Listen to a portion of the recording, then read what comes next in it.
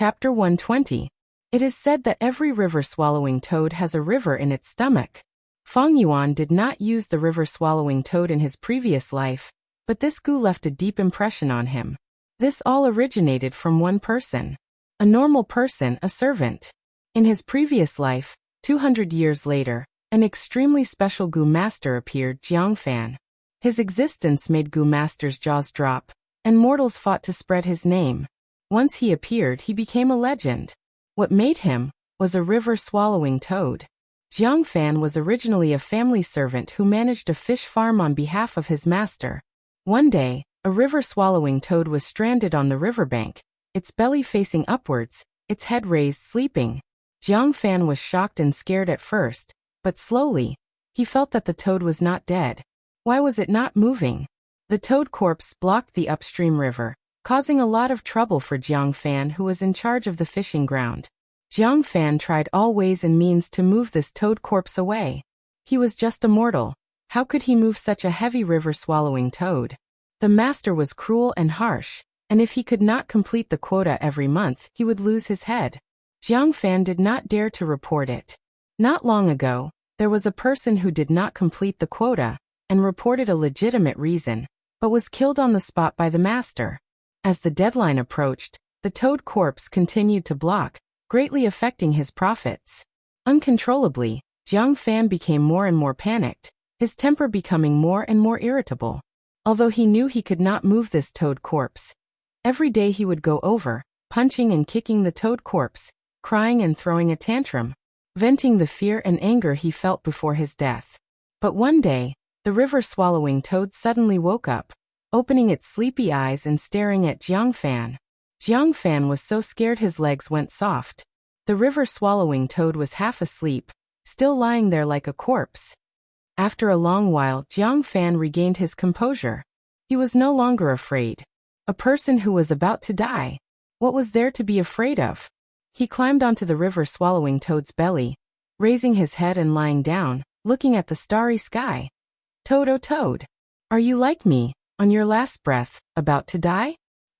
How would he know the habits of the river-swallowing toad? Looking at the river-swallowing toad's half-dead state, he thought that it was also on its last breath. Tears streamed down Jiang Fan's cheeks as he spoke. The river-swallowing toad squinted its eyes, listening to Jiang Fan's words and also looking at the starry sky. For the next few days, he laid on the soft white belly of the river-swallowing toad, crying and talking at the same time, pouring out the pain and depression of a mortal. Finally, the deadline was reached. The steward came down from the village and came to his fish farm, wanting to collect the fish. Where would Jiang Fan find the fish to hand over? With no other choice, he could only say that he needed time to tidy up, and then ran to the river-swallowing toad to bid farewell. He patted the river-swallowing toad's belly. Old toad, I didn't expect that I would die first. Being able to meet you can also be considered as fate. I hope that your last days will be better. At this moment, the river-swallowing toad moved.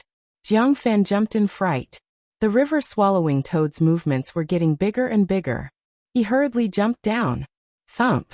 The river-swallowing toad flipped over, its belly facing down and its back facing up.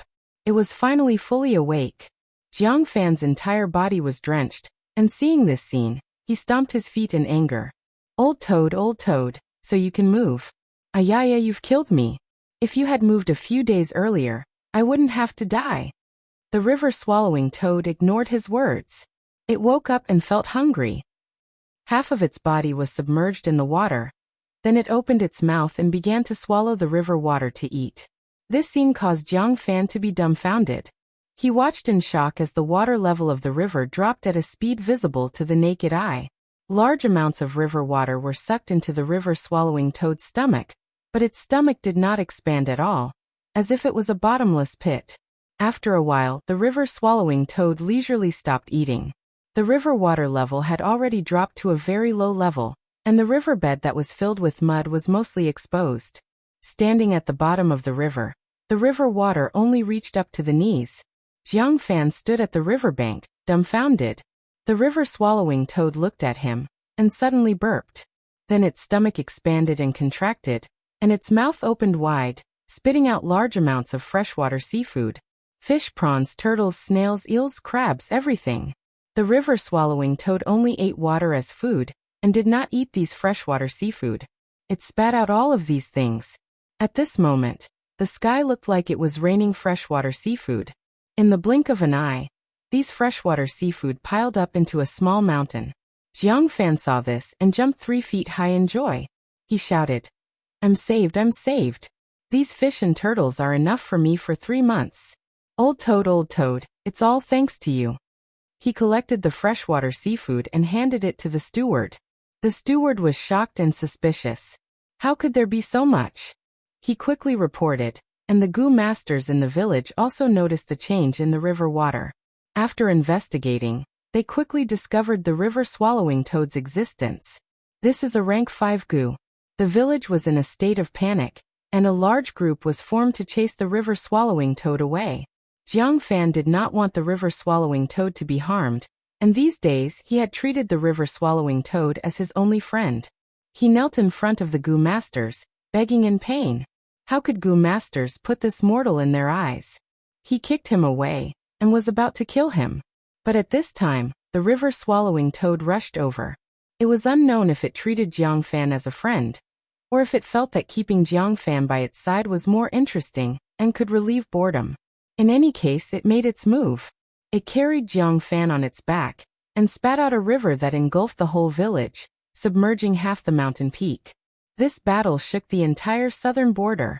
From then on, Jiang Fan's name spread throughout the 10,000 mountains. With the river-swallowing toad by his side, he had a rank 5 Gu. One had to know, even a rank 5 Gu master might not have a rank 5 Gu. Rank 5 Gu masters were rare, and even in the entire history of the Guyue clan, there were only 2. One was the first-generation clan leader, and the second was the 4th-generation clan leader. But he, Jiang Fan, did not even open his aperture. He was just a mortal, but he raised a river-swallowing toad. His existence shook the Gu master world. Afterwards, Jiang Fan stayed at the original village. He built a village. He was tolerant towards people, and had sympathy towards mortals, and was determined to build a village where everyone was equal. A village without oppression. He became a flag, and the surrounding mortals in the village all rushed towards him. They all wanted to attach themselves to him. But in the end he was still assassinated. A mere rank 5 river-swallowing toad could not make him a true expert. He was after all not a Gu master. And after he died, the river-swallowing toad also left. The Gu masters razed his village to the ground, and massacred all those daring mortals. Jiang Fan used his mortal body to challenge the entire society's system, and naturally incurred the wrath of the Gu masters. I wonder if in this life, because of my influence, Jiang Fan will still appear. The reminiscence ended. Feng Yuan laughed. But Qishan could not laugh. His face was gloomy, and he returned in defeat. The villagers at the foot of the mountain had been waiting for the Gu masters to solve this problem. But even the great Guyueshan himself could not solve this problem. This caused the panic in the villagers to spread rapidly. It reached a peak. They dragged their families, carrying bags of all sizes, and rushed to the village. They naturally did not dare to barge into the village, so more and more villagers knelt at the village's entrance, begging for the Gu masters to show mercy. Let them in. In the hall. What?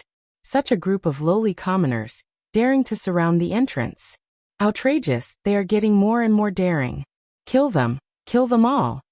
The punishment hall elder roared. Medicine hall elder Guyue Yaoji's face was also gloomy. Although these lowly commoners deserve to die, killing one can serve as a warning to the rest. Killing a few that are not pleasing to the eye can disperse this group of people. But it will be a joke to the other villages. Guyue continued. The crucial point now is not this. If even Qishan cannot awaken this river-swallowing toad, who else in our clan can? Looks like we really need to ask for reinforcements. Xiong clan is known for their strength. Sigh for the village's safety, asking them to help, even if we have to pay a small price, it is worth it. These words gained the approval of the other clan elders, and even clan leader Guyuebo was moved. Clan leader and various clan elders, Junior has something to report. Guyueshan stood in the hall, listening to the clan elder's words. He suddenly bowed and spoke. Guyuebo nodded. He had an admiring attitude towards Gu Yueshan. Qi Shan, what suggestions do you have? Just say them. Qi Shan did not reply, but asked instead, Lords, to awaken this river-swallowing toad, must we rely on one person's strength? Gu Yuebo said. According to what the previous clan leader mentioned, the river-swallowing toad has a gentle temperament and loves to sleep. Even if its body is awakened by someone, it will not get angry. Thus, we ordered you, who has the greatest strength in the village, to awaken it. But the result was a failure. Qi Shan then said, Then clan leader, please bestow me a brute force longhorn beetle Gu. With the strength of this beetle, along with Junior's innate strength, I can definitely awaken this river-swallowing toad. You absolutely cannot use the strength of a Gu worm.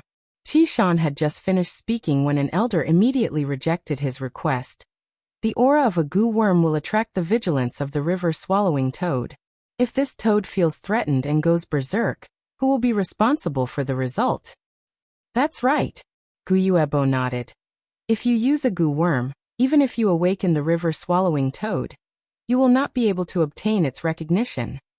You must be alone, and rely on your own strength to awaken it. Only then can you obtain its recognition. Gu are the essence of heaven and earth, but their habits are similar to wild beasts. Wild beasts have their own territories, and when wandering beasts encounter the beast king of this territory, they will often engage in a battle. The winner takes the territory, while the loser roams. The formation of the beast tide is also based on this habit of wild beasts. Strong beast groups will invade the surrounding territories. The weaker beast groups will be dragged out, forming the early stage of the beast tide. To drive the river-swallowing toad away, one must start from this habit. The river-swallowing toad is docile and does not like to fight.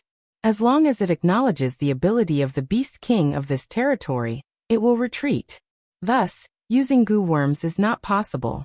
The aura of the Gu worm will be sensed by the river-swallowing toad, and the consequences are unpredictable. Gathering everyone's strength is also not possible. Once there are too many people, even if the river-swallowing toad is pushed, it will not leave.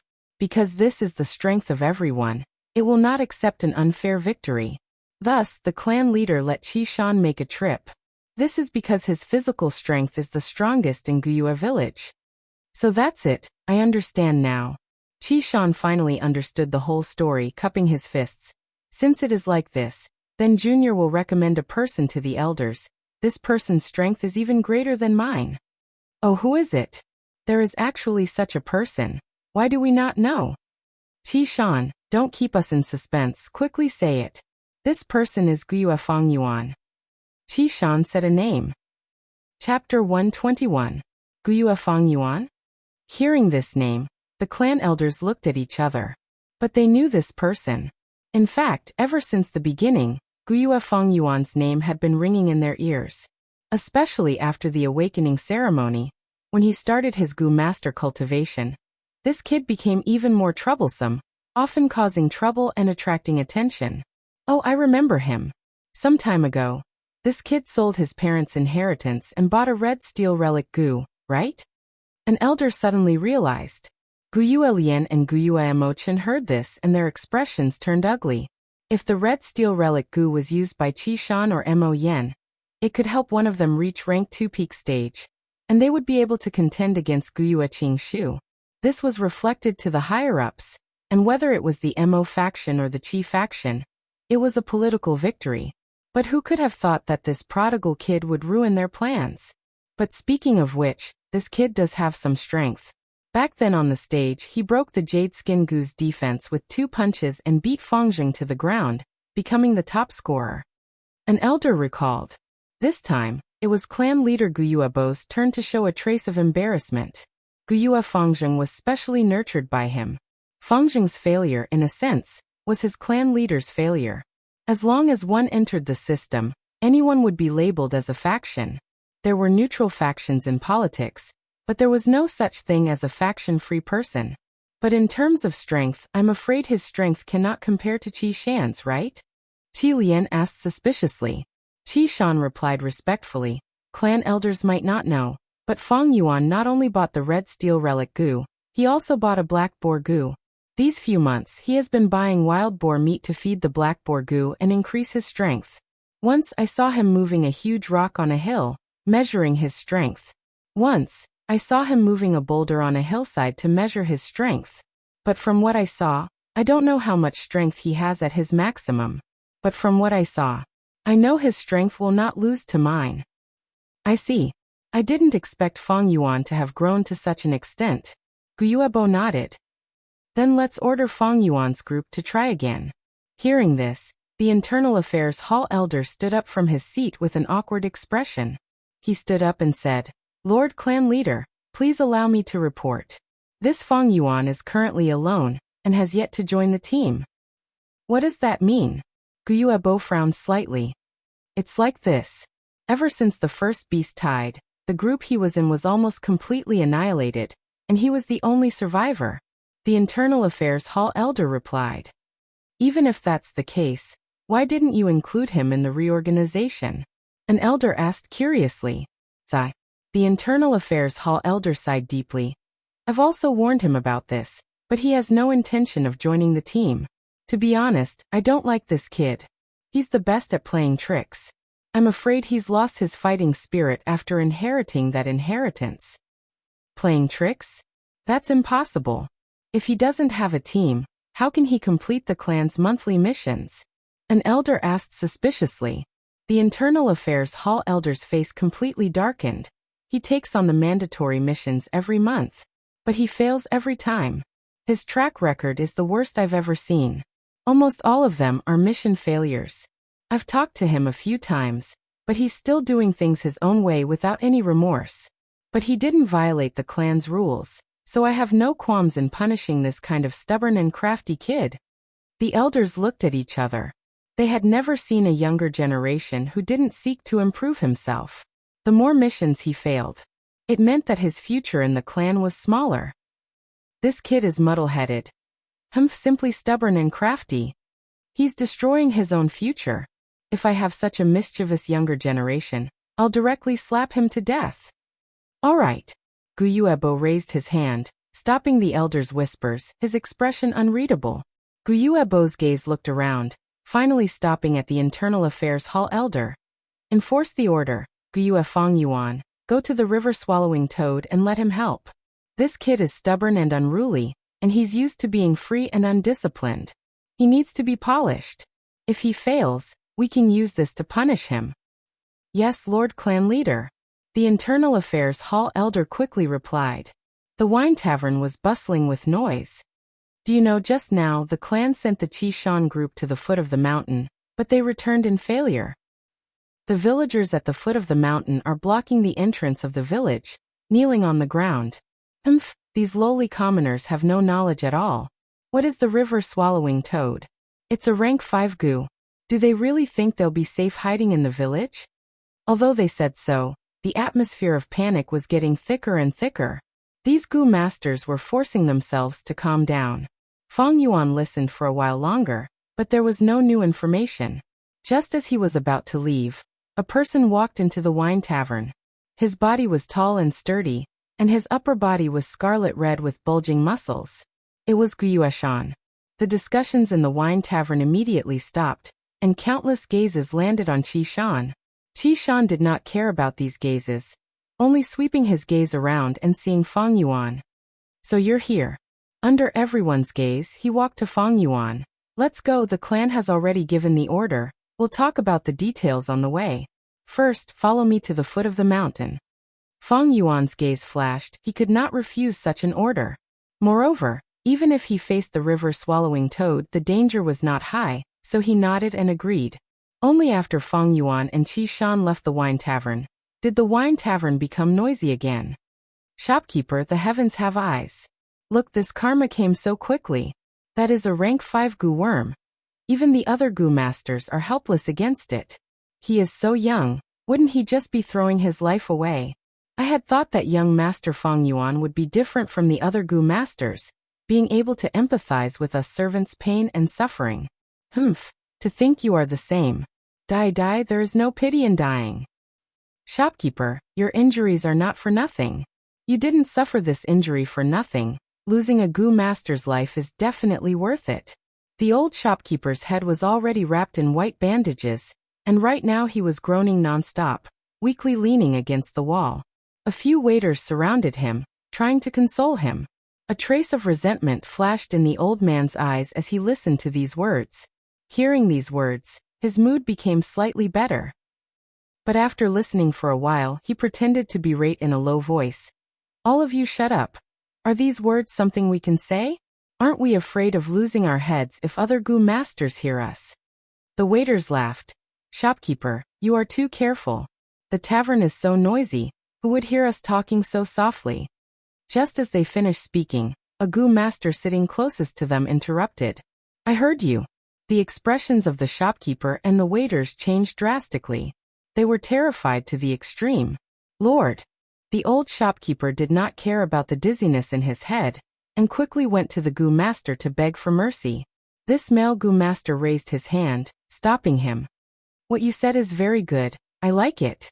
Feng Yuan, this little bastard, his death is not to be regretted. Say something like this again. If you say it well, I will reward you greatly." The male Gu master took out a yuan stone and smacked it, smacking it on the table. If Feng Yuan was here, he would recognize this person. It was the healing Gu master from the small beast tide. Feng Yuan used the girl he loved as a shield, blocking in front of him. Because of this, he hated Feng Yuan deeply, and had not been able to resolve it. The waiters looked at each other in dismay. One of the more daring ones stared at the yuan stone on the table, his eyes staring straight at it. The male Gu master's 3 companions, however, frowned, but they could not persuade him. He could only listen to the few employees scolding Feng Yuan as they fought to outdo each other. Early autumn. A beautiful scenery. In the forest, the leaves were deep and shallow. The green leaves reflected the yellow leaves, and the yellow leaves faintly contrasted with the red leaves. In the paddy fields, patches of yellow rice grains rippled with the autumn wind. In some lush green vegetable fields, the tender leaves were fresh and delicious. Feng Yuan sped along the mountainside, following the Qishan group to the foot of the mountain, and saw this rank 5 river-swallowing toad. Its body was huge, like a small mountain. It laid in the riverbed, blocking the river. The river upstream was filled with water, about to overflow. But downstream, the flow was almost cut off, with only a small amount nourishing the riverbed. The river-swallowing toad's belly was facing upwards, snow-white and delicate, covered with a layer of luster. Its back, on the other hand, was the color of a clear blue sky. It was also smooth, without the warts on a normal toad's back. It was currently lying down, snoring loudly. But it did not snore, sleeping peacefully and gently. Feeling its aura, the 2 liquor worms in Feng Yuan's aperture shrunk into a ball. The black boar gu swept away its cheerful mood, flying very low. The moon glow gu residing in his right palm retracted its light.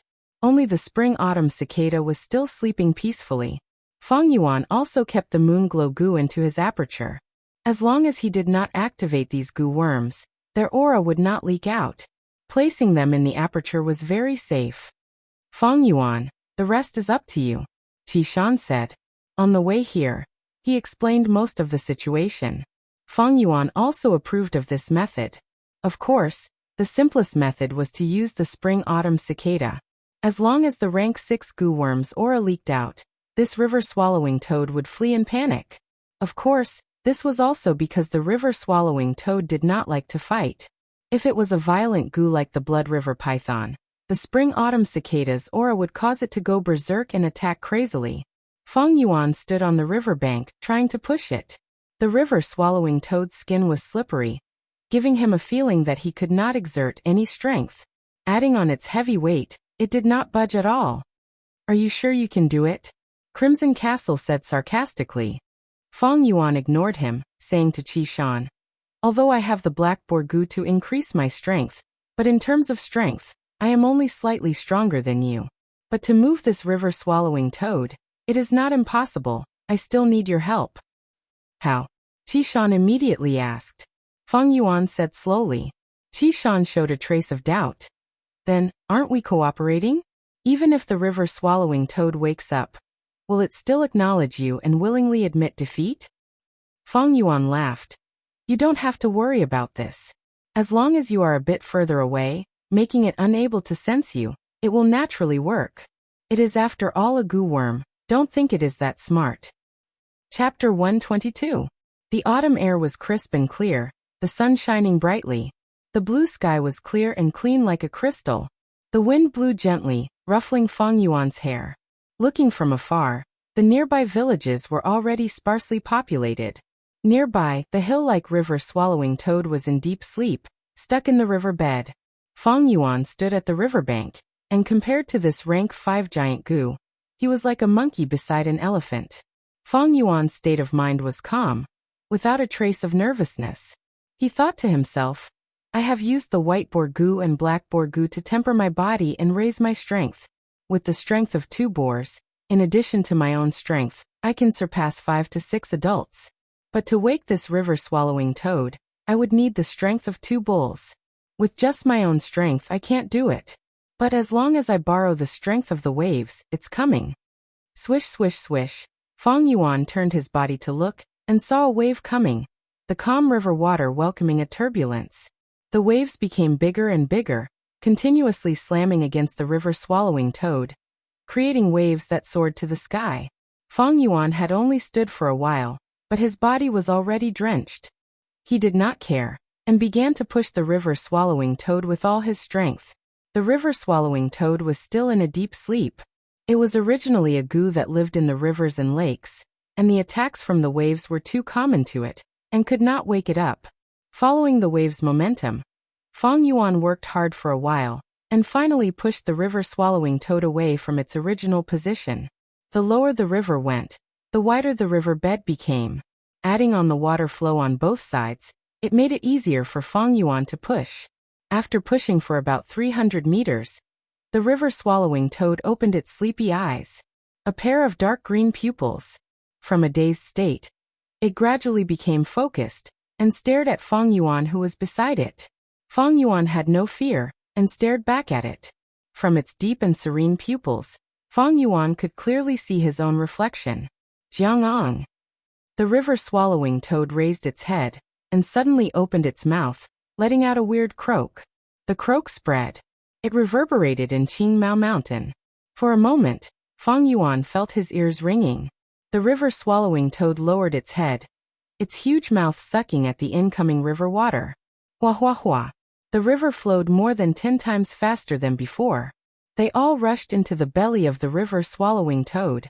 The level of the river dropped at a speed visible to the naked eye. Fang Yuan stood beside the river-swallowing toad, and could clearly see the countless fishes, prawns, eels, and turtles. They were also sucked into the river-swallowing toad's stomach along with the river. Sensing the change in the river, Qi Shan's team rushed over. Seeing the river-swallowing toad eating, they were all moved. What a spectacular sight. Qi Qing couldn't hide his astonishment. Did you succeed? Qi Shan looked at Fang Yuan. It should be. Fang Yuan nodded indifferently. The river water dropped lower and lower until it stopped flowing. The river-swallowing toad raised its head high again, its stomach expanding and contracting, spitting out countless fishes, prawns, turtles, and turtles. Pa pa, pa. For a moment, a large number of freshwater fish fell to the ground. Crackling sounds could be heard. A fish was jumping on the ground. A turtle was thrown into confusion. A crab was moving horizontally. And then it was smashed by the falling freshwater fish. Fang Yuan didn't pay much attention at first, only looking casually. Suddenly he smelled a trace of wine. Strange. Why is there the smell of wine? Qi Qing sniffed, his face full of surprise. It should be the 100-year bitter shell. The female goo master in the group pointed at a broken black shell the size of a millstone. This shell was as black as ink, and there were circles of white patterns on it, like the growth rings of a tree. Not bad. The bitter shell can turn sand and stones into bitter water. The bitter water in the 100-year bitter shell, through the accumulation of time, changes and becomes wine. The current clan leader of the Bai clan likes to drink this bitter shell wine. Qi Shan added. Without needing his explanation, Fang Yuan had already picked up this shell, and started to collect the bitter shell wine. Not long ago he was still troubled about how to obtain this bitter shell wine, but to think it would appear in front of him in this form. This was truly wearing out iron shoes in fruitless searching. only to find it by chance. The river-swallowing toad had almost swallowed all the water in this river. In the depths of the river, the 100-year bitter shell that was buried in the sand was exposed. Feng Yuan quickly collected 600-year bitter shells. 2 of the shells were already damaged, but the other 4 were intact. I finally collected the bitter wine. With this, I can start to refine the 4 flavors liquor worm. At this moment, Feng Yuan's joy was not enough to tell others. Jiangong.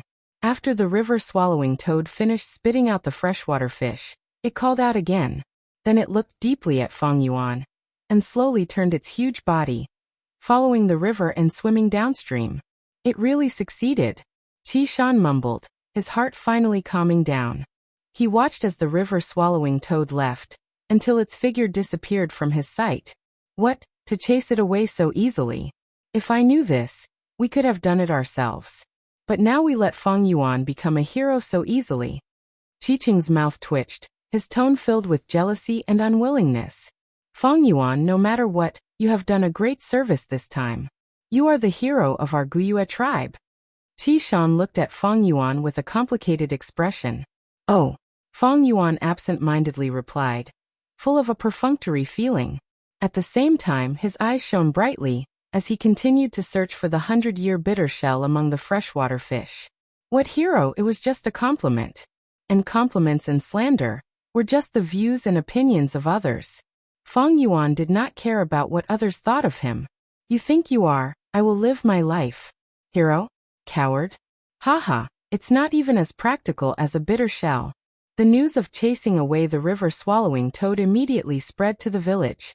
Guyue Bo said good 3 times, and the heavy atmosphere in the hall was swept away. Only the internal affairs elder had a complicated expression.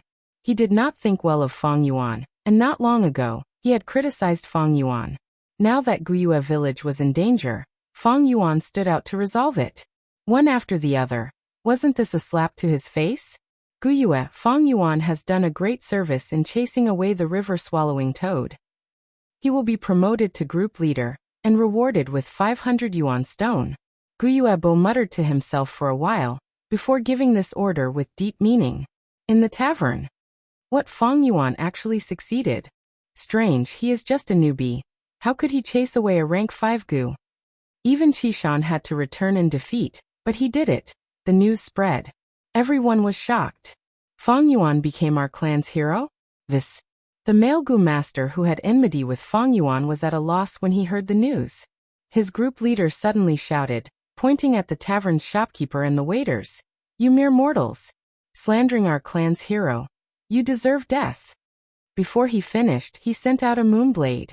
The old shopkeeper did not expect his death to come so suddenly.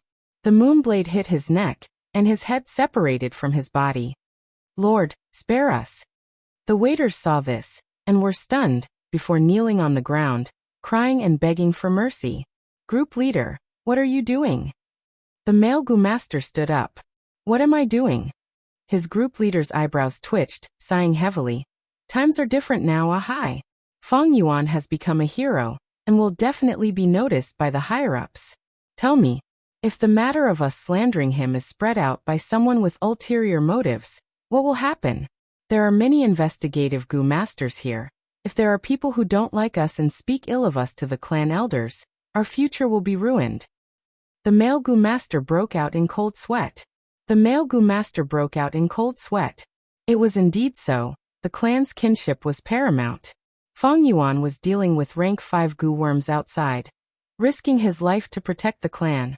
But at the same time, they slandered him in public, cursing him, insulting him. What kind of mentality was this? This was the heart of a wolf and lungs of a dog, heartless and indifferent. It was like a period of history on earth. Yu Fei was fighting outside, protecting his country, while Qin Hui was a traitor in the imperial court. Although these gu masters had not reached the stage of framing him, if this matter was spread out, would the clan's higher-ups be at ease with people like them? If it was Mo Yen or Qiqing with a strong background, then so be it. Unfortunately, the few of them didn't have any superiors to rely on. Climbing up in the system, it was nothing more than people squeezing and stepping on each other. If this matter was used by others, It would have a terrible impact on their future. It's not too late to save them. As long as we show our attitude, outsiders won't say anything. These mortals have cheap lives. Their deaths are not worth pitying. No, they can sacrifice themselves for us. It is their honor. You guys take action immediately. Each of you kill one. After you kill, praise Feng Yuan, show your attitude. The clan leader shouted. Damn it. The male Gu master cursed fiercely, between hatred and his future. He chose the latter without hesitation. A moonblade slashed down, and a shop assistant died tragically. Sir, please let me go. At once, the other shop assistants collapsed on the ground, scared to the point of peeing their pants. The male Gu master did not care about them. Under the watchful eyes of the crowd, he righteously pointed at these pitiful shop assistants, scolding. You bunch of people deserve to die. What kind of hero is Guyue Feng Yuan? Relying on his own strength to protect the clan. What kind of courage did you eat? How dare you slander him? The male Gu master said, his brows tightly furrowing. This expression was not fake. Feng Yuan was someone he hated deeply, but he had to praise Feng Yuan in front of everyone. He felt sick and disgusted by his own words. Sir, this is not what you asked us to ugh. A shop assistant felt extremely wronged, shouting loudly. But he had just shouted halfway when his voice stopped abruptly. A moonblade flew over, cutting him to death. A bunch of lowly commoners, it's fine if you slander us, but you still want to put the blame on us, implicating us. The one who attacked was a female Gu master, her face cold as she shouted.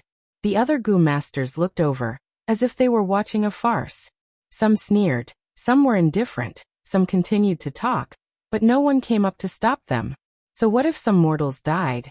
At most, they would just compensate some servants. Everyone was a clan member. They were all relatives. They would not interfere or pursue the matter for these outsiders, creating a rift for no reason. Happy face carrot. Chapter 123. The Guyue Tribe. Xiongli stood at the top of the hill, looking at the Guyue stronghold in the distance, a complicated expression on his face. The autumn wind was cool and refreshing, blowing gently. At this moment, autumn had dyed the entire mountain range. The leaves were a mix of red and yellow, and wild fruits were everywhere. Only the green spear bamboo, as green as jade, still stood upright. Once upon a time, the Guyue clan was like the green spear bamboo on this mountain, evergreen all year round, the #1 overlord. But now he seems to be in dire straits. Xiong lips curled into a mocking smile. But very quickly, he thought of his own clan's stronghold. The smile on his face flattened, and his heart became heavy. The rise of the Bai family village had already broken the old balance of Qingmao Mountain. The traditional hegemon, the Guyue clan, was weak, and the Xiong clan village was not doing well. This had caused the power structure of Qingmao Mountain to be in a state of turmoil. Xiongli knew that the only reason this problem had not completely erupted was because Wolf Chao was suppressing him from above. The three mountain strongholds had to work together in order to survive this wolf attack. Therefore, they had tacitly chosen to cooperate and temporarily put aside their past grievances. Once the wolf wave passes, the old structure of Qingmao Mountain will be broken. By Ningbing, it has only been a few years, but he has already reached rank 3, truly terrifying. The figure of a white-clothed youngster appeared in Xiong mind. His heart felt like it was being pressed by a huge rock. It was extremely heavy. He, Xiong was the #1 rank 2 Gu master in Xiong village. He had fought dozens of battles in his life and won more than he lost, establishing his reputation. Possessing the Grand Bear Gu, when unleashed, he would have the strength of a bear, and was known as the strongest man in Qingmao Mountain.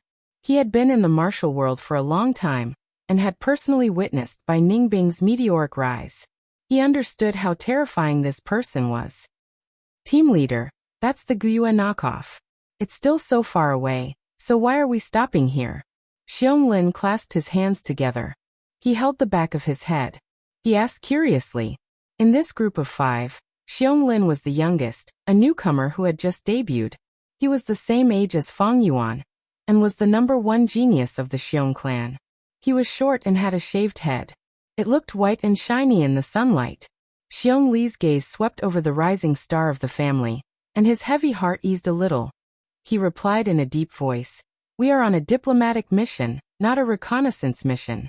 This is already the border of the Guyue clan. If we enter rashly, I'm afraid we'll be treated as enemies. Oh, I see. Xianglin suddenly understood. We've come here for 2 reasons. One was to hand over the Lord Patriarch's personal letter to Patriarch Guyue. The other was to investigate the river-swallowing toad incident. Guyue village. After all, it's not our place. When we get there, all of you better control your bad temper. However, we absolutely cannot let down the prestige of our Xiong clan. Do you understand? Xiongli glanced at the 4 people around him. He shouted softly. The other Gu masters' expressions turned cold as they nodded silently. Leader, someone is coming. The investigative Gu master in the group suddenly spoke. We've been exposed for so long, it's about time for them to come. I just don't know who it is at. So it's Qishan. Not long after, Xiongli also discovered the Qishan group, and his gaze shone. Wow. That person is so tall, he's Qishan? He's even taller than leader Xiongli. This body of muscles, piece by piece, leader, he's that person with great natural strength. The one who always wanted to snatch the title of Qingmao Mountain's strongest man? Xiong stared blankly. Just based on him. Xiongjiang, who was observing, curled his lips in disdain. Xiongli. Qishan. The distance between the 2 groups shortened to 50 steps. The 2 leaders met face to face, and their gazes were so sharp that sparks seemed to fly in the air. Seems like this time, you're the Xiong clan's special envoy. Qishan snorted. He had fought with Xiongli many times. That's right. Is the Bai clan's special envoy here? Xiongli's expression was steely. Why ask so much? Follow me. Qishan was on guard, slightly turning his body as he invited. At the same time, in the second secret room, 4 jars of wine were placed in front of Feng Yuan. Sour, sweet, bitter and spicy 4 types of wine. The sweet was the golden honey wine, the spicy was the white grain liquor, the sour was the bayberry wine, and the bitter was the bitter shell wine. Feng Yuan sat cross-legged on the ground. With a thought, the 2 liquor worms flew out from his aperture. The process of fusing the 4 flavors liquor worm was slightly different from normal fusing. Under Feng Yuan's will, the 2 liquor worms burrowed into the bayberry wine jar. In the bayberry wine, they began to fuse. A white ball of light was produced in the wine jar. The bright light rushed out from the mouth of the jar and shone on the top of the wall. Feng Yuan threw yuan stone into the wine jar. 1 stone, 10 stones, 50 stones. When it reached the 100th stone, the ball of light shrunk to the size of a fist and floated in the middle of the wine jar. At this time, the bayberry wine had been used up. Feng Yuan picked up the 2nd jar of wine and poured the golden honey wine that was as thick as oil into it. Under the immersion of the honey wine, the white ball of light suddenly expanded to its original size. Beads of sweat appeared on Feng Yuan's forehead. He had to maintain the fusion of the 2 liquor worms' consciousness, so multitasking was very taxing. He continued to throw yuan stone into the wine jar. With each yuan stone, the white ball of light would shrink a little, until it was once again the size of a fist, reaching its limit. Feng Yuan repeated the same process, pouring in the bitter shell wine and white grain liquor. When the 4 jars of wine were completely consumed, the white light in the wine jar suddenly flourished, and then disappeared. Success. Feng Yuan did not need to look at the wine jar to know that he had succeeded. He willed, and a goo worm flew out of the wine jar in a swaying manner. It was the 4 flavors liquor worm. Compared to the liquor worm, its appearance did not change much. It was only slightly larger than the liquor worm. It also resembled a silkworm, with a pair of bright black eyes. The only difference was that the liquor worm's entire body was white and flawless, but this 4 liquor worm's body had 4 colors that were constantly changing. Red representing spiciness, blue representing bitterness, green representing sourness, and yellow representing sweetness. It made Feng Yuan involuntarily think of the neon lights on Earth. Phew! Feng Yuan let out a long breath. His luck was good this time. He did not fail, and succeeded on his first try. He was afraid that if he failed, the liquor worm would be seriously damaged, and one would die. Or the bitter shell wine would be used up. That would be troublesome. Fortunately, that did not happen. Goo masters use goo, raise goo, and refine goo. None of those were easy. In terms of refining gu, many gu masters had to go through a lot of trouble to find the recipe and gather the materials. The recipes were all different. There might not be a suitable one. Some gu masters would even spend more than 10 years to gather the materials, even if they found the recipe and gathered all the materials. But if the refinement failed, the materials would be wasted, and all the effort and preparation would be wasted. Gu master cultivation is so difficult. Fang Yuan sighed deeply in his heart. Refining gu was considered easy in the early stages of cultivation. At rank 4 and rank 5, one might not even succeed once in 10 tries. The success rate of rank 6 was even lower than 1%. Every failure in the refinement of a high-level gu meant a huge loss of resources. But once it succeeded, the gains would be considerable. Take Fang Yuan's newly refined 4 flavors liquorworm for example. It could refine rank 2 primeval essence and advance by a small realm. Fang Yuan used a red steel relic gu, advanced to middle stage. Now he used the 4 flavors liquorworm. That was upper stage primeval essence. This meant his battle strength would increase by 2 times. At the same time, it would nourish his aperture. Cultivation would be twice the result with half the effort. But everything has its pros and cons. Fang Yuan used the 4 flavors liquorworm to refine his primeval essence, which would lead to an increase in yuan stone expenditure. Just the income from selling vitality leaves was not enough to balance his cultivation expenditure. Next, I need to refine stealth stone gu into stealth scales gu. This is another expenditure. Every time a gu master refines, no matter if they succeed or fail, they would expend a sum of yuan stone. To refine the 4 flavors liquorworm, Fang Yuan had already expended over 400 yuan stone. After he chased away the river-swallowing toad, the clan rewarded him with 500 yuan stone. 500 yuan stone was enough for other gu masters to spend for a long time, but Fang Yuan used almost all of it here. Fortunately, he had sold his family assets and used more than half of it to buy the red steel relic gu, so he still had some money left. In the short term, he did not need to worry too much. Only, this stealth scales gu needed to be refined. After Fang Yuan killed the Stone Monkey King, he obtained this stealth stone gu. But this gu lacked practicality.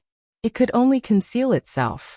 That is to say, after Fang Yuan used it, his torso, head and hair would all be concealed, making others unable to see them. But the clothes he was wearing, the wrist guards and leg bindings, and the bamboo shoes he was wearing would still be there, visible to the naked eye. The Stone Monkey King did not have this concern. It was a wild beast and did not need clothes. But Fang Yuan was in an awkward situation. To display the best effect of the stealth stone gu and make others unable to see him, he had to take off all his clothes. If he did not take them off, even if he was invisible, others would still discover a set of walking, rank 2 gu master martial attire. The stealth stone gu was only a rank 1 gu, but when it advanced to the rank 2 stealth scales gu, this problem would be solved. The stealth scales gu could make a gu master's clothes invisible. If the Stone Monkey King used the stealth scales gu, then even if Fang Yuan's clothes covered its body, they would still disappear. If the Stone Monkey King used the stealth scales gu, then whether or not Fang Yuan could defeat the Stone Monkey King was still a matter of suspense. To refine the stealth scales gu, other than the stealth stone gu, there were also other materials. But these materials were rather common. So Fang Yuan had already asked Jiangye to help him gather them. If I successfully refine the stealth scales gu, not only would it be much easier to enter and exit the secret cave, I would also be able to move freely in the wolf pack. With this life-saving method, I can attack and defend at will. Fang Yuan pondered. It was getting late, so he kept the 4 flavor liquor worm and returned it to his aperture, leaving the cave entrance and heading towards the village. He had successfully chased away the river-swallowing toad, and immediately became the focus of everyone's attention. It was not convenient to move around these days, so he had some reservations. If he stayed in this secret cave for too long, it would arouse the suspicions of others. At the entrance of the village, a contest of strength had already ended. Xiong Li's group stood proudly, while Qi Shan's group and the gu masters guarding the entrance all had solemn expressions. Xiong Li's body was not as tall as Qi Shan, but right now his gaze carried a sense of superiority. He slowly said, "Qi Shan, You are indeed born with great strength and have talent. But I have the brown bear innate strength Gu, and have already nurtured the strength of a bear. You saw the result of the battle just now. You are still not my match. Humph, you want the title of Qingmao Mountain's strongest man, dream on. At the side, Xiongjiang snorted coldly. Qi Shan's face was ashen. He knew that the other party had purposely challenged him, and his actions were filled with political intentions. Right now he had lost, and it was no longer a personal matter, but a humiliation to the Guyue clan's name. What's there to be proud of beating me? You guys don't know, but I am no longer the strongest person in the clan. If you have the ability, then beat Fang Yuan first. Qi Shan had no choice but to bring up Fang Yuan. Oh, Fang Yuan? I heard that the Guyue clan has produced an A-grade genius, called Fang Zheng. Who is Fang Yuan? Xiongli asked curiously. Qi Shan snorted coldly and answered, Fang Yuan is Fang Zheng's brother. He is also gifted, having great strength from birth. And at the same time he has a Gu worm to increase his strength. Earlier, the rank 5 river swallowing toad was pushed 100 steps away by his strength alone. If you don't believe me, you can go to the village and ask around. Xiong Li's group's expression changed. Rank 5 river swallowing toad. Fang Yuan. This name was immediately engraved in their hearts. Chapter 124. Swoosh swoosh swoosh. 3 consecutive moon blades the size of wash basins drew a deep blue arc in the air. Swoosh swoosh swoosh. In an instant, 16 to 17 jade-eye stone monkeys died on the spot. The stone monkey group chasing Fang Yuan was immediately halved. Fang Yuan stood on the spot, not retreating but raised his right palm again, striking the air 3 times. Another 3 moonblades crashed straight into the group of stone monkeys.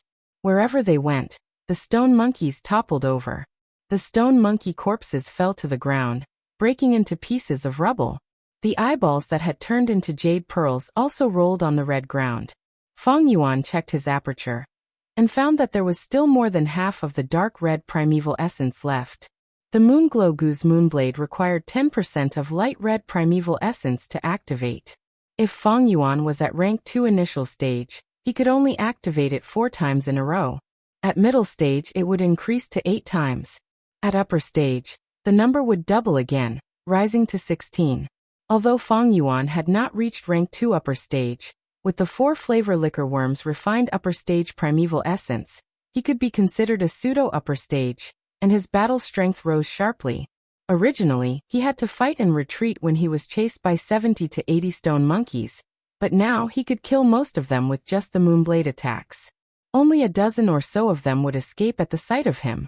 It's only been 2 days, and I've already broken through 3 stone pillars. This speed is several times faster than before. At this rate, I should be able to break through to the middle of the stone forest in a month and a half. Fang Yuan thought to himself. According to the flower wine monk's arrangement, the cave in the middle of the stone forest should be the next checkpoint. Before the checkpoint, there is a high chance of planting the earth treasury flower Gu. But at this stage, the flower wine monk's strength inheritance should be almost complete. After all, he is heavily injured and his condition is not good, so he hastily set up this inheritance. Most likely, there will only be 1 or 2 more checkpoints in the future. With his previous life's experience, Fang Yuan thought of the image wall, the flower wine monk's blood-soaked and dying scene, and made this judgment. The time that the flower wine monk had left behind this inheritance was too short, so he couldn't do more. But this was just a special case of inheritance. Actually, normal inheritances needed to be designed and arranged by Gu masters over a long period of time. Some of them were grand in scale, while others only opened once every decade or so. In the process of inheritance, there was more than one location. Instead, it was divided into several locations that were scattered all over the world. The distance between each location could be the ends of the earth. For those who wanted to inherit this inheritance, they would have to go through decades of exploration and all kinds of tests. Some inheritances, a Gu master might not be able to successfully explore them in their lifetime. They would often leave this unfinished business to their descendants. The flower wine monk's inheritance is classified as a miniature inheritance. It has one flaw, which is that the inheritance is relatively rare. However, there was also an advantage to this. which was that the levels set up by the characters were usually based on the local conditions, so they were relatively simple. From this inheritance, I obtained the white boar goo, jade skin goo and liquor worm. Stealth rock goo could barely be counted as one. All that was left was probably 1 or 2 more Xidigarba flowers. Hopefully, among the remaining goo worms, there are scouting type or movement type goo worms. Time passed quickly, autumn passed and winter came. Early winter, the first snow. The sky was gloomy and snow fluttered down, falling on Qingmao Mountain. Feng Yuan walked alone in the snow. He had just come out from the secret cave in the rock crack, and was now rushing back to the village. Looking at the time, it has already been 2 months, but my progress in clearing the stone forest has not been good. Feng Yuan's eyes were filled with gloom. It was not that he did not want to work hard, but the prelude to the wolf tide had already begun. In winter, food was scarce in the cold wind. The growing wolf pack began to hunt on a large scale in order to gather more food to fill their stomachs. This caused the wild beasts around the wolf nest to be purged. Chaotic small-scale beast tides occurred frequently, and at the same time, there was also the crippled wolf tide. These crippled wolves were all eliminated by the wolf nest. To survive, they formed groups and began to show themselves around the village, frequently moving about. Although they had not reached the stage of attacking the village, the mortal hunters no longer dared to go hunting in the mountains. At the same time, there were villagers who lost their lives to the wolves. Guyue village mobilized a large number of Gu masters to carry out the purge. This way there were more people coming and going, and among them were many scouting Gu masters. This made Feng Yuan wisely reduce the number of times he went to the secret cave in the rock crack. This way, there was no doubt that the advancement of the stone forest had greatly decreased. The howling cold wind was getting stronger and stronger, and the snowfall was also getting heavier. Low roars of beasts could be heard amidst the wind and snow. Feng Yuan stopped in his tracks, vigilantly looking around. A small-scale crippled wolf pack, about 20 lightning wolves, quickly appeared in his vision. Again. Feng Yuan mumbled. This was the 8th time he had met them this month. But this time it was different. So close to the village, there are already wolf packs moving around. Looks like the clan's Gu masters will attack more frequently. The secret cave in the rock crack is not far. Looks like I can't go there for the next few days. Thinking of this, Feng Yuan's heart sank. The journey was difficult. There would always be some wind and snow in this world, stopping people from moving forward. Gu Master Jinren walked elegantly. The wolf pack quickly surrounded Feng Yuan. Roar, roar, roar. They growled and pounced towards Feng Yuan. Moonglow Gu. Feng Yuan's heart moved, and a moonblade flew out. The eerie blue moonblade split the wind and snow, hitting the crippled wolves consecutively. 3 were killed in an instant, and when it reached the 4th, the crippled wolf suddenly rolled on the ground, cunningly dodging the moonblade. These crippled wolves, although most of them were missing arms or legs, or were blind or missing a tail, they had rich battle experience and were extremely cunning. If a normal rank 2 middle stage Gu master met with such a pack of crippled wolves, especially after being surrounded by them, his life would be in grave danger. But Feng Yuan was not afraid in the face of danger. His rich battle experience, and the high-level dark red primeval essence refined by the 4-flavor liquor worm were his trump cards. Kill, kill, kill. Under the siege of the crippled wolves, he agilely moved, calmly dodged, and decisively attacked. One by one, the crippled wolves died in his hands. Soon, the number of lightning wolves in the crippled wolf pack was reduced by half. Howl! An alpha wolf let out a mournful howl, and the wolf pack immediately stopped attacking and started to retreat. This was the craftiness of the crippled wolves.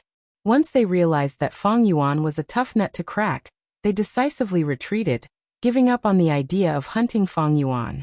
These old wolves, sick wolves, injured wolves, although they did not have perfect bodies, but to be able to survive until today, they had a set of survival wisdom. Feng Yuan stood on the spot, quietly watching the crippled wolf pack disappear into the wind and snow. His strength, if he could not expose it, he would not expose it. After confirming that the wolf pack had completely escaped, Feng Yuan squatted down and hurriedly collected the items on the wolf corpses. Wolf skin, wolf teeth, and so on were all valuable. Although the market price was relatively low, but there was a lot of them. In these 2 months, Feng Yuan eradicated the crippled wolves and relied on the spoils of war to earn a small sum of money. On the snow, the blood that flowed out of the wolf corpses was still warm. With the crippled wolves, although they had fallen to the ground, they were not completely dead, and there was still a trace of splendor in their eyes. In this nature, all living things are fighting and surviving. It's not just humans. This world is a wonderful stage to use life and death. Feng Yuan sighed in his heart, mercilessly giving these dying crippled wolves one last stab. The battle power of a crippled wolf was already higher than 2 jade eye stone monkeys. With the cooperation of the wolf pack, their battle power would double. I can deal with these small crippled wolves, but if I were to deal with a large crippled wolf pack, or a small healthy wolf pack in the future, I'm afraid there will be trouble. Feng Yuan faintly felt a sense of pressure. Next, when the wolf tide breaks out, the whole clan will be mobilized, and I will naturally not be alone. From now on, if I want to hunt lightning wolves alone in the wild, I will need a scouting goo worm, or a movement goo worm. Otherwise, he might have perished in this wolf tide. The more experience Feng Yuan had, the more he could recognize his own shortcomings. With the 4 flavors liquor worm, his battle power had increased by a lot. With the moonglow goo and white jade goo, he could attack and defend, and with his previous life's accumulation, Feng Yuan was not at the same level as Qing Shu, Qi Shan, or Mo Yen. It could be said that he could barely stand in the top ranks of the rank 2 goo masters in the clan. The reason why it was barely was because he was not a true upper stage goo master, and his aptitude was only C grade, very limited. His battle power was already the best he could do, but to survive in the wolf tide, battle power was only one aspect. Scouting methods are indispensable. If I had a scouting goo worm, I could sense the approaching wolf pack in advance, and quickly leave, changing my route. Or I could use the goo worm to run faster, escaping the wolves' encirclement and shaking them off, Feng Yuan thought. As long as he had one of these 2 goo worms, his chances of survival would increase greatly. With 2, he could basically do it with ease. I hope the Flower Wine Monk's inheritance has such a goo worm. If not, it's not a problem. According to my memory, every wolf tide, the 3 clans would work together to set up a battle merit board and sell off the goo worms in their storage. Among them were many rare goo worms. At that time, I can even use the battle merit to exchange for goo worms from the Bai or Xiong clan. Feng Yuan planned in his heart and stood up. In this short period of time, he had neatly arranged his spoils of war, placing them in a bag and carrying it on his back. White snow fluttered in the air, quickly freezing the wolf blood and covering the wolf corpses. Look, Feng Yuan is back. He's carrying a bag. Did he go out to hunt wolves again? He's the one who saved our clan? Heh, it was just a coincidence. We all know the process, and if I had that much strength, I could do it too. It's nothing. Feng Yuan walked into the village, and along the way, passers-by turned to look at him. Some praised him, some were curious, and some were jealous. Feng Yuan. Qi Shan suddenly appeared at a corner and shouted. Chapter 125. What's the matter? Feng Yuan looked at Qi Shan. Even in winter he was still bare-chested, his red skin emitting warmth, making people feel like they were leaning against a stove. The white snow fell on his body and melted in an instant. This was because there was a twin orifice stove goo in his aperture. Stove goo was a rank 2 goo, containing fire energy and used for offense. Resisting the cold was only a side effect. Qi Shan's gaze was somewhat complicated. He stared at Feng Yuan and said in a deep voice, "Do you know that Xiong clan's Xiongli wants to compete with you in strength these days?" "I know." Feng Yuan nodded. Qi Shan heaved a long sigh. "Xiongli wants to compete with you in strength. It is not a simple competition, but it concerns the distribution of benefits in the 3-clan alliance. Under the wolf tide, the alliance will perish. But after the alliance, how to distribute the benefits is the most crucial issue. Thus, these days, the 3 clans have been in a deadlock over this matter." Feng Yuan glanced at Qi Shan and immediately understood why he took the initiative to look for him. Negotiation was the most difficult thing. For the sake of benefits, the 3 clans would not take the initiative to give in. They would fight for every inch of land. The negotiation table was already filled with smoke, the flames of war raging like wildfire. The values of this world, one was strength, and the other was familial love. Qing Mao Mountain's 3 clans were all clans. They had been in conflict for a long time. Their hatred was deep. They naturally could not use familial love to smooth things over. Thus, to break the deadlock, they had to rely on strength. On Earth, there were military exercises to display strength. This world had the same result. There were also gu fights and sparring to show off one's strength and fight for greater benefits. This was the reason why Xiongli wanted to spar with Fang Yuan and compete in strength. As expected, Qishan said, I have fought with Xiongli before. He has brown bear innate strength gu.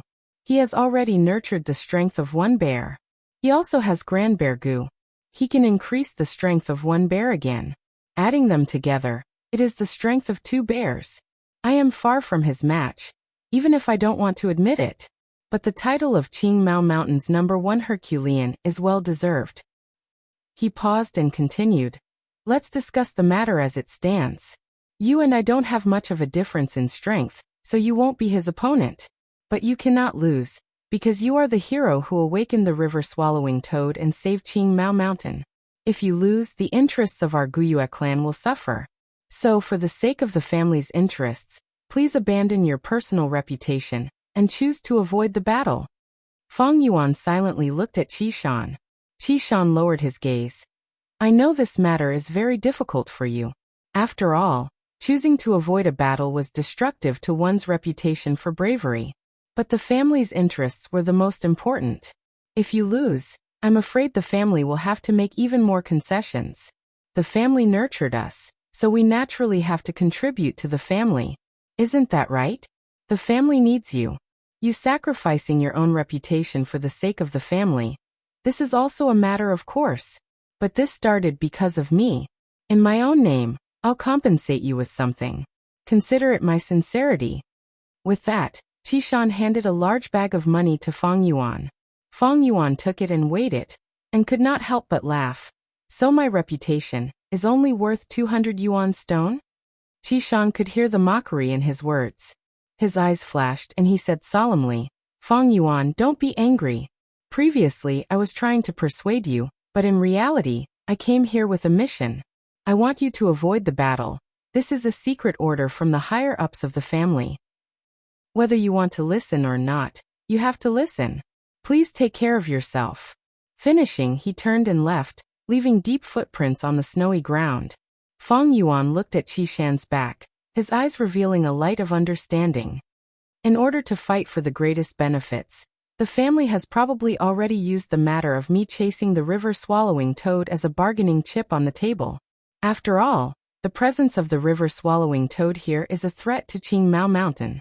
As for the Xiong village, to get rid of this bargaining chip, they secretly ordered Xiongli to challenge me. To the family, I am only a chess piece. Xiongli is also a chess piece and Qishan is even more so a chess piece. It is laughable that some people are willing to become chess pieces, and even feel proud of it, thinking that it is natural. This is because they have been successfully brainwashed by the family. But I never wanted to fight with Xiongli. The so-called reputation is only the praise of others. It was unknown how many heroes had been imprisoned by this shackle since ancient times. But to me, what's the pity in letting it go? Hee, I have to thank Qishan for gifting me 200 yuan stone for free. Thinking of this, Fang Yuan secretly laughed coldly. Why did he attract Xiong challenge? It was only because he wanted to save the village's reputation. Why did Qishan want to challenge Xiong? It was only because of the reputation of Qing Mao Mountain's strongest man. The so-called reputation was only a flatbread for vanity. How many people had been tempted? How many people had been fettered? How many people had been trapped? What a pity, what a pity. The snow was still falling slowly. The entire Guyue village stood quietly in the snow. The people beside him walked hurriedly on the road. What a joke. These people are all trapped by an illusory flatbread. Fang Yuan's eyelids drooped. Under his eyelashes, his dark and serene eyes were half hidden. The light in the snow shone on his face. The young man's face was pale, revealing a sense of coldness. Suddenly chuckling, Fang Yuan recited softly, "The white snow is pure white. I walk alone in the world. I walk alone with no worries. My lonely shadow comes and goes. He took a step forward, continuing to walk. Along the way, the people were hurrying, but Feng Yuan walked alone. Whether it was the clansmen, the white snow, the village, they were only a blurry background. After a while, he returned to his rented house. The bamboo building, wine shop and so on, were all sold by him. He still lived in the rented house. Although the environment was very simple, Feng Yuan was not demanding, as long as he had a place to stay. Sitting cross-legged on the bed, Feng Yuan began to cultivate. In Gu master cultivation, breaking through a large realm required aptitude and talent. But breaking through a small realm was purely a matter of painstaking effort.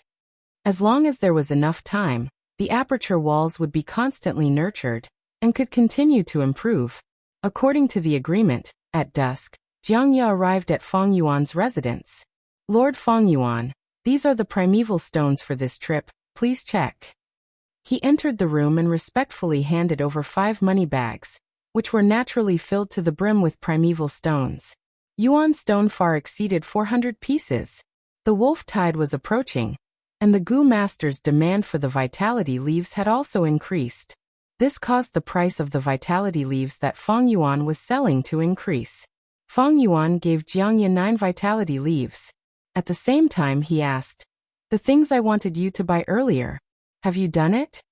Jiang Ye, however, showed a shocked expression, shaking his head. "Lord Feng Yuan, the timing is not right. The wolf tide is approaching. The clan has already implemented a control over resources. The other things are fine, but that fish scales gu, its value is only slightly lower than the jade skin gu.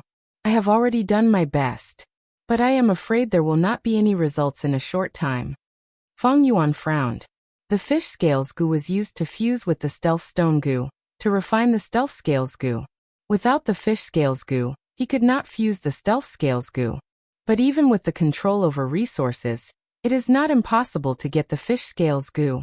In the end, it is because Jiang Ye's ability is too small. It seems the matter of refining the stealth scales gu will have to be delayed. Feng Yuan sighed in his heart. But he was not discouraged. In this world, 10 out of 10 things do not go one's way. This was the normal state of life. The so-called smooth sailing was just a beautiful blessing. Bai clan produces fish scales gu, and the clan also has fish scales gu. It is just that the quantity is small. It seems this matter will have to wait until after the alliance. Feng Yuan was not impatient. He knew that once the 3 clans officially formed an alliance, they would set up a battle merit ranking. They would encourage Gu masters to hunt wolves. By then, they could use battle merits to exchange for resources from the 3 clans. Of course, Guyue clan's Moonlight Gu, Xiong clan's Bear Strength Gu, Bai clan's Stream Gu. These were the symbols of the clans, and were not part of the exchange. But the fish scales gu was definitely there. Opportunities often accompanied by danger. To Gu masters, the wolf tide was a severe test, but it was also a good opportunity to rise. Under the attack of the wolf tide, countless famous Gu masters died, and countless Gu masters became famous. The old forces in the clan might weaken, and the new forces would walk on the political stage with their heads held high. In the evening, another unexpected guest came to visit. It was Guyue Qingshu and Guyue Fangzheng. Qingshu went straight to the point, bringing up the old matter, and wanting to buy Feng Yuan's liquor worm. But other than this, he also wanted to buy Feng Yuan's black boar gu, and even the 9-leaf vitality grass. The 9-leaf vitality grass was definitely not for sale, and the liquor worm had already been refined into the 4 flavors liquor worm. Feng Yuan could not take it out even if he wanted to. Thus he rejected it. As for the black boar gu, I have already gained the strength of a boar, and the value of the black boar gu to me is very low. The best result of the black boar gu is the steel mane gu. Although this gu can attack and defend, to me with the white jade gu, it is not very useful. I might as well trade for a fish scales gu. As Feng Yuan thought of this, he brought it up. Fish scales gu. Qingshu frowned slightly but soon nodded. I know you are indeed lacking a defensive gu worm. The fish scales gu can be refined into the rank 2 scale armor gu, and it will have a good defensive effect. The recipe of using the fish scales goo and stealth rock goo to refine the stealth scales goo was discovered by accident 200 years after the end of his previous life. It was normal that Qing Shu did not know about it now. Fang Yuan did not expose him. The black boar goo is much more expensive than the fish scales goo. If you trade it, you have to compensate me for the difference. Of course. Qing Shu nodded and asked, forget about the 9-leaf vitality grass, but are you really not selling the liquor worm? It's useless to you now. Raising it for nothing, and even wasting Yuan stone. Fang Yuan shook his head. Don't mention the liquor worm anymore, it is not for sale. Qing Shu rubbed his nose, and could not help but laugh bitterly. Fang Yuan, this matter is more complicated than you think. Do you know about Guyue Yaole? She is the granddaughter of the medicine hall elder, Guyue Yaoji, a new student this year with B-grade aptitude. Guyue Yaoji loves this granddaughter very much, and had once bid for a liquor worm in the treehouse, but did not succeed. You have used the liquor worm before, and naturally you know its benefits the best, so I will not say more. It is just that for her granddaughter, Lord Yaoji really wants to buy this goo worm. An elder's love for her child is completely understandable. So she came to you. She sincerely wants to buy it, and the price she offered is very high. She even promised that if you get injured in the wolf tide, you will be taken care of by the medicine hall. Please think it over carefully. Today is one chapter, tomorrow is one chapter, and the day after tomorrow there will be 2 chapters. This is the side effect of deleting the chapters. This is the consequence of deleting the chapters, and I have already expected it. I am also silently bearing the consequences of letting everyone down. I will make up for the missing 4 chapters, just that it will take a little longer. The future is long, and I will make up for it eventually. Sigh, even though I lost my character this time, there are still so many people supporting me. I am very touched. Chapter 126. I see. Fang Yuan rubbed his chin, but then shook his head. I am not selling this liquor worm. Since Yao Ji insists on buying it, why don't you go find the goo master who bought it? Hearing this, Qing Shu's face turned gloomy. He sighed deeply. Sigh, I don't know which clansman bought this liquor worm, but kept it a secret. We can't investigate it, and we can't just casually search other people's apertures, right? This is a taboo. For such a small matter like the liquor worm, it's not good to incur public anger. But I can understand this clansman. Hiding it with a treasure is human nature. Qing Shu did not know that the real buyer was sitting right in front of him. But Qing Shu had never suspected Fang Yuan. In his mind, Fang Yuan already had the liquor worm. He would not buy a second one. What was the use of buying it? If he knew the recipe for the 4-flavor liquor worm, then he would definitely suspect Fang Yuan first. But for now, only Fang Yuan had the recipe for the 4-flavor liquor worm. The only person who knew that Fang Yuan was the buyer was Jiafu. But from Jiafu's point of view, Fang Yuan could have bought it for someone else. Maybe for family, maybe for a lover. There was nothing wrong with that. Wasn't Yao Ji in the same situation, buying the liquor worm for her granddaughter? No matter what, I will not give in on the matter of the liquor worm. Fang Yuan's attitude was firm, and he did not relent, laughing coldly in his heart. This was the system. On one hand, the system was strong, but on the other hand, it was a kind of restriction. Guyue Yaoji was a rank 3 Gu master. She was clearly stronger than Fang Yuan, but due to the system, she could not openly snatch it. Due to the rules of the system, and taking care of her reputation, she could not forcefully buy it. At the side, Fang Zheng suddenly persuaded. Brother, the liquor worm is useless to you, why guard it? Granny Yaoji is very kind. I have met Sister Yaolu a few times. She is a good person. She will definitely treat the liquor worm well. And the liquor worm is also very helpful to her. Helping others is the source of happiness. Brother, you saved the village. I am really happy for you. This made my face light up. But why do you have to hold on to it this time? Aren't you being a little too petty by doing this? Fang Yuan's expression immediately turned serious. He said coldly, My good brother, are you teaching me a lesson? The booze bug is my business. Even if it rotted in the palm of his hand, it's not up to you to tell me what to do. He was not really angry, but his attitude was the mask of his heart. By expressing his attitude, Qing Shu would understand his determination to reject. Looks like Fang Yuan is determined to refuse. He had deliberately brought Fang Jing here, but he had made a mistake. The relationship between these two brothers has never been harmonious, and now they've outsmarted themselves. Biyue Qing Shu's eyes flashed. Fang Jing, why don't you go out for a walk first? Fang Jing still wanted to say something, but Qing Shu stretched out his hand to stop him. Fang Jing clenched his teeth and finally obeyed Qing Shu's order. Anyway, I can't understand this. Brother, he said, opening the door. I do things. I don't need your understanding, Fang Jing. Fang Yuan was expressionless. Fang Jing's action of opening the door paused. Then he quickly walked out of the room without looking back and slammed the door. This action made the atmosphere in the room even more awkward. If there's nothing else, please go back, Brother Qing Shu. Fang Yuan directly asked him to leave.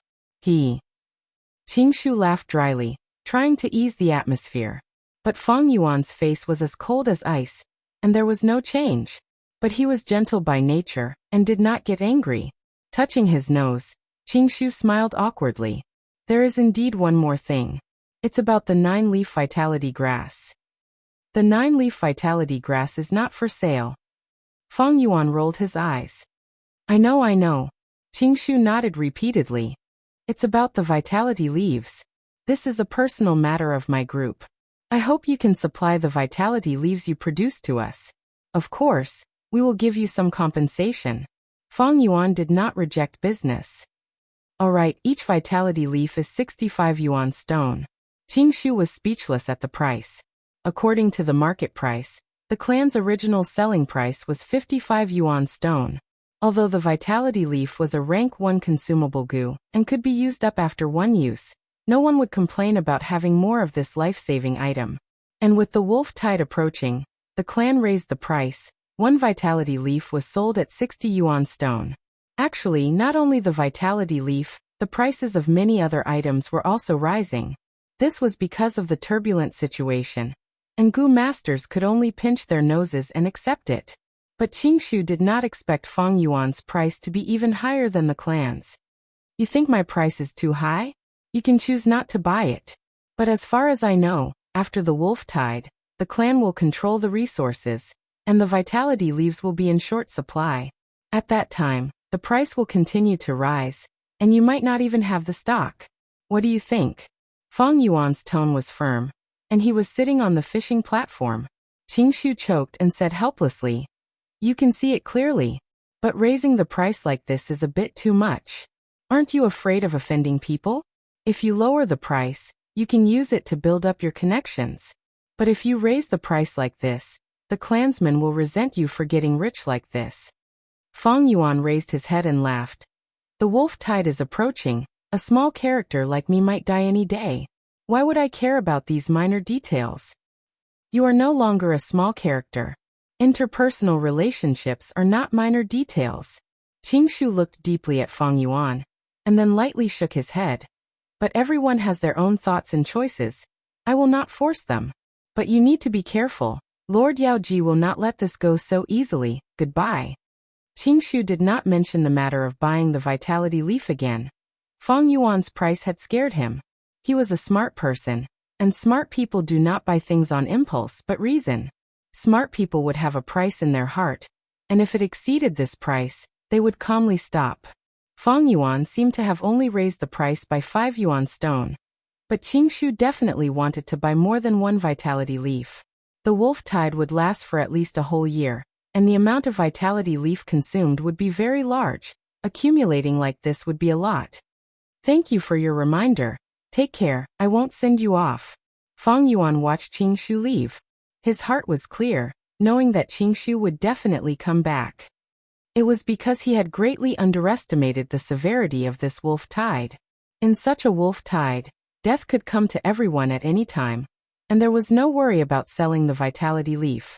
In Fang Yuan's memory, it had even been raised to a high price of 100 yuan. Of course, this price was also when the wolf tide was at its fiercest. What Fang Yuan needed to do now was to adapt to the situation, slowly raising the price. As time passed, the winter wind became colder. This year's winter was colder than in previous years for the three mountain strongholds of Qingmao Mountain. Take Guyue's mountain stronghold for example. More and more crippled wolves appeared around the mountain stronghold. The clan issued a large number of missions, and almost all of them were related to exterminating the crippled wolves. In December, the number of crippled wolves reached its peak, and the situation took a turn for the worse. It reached a terrible level. There was even a village at the foot of the mountain. It was a situation where it was slaughtered by a large wolf pack. Fortunately, there were more than 10 Gu masters stationed in the village. They retreated in time.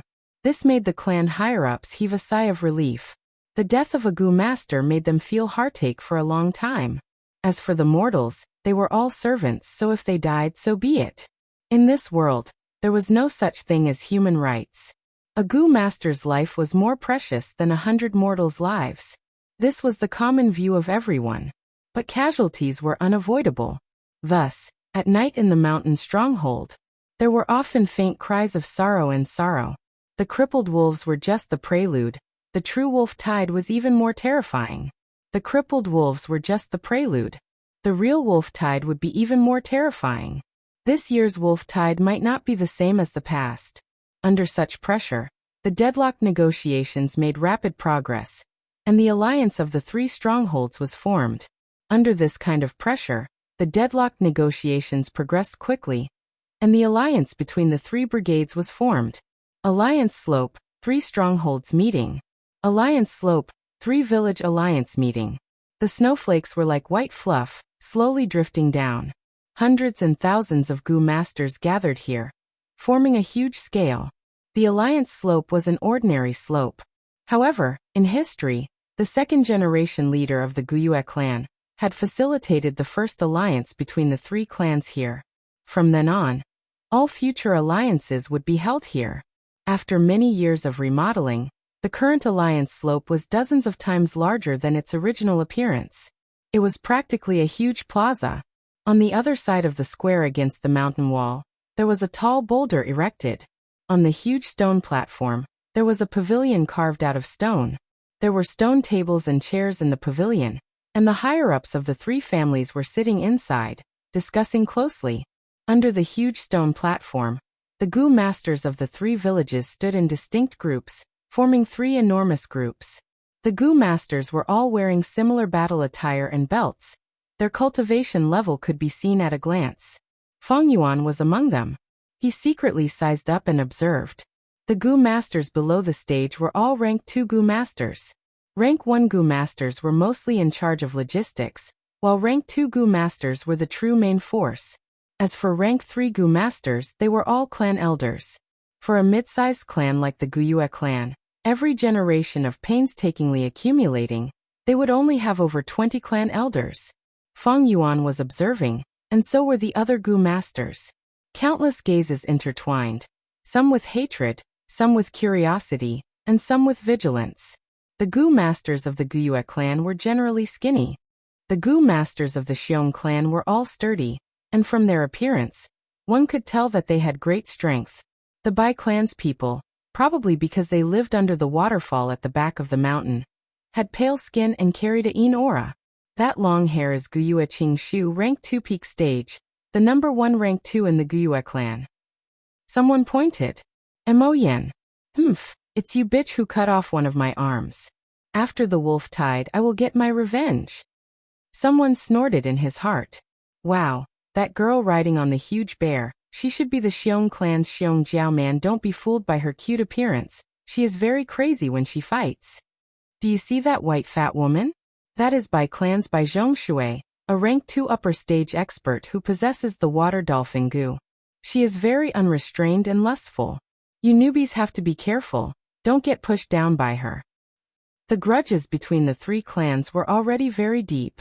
The discussions on the alliance slope became louder and louder, becoming a noisy scene. Many Gu master seniors were pointing and introducing the experts of the other 2 clans to the newbies, reminding them to be careful in the future.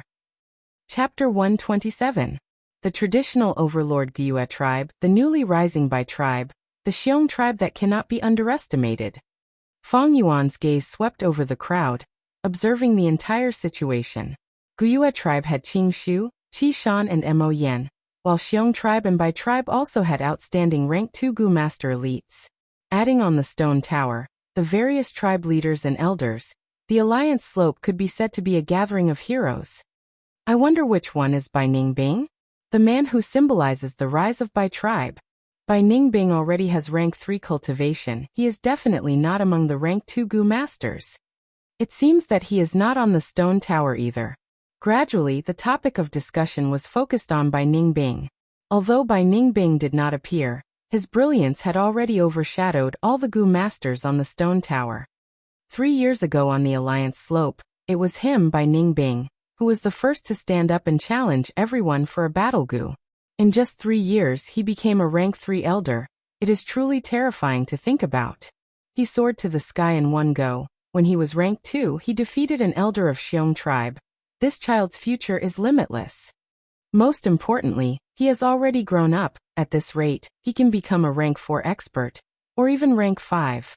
As for rank 6, rank 5 to mortal, rank 6 to immortal, rank 5 is already very impressive.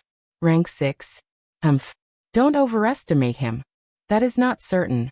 Who can say for sure what will happen in the future? Amidst such discussions, the 3 tribe leaders on the stone tower stood up, looking down at the 1,000 Gu masters below. Guyue tribe leader was in the middle, while Bai tribe leader and Xiong tribe leader were on his left and right. The alliance slope gradually quietened down. Guyue Bo held the railing, glancing around, and said concisely, "The 3 tribes are in an alliance. We are in the same boat. The Gu battle convention is mainly about exchanging pointers. We will not go overboard. Let's begin." Silence reigned on the slope of the alliance. Everyone looked at each other. The 3 tribes were in an alliance. There would be a Gu battle convention. Other than showing off the tribe's strength, it was also to promote communication and temporarily resolve grudges, reaching a consensus of cooperation. But who would be the first to stand out? The first Gu master to challenge. If he lost in front of everyone, his reputation would be tarnished. It had even shaved the face of the upper echelons of the family upstairs. Last year, Bai Ningbing stood up. But this year, while everyone was hesitating over at the Xiong village, suddenly, a group of Gu masters stepped out from the crowd. It was Xiong Li's group. Immediately, the group of 5 attracted the gazes of countless people. Xiong Li's group walked past the Guyue clan's camp and stood in front of the Bai village's camp under the watchful eyes of the crowd. "It's Xiong Li, Qingmao Mountain's strongest man." Not bad. It was said that not long ago, Qi Shan of the Guyue clan had also lost to him in public. No one can shake his name, not even Bai Ningbing. Damn it. Is the Guyue clan deliberately bullying our Bai clan? In the camp of the Bai village, there was a slight commotion. Many people recognized Xiong Li and felt a sense of pressure in their hearts. But Xiong Li swept his gaze around. He had been standing at the same spot, but Xiongjiang, who was beside him, stood up. Xiongjiang's body was thin and stood out among the Xiong village's strong men. He took a few steps forward and faced the Bai village's Gu masters, cupping his fists and saying, "Xiong village's Xiongjiang is here to seek guidance from brother Bai Bingyi." Once he said this, uncontrollable gasps could be heard from below the stone floor. Bai Bingyi's status was equivalent to Qi Shan and Xiong Li. Among the young Gu masters of the Bai village, he was second only to Bai Ningbing. Xiongjiang wanted to compete in Gu with him, clearly wanting to use the weak to fight the strong. But could he do it? Bai Bing stood up with a gloomy expression. He was short and had a pale face, like a patient who had just recovered from a serious illness, looking a little weak. But no one dared to underestimate him. "Xiongjiang, you dare to challenge me. You have some courage. How do you want to compete? Say it, I will accept it," he said to Xiongjiang. Xiongjiang laughed sinisterly. "I am good at defense, brother Bai is good at offense. How about this, you defend and you attack? I will give you 3 chances to attack, and we will see the result." This was not a life and death battle, but a sparring session. But Xiongjiang was so confident, he clearly came prepared, causing many people to have doubts. Bai Bingyi raised his eyebrows. "Xiongjiang, no matter what Gu worm you have, you are still a rank 2 Gu master. Your cultivation is still there. Do you really think you can block my water drill Gu? If I injure you, you can't blame me. Xiongjiang snorted. How will we know if we try? Come. Saying so, he activated the goo worm in his body, and his skin started to lose color, becoming dry and green, like a gloomy dead wood.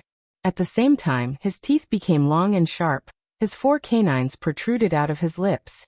Furthermore, the pupils of his eyes had also turned into a lustrous green. This was a rank 2 roaming zombie goo. As long as it was activated, it could turn a person into a zombie. Compared to a living person, zombies were more resistant to physical attacks and had stronger recovery ability, but they were afraid of fire and lightning and had higher defense against water and wind poison. At the same time, zombies were not as strong under the sun as in the dark, affected by the weather. Even so, I am not afraid. Bai Bingyi sneered, raising his right hand. Under everyone's gazes, he put his 5 fingers together and retracted his fist. First, a drop of water condensed in the air above his 5 fingers. Then, in the blink of an eye, the water droplet expanded, turning into a rapid flow of water. From the starting point of the 5 fingers, it started to revolve around Bai Bingyi's palm. In the time of 2 breaths, a light blue spiral drill had formed on Bai Bingyi's fist that was constantly rotating. Rank 2 water drill goo. Able to drill through rocks and steel, its offensive ability was very impressive. Almost no goo worm could defend against it. Take this. Bai Bingyi coughed and punched with his right fist. Xiongjiang raised his arms. They formed into an arm shield. The water drill hit his arm, and large amounts of water splattered out. Both sides were in a deadlock for a few breaths of time.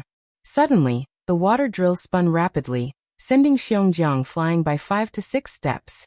Xiongjiang fell on the ground, but soon stood up again with a carp flip. However, the muscles on his arms were almost completely crushed by the water current, revealing the pale bones of his arms. Bai Clan's goo masters saw this. They could not help but cheer. Only a few people frowned deeply. Xiongjiang laughed sinisterly, not caring about his injuries. He had turned into a zombie, his sense of pain had already fallen to 0. Bai Bingyi stood on the spot, but his pale face suddenly changed, and he spat out a mouthful of blood. Bai Clan's goo master's cheers stopped abruptly. How can this be? Someone shouted. It is the shadow death goo. Bai Bingyi stared at his feet. Xiongjiang's shadow was strangely distorted, spreading out on the snowy ground. Xiongjiang and Bai Bingyi were connected together. It seems I have one brother Bai. With this shadow death goo, I will receive many injuries. You will have to bear 1/10 of it. I specialize in defense, while you are an offensive type goo master. Your body is not healthy. Even if it is 1/10 of the damage, you will not be able to bear it. Xiongjiang said plainly. Bai Bingyi wiped the blood on his mouth, and stared at Xiongjiang deeply for a while, before saying, Good. Very good indeed. You have a clever mind and superior skills. I have lost. He admitted defeat in front of everyone. Too despicable. Simply sinister and shameless. To think he actually had a shadow death goo, Senior Bai Bingyi was completely tricked by him. Bai Clan's goo masters burst into a commotion. Xiongjiang cupped his fists. You flatter me. If we really fought, I believe the final victor would still be Brother Bai. The shadow death goo has a limited range after all. It can only bully close combat goo masters. Brother Bai, please take care of the wolf tide this time. Of course. Bai Bingyi's expression eased a little and nodded. Bai Clan's goo masters' voices also weakened. Standing on the stone tower, the 3 clans higher-ups who had been watching from a high vantage point nodded subtly at this scene. The goo battle convention was only a spar, not a battle of strength. Xiongjiang took the initiative to reveal his trump card. It was also to increase mutual understanding and trust. Be it Xiongjiang or Bai Bingyi's attitude, they were both very good. With this handling, even if Bai Clan's goo masters did not admit it, they could not help but feel some admiration for Xiongjiang. After all, the strong were always respected. Xiongli group has made a good start. Guyuebo lightly praised. Haha. The Xiong clan leader chuckled. Xiongjiang had given him face. On the other hand, the Bai clan leader's expression was a little ugly. But Xiongli group did not stop there. The 5 of them left Bai clan and arrived in front of Guyue clan. After challenging Bai clan, They want to challenge our Guyue clan? Oh no, this time it is Xiongli himself. Guyue clansmen could not help but feel a little nervous. Many people's gazes gathered on Qi Shan, Mo Yan and Qing Shu. But who knew that Xiongli shouted, "Who is Fang Yuan? Please come forward. I heard you could drive away that river-swallowing toad alone. Why don't we compete in strength?" In an instant, the crowd was in an uproar. Xiongli stood up, but he did not challenge Qing Shu, Qi Shan or Mo Yan, instead choosing a new junior. Fang Yuan, who is Fang Yuan? This was the first time some Gu masters from other clans had heard of this name. He drove away the river-swallowing toad alone. Oh my god, that is a rank 5 Gu worm. How can he be so awesome? Many people looked at him in amazement. Guyue clan's Gu masters automatically opened up a path, exposing Fang Yuan in the crowd.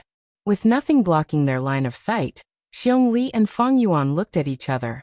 Xiongli's lips curled into a smile, saying in a deep voice, "I hope Fang Yuan will not be stingy with your guidance." This Fang Yuan, who is he? Doesn't he have 3 heads and 6 arms? Driving away the river-swallowing toad was a coincidence. It was not a difficult thing. Being targeted by Xiongli, this muscular man, he is in big trouble this time. Fang Yuan, you really can't avoid it this time. Sigh. Then you can only brace yourself and fight. Qi Shan sighed in his heart. Oh, so it's like that. Fang Yuan shrugged and said, "Then I admit defeat." Once he said this, everyone was stunned. Chapter 128. Admit defeat. Fang Yuan's words were still reverberating in everyone's ears. At once, almost all the rank 2 Gu masters below the rock tower looked at Fang Yuan in shock. Fang Yuan ignored them, standing on the spot with his arms crossed, his expression calm. Admit defeat? He actually admitted defeat. Did I hear wrongly? That is Fang Yuan. He doesn't even have the guts to fight, hee. I have to admit, Xiong aura is really strong. But even if he loses, he should at least go through the motions. Directly admitting defeat is not only a coward, but also a disgrace to the clan. Gradually, the whispers were like ripples on the surface of a calm lake. After the initial shock, many Gu masters' gazes turned to disdain, contempt and gloating. Many Guyue clan Gu masters stood up uneasily. The gazes from Xiong clan and by clan Gu masters were like invisible needles, stabbing at their self-esteem. Fang Yuan was a Guyue clan member. He directly admitted defeat, causing them to lose face as well. How can he admit defeat? Fang Yuan, you are a Guyue clan man, step out and fight Xiongli. But even if he loses, it is not a big deal. If he doesn't even have the courage to fight, that is the true disgrace. Some of the Guyue clan's Gu masters shouted, urging Fang Yuan to go out and fight. Fang Yuan's expression did not change.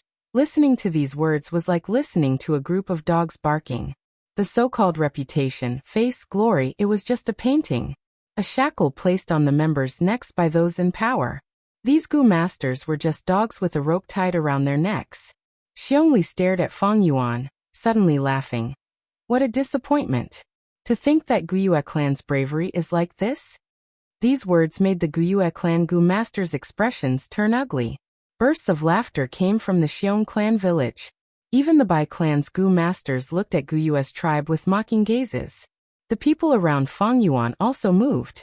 They all distanced themselves from him, looking ashamed to be associated with him. Soon, there was no one within 5 steps of Fang Yuan. Fang Yuan stood there alone. He did things his own way, out of place, but his expression was calm. Others valued the reputation of bravery, but Fang Yuan scoffed at it. This involuntarily caused everyone to hate Fang Yuan. Because Fang Yuan's contempt for reputation was a denial of the public's values. Denying these values was equivalent to denying the masses who had been living according to these values.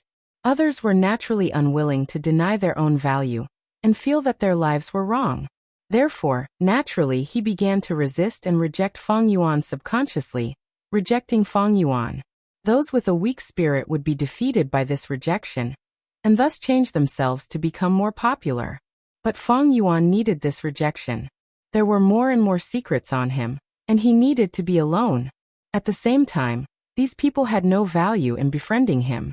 In his memories, Qingmao Mountain's 3 villages barely survived the wolf tide, but after that incident 2 years later, they were all annihilated. From then on, Qingmao Mountain became an icy land of death. What Feng Yuan needed to do was to use this time to grow as much as he could, and leave the clan in time to avoid being killed. Seeing such a disadvantageous situation, Qing Shu, the number 1 ranked 2 gu in the Guyue village, he had no choice but to stand up. Xiongli, why don't we spar? Hehe, how do you want to spar? Although Xiongli was smiling, his expression revealed a serious expression. Guyue Qingshu did not look at Xiongli, but slightly raised his palm, secretly activating his primeval essence. His gaze was lowered as he looked at the green vines that were slowly growing out of his palm. He said slowly, "Let's test your strength. If you can break free from the binding of my green vines, then I'll consider it my loss. How about that? Hehe, not a bad suggestion, let's do it." Xiongli grinned, his eyes shining brightly. He thought to himself, I already have the strength of 1 bear, and with the strength of the Grand Bear Gu, I have the strength of 2 bears added together. Although the green vines are tough, with the strength of 2 bears, I can definitely break free. Xiongjiang had already won against Bai Bingyi. If I win against Qing Shu, I will definitely gain a lot of face. Qing Shu smiled warmly, and did not speak anymore. He only stretched out his palms and spread them out. 2 green vines grew longer and longer from his palms, like 2 agile green pythons, climbing up Xiongli's body and coiling around him.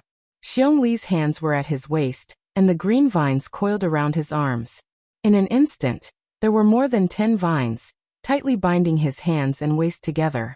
The other Gu masters stared at this duel without blinking. Please, Qing Shu said to Xiongli. Xiongli's eyes widened, and he clenched his fists, starting to exert strength. The muscles on his body bulged out, as if they were huge rocks. The strength of 1 bear. Bam bam bam. The green vines, under his immense strength, started to break one by one. Ha ha ha, brother Qing Shu. It seems I have won this duel. Xiongli used his strength while still having the strength to speak. Senior Qing Shu. Fang Jing's hands were sweating as he watched, his face nervous. The other Guyue clan Gu masters were the same. Guyue Qing Shu was their number 1. If he lost again, then the Guyue clan would lose all their face. That might not be true. Guyue Qing Shu smiled, his eyes shining with confidence. Just as he finished speaking, the green vines in his hands started to change. The original jade green color suddenly turned dark green. At the same time, the vines became thicker, and large green vine leaves started to grow around them. Xiongli's expression changed, feeling that the twisting force from the green vines had increased by more than 10 times. What made him even more shocked was that the green vines that he had broken grew back, connecting the broken parts together. Grand Bear Gu. He knew the situation was bad, and quickly activated the Grand Bear Gu in his aperture. Immediately his hair stood up like steel needles. The muscles on his body expanded, and his whole body seemed to have swelled up a lot. The strength of 2 bears. The green vines creaked, but under such terrifying strength, they were still tenacious and unwavering, firmly restraining Xiongli. Xiongli's face was flushed red, and he used his greatest strength trying to break the green vines. But in the end, he had only broken one of them, and it was difficult for him to continue any further. I lost. He took the initiative to remove the strength of the Grand Bear Gu, and said while gasping for breath, "Thank you for letting me win." Qing Shu cupped his fists. He kept the green vines. "Lord Qing Shu, you are really good." The Guyue clan Gu masters cheered. As expected of senior Qing Shu, big brother can't be compared to him at all. They can't be compared at all. Fang Zheng stood beside Qing Shu and looked at him. His eyes shimmered with a hint of reverence. Xiongli looked at Guyue Qing Shu with a complicated gaze. He was improving, and obtained the brown bear innate strength Gu, but Qing Shu was also improving. Although he did not know what method he used, but this was his opponent. As for that Feng Yuan, he was just a newbie, and was nothing to worry about. It really is the wood charm Gu. Feng Yuan looked at Qing Shu from afar, and thought to himself. Xiongli, who was facing Guyue Qing Shu, did not notice. On Guyue Qing Shu's hair, there were already 2 fresh green leaves. This was a sign of using the wood charm Gu. The so-called wood charm Gu was a tree spirit. Using the wood charm Gu, one could turn into a tree spirit and fight. Tree spirits were very special creatures. They could directly absorb the primeval energy of heaven and earth, and use it for themselves. But Gu masters could not do so, and could only use the primeval essence in their aperture. Once they used the wood charm Gu and turned into a wood charm tree spirit, the Gu master could directly absorb the primeval energy of heaven and earth from the air to replenish their primeval essence. It was like absorbing the natural primeval essence in Yuan stone. When ordinary Gu masters fought, they could not divide their attention to absorb the natural primeval essence in Yuan stone while fighting. But after turning into a tree spirit, absorbing the primeval essence in heaven and earth was an instinct, and did not need to be distracted. This meant that Gu masters who used the wood charm Gu were most proficient in prolonged battles.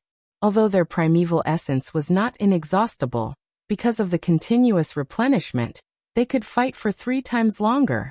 At the same time, once they turned into a tree spirit, they could amplify Gu worms like green vine Gu and pine needle Gu. Feng Yuan immediately thought of many things. The fusion of the wood charm Gu can be said to be one of the most extravagant advancement routes in the world. It is a rank 3 Gu, and needs to be fused with the 100-year lifespan Gu to advance to rank 400-year wood charm. Then fuse with the 1000-year lifespan Gu to become a rank 5000-year wood charm. This fusion recipe is widely known, but very few Gu masters use this recipe. Because lifespan Gu is more precious, most Gu masters would directly use it to increase their own lifespan. In this world, if there were no disasters or illnesses, humans could only live to 100 years old. 100 years was the limit of a human's lifespan. But if lifespan Gu was used, it could increase one's lifespan. 100-year lifespan Gu increased one's lifespan by 100 years. 1000-year lifespan Gu meant one could live for another 1000 years. Lifespan Gu was extremely precious, and was sought after by everyone. In his previous life, Feng Yuan had lived for over 500 years, and had used 500-year lifespan Gu. A total of 500 years of lifespan. Originally, including his original 100-year lifespan, he could have lived to 600 years. But midway, he was besieged by righteous sects, and had no choice but to self-detonate. Lifespan Gu represented longevity, and could allow people to live longer. But it did not mean immortality. Although the wood charm Gu is powerful, it has a flaw. That is, a Gu master cannot use it for too long. If it is too long, the wood charm Gu's power will affect the Gu master's body, causing their muscles to turn into wood, and finally turning into a tree man corpse. In my previous life, Guyue Qingshu died like this. Thinking of this, Feng Yuan's gaze flashed. Normally, powerful Gu worms had a huge flaw, and needed to be used in conjunction with other Gu worms. Otherwise, it would have a negative effect on the Gu master. Xiongzhang's roaming zombie Gu was best used in conjunction with the blood qi Gu. Otherwise, if he used it too much, his blood would decrease, and he would really turn into a zombie. Xiong Li's group returned to their own camp. They had first defeated Bai Bing Yi, and then lost to Qing Shu. But even so, they still received a lot of applause and praises. Mo Yan, I want to challenge you. Come, Xiong Jiao Man, let me have a battle with you. After Xiong Li's group, the whole scene suddenly became lively. Many Gu masters went out, challenging the strong enemies in their hearts, showing off their bravery. The alliance slope was in chaos, and the Gu sparring was brilliant. The real Gu sparring had just begun. Chapter 129. All the way until the evening, the Gu competition finally ended. On the alliance slope, the Gu masters from the 3 clans were no longer as divided as before. Gu masters filled the entire hillside, and only 3 groups of people could be vaguely seen. Gu competition was a form of venting, and also a form of compromise. In this world where strength was the #1 value, having strength would gain respect, and there would be a basis for cooperation. Ever since Xiong Li challenged Feng Yuan, no other Gu masters came to find him. Feng Yuan was only a newbie, and had not interacted much with the Gu masters of the other 2 clans, and had no grudges or feelings. As for the Gu masters in the village, they would never challenge their own clansmen in such a situation. Especially when Feng Yuan admitted defeat, it made the other Gu masters lose interest in him. Such a lazy, cowardly opponent. Even if they won, what was there to brag about? There were 2 ways to not be stepped on. One was to become an expert, so strong that no one dared to step on you. The second was to become dog shit, and no one would bother to step on you. Feng Yuan did not care about dog shit or the reputation of an expert. He always did things by fair means or foul, and only cared about the results. No one challenged him, and this made him feel relaxed.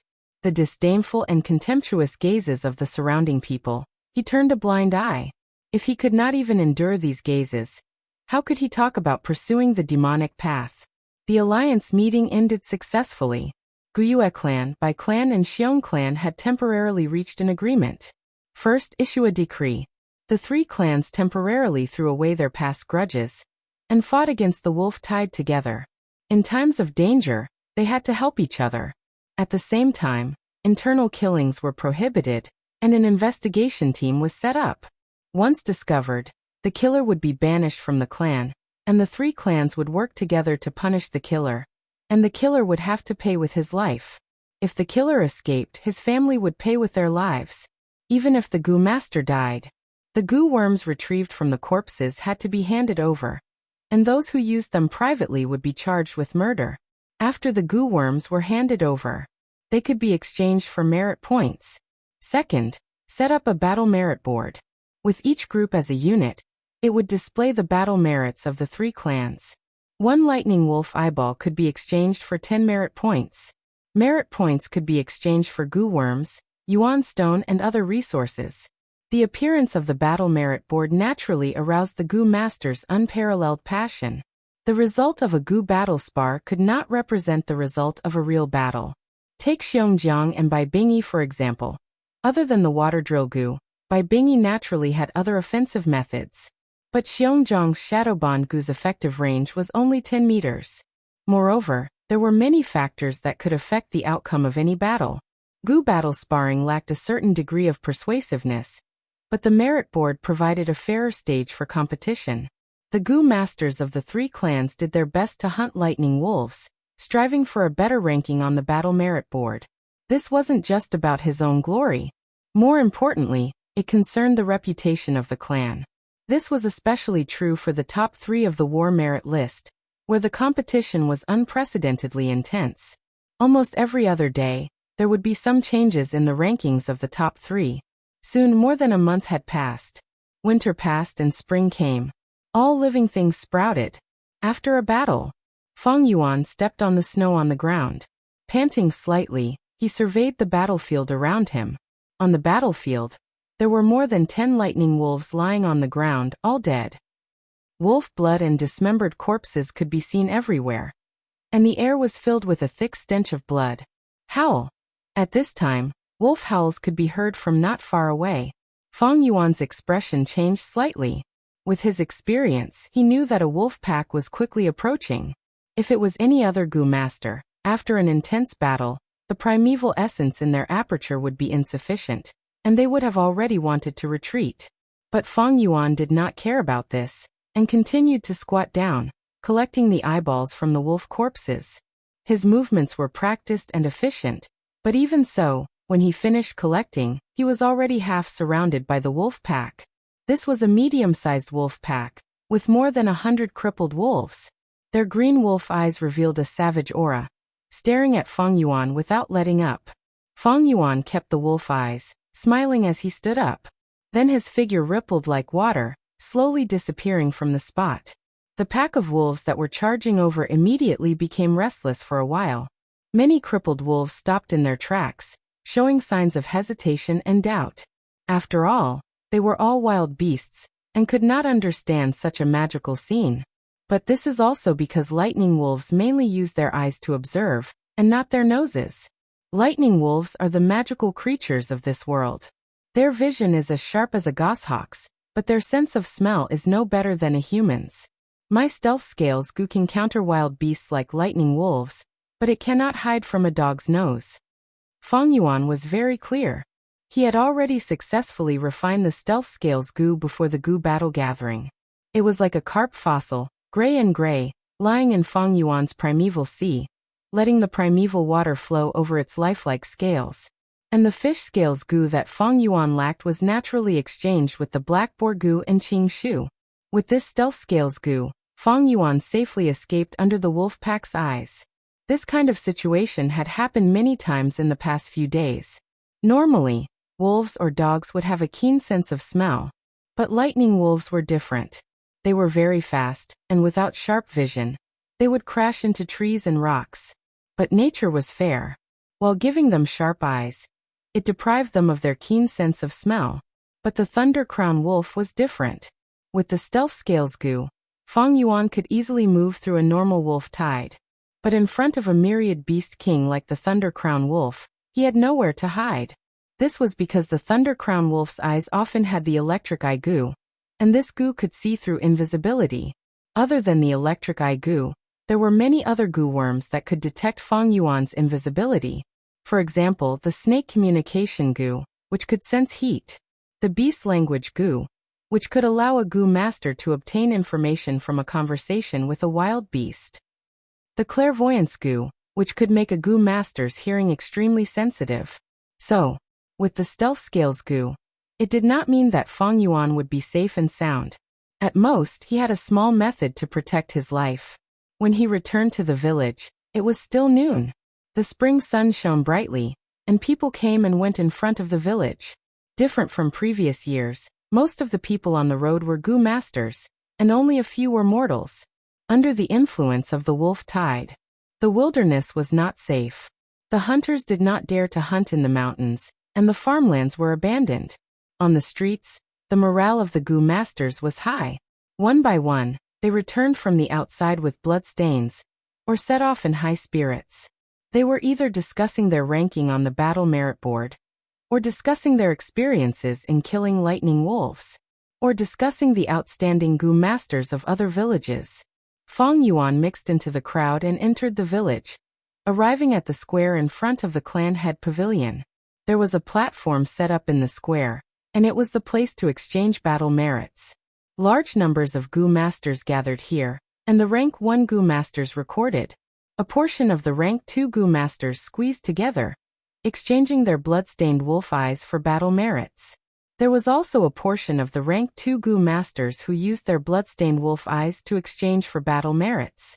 In the middle of the square, a huge banner was erected, and the words of this world were written on it. It was constantly changing. This was the battle merit board, and on it were more than 10 swimword goo. The rank 1 swimword goo was controlled by the rank 1 logistics goo masters, and could be changed into words on the banner at will. Why is the first place still by clans by Bingi group? Someone looked at the battle merit board and frowned. Let me see, by Bingi is first, my clan's Qingshu group is second. Xiongli group is third, my group, 137th. Some goo masters were silently counting. At this time someone suddenly shouted. It changed. Qingshu group got first place. They pushed the Bai clan's sickly group down. On the battle merit board, the words that marked the second place Qingshu group suddenly moved, climbing up, pulling the first place Bai Bingyi group down with one hand, then ascended to first place himself, and at the same time used his foot to step on it. Such a human-like action on the words was naturally done by the goo master, controlling the swimword goo. Seeing this interesting change, the goo masters in the square burst into laughter, and gave the Qingshu group a thumbs up, praising them endlessly. The rank 1 goo master controlling the swimword goo was even more excited, his face glowing with excitement. Lord Qingshu, you are indeed the number 1 goo master among us rank 2 goo masters. Lord Qingshu, you are really good. Guyue Qingshu walked in the crowd, waiting with a smile. Behind him, Guyue Fangzheng clenched his fists and followed suit, his expression showing excitement. The surrounding praises assaulted him, filling the young man's burning heart that thirsted for glory. This made Fangzheng feel that he was walking on a bright path, and unknowingly his recognition towards the clan deepened. Big brother. He was surprised to see Fong Yuan standing silently in the crowd, watching with his arms crossed. Big brother, you're still alone, all by yourself. No wonder your group was at the bottom of the battle merit board from the start. Only by opening your heart and joining the group can you feel the warmth and happiness of the clan. Fangzheng sighed in his heart, suddenly feeling that Fong Yuan was somewhat pitiful and sad. Like Fong Yuan, Fighting alone without any companions, he could not feel the kinship of the clan, nor the friendship in the battlefield. Facing everything alone, not only was it dangerous, it was also boring. Living alone, if there was no friendship, love, kinship, what was the point of living? Feng Yuan stood in the crowd, silently looking at the battle merit board that was erected high above. No doubt, the last position of the battle merit board was written Feng Yuan Group. Other Gu masters, seeing this, would feel ashamed. But Feng Yuan's gaze was very calm, not minding it. After he was promoted to group leader by Gu Yuebo, he had never thought of recruiting other group members. He was a lone group leader, the most special group among the 3 clans of Qingmao Mountain. There was only him. Of course, his daily hunting results were not as much as the other groups. Of course, with Feng Yuan's current individual strength, if he really exploded out, he would definitely not be the last. But this was meaningless to Feng Yuan. He did not need battle merits. He had stockpiled living necessities and food for Gu worms. He had planned to use battle merits to exchange for a fish scale Gu, but now he did not need it. He hunted lightning wolves every day.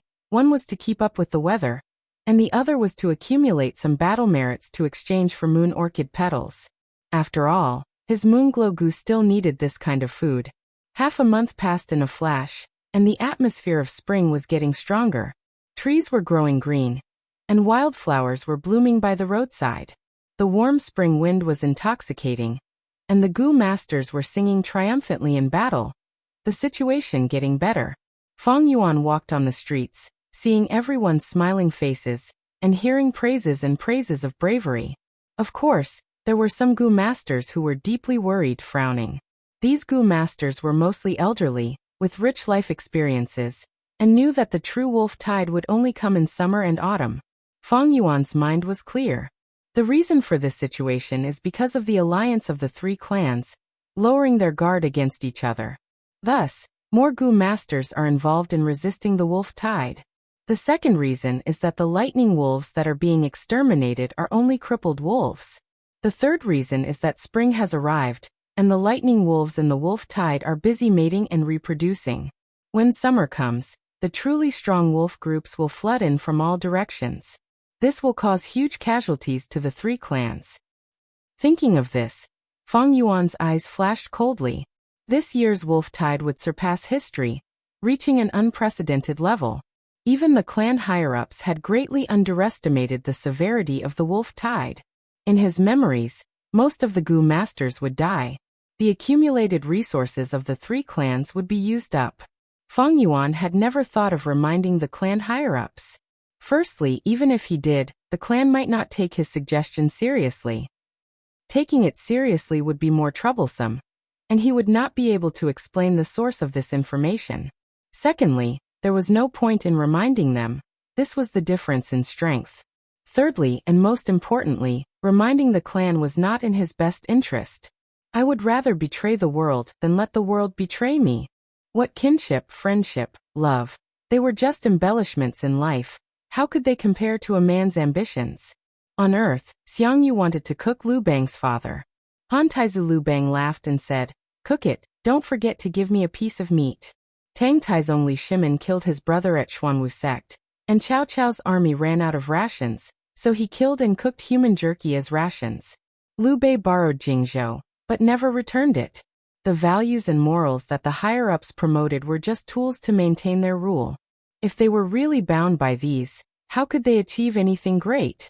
For those who stepped into a truly high position, whose hands were not stained with blood, stepping on corpses? The primitive accumulation of capital by capitalists was always bloody. Any politician was dirty. The so-called philanthropists used money to exchange for social fame. But the successful ones mostly covered up their unbearable past. Those who were deceived by the autobiographies of the successful ones were fools. These fools are everywhere. They are bound by their emotions and morals. They deserve to be ruled, fooled, and manipulated. What's even more tragic is that when they see others not bound, they would jump out and criticize them, trying to instill such values into the free people, not wanting to see others having more freedom than them. And in the process, I even enjoyed an inexplicable sense of moral superiority and happiness. Feng Yuan thought of this as he looked at the Gu masters walking beside him. These people only had a body full of ability, and some of them even had a higher cultivation than him. But what use was that? They were just pawns, slave dogs that were bound. Actually, what truly restricted a person's achievements was not their talent, but their thoughts. In any organization, from birth, a person would be instilled with values and brainwashed.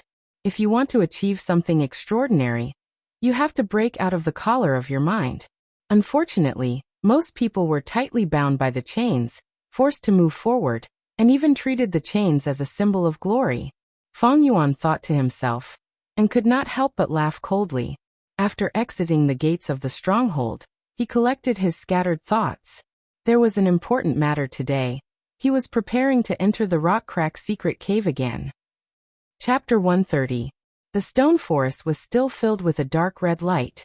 Stone pillars hung down from the top of the cave, like giant trees that reached the sky. It was a magnificent sight. It has been over a month since I last came here. Fang Yuan thought, feeling helpless. Ever since the three clans formed an alliance, they had been sweeping away the surrounding wolf groups, causing Gu masters to appear near the rock crack and secret cave. Under such circumstances, even if Fang Yuan had the stealth scales Gu to conceal himself, he would still be in danger of being exposed.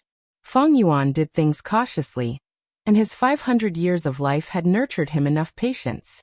During this period of time, he had been restraining his desires and did not come here. Only until winter passed and spring arrived, when the remaining wolves were wiped out, and there were fewer Gu masters coming in and out, did Fang Yuan take a big detour in the outer sect, and use the stealth scales Gu to conceal himself all the way here. Over a month had passed, and on the previously cleared path, there were more stone monkey groups migrating over. But fortunately, the number of monkey groups was small.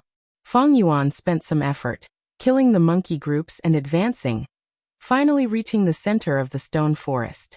Under the shadow of the huge stone pillars, an obviously man-made cave appeared in front of him. In the cave, rough stone steps led to the dark underground. Fang Yuan activated the white jade Gu, and his body was covered in a layer of faint jade light as he carefully walked down the steps. His left hand held a torch, and his right hand was shining with moonlight. The moonglow Gu was ready to go. The surroundings were dark, and even with the torch, it could only light up a distance of 5 steps. In this situation, it would be much better if there was a Gu worm to illuminate the surroundings. Unfortunately, Fang Yuan did not have such a rich family background. One step at a time. After walking for a while, he finally reached the end of the stone steps. A crudely made stone door appeared in front of Fang Yuan. Golden Centipede Cave is a fatal disaster. Use earth listening to avoid it. Fang Yuan raised the torch and found some words carved on the stone door. Earth listening, Golden Centipede. Fang Yuan squinted his eyes shining brightly as he seemed to have understood something. If I am not wrong. He squatted down and touched the ground with his hand. Soon he touched the moist ground in front of the stone door. Got it. His heart was filled with joy. He used his hands to dig up the soil, and sure enough, he found a sepulchre flower. His heart gently pushed aside the petals. He took out a Gu worm from the heart of the flower. This Gu was quite special.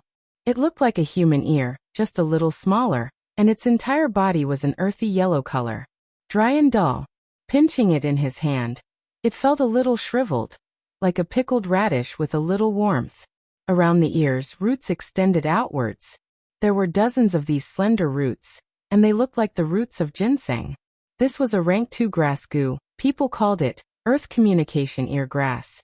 Looking at the earth communication ear grass in his hand, Fang Yuan's eyes flashed a few times. This earth communication ear grass came in time, and could be used for scouting. It was perfect for him. The earth communication ear grass had a huge advantage, and that was its detection range of 300 steps. This range was quite outstanding among rank 2 investigative Gu worms. Moreover, the earth communication ear grass was easy to feed. Its food source was the ginseng's roots. This world's southern border was filled with deep mountains and forests. Ginseng was much more abundant than on Earth. Hunters would go hunting in the mountains and pick some from time to time. Especially ginseng, it was easy to store. As long as it was dry and sealed, it could be stored for a long time at room temperature. Moon orchid's petals would wither in a few days, but ginseng roots could be stored for a long time. Goo worms are raised, used, and refined. These three aspects are broad and profound, with extraordinary profundities. Although the earth communication ear grass is easy to raise, it is quite troublesome to use. Feng Yuan thought to himself. He pinched the earth communication ear grass in his hand and secretly activated his true essence. In an instant he had refined it. The earth communication ear grass was very outstanding, and its detection range was comparable to many rank 3 goo worms. But the heavens were fair. To use the earth communication ear grass, refining it was not enough. There was a price to be paid. Like the zombie goo and wood charm goo, they had to be used together with other goo worms. Otherwise, if they were used for a long time, the goo master's body would be corroded and turn into a real zombie or tree man. Many goo worms cannot be used just by refining them, as they require some special conditions. This earth communication ear grass is one of them. If I had this goo, I would be able to scout out the situation and be able to move freely in the wolf tide. I could even make use of this wolf tide to achieve some goals. Feng Yuan pondered for a while and decided to use this earth communication ear grass. The gains were greater than the losses, so even if he had to pay the price, it was nothing for the future. No matter which world, without effort, how can there be gains? Feng Yuan laughed coldly in his heart and kept the earth communication ear grass in his aperture. He looked deeply at the stone door and turned to leave. If he was not wrong, there was a danger on the other side of the stone door. He needed to use the earth communication ear grass to avoid it. Feng Yuan left the secret cave, but did not return to the village. Instead, he walked a few rounds outside, and after killing a few lone wolves and obtaining a few pairs of wolf eyeballs, he returned. He was still last on the battle merit board. Walking on the street, some goo masters who recognized him looked at him with mocking and disdainful gazes. Feng Yuan did not care, and continued to do as he pleased. In the following days, he used his meager battle merit points to exchange for ginseng roots, and fed the earth communication ear grass, allowing it to recover to a state of full vitality. Most of the clan's attention was drawn by the wolf tide, and no one paid attention to Feng Yuan. If it was before, perhaps his uncle and aunt would still pester him, but ever since Feng Yuan sold the family assets, there was no more movement from them. It was hard to do things openly, but easy to do things secretly. Soon, Feng Yuan quietly and smoothly completed some preparations. This night, the moon was bright and the stars were sparse. The moon was like a jade plate hanging high in the sky, and the gentle night curtain was like a veil, covering Qingmao Mountain. From time to time, a wolf's howl could be heard from afar.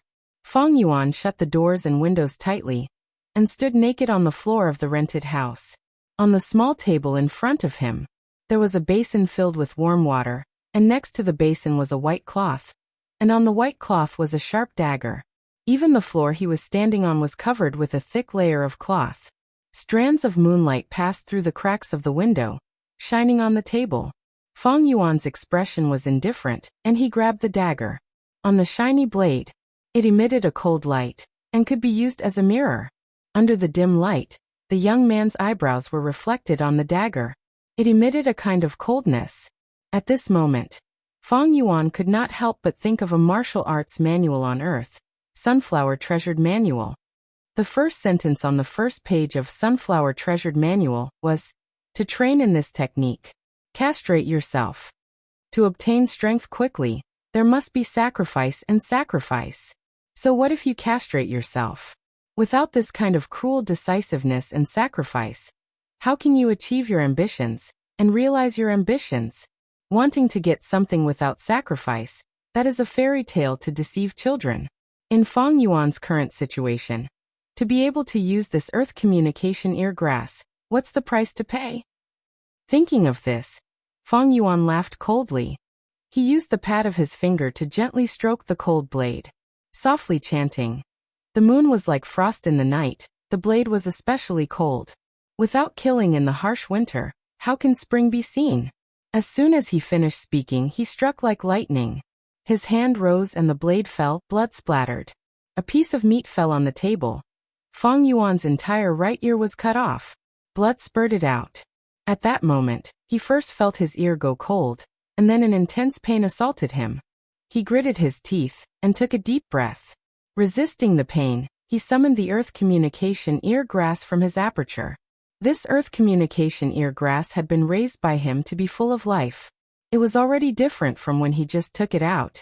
When he first took it out from the earth treasury flower, it was dull and shriveled, but now it was warm and meaty, fat and big as an adult's palm. Touching it in his hand, it was full of elasticity, like the ear of a Buddha statue on earth.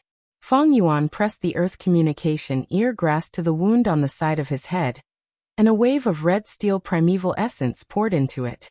The roots of the earth communication ear grass immediately received a burst of energy and started to grow at a visible speed, taking root at Feng Yuan's wound. This was another wave of pain. Feng Yuan felt as if there were tens of earthworms drilling into his brain from the wound. This feeling was not only painful, but also disgusting. Normally, during this process, Gu masters would use other Gu worms to numb their nerves. But Feng Yuan did not have such conditions, and could only rely on his steel-like willpower to forcibly endure it. After all, it was a young man's body, and Feng Yuan's body could not help but sway as he endured such intense pain. More and more roots extended into the wound. Slowly, the earth communication ear grass and the bloody wound fused together, becoming Feng Yuan's new right ear. In the end, the wound no longer bled, and there was not even a scar. But Feng Yuan's face was pale, and the pain only decreased slightly, but it still tormented him. Veins popped out on his forehead, and his heart beat rapidly. At this point, he was already halfway to success, but Feng Yuan's body still needed time to adapt to the earth communication ear grass. He first took out a mirror and looked at himself in the faint moonlight. In the mirror, his face was pale, and his brows were slightly furrowed. The left ear was small, while the right ear was more than twice the size, and was somewhat deformed. Feng Yuan was not surprised, and after looking at it for a while, he felt satisfied that there were no problems. He put down the mirror and took out a cloth, dipping it in the warm water in the basin, and started to wipe the bloodstains on his body. He was not wearing any clothes, so it was very easy to clean up the bloodstains. Some of the bloodstains flowed to his feet, but were absorbed by the cotton cloth that was laid on the floor beforehand. Feng Yuan cleaned up the bloodstains, and finally picked up his original right ear from the table. He snorted coldly, and activated the moon glow goo in his palm. Then he minced his right ear into minced meat to destroy the evidence. The remaining basin of blood was carried by Feng Yuan to the bottom of the bed, and a piece of coal was thrown in. After doing all this, Feng Yuan lay down on the bed. The pain had already decreased by more than half, but it still tormented him. Feng Yuan felt waves of pain in his head, and along with his heartbeat, it was throbbing. After an unknown amount of time, he finally fell into a deep sleep. Chapter 131. By the time Feng Yuan woke up, it was already noon of the next day. His head no longer hurt, the pain had disappeared. He subconsciously touched his ear, and the feeling was the same as before. It was as if the ear-cutting incident last night had never happened. He got up from the bed. The first thing he did was to find a mirror and look at himself. In the mirror, a young man's face was revealed. He wasn't handsome, but his pair of pitch-black and deep eyes made him seem extraordinary, revealing a trace of an unusual cold charm. The young man's ears were the same size, no difference. When he planted the earth communication ear grass last night, Feng Yuan's right ear was fat and big, the earlobe almost reaching his chin. But now it had become normal, and from the outside, there was no difference at all. This was because his body and the earth communication ear grass had gotten used to each other. Feng Yuan's heart moved, and from his aperture, he transferred a small amount of red steel primeval essence. The primeval essence flowed along his body, all the way up to his right ear. Immediately, his hearing increased by several times, and the footsteps of countless people entered his ears. Although he was on the second floor, he had the illusion that he was stepping on the ground. Feng Yuan listened attentively. His primeval essence continued to move, and his hearing also increased. In the mirror, roots were slowly growing out of his right ear. These roots were like the roots of a 1,000-year-old ginseng, spreading out from the ear, sparse and growing, drooping towards the ground. At the same time, his right ear also showed signs of growing bigger and fatter. Feng Yuan tried to stop activating the earth communication eargrass, and after a second, the roots that grew out from the ear all retracted back, and his right ear also returned to its normal shape. Of course, his hearing also returned to its original state. This way, I have an investigative goo. Feng Yuan put on his clothes and took out a water basin from under the bed. The dark red blood water from last night, because of the coal that was thrown in, had already turned into a pool of black dirty water. The blood towel that was soaked in it was the same. The original blood red and white color had been covered by the black-gray color. It was easy for people to associate it with the greasy rag in the kitchen. This basin of water was carried out. Even if he poured it out in front of other people, he wouldn't give himself away. Summer was coming, and many of the clansmen had to clean the furnaces that had been used for the entire winter. It would often produce such a basin of dirty water. Striking while the iron was hot, Feng Yuan entered the secret cave again. This time he did not come empty-handed. Instead, he caught a young deer in the wild, tied its forehooves with hemp rope, covered its mouth with a metal cover, and used the stealth scales goo to conceal his body, bringing it to the stone door. He was not in a hurry to push the door open. Instead, he activated the earth communication eargrass. The ginseng roots extended from the sides of his ears, and his hearing was instantly amplified several times. Dong dong dong. First he heard a faint sound, a slow heartbeat. As the roots grew longer and longer, the heartbeat grew louder and louder. At the same time, the source of the heartbeat also increased. Feng Yuan didn't need to think to know that these heartbeats were coming from the jade-eyed stone monkeys in the stone forest behind him. He closed his eyes and could imagine it in his mind. These strange sounds were like snails living in their own caves, curling up their bodies and sleeping. But these weren't what he wanted to sense. He continued to listen. His right ear had become a little fat, and the roots on his ears were 1/2 meter long. The roots were spiritual. They extended to the stone door, digging into a very shallow depth. At this moment, Feng Yuan felt that his hearing had received a huge boost. With him as the center, he could sense the countless sounds within a radius of 300 steps. This was the true use of the earth communication eargrass. Previously in the village, he had only dabbled in it. If the earth communication eargrass's roots did not touch the ground, its detection range could only be considered average among rank 2 goo worms. But once the roots were rooted in the ground, its detection range would receive a qualitative increase. This was easy to understand. Using the theory on Earth, the speed of sound transmission was related to the medium. The speed of sound transmission on the ground and in water was much faster than in the air. In ancient China, some soldiers would sleep with a wooden quiver as their pillow. Once there was a cavalry attack, the soldiers would be woken up by the sound transmitted through the ground. If the sound was transmitted through the air, they would not be able to react in time. The roots were rooted in the stone door, and Feng Yuan immediately felt the movement behind the stone door. It was a series of sparse sounds that were very subtle and dense. Compared to this sound, the stone monkey's heartbeat was like the beating of a drum. If it was a newbie using the earth communication eargrass for the first time, they would have to think hard to guess what it was. But this sound was within Feng Yuan's expectations. But after listening for a while, his brows gradually furrowed. He pushed the stone door open. The stone door was heavy, but he had the strength of 2 boars now, so it didn't take much effort. The stone door opened, and in front of him was a dark and serene tunnel. It stretched out horizontally, leading to the unknown and mysterious. Feng Yuan untied the deer he caught and threw it into the tunnel ahead. The deer was very intelligent, and it could sense the danger in the darkness ahead, not daring to move forward. Its big eyes looked at Feng Yuan, revealing a look of fear and pleading. Feng Yuan snorted coldly and swung his hand with a moonblade. The moonblade was controlled by Feng Yuan to not be too powerful, and it slashed diagonally, leaving a shallow wound on the deer's body. Blood gushed out, and under the pain, the deer's fear of Feng Yuan took over, and it frantically ran forward in the darkness. The darkness quickly swallowed it. Feng Yuan urged the earth communication eargrass again, and this time, the roots were rooted in the wall beside him. With his hearing improved, the first thing Feng Yuan heard was the deer's hurried footsteps, its heartbeat, and then a sudden wave of sparse sounds.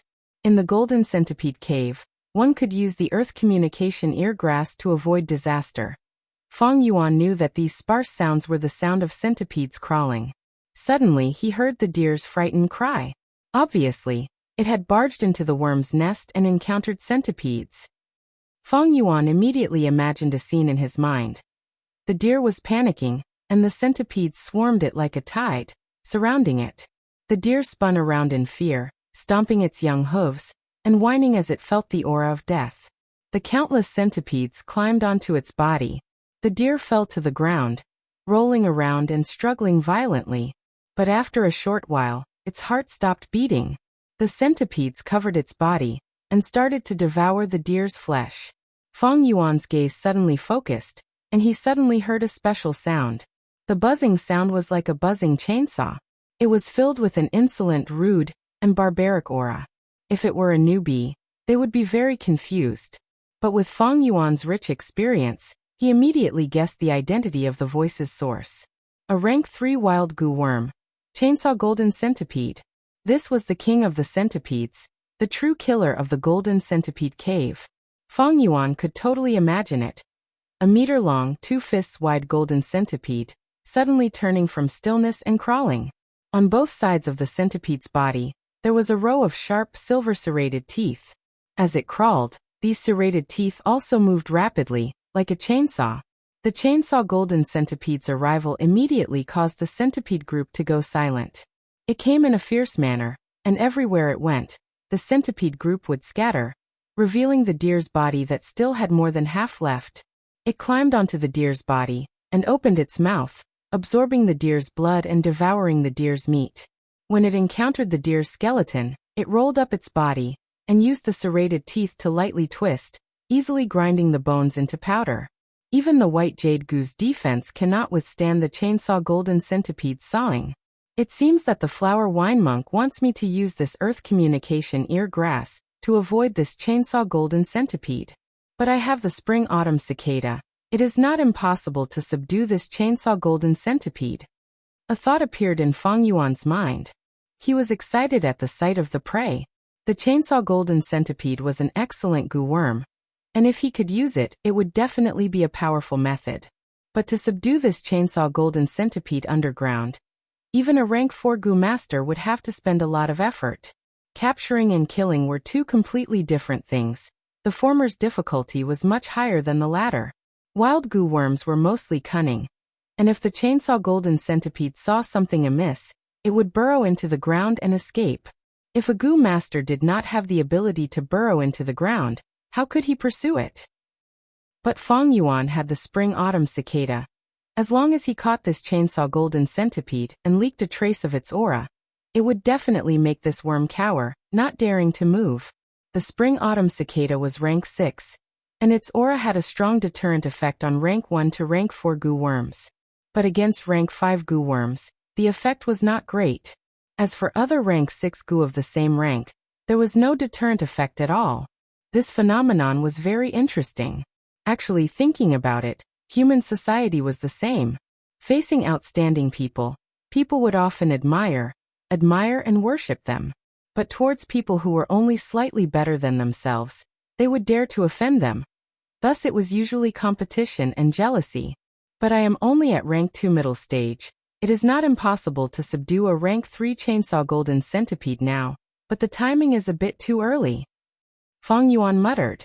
A rank 2 goo master was of course most suitable and handy to use rank 2 goo worms. Of course, rank 2 goo masters could also have rank 3 or even rank 4 goo worms. But this was not a common phenomenon. Firstly, the higher the rank of the goo worm, the higher the cost of feeding it. Secondly, the higher the rank, the more inconvenient it was to use the goo worm, and a certain price had to be paid. It was like a baby waving a large hammer. If it tried to forcefully swing it, it was very likely that the weight of the hammer would pull its muscles and smash its own feet. The fawn has already alarmed the entire worm swarm. I'm afraid it will take at least 10 days to half a month for this swarm to truly calm down. Now that I have probed it, I have already verified my guess, but it is not a good time to continue exploring. Why don't I put it aside for now, and take it easy? This matter cannot be rushed. Thinking of this, Fang Yuan closed the stone door again and used the stealth scales goo to retreat. Chapter 132. Dark clouds gathered in the sky, casting a shadow over the entire Qingmao mountain, as if a storm was brewing. On a remote hillside, a dozen strong lightning wolves bared their teeth and growled, surrounding Fang Yuan. These wolves had all 4 limbs, no longer the crippled wolves from before. If it was any other rank 2 Gu master, being surrounded like this alone, they would be in despair. But right now, the situation was the exact opposite. Fang Yuan stood at his original position, calm and collected. As for the lightning wolves surrounding him, there was a hint of nervousness and fear in their expressions. The battle had already been going on for a while. On this bloody battlefield, a few lightning wolves had already fallen, silently showing off Fang Yuan's achievements. Kill! Fang Yuan shouted in his heart. As the person being surrounded, he took the initiative to attack. He took a step forward and pounced towards a lightning wolf on his left.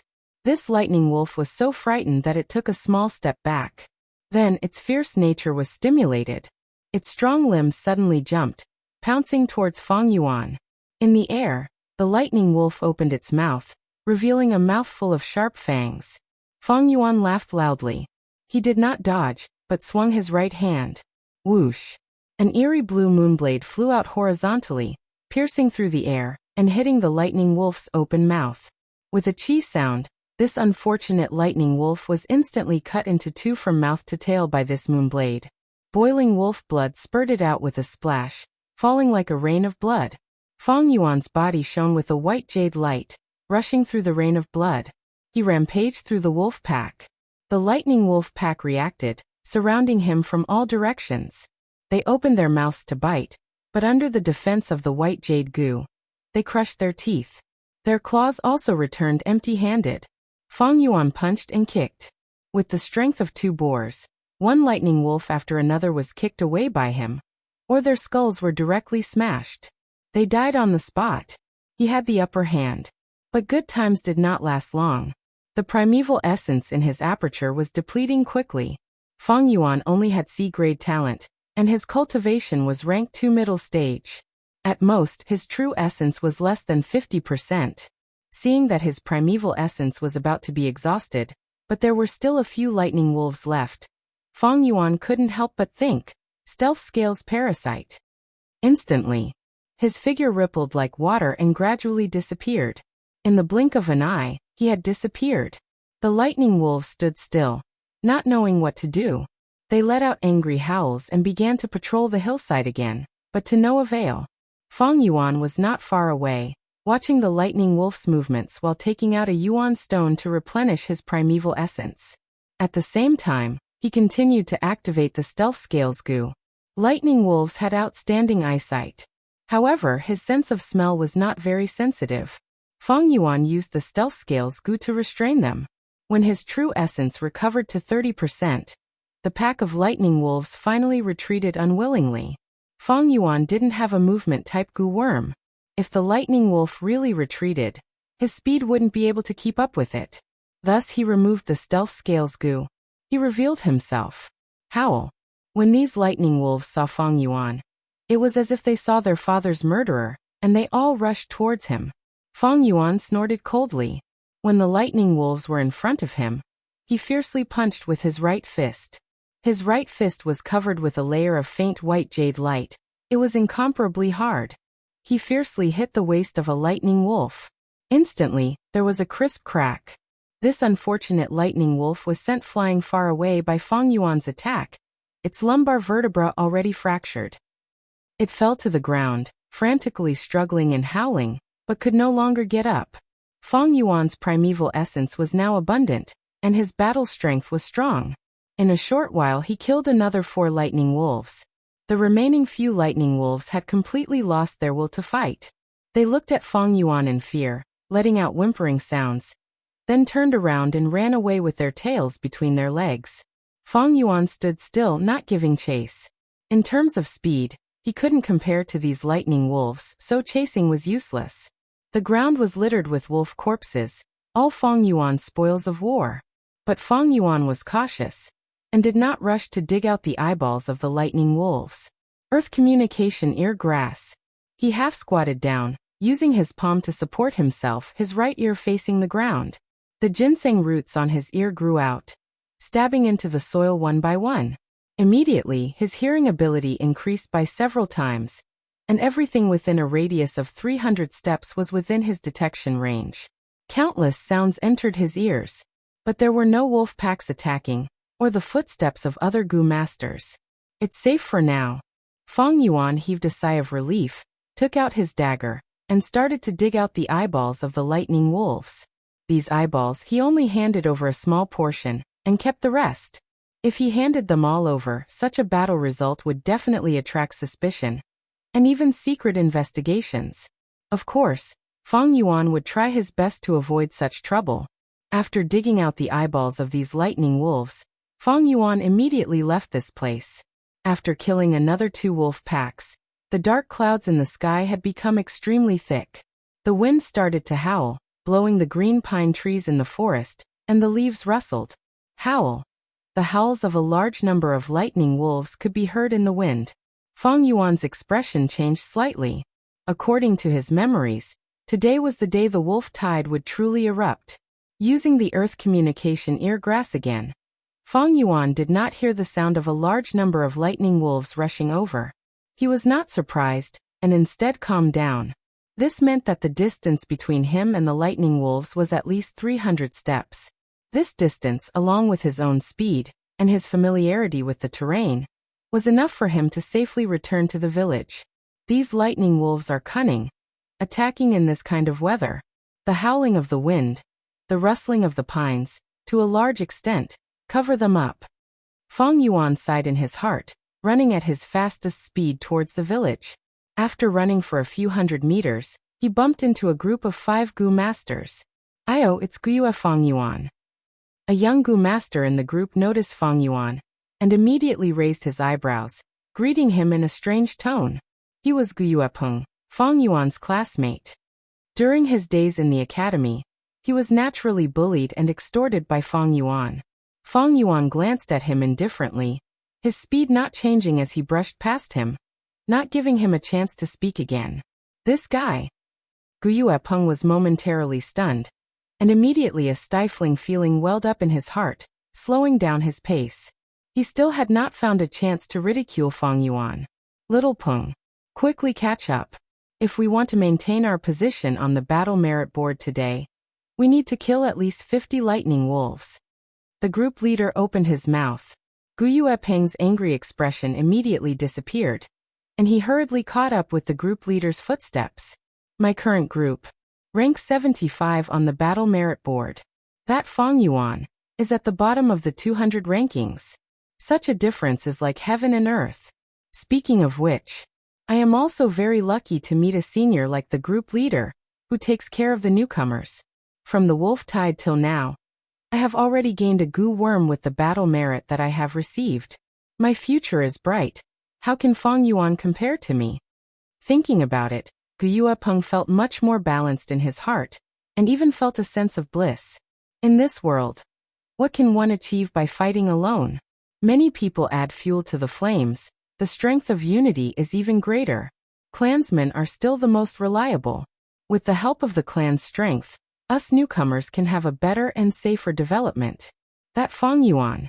What an idiot, he really thinks he's someone. Coincidentally solved the problem of the rank 5 river swallowing toad. And now his tail is up in the sky. Although he became the group leader, he didn't even recruit a single member. He deserves to be at the bottom. Hee. But come to think of it, with such a weird personality, how can he recruit members? Thinking of this, Guyue Peng's footsteps became much lighter. After running for a while, he strangely did not encounter a single wolf pack. Guyue Peng raised his head to look at the sky. Although it was still afternoon, the sky had already turned dusky. The wind whistled over, and the dark clouds above their heads were extremely dense. They were churning rapidly, brewing thunder and torrential rain. But Guyue Peng was not the least bit afraid, and his lips curled into a mocking smile. He thought in his heart, "Hee. Feng Yuan returned in such a hurry. It must be because he is worried about this rainstorm. What a coward! What can a rainstorm do to him?" Right at this time, the group leader's expression suddenly changed, and he gasped with his mouth wide open. Group leader, what happened? The other four's gazes were naturally attracted to him. In this Gu Master group, this group leader was in charge of scouting. Although he was also a rank 2 Gu Master, his scouting Gu worm naturally did not have a large range like Feng Yuan's earth communication ear grass. At this moment his face was pale, and he did not have the desire to explain further. Run! He screamed in fear, and under the shocked gazes of the other four, he turned and ran. Quickly follow group leader. The other group members were not stupid, and after they reacted, they immediately broke into a run. Howl! Continuous wolf howls came from behind, and from the sound, one could tell that there were more than 1,000 lightning wolves. The 5 people in the group were all pale, breathing heavily as they ran with all their might. Wait for me! Gu Yuepeng ran with all his might, but he was still at the back. He screamed for help in panic. He could already feel the breathing of the lightning wolves behind him. But what made him despair was that the group leader who usually took care of him did not even turn his head around. The companions who usually patted their chests and talked about brotherhood and family did not seem to hear his screams. Howl! Behind Gu Yuepeng's ears, a wolf's howl suddenly came. The next moment he felt a huge pressure from behind him, and in an instant he fell to the ground. He fell on the ground, feeling dizzy from the fall. He subconsciously used all his strength and turned his head to resist. Kacha! In the sky, a lightning snake suddenly flashed. In the darkness, a bold lightning wolf's figure was immediately illuminated. Its body was twice the size of a normal lightning wolf. The fur on its body stood up, and in the corner of its mouth, silver-sharp teeth could be seen. Gu Yuepeng's pupils shrunk to the size of a needle, and a thought reverberated in his mind. 100 Beast King. The wolf pack in the wolf den was huge, and not only were there 3 10,000 Beast King level Thunder Crown wolves, there were also 100 Beast King level Bold Lightning wolves and 1,000 Beast King level Frenzy Lightning wolves. In the next second, the Bold Lightning wolf opened its mouth, and with a crisp sound, it bit off Gu Yuepeng's entire head. Fresh blood and brain matter splattered all over the ground. The Bold Lightning wolf lowered its head and started to suck the blood from Gu Yuepeng's neck and gnawed on its flesh. Countless lightning wolves ran past its body. Rumble, the sound of thunder never stopped. Hua hua hua, the heavy rain started to pour. The real wolf tide had arrived.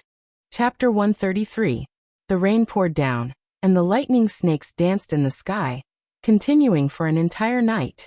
Feng Yuan laid on his bed, hearing the shouts of the Gu masters outside, and the sound of their footsteps in the rain. He squinted his eyes, and the memories of his previous life surfaced in his mind. In his previous life, when the wolf tide came, he was still a rank 1 Gu master. Thus, as a logistical force, he hid in the village and escaped the disaster. But in this life he was already a rank 2 middle stage Gu master, and with the 4-flavor liquor worm he was making big strides towards upper stage. Thus he had to be like the other rank 2 Gu masters, defending against the wolf tide in the middle of the night. It's raining so heavily outside, and I still have to fight against the lightning wolf pack in the dark. I'm really looking for trouble. Feng Yuan snorted in his heart. He was not sleeping in the rented house, but in an inn. If he was in the rented house, he would definitely be captured by others. The clan's higher-ups have undoubtedly underestimated the wolf pack's battle strength. The most correct method is to hole up in the village and defend. Unfortunately, they were blinded by their past experiences. Feng Yuan thought as he turned around on his bed. Outside the window, the rain poured down, covering the sky and earth. The rumbling of thunder could be heard continuously. On the streets, the sounds of Gu Master's urgent movements, footsteps, and angry shouts never stopped. At this moment, the wolf howls were extremely close to the village. Tonight was destined to be a sleepless night. Whether it was the Gu Masters who risked their lives and left the village to fight, or the mortals who hid in their homes and shivered, or even Feng Yuan, who slept until midnight and woke up naturally. He did not get up either. In the darkness, he laid on his bed with his eyes open. The sounds outside the window entered his ears. Others were fighting for their lives, and one could imagine the thunderstorm outside the village. The Gu Masters and the wolf pack formed a lively and bustling stage.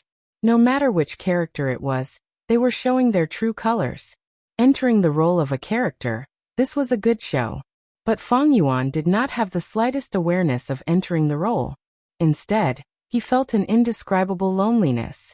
Boundless loneliness. This was not because he was a transmigrator or a reincarnated person who carried secrets that could not be divulged. Instead, everyone was born to be lonely. Humans were like floating islands, drifting in the ocean of fate. When people met, it was like a collision between floating islands. As long as it was a collision, there would definitely be an impact. Sometimes the lone floating ice islands stuck together in the name of interests, kinship, friendship, love, and hatred. But in the end, they will all be separated, walking alone to destruction. This is the truth of life. It was a pity that people were always afraid of loneliness. They were always greedy for lively crowds and were unwilling to be idle. Because when they faced loneliness, they would often face pain. But once a person could face this kind of pain, they would often have talent and courage. Therefore, there is a saying, the outstanding must be lonely. This is the taste of loneliness. Every time I taste it, my determination to pursue the devil's path is strengthened. Fang Yuan's eyes flickered, and he couldn't help but think of the story of the human ancestor. Speaking of which, Renzu obtained Attitude Gu. Attitude Gu was like a mask, Renzu was heartless. He couldn't wear it. Because before, Renzu had already given his heart to the Hope Gu, and from then on he was no longer afraid of difficulties. But if Renzu wanted to use Attitude Gu, he needed a heart. Renzu felt troubled, and asked Attitude Gu for advice. He said, "Oh Gu, Attitude can sometimes say everything. You know the problem I am facing now, so I want to ask you for advice." Attitude Gu said, "This is actually not difficult. Oh Renzu, you are currently lacking a heart, you only need to find a new one." Renzu was puzzled and asked again, "Then how do I find a new heart?" Attitude Gu sighed. "The heart is nowhere but also everywhere. Finding a heart is both difficult and easy. With your situation, you can get a heart now." Renzu was overjoyed. "Quickly tell me how to get it." Attitude Gu warned him. "This heart is called loneliness. Oh human, are you sure you want it? After you get it, you will feel endless pain, loneliness, and even fear." Renzu did not take Attitude Gu's warning to heart, and continued to ask. Attitude Gu could not go against Renzu's orders and answered, "You only need to look at the sky when there are stars in the night, and don't say anything. When the sun rises, you will get the heart of loneliness." That night, it was a good night with stars in the sky. Renzu followed Attitude Gu's words, and sat alone on a mountain, looking at the night sky. Before this, his life was difficult, and he had to constantly struggle for survival. He had no time to look at this beautiful and mysterious starry sky. Now as he looked at the starry sky, his thoughts drifted. He could not help but think of himself, thinking of how petty and weak he was, living a precarious and muddle-headed life. Sigh, although I have the Hope Gu, Strength Gu, Rules and Regulations Gu, and Attitude Gu, it is still extremely difficult to survive in this world. Even if I die tomorrow, it would not be surprising. If I die, will this world remember me? Will there be people who are happy for my existence? And will there be people who are sad for my departure? Thinking of this, Renzu shook his head. In this world, he was the only human. How could there be anyone else? Even with the Gu accompanying him, he still felt an unforgettable feeling, loneliness. The heart of loneliness. At this moment, when the human ancestor felt lonely, a brand new human heart suddenly appeared in his body. The sun rose from the horizon and shone on Renzu's face. But Renzu did not feel happy. Instead, he felt endless pain, despair, bewilderment, and fear. He could not endure this loneliness and fear. He felt darkness and the end of the world had arrived. Thus he howled in pain and stretched out his finger, gouging out his eyes. His left eye landed on the ground and turned into a young man. He had a head of golden hair and a robust body. Once he appeared, he knelt at Renzu's feet, shouting, "O Renzu, my father, I am your eldest son." Verdant Great Sunday. At the same time, Renzu's right eye also turned into a young girl. She held on to Renzu's arm. She said, "O Renzu, my father, I am your second daughter, Desolate Guyue." Renzu laughed loudly. Tears flowed down from his empty eye sockets. He said good 3 times. I have children. I can finally bear the pain of my lonely heart. From now on, there will be people who will be happy for my existence, and people who will be sad for my departure. Even if I die, you will all remember me. But finally he heaved a long sigh. I have lost my eyes. I can no longer see the light.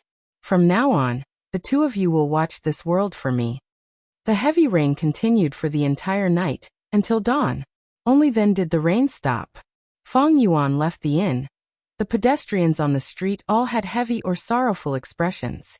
This night, the clan's losses were not light. In fact, none of the 3 great clans of Qingmao Mountain escaped. They all suffered heavy losses. This was clear to Feng Yuan as soon as he saw the battle merit board. After a night, the battle merit board had lost 25 teams, all of them sacrificed in the wolf tide. Even if there were 1 or 2 survivors, they were either injured or crippled. Guyue Peng's team was also among them. For the next 10 days, the situation became even worse. From bad to worse.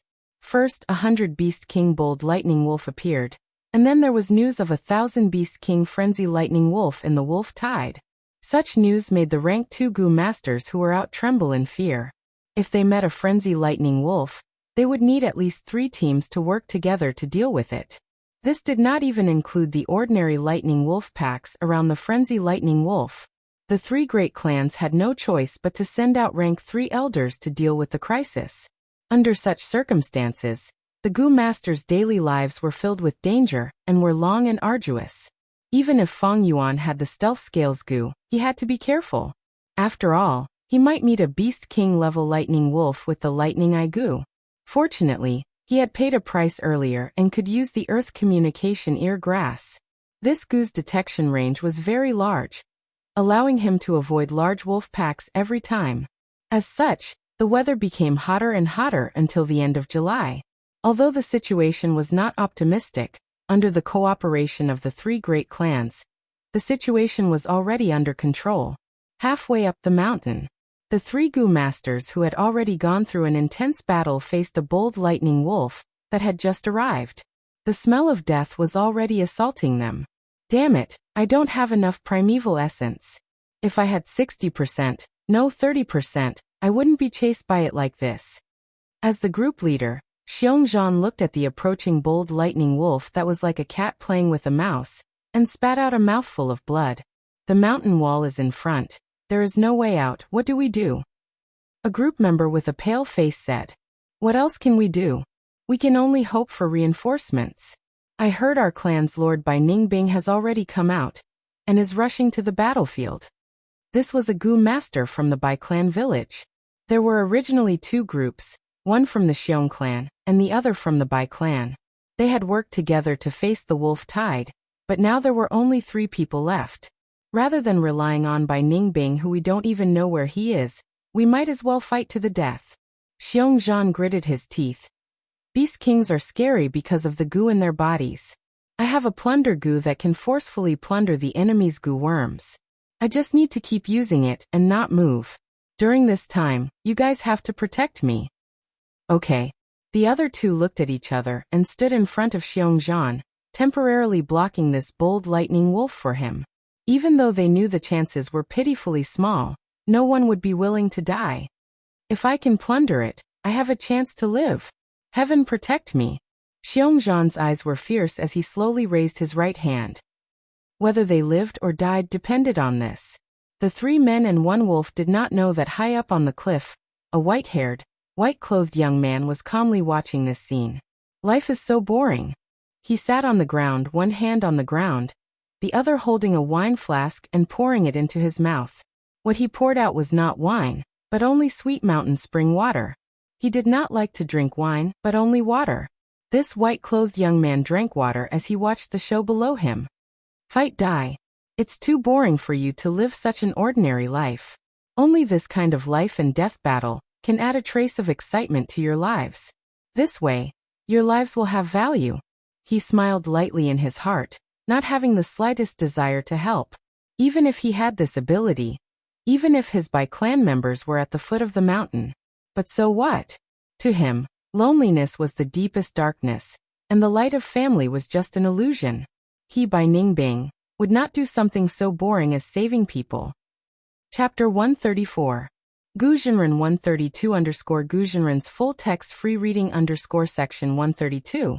3 steps of fragrant grass on the cliff. Bai Ningbing watched with interest. Under the cliff he was sitting on, an intense battle of life and death was unfolding. The bold lightning wolf walked slowly getting closer. 2 Gu masters blocked in front of it with a serious expression.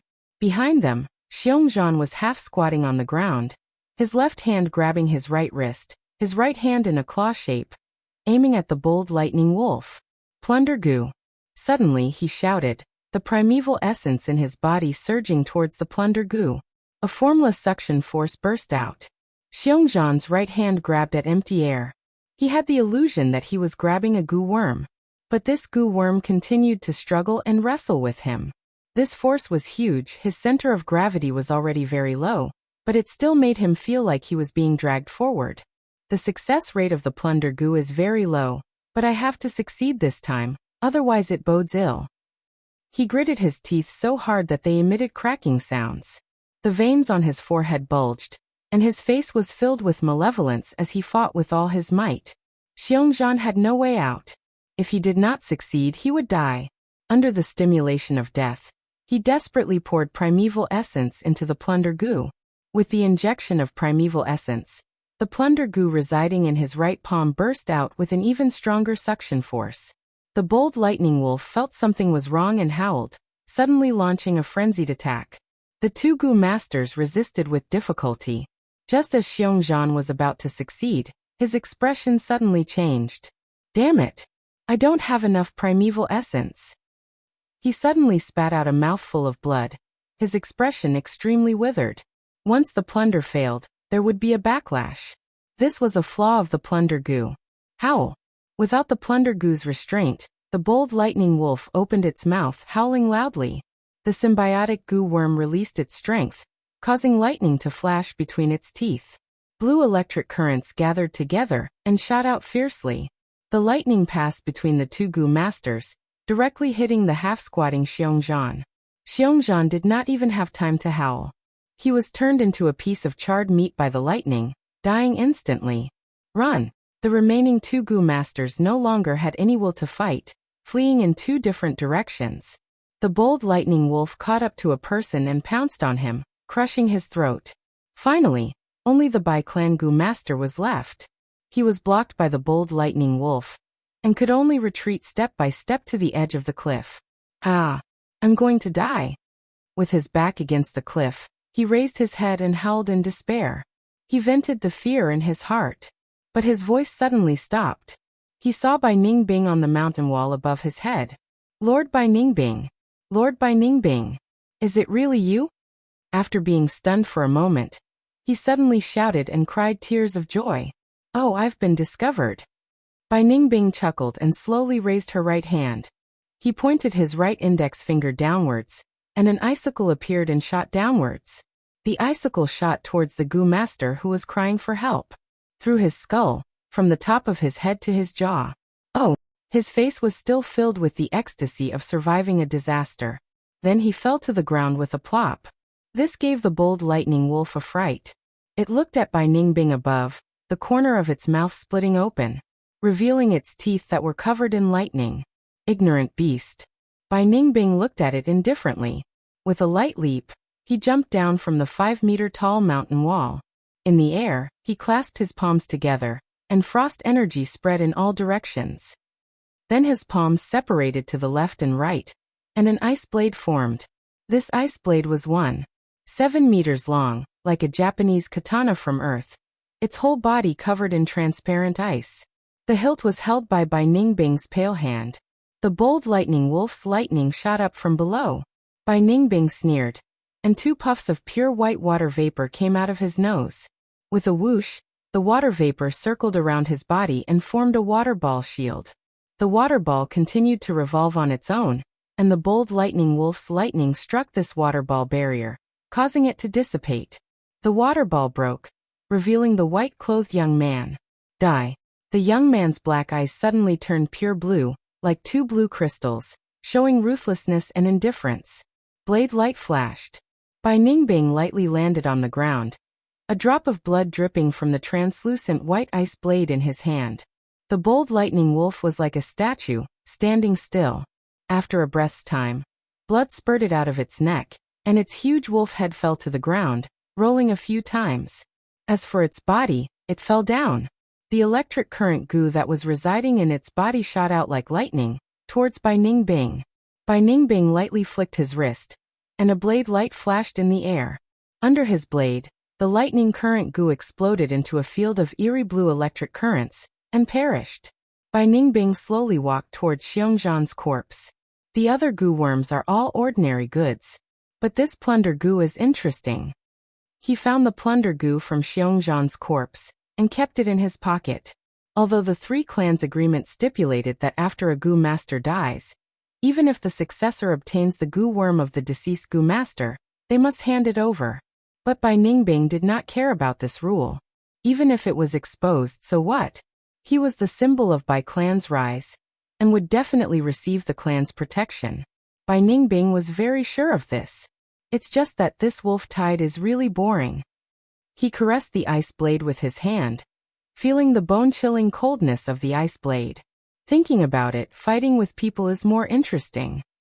He yawned and suddenly smiled. I wonder how Qingshu, Xiongli and the others have grown? After being in closed-door cultivation for so long, maybe they can give me some surprises, who knows? Days later, in the crowded plaza, Fang Yuan looked up at a huge banner. On the banner, there were words written using the U-word goo. The content was all the resources provided by the three clans. These resources included a wide range of resources, such as food to feed goo worms, rice for humans, salt, oil and other daily necessities, as well as goo worms and yuan stone. But behind these resources there was a number, signifying that they needed corresponding battle merits to exchange for them. A wolf eye could be exchanged for 10 battle merits. 5 battle merits was equivalent to a gene of rice. Using 25 battle merits, a goo master could obtain a piece of yuan stone. No doubt, the arrival of the wolf tide brought opportunities that were not available during peacetime. The battle merit board and this resource board had stimulated countless goo masters, willing to shed blood and fight day and night against the lightning wolves. Especially recently, with the outbreak of the wolf tide, the three clans took out their assets, stimulating the goo masters' enthusiasm and raising their battle strength, helping the village tide over this crisis. As a result, there were many rare items on the resource list. Like now, Fang Yuan noticed this goo worm. 3-step fragrant grass goo. He mumbled, staring at the huge banner's content. 3-step fragrant grass goo was a goo worm that Fang Yuan needed, because it could assist in movement and increase Fang Yuan's running speed. Honestly speaking, these few days on the resource board, there were many goo worms that appeared. But only this 2-step fragrant grass goo suited Fang Yuan the most. But this grass goo was not easy to get. Not only was it the only one on the resource board, it also required a lot of battle merits to exchange. If I use my true abilities, I can naturally accumulate enough battle merits to exchange for this 3-step fragrant grass goo. But if I do that, I will definitely arouse suspicion. That would not be nice. Fang Yuan thought silently. There is another way, and that is to mass-produce vitality leaves. I can sell these rank 1 goo worms to the clan, and exchange them for battle merits. But this method is slow, and after accumulating enough battle merits, the 3-step fragrant grass goo might be exchanged for by someone else. Fang Yuan shook his head inwardly.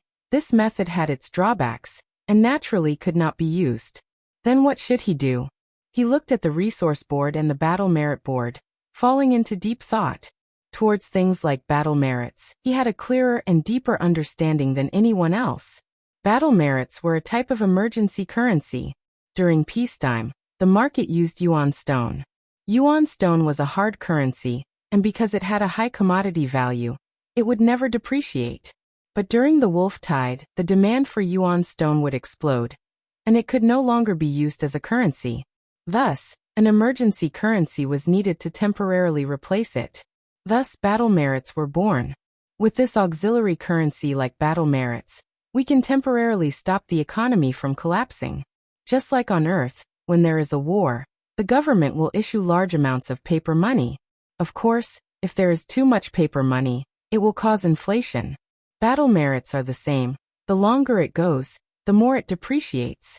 But during the village's life and death situation, without battle merits, just using yuan stone is even more unreliable. I can only choose the lesser of two evils. Thus, after the wolf tide, there will always be signs of economic depression. Sigh, such a crude economic system is not worth mentioning. If I had rank 3 cultivation, I would be able to easily play around. Unfortunately, my strength is insufficient, and I cannot bear the risk. If I force it, I will be playing with fire. Feng Yuan sighed in his heart. The crucial point was that his cultivation was not high, and his strength was not strong. Without strength, just having intelligence was useless. Thus, in Renzu's story, Renzu chose to trade with Strength Gu, and in exchange for strength he gave up on intelligence. That is because strength is the foundation. As Feng Yuan was thinking, he heard people discussing beside him. Did you know? Bai Ningbing made a move again. Which Gu master is unlucky this time? It's Xiong clan's Xiong Li, that dejected one. Sai, what is this Bai Ningbing doing? Last time he injured Qi Shan, and now he is dealing with Xiong Li. Under the wolf tide, he is still so reckless. He has always been doing things his own way. He is already a rank 3 Gu master, but he still went to find trouble with a rank 2 Gu master. To show fairness, he even used a Gu worm to suppress his strength to rank 2 realm. So boring, it is hard to understand. Bai Ningbing, huh? He is just a dead man. But this reminds me. Feng Yuan heard this, and his heart moved. He thought of a way to quickly obtain large amounts of battle merits. Gu Venerable 132 _ Gu Venerable's full text free reading _ section 132. 3 steps of fragrant grass updated. Chapter 135. Quickly running. The trees in front of him seemed to be crashing towards Feng Yuan. Feng Yuan dodged agilely, running as fast as he could. His right ear whiskers fluttered in the wind. Behind him was a bold lightning wolf that he had purposely provoked, as well as a few hundred-strong normal lightning wolves. The lightning wolves were much faster than him. Especially the bold lightning wolf. Its strong body moved like lightning in the complicated terrain, its speed extremely fast. Seeing that it was about to catch up to Feng Yuan, suddenly, Feng Yuan's body shimmered and he disappeared. The bold lightning wolf could only slow down, looking around suspiciously. Feng Yuan ran far away again, revealing himself again. The bold lightning wolf's sharp gaze immediately found him. It growled angrily, pouncing towards Feng Yuan again. As for the normal lightning wolves, they followed closely behind.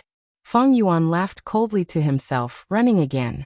After a few tries, he finally reached his destination. This time, he completely concealed himself. The chasing wolf pack hesitated at the place where Feng Yuan disappeared. Soon after, the bold lightning wolf found a new target. In a valley not far away, 5 Gu masters were fighting with a wolf pack. Howl. The bold lightning wolf had limited intelligence, immediately forgetting about Feng Yuan. It raised its head and howled, and the lightning wolves behind it joined the battle in the valley like a tide. How can this be? The Gu masters who were fighting saw this scene, their faces turning ashen. I'm not talking about every wolf pack. Do they all have their own areas of activity? We painstakingly killed a bold lightning wolf. Who would have thought another one would come? This time it bodes ill rather than well. Hurry up and send the signal for help. With the addition of this new wolf group, the pressure on the Gu masters rose sharply, each of their tone revealing a panicked emotion. The investigative Gu master among them quickly waved his hand and shot out a Gu worm. This Gu worm was shaped like a small golden ball, but it had a pair of colorful wings. It flapped its wings and flew into the air, suddenly exploding, turning into a colorful flame. It could be seen from 100 miles away. This is the signal Gu, a rank 1 consumable Gu, often used to send out signals. We have already sent the signal. Everyone, hold on and wait for reinforcements. The group leader of this Gu master group shouted at the right time, raising the morale slightly and stabilizing the morale of the troops. It's useless. Feng Yuan appeared high up on the mountain wall. Looking down from above, he sneered in his heart. He had already investigated the situation of this Gu Master group. The team closest to him was a small team. He was also surrounded by the wolf pack. That wolf pack was naturally led there by Feng Yuan on purpose. He wanted to tie up their hands and feet. Killing lightning wolves, one eyeball is only worth 10 battle merits. But to retrieve the Gu worms from the battlefield and hand them over to the clan's higher-ups, it was worth at least 1,000 battle merits. If I do this 2 or 3 times, I will have enough battle merits to exchange for the 3-step fragrant grass Gu. Feng Yuan thought to himself. Under his plan, the outcome of this Gu Master group had already been decided. Next, I will wait for them to be exterminated. Then I will lure away the lightning wolf pack and come back here to collect the Gu worms. Feng Yuan walked to the big tree beside the mountain wall. He sat down leisurely. No one was willing to die, so these Gu Masters were resisting with all their might. Feng Yuan did not take the risk to lure the 1,000-beast King Frenzy Lightning Wolf, but chose the bold Lightning Wolf instead. This gave them time to struggle to their heart's content. Especially when among these Gu Masters, there was one who had been defeated by Feng Yuan. It was Guyue Manshur. He had the monolith Gu and had a strong defense, blocking the attacks of many lightning wolves by himself. However, this was also the reason why Feng Yuan chose this group. The more precious the Gu worm, the more battle merits one could obtain after collecting it. After collecting the monolith Gu, Feng Yuan could obtain 3,900 battle merits, raising his position on the battle merit board by over 20 places. Of course, the Gu worms of Qishan, Mo Yin and Qingshu were more precious than the monolith Gu. But the Qishan group had Guyue Tung, who had the snake communication Gu and could use heat to scout. Feng Yuan's invisibility was useless against the snake communication Gu. As for Mo Yin, she was a stronger investigative Gu master than Qi Shi, with more varied methods. She had completed the clan's mission to observe the wolf's nest many times. The Qingshu group did not have a strong investigative Gu master, but because of Guyue Fengxing's existence, the clan would definitely have an elder secretly following and protecting them. If Feng Yuan wanted to lure them there, he would be seeking his own death. As for the other 2 village Gu masters, Feng Yuan was not too familiar with them. Framing someone was not an easy job. After choosing left and right, he finally chose a few groups. After following them for a long time, he finally found this suitable opportunity. Bai Ningbing was sleeping when the sounds of battle entered his ears. He opened his eyes slightly, and a cold light shone from his eyes. It's this boring scene again. He was sleeping at the edge of the cliff, and slightly turned his body to look at the scene in the valley. Just as he was about to close his eyes and sleep again, he suddenly saw a figure. His eyes flashed with a surprised light. He saw Feng Yuan. Feng Yuan was leaning against a tree, eating a wild fruit that he had picked. He was coldly looking at the battle below, indifferent. Bai Ningbing's interest was immediately piqued. He had never met a person like Feng Yuan. Since young, the people around him were all loyal to the clan and intoxicated with emotions. But from Feng Yuan, he felt a familiar sense of loneliness and coldness. Who is he? Bai Ningbing's heart was filled with suspicion and curiosity. The wild fruit was obtained by Feng Yuan himself. With his experience, he could naturally tell if it was poisonous or not. The wild fruit was juicy, sour and sweet. Feng Yuan was eating when his right ear twitched. He heard movement, and it was right beside him. Bai Ningbing was sleeping on a higher level of the cliff, and there was no movement because the flesh-hearing ear grass could not sense him. Now he moved his feet. He was immediately discovered by Feng Yuan. Feng Yuan's eyes flashed with electricity, and he turned his body to look. He saw a white-haired, white-clothed young man using an ice blade to stab into the cliff, sliding down and landing not far from him. Bai Ningbing. Feng Yuan's eyelids drooped, and he immediately recognized this person. Qingmao Mountain's #1 genius, the symbol of Bai Village's rise. During rank 2, he killed a rank 3 clan elder, and now he has rank 3 cultivation at such a young age. He is the key person who changed Qingmao Mountain's situation by himself. If it was any other Gu master, facing Bai Ningbing alone, their expression would definitely change, either nervous or fearful. But Feng Yuan's gaze only glanced at him for a moment before looking back at the valley. His expression was still calm. as if he was indifferent. It was all because Fang Yuan knew Bai Ningbing's background and secrets. He knew it clearly. Oh, Bai Ningbing walked over. He stared at Fang Yuan in a daze, his mouth slightly opened and his voice dragged. He stared at Fang Yuan curiously, as if he was looking at something he had never seen before. He walked closer, and the more he looked at Fang Yuan, the brighter his eyes became, and the more interested he felt. This person's body. Why is there a familiar smell?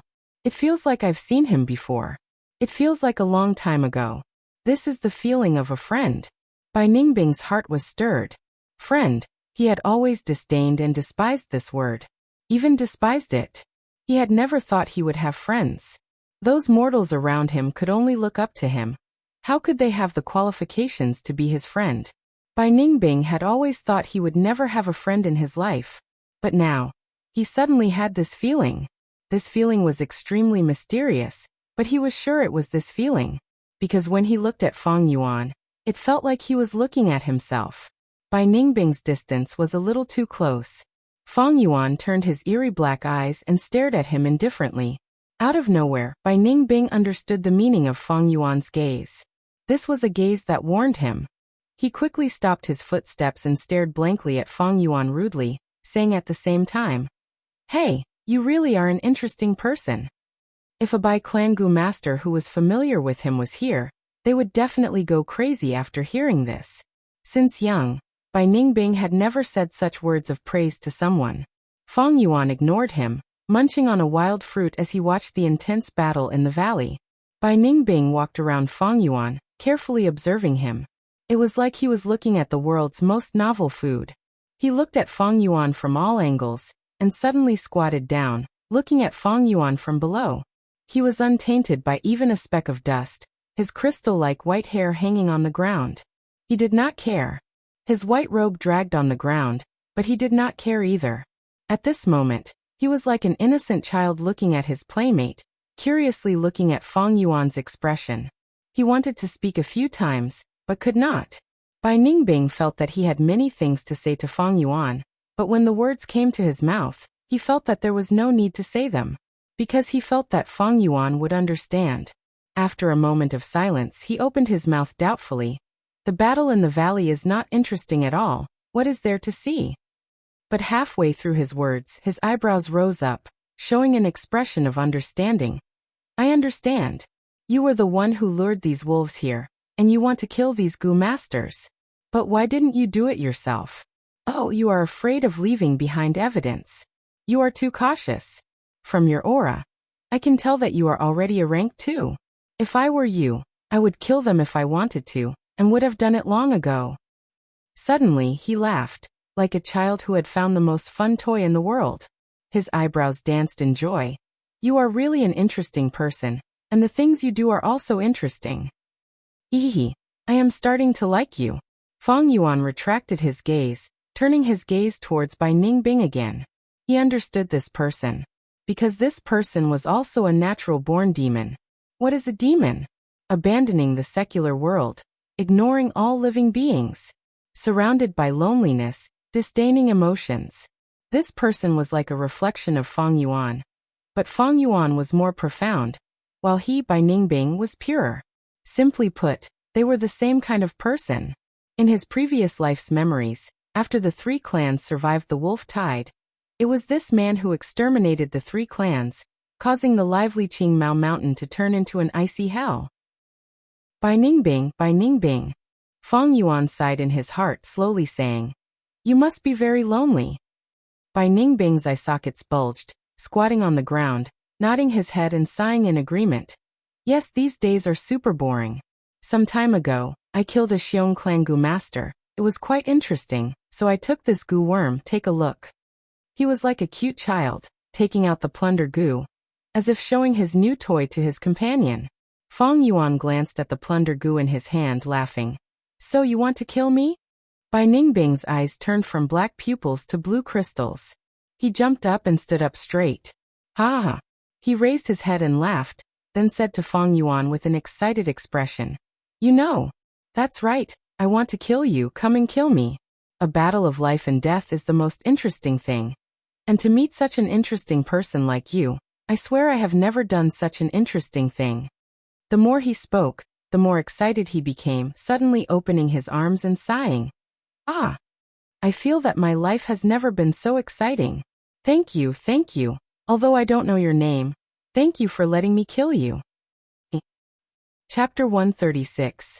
Don't worry, you are only rank 2. I won't take advantage of you. I will also suppress my cultivation to rank 2. Come, let's have a fair fight. Bai Ningbing laughed maniacally as he shouted. Facing the crazed Bai Ningbing, Fang Yuan's expression was calm. He stared at Bai Ningbing, his tone indifferent. If you want to kill me, then come. Saying so, Fang Yuan took a small step forward, his body like a willow leaf falling from a high place. Bai Ningbing's laughter stopped abruptly, his embarrassment turning into anger. Don't you run! He immediately ran, chasing after Fang Yuan. Fang Yuan laughed coldly without making a sound, running straight towards the valley. The two charged into the valley, one in front and one behind. The wolf pack raged, attacking Fang Yuan and Bai Ningbing one after another. Of the Gu masters who were forced into the valley, one had already died. The remaining 4 saw the wolf pack's movements, and their faces immediately showed joy. One of them even shouted, "Brothers, hold on, someone is coming to support us." Why are there only 2? They saw Fang Yuan and Bai Ningbing's blurry figures. It's him. As they got closer, Guyue Mansher's expression changed. He recognized Fang Yuan. It was this man who defeated him in front of everyone. That pair of eyes evoked the nightmare in the deepest part of his heart. He would never forget Fang Yuan. He once swore that he would work hard and get back at him. But now, Fang Yuan personally came to save him. This added a complicated feeling to Guyue Mansher's heart. Wait a minute, the second person is... They quickly recognized Bai Ningbing, each of them showing a shocked expression. Bai Ningbing! Bai Ningbing!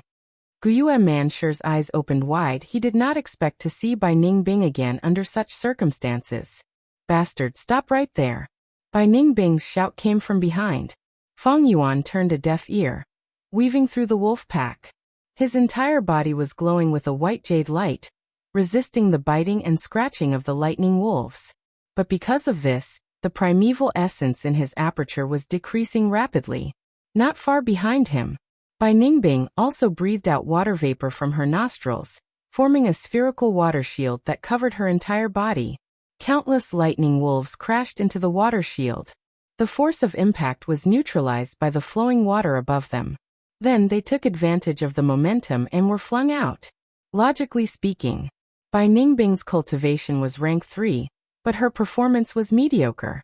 According to his words, it seemed that he had really taken the initiative to suppress his cultivation, and only used the power of a second-stage professional to deal with Fang Yuan. With the strength of a second-stage professional, Bai Ningbing's speed was slightly faster than Fang Yuan's, and she had a lot more quintessential essence. However, as he trudged through the wolf pack, he was getting further and further away from Fang Yuan. The key reason was the difference in strength between the two sides. Fang Yuan had the strength of 2 boars, while Bai Ningbing was slightly weaker. Fang Yuan was able to withstand the charge of the pack of wolves, and kept moving forward. Bai Ningbing's water vapor shield, although it could neutralize a portion of the impact, it could not be like Fang Yuan, who could directly charge out and create a path. Howl! The bold lightning wolf's attention was also attracted by Fang Yuan and Bai Ningbing. It howled, and the ordinary lightning wolves around it parted like the tide, creating a path. The bold lightning wolf moved its 4 limbs, charging straight towards Fang Yuan. Seeing this scene, the 4 trapped Gu masters could not help but show expressions of worry. As for Bai Ningbing, who was behind Fang Yuan, he saw the scene and immediately laughed loudly. But the next moment, Bai Ningbing saw Fang Yuan's figure ripple like water, and then disappeared from his vision. His laughter stopped abruptly. The Gu masters at the bottom of the valley were also in an uproar. The bold lightning wolf had lost track of Fang Yuan. With an angry roar, it did not stop and charged towards Bai Ningbing. A smile appeared on Bai Ningbing's face again. Hee, interesting, you are really interesting. Ha ha ha. Then let's treat this as an appetizer before the main course. Saying so, his eyes suddenly turned from black to blue, like the blue sky. He stood on one leg, extending his ice blade horizontally and starting to spin. The slender ice blade drew out rays of sword light. The light rays slashed in the air, forming a magnificent scene like a tornado. The snow-white blade formed an ice storm, wreaking havoc in the wolf pack. Countless lightning wolves crashed into this storm, and were cut into pieces of minced meat. But not much blood splattered, as the blood had already been frozen by the icy cold air. The bold lightning wolf howled, its ferocity aroused. The goo worm residing on its body also started to show its might, causing its whole body to be covered in golden electric currents. Its fur stood up, and the golden electric currents were like chains, wrapping around its body and limbs, forming a crude chain armor. Its foreclaws moved, and like a golden meteor, it fiercely charged into the ice blade storm. Bam! With a thunderous explosion, the ice blade storm suddenly stopped. A broken section of the ice blade flew into the air, and with a cheese sound, it stabbed into a mountain rock. The white frost spread everywhere. The bold lightning wolf fell to the ground, its heart pierced by the ice blade. Such a fatal attack had already caused it to die. Bai Ningbing laughed, and slowly retracted the ice blade in his hand.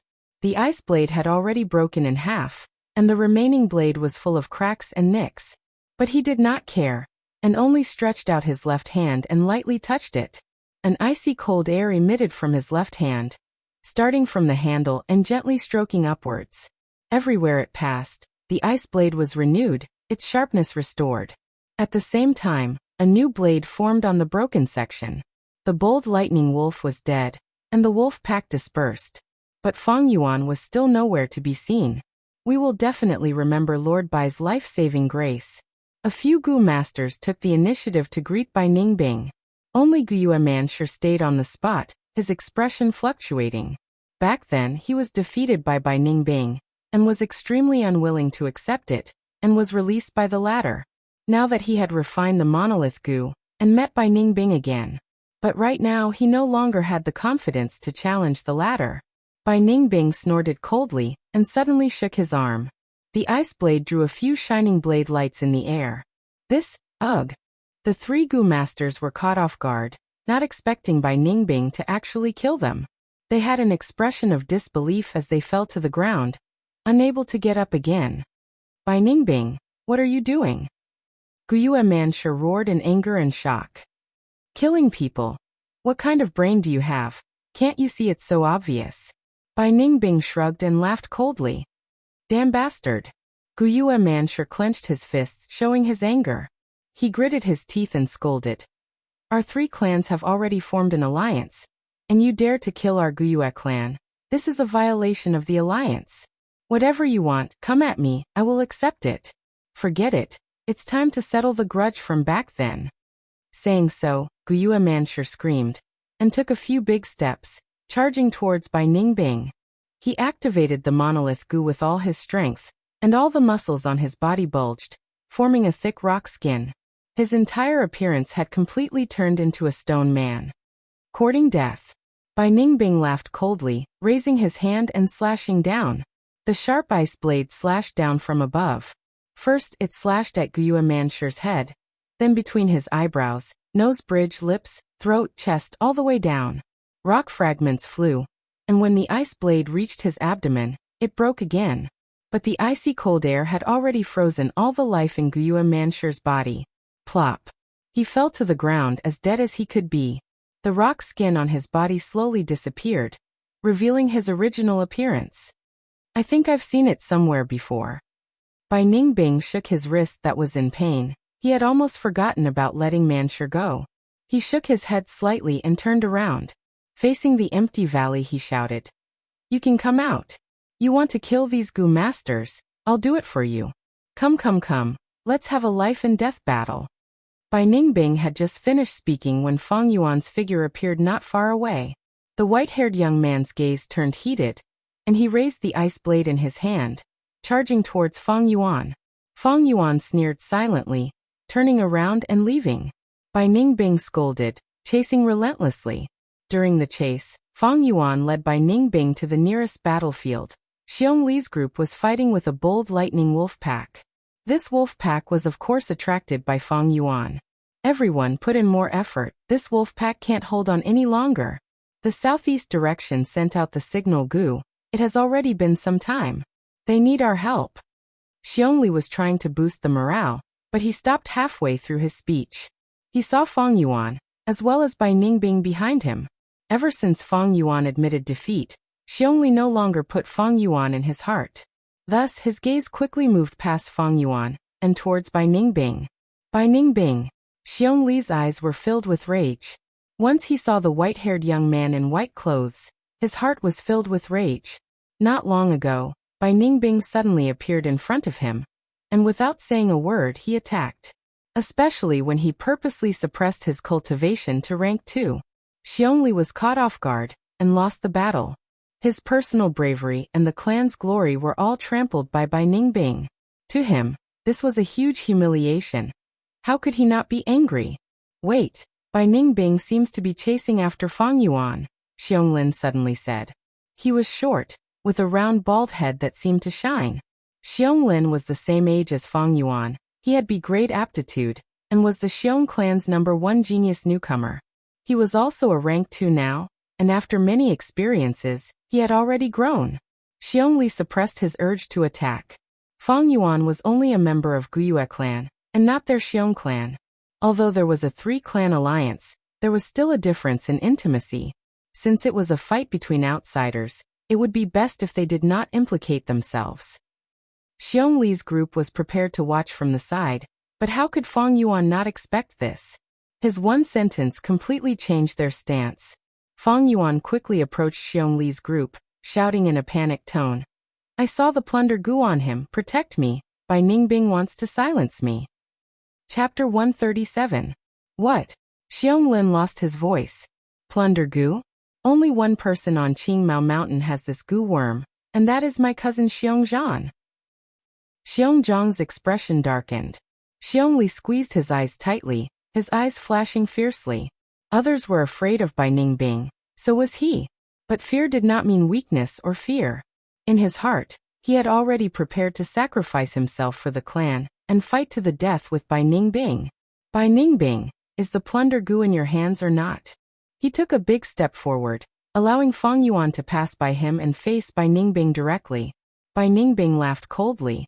So what if it is? Xiongzhang's expression was gloomy as he questioned. Speak. How on earth did my cousin die? Why is his Gu worm in your hands? Xionglin also said, Bai Ningbing, I respect you as a senior. But you secretly took our Xiong clan's Gu worm, and did not hand it over. You are openly violating the alliance agreement. Saying so, he waved his hand and a signal Gu appeared. With a bang, colorful fireworks burst out in the air. The colorful light from the fireworks shone on Bai Ningbing's face as he laughed loudly. What bullshit alliance agreement? I have never cared about it. I only saw someone using the plunder Gu and found the process interesting, so I collected it. Xiongjiang heard this and could no longer hold back the anger in his heart. Roaring in a low voice, he charged towards Bai Ningbing. Bai Ningbing, you watched as my cousin died in battle but didn't do anything. You bastard. The 5 people in the group were all one. Be it for public or private reasons, Xiongli group was at odds with Bai Ningbing. Battle was unavoidable and the scene was chaotic. On one hand, Bai Ningbing was under the joint attack of the 5 people in Xiongli group. On the other hand, they were surrounded by the wolf pack and still had to face the lightning wolf's bites. Fang Yuan left the battlefield and stood at a distance, watching calmly. The wolf pack moved like a huge millstone. The 6 Gu masters fought without any regard for themselves, and if they were slightly careless, they would end up in the wolf's mouth. Xiongjiang activated the roaming zombie Gu and his eyes turned green. Xiong Li's eyes were red while Bai Ningbing's eyes were blue like crystals. The battle between the 3 of them became the most intense part of the entire battlefield. Under the roaming zombie Gu's power, Xiongjiang turned into a zombie and her defense against water and ice rose sharply, barely blocking Bai Ningbing's attacks. Meanwhile, Xiongli activated the Grand Bear Gu, and with the strength of 2 bears his bowl-sized fists were extremely ferocious. With just 2 or 3 punches, even Bai Ningbing's water barrier would be destroyed. As for the other 3 Xiong clan Gu masters, they could not interfere in this battle, and could only do their best to deal with the lightning wolves. The bold lightning wolf attracted by Fang Yuan could have been easily taken down, but now it had become a huge threat. Bai Ningbing, you will pay for what you have done. Xiongjiang roared and charged towards Bai Ningbing. Phew. Bai Ningbing laughed coldly as she nimbly leaped backwards to increase the distance between them. At the same time, she swung her left hand and threw out 5 finger-sized icicles. The icicle hit Xiongjiang's body, but Xiongjiang didn't feel any pain. When he turned into a zombie, even if his arms and legs were broken, he would not feel any pain. The icicle's cold air could freeze a normal person and slow their movements, but he felt a wave of cold comfort. Zombies were in physiques and couldn't resist fire, lightning or the sun, but they had enough resistance to this cold air. Bai Ningbing, you still want to toy with us in such a situation? Show me your true strength. Xiongli shouted angrily. Since the start of the battle, Bai Ningbing had been suppressing his cultivation, and only showed the strength of a rank 2 Gu master. At the same time, the Gu worms she used were mostly rank 2. This made Xiongli feel like he was being looked down upon, and the resulting humiliation made his anger burn even more fiercely. Hehehe, you small fries, how can you have the qualifications to make me use my full strength? Bai Ningbing laughed coldly and her attacks became fiercer, but she still suppressed her strength and didn't use a single rank 3 Gu worm. Fang Yuan, who was watching from afar with his arms crossed, had a clear understanding in his heart. It's not that he doesn't want to use it, but he can't. Bai Ningbing, he has the Northern Dark Ice Soul physique. According to this world's oldest legends, all humans were the descendants of Renzu. But as the saying goes, the dragon has 9 sons, and each one is different. No 2 people are the same, and even twins have differences. In this world, the difference that people pay attention to the most is aptitude. A person with cultivation aptitude, when they become a Gu master, can rise above others. Those without cultivation aptitude are mortals, living at the lowest level of society, trampled and toyed with. Cultivation aptitude is divided into 4 grades, A grade, B grade, C grade and D grade. This was already known to the world. But in fact, above a grade, there are even more outstanding aptitudes. As for this news, it was a secret. Clans would never publicize it, and only those with a certain status in society would know of it. Xiong Li and the rest naturally wouldn't know, and even the clan elders and clan leaders might not know. But Fang Yuan was a rank 6 Gu immortal in his previous life, and had already broken away from his mortal body, so he naturally knew of this. There are 10 types of aptitudes above a grade, and they are called the 10 extreme physiques. Before the human ancestor completely died, he had 10 children. His eldest son is Verdant Great Sun, and his second daughter is Guyua Desolate Een. Among them, there is one called Northern Dark Ice Soul. Renzu's legend is both true and false, and it reveals many secrets of a Gu master's cultivation. Renzu's 10 children represent 10 different types of aptitudes. Fang Yuan recalled. Any one of the 10 extreme physiques surpasses A grade aptitudes. The most outstanding A grade aptitudes can store 99% primeval essence in their aperture. But any one of the 10 extreme physiques can store 100% primeval essence in their aperture.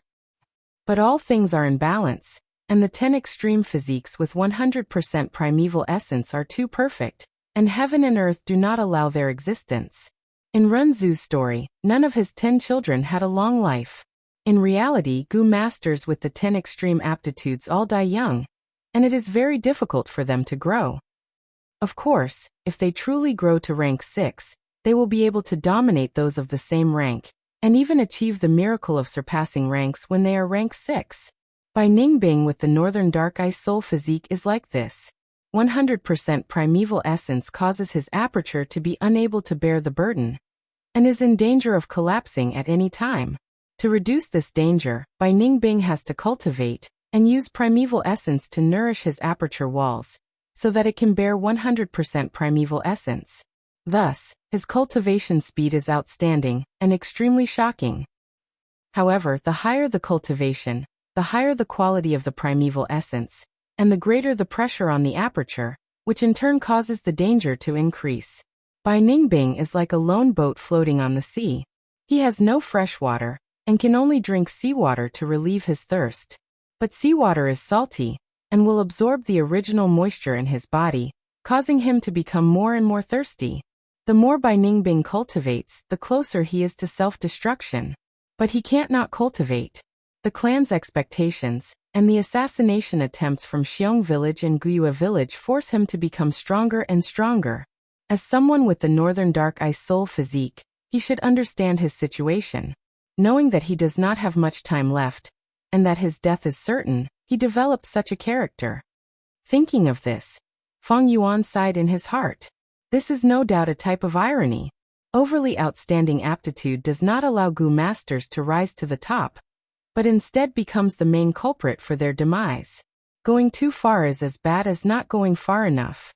Everyone needs to drink and eat, but if you eat and drink too much, you will die from overeating. Looking at it from another perspective, no matter what world, there is no true perfection. There is no true perfect love, and there is no true perfect work. If it is too perfect, it will lead to destruction. In Feng Yuan's previous life, 3 years after the wolf tide, Bai Ningbing's cultivation unavoidably reached rank 4 realm. Finally, his aperture was unable to bear the burden of primeval essence, and self-detonated. The 10 extreme physiques cannot be tolerated by heaven and earth, and the self-detonation of a heaven-defying object was like a swan song, with extraordinary power. It directly killed everyone in the 3 villages, and turned the whole Qingmao mountain into an absolute death ice domain. Fortunately at that time, Feng Yuan, who had average cultivation, was bullied by Feng Zheng, and could only join the caravan and escape by luck. To delay the arrival of death, Bai Ningbing used gu worms to dilute his rank 3 white-silver primeval essence into rank 2 red-steel primeval essence. At the same time, he rarely used rank 3 gu worms, because activating a rank 3 gu worm once expended a large amount of red-steel primeval essence, resulting in a lack of stamina. Instead, it was better to use multiple rank 2 gu worms consecutively, which would be of greater help to Bai Ningbing in battle. This was the real reason why Bai Ningbing suppressed his cultivation. Otherwise, if he had the strength but still restrained himself and put himself in danger, that would be something only a retard would do. Bai Ningbing was intelligent and quick-witted, and was nurtured with great effort, receiving a good education. How could he do such a foolish thing? It was just that he was so young, and his character was indeed different from normal people. But for a person who was about to die, what was there to worry about when he did things? It was because of this unrestrained and unbridled nature that he was not assimilated by the organization system, and developed a demonic heart. Otherwise, with this kind of living environment where everyone looked forward to him, nurtured him with great effort, surrounded by glory, surrounded by strong enemies, and with a bright future, he would have long been assimilated by the organization, and developed the temperament of a leader. Bai Ningbing was actually a very pitiful child, and Feng Yuan had never thought of dealing with him. But since he wanted to kill Feng Yuan, then Feng Yuan would not mind making use of him first, and get rid of this troublemaker in advance. The battle in the field was still going on. In just a short while the situation had already changed. The bold lightning wolf was exterminated by Bai Ningbing, and the wolf pack scattered and fled. The healing Gu master in Xiong Li's group also fell under Bai Ningbing's blade, and he paid a heavy price for this. His right arm was punched by Xiong Li, and it seemed to be fractured, hanging down powerlessly in the following battle. But these did not hinder him from having the upper hand now. Xiong Li was a first-rate elite among rank 2 Gu masters, and his strength was on par with Qing Shu and Qi Shan. Xiong Jiang was a newly emerged defensive expert, while Xiong Lin was a genius newcomer, and now also had rank 2 battle strength. Adding in another Gu master, the 4 of them were still suppressed by Bai Ningbing together. Bai Ningbing had already fought a battle earlier, and expended a lot of red steel primeval essence. At the same time he killed the bold lightning wolf and the healing Gu master, and lost the ability to move his right arm. He could only abandon the ice blade in his right hand, and use his left hand instead. This way, he could only temporarily put aside the method of using his left hand to activate the ice all. Thus his offensive ability was reduced by almost half. Under such circumstances, he still had the upper hand, and his advantage was becoming more and more stable. It is after all the Northern Dark Ice Soul physique. Although the primeval essence was diluted with goo worms, and also sealed the true advantage of the northern dark ice soul physique, the primeval essence recovery speed is still preserved. The longer the battle, the greater his advantage. Feng Yuan watched, sighing inwardly. With my current battle strength, it is not enough to defeat him. Feng Yuan admitted to this point. Feng Yuan only had C-grade talent, and 44% primeval essence. Even the B-grade talents Xiong Li, Xiong Lin and Xiong Jiang would be suppressed by Bai Ningbing if they fought together. It could be imagined that Feng Yuan's situation would be even more difficult than Xiong Li and the rest when facing Bai Ningbing alone. But not being able to defeat you does not mean I cannot kill you. Feng Yuan laughed coldly as he thought of this. This was the wisdom accumulated from 500 years of experience. Even though they were somewhat similar shadows. But compared to him, this 100-year-old demon, Bai Ningbing was only a little demon that was prematurely matured by cruel fate. Chapter 138. Cold air spread everywhere, ice blades danced. Iron fists roared, fangs howled. The battle between Xiong Li's group and Bai Ningbing had reached its climax. The battle did not last long. But as Bai Ningbing's pressure increased, Xiong Li and the rest felt that time was long and unbearable. Xiong Jiang's expression was gloomy, Xiong Lin's head was covered in cold sweat, and Xiong Li's gaze was solemn. At this point, even Xiong Li had to suppress his anger and admit Bai Ningbing's strength. Even though Bai Ningbing suppressed his rank 3 cultivation and only used rank 2 goo worms to fight, the battle strength he displayed was not something they could contend with even if they worked together. In fact, Bai Ningbing had not used his full strength yet. This was not intentional, but he had to keep a hand to guard against Feng Yuan. To Xiong Li and the rest, their motive was simple. They only wanted to kill Bai Ningbing. But to Bai Ningbing, the situation was complicated. He had to fight with Xiong Li's group on one hand, and defend against Feng Yuan's sneak attack on the other. He had personally seen Feng Yuan use the stealth scales goo. Thus he had to split his concentration to guard against Feng Yuan's attack. But up until now, Feng Yuan had not made a move. Did he leave already? Impossible. Although this is the first time we met, he is not someone who would easily give up. He will definitely make a move. He is just waiting for an opportunity. Bai Ningbing waved his ice blades, suppressing Xiong Li's counterattack as he thought rapidly. Not only did he have to fight with Xiong Li's group in terms of strength, he also had to fight with Feng Yuan's wits. Feng Yuan's delay in making a move gave him more and more pressure. An unsheathed sword was the most dangerous, because no one knew where the sword would stab. Although Feng Yuan did not make a move and watched the battle from afar, he had been pulling Bai Ningbing's concentration from start to finish. If not for this, Xiong Li's group would have lost long ago, and would not have lasted until now. This Bai Ningbing is quite quick-witted. First, he cleanly killed Bold Lightning Wolf, making me one less pawn to use. Then, he risked his injuries to kill the healing goo master in Xiong Li's group. All of this was the wisest and correct choice. Although he's fighting fiercely with Xiong Li and the others, he's still guarding against me. In the shadow of the distant forest, Feng Yuan crossed his arms and watched from afar, his eyes flickering. It wasn't that he didn't want to make a move, but he hadn't found a suitable opportunity. But he was not anxious at all. The longer the battle dragged on, the more Bai Ningbing's combat strength would be consumed. The recovery speed of the 10 extreme physiques was much faster than the first grade physiques. But there would still be consumption. The longer Feng Yuan waited, the more primeval essence in Bai Ningbing's aperture would be consumed, and the more the scales of victory would tip towards Feng Yuan. If the primeval essence in Bai Ningbing's aperture was used up, so what if she had the northern dark ice soul physique? One crescent blade was enough to behead him. Feng Yuan knew this, and Bai Ningbing was also well aware of it. Although he had the upper hand, his heart was getting heavier and heavier. This can't go on. Bai Ningbing's blue eyes shone with a cold light, and he took a big step back, pulling a distance away from Xiong Li and the others. Then his Adam's apple rolled up, as if something had been regurgitated from his stomach into his mouth. His cheeks puffed up, and then he opened his mouth with difficulty. An ice-blue bird peeked its head out from between his white teeth. Its lively eyes looked around, and soon found someone's gaze. It came out of Bai Ningbing's mouth, and with a flap of its broad and strong wings, it flew toward Xiong Li. The blue ice bird was very cute, looking like a pigeon. But when Xiong Li and the others saw it, their faces turned pale.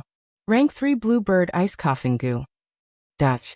Xiong Li and the others hurriedly dodged, but this blue ice bird was different from the crescent blade. Once it was sent out, it would automatically lock onto the enemy. Bam! It crashed into the logistics goo master in Xiong Li's group, and exploded. The surging cold air spread everywhere, and the dazzling blue light lit up the battlefield. In the next second, the blue light dissipated, revealing a translucent ice cube with a trace of blue. The goo master was sealed in the ice cube.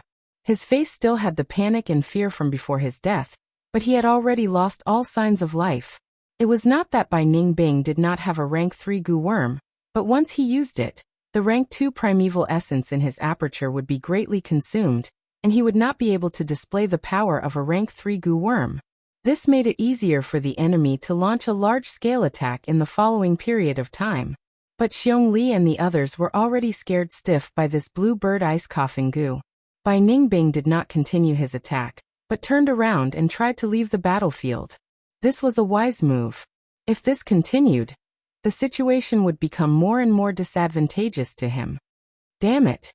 Bai Ningbing, don't run if you have the guts. Brother Xiong Xian was also killed by him.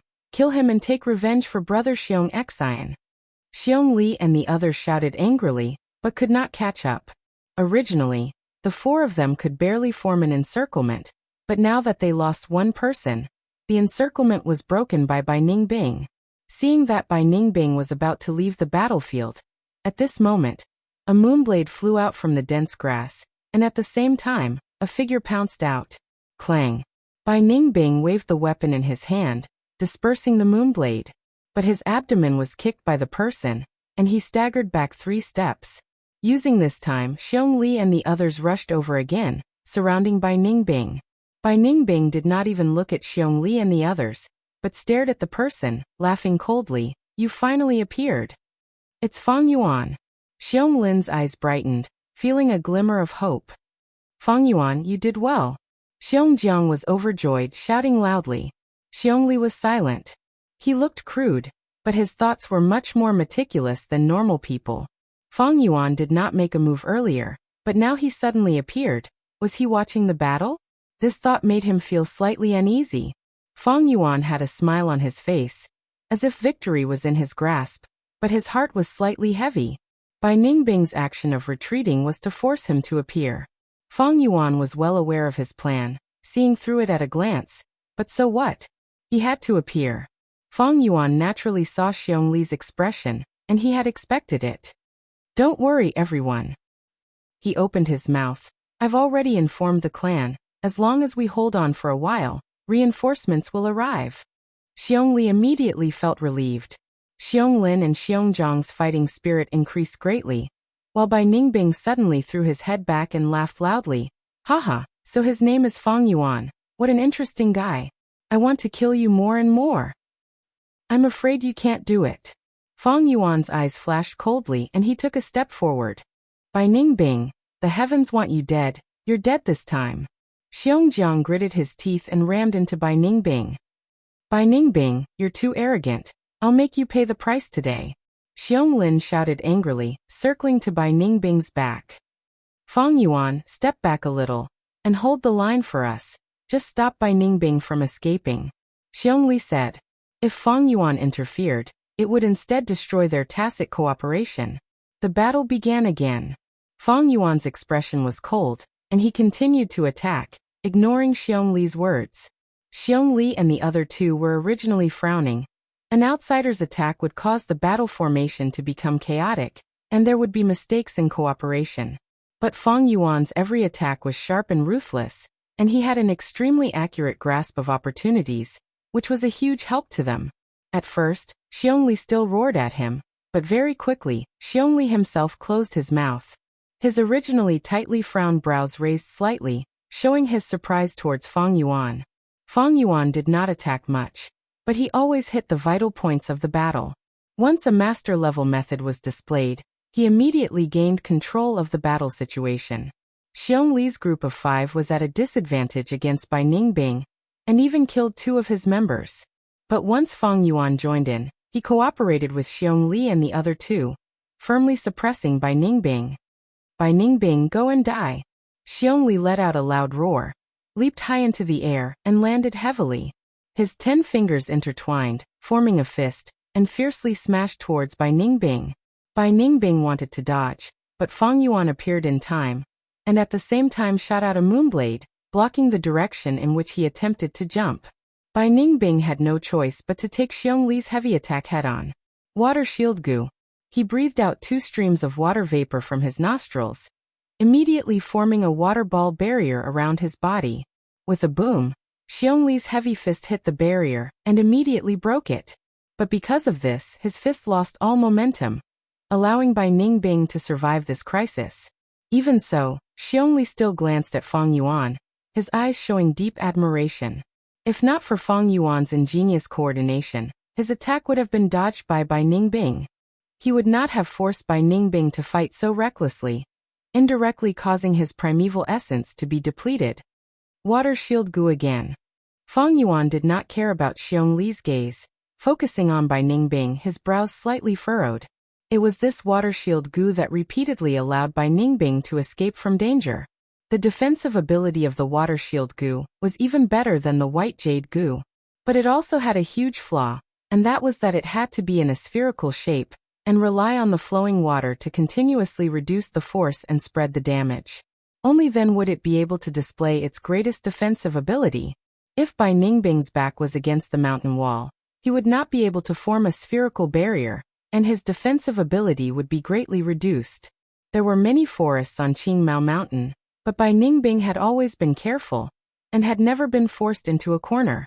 As long as I break this water shield gu, Bai Ningbing will be in a predicament. But what should I do? Just as Fang Yuan was thinking, Bai Ningbing suddenly opened his mouth, and another blue ice bird flew out from his mouth. Xiong Li and the rest were afraid of this attack, but Fang Yuan had no fear. He snorted coldly and shot out a moonblade. With a bang, the moonblade hit the ice bird, causing it to explode. Bai Ningbing gave a low growl. He was too close, and after the ice bird exploded, the shockwave hit him instead. The shockwave sent him flying, and he fell to the ground. At the same time, half of his left arm was frozen, and he lost his ability to fight. Perfect opportunity. Xiong Li saw this, and his eyes shone with a bright light. He shouted, "Go die!" His hands formed a fist, and punched towards Bai Ningbing. This attack was extremely powerful, and Bai Ningbing fell to the ground, unable to display even half of the water shield gu's defensive ability. If he was hit in the head by this fist, he, Bai Ningbing, would die instantly, and there would be no second outcome. Chapter 139. Seeing that Xiong Li's fist was about to hit Bai Ningbing, Xiong Lin and Xiong Jiang revealed joyful expressions. Only Fang Yuan stood far away, a deep light flashing in his eyes. With his understanding of Bai Ningbing, how could he make such a low-level mistake? Sure enough, at the next moment, Bai Ningbing suddenly burst out. The flesh on his right hand and forearm suddenly turned into a transparent light blue ice, and from the outside, his bones could be seen clearly. His fingers formed a palm blade, and like lightning, he directly pierced through Xiong Li's heart. Xiong Li's pouncing body was immediately stopped. His eyes widened, and he slowly lowered his head, looking at his chest in disbelief. How could this be? Lord Xiong Li. The sudden turn of events made Xiong Jiang and Xiong Lin unable to accept it.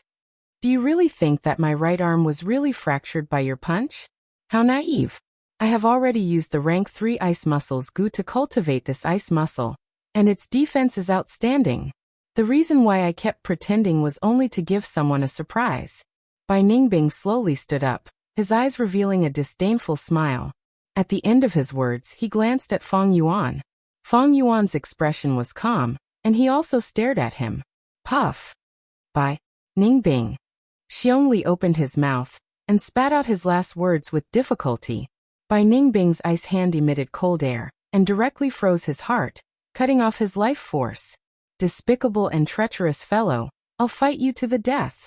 Xiong Lin personally witnessed Xiong Li's death, and under the immense pain and agony, he erupted like a volcano, charging towards Bai Ningbing without a care. Xiong Lin, calm down. Xiongjiang acted in time, stopping Xionglin. Leader is already dead. We are no longer his match. Quickly leave. I'll hold up the rear. Xiongjiang forcefully endured the pain and shouted, Brother Xiongjiang. Xionglin stood blankly on the spot, his eyes red. Xiongjiang waved his hand, throwing him behind him, and then took a step forward, blocking Bai Ningbing. Shadow Death Gu. The shadow under his feet suddenly came to life, and strangely distorted, connecting to Bai Ningbing's shadow. I have Shadow Bond Gu. Once I am injured, Bai Ningbing will also be injured. He won't be able to kill me so easily. Xionglin, you're still young, and your talent is even better than team leader and I. Hurry up and leave. Xiongjiang's eyes locked onto Bai Ningbing as he shouted. Big brother Xiongjiang. Xionglin's eyes brimmed with tears. How could he not know the drawbacks of the Shadow Bond Gu? In the previous battle, Xiongjiang had also used this Gu worm, but as long as Bai Ningbing had enough distance, the shadow would break. Xiongjiang's words were just to comfort him. Moreover, right now, Xiongjiang didn't have enough Shenyuan, and had already consumed a lot of it. Even the roaming zombie Gu stopped activating. Xionglin's feet seemed to be rooted to the ground, unable to move an inch. He turned around and glared at Fangyuan. Fangyuan, why haven't the reinforcements you mentioned arrived yet? Fangyuan didn't answer. He just stared at Bai Ningbing. Bai Ningbing moved his right hand. After a while, his right hand returned to normal. He sneered in a mocking tone. Reinforcements? Hehehe, if they were here, they would have arrived long ago. These words are a lie. TSK, you two are more naive than the other. Do you really think a small trick like the Shadow Bond Gu can restrain me? He disdainfully looked at the shadow under his feet, not caring at all. Fangyuan, is this true? Xionglin clenched his fists, his eyes spewing fire as he roared. Fangyuan ignored him and looked at Bai Ningbing, his lips curling into a knowing smile. That move just now must have consumed a lot of your primeval essence, right? After fighting for so long, how much primeval essence is left in your aperture? The Gu worm that Xiongli used for defense was only slightly weaker than Fangyuan's white jade Gu, but it was directly penetrated by Bai Ningbing. Such an attack was clearly not something a rank 2 Gu worm could possess. According to the scene just now, Fangyuan guessed that Bai Ningbing should have used the rank 3 Frost Demon Gu. This Gu was very powerful and was famous among the rank 3 Gu worms. But if it was used excessively, it would harm the user. Joint problems were only a minor symptom, but in serious cases, the body's muscles would be frozen, thus it needed to be used together with other Gu worms. Bai Ningbing had said earlier that his skin had already become ice muscles, and could resist frost and cold. Using this Frost Demon Gu could be said to complement each other. But Bai Ningbing had used rank 2 Primeval Essence to forcefully activate a rank 3 Gu worm, and would definitely consume a lot of Primeval Essence. But he had to use such a strong method to break the stalemate. Bai Ningbing's expression changed slightly. That move just now had indeed consumed a lot of his Primeval Essence, allowing Fangyuan to see through him. Thus, after killing Xiongli, he did not attack immediately, but used words to gain time to recover. He laughed heartily, nodding calmly and admitting, "That's right, I do not have much Primeval Essence left. I endured not using my right arm to bait you into attacking. But you did not fall for it, hehehe. The real battle has just begun, isn't it?" Fangyuan could not help but squint his eyes. If Bai Ningbing denied this, he could attack boldly. But now, Bai Ningbing directly admitted it, with a fearless expression. Other than Bai Ningbing being a person who was about to die and was indifferent to life and death, he probably still had a strong trump card, thus giving him confidence. Ordinary Gu masters would only have 3 to 5 Gu worms. Even the likes of Qing Shu and Qi Shan were the same. But there were exceptions to everything. For example, Fangyuan had Moonglow Gu, White Jade Gu, Stealth Scales Gu, for Flavor Liquor Worm, Spring Autumn Cicada, Earth Communication Ear Grass and 9-leaf Vitality Grass. He had as many as 7 Gu worms in his hands. Bai Ningbing was the hope of the Bai clan, a top genius who possessed the Northern Dark Ice Soul physique. From the start of his cultivation until now, he had received the clan's full support. His wealth was definitely much deeper than Fangyuan's. From the start of the battle, he had already displayed at least 6 different Gu worms. Fang Yuan was almost certain that he had other goo worms. And it was these goo worms that allowed him to remain calm despite his lack of primeval essence. Actually, the most troublesome opponent was Bai Ningbing. Not only did he have talent, he was not afraid of death and had large numbers of goo worms. These 3 points were crucial to the outcome of a goo master's battle. Especially goo worms. A strong goo worm, or a goo worm with strange abilities, could often allow a goo master to turn the tables in a desperate situation. Bai Ningbing's frost demon goo was a rank 3 goo worm. Even Fang Yuan's white jade goo's defense could be penetrated by it. This was also the reason why Fang Yuan did not fight Bai Ningbing directly. Fang Yuan used Gu Yue, Manshi, Xiong Li and the others to probe Bai Ningbing's abilities. Know yourself and know your enemy, and you will never be defeated. In terms of talent, Fang Yuan was only C grade. Compared to Bai Ningbing, it was like heaven and earth.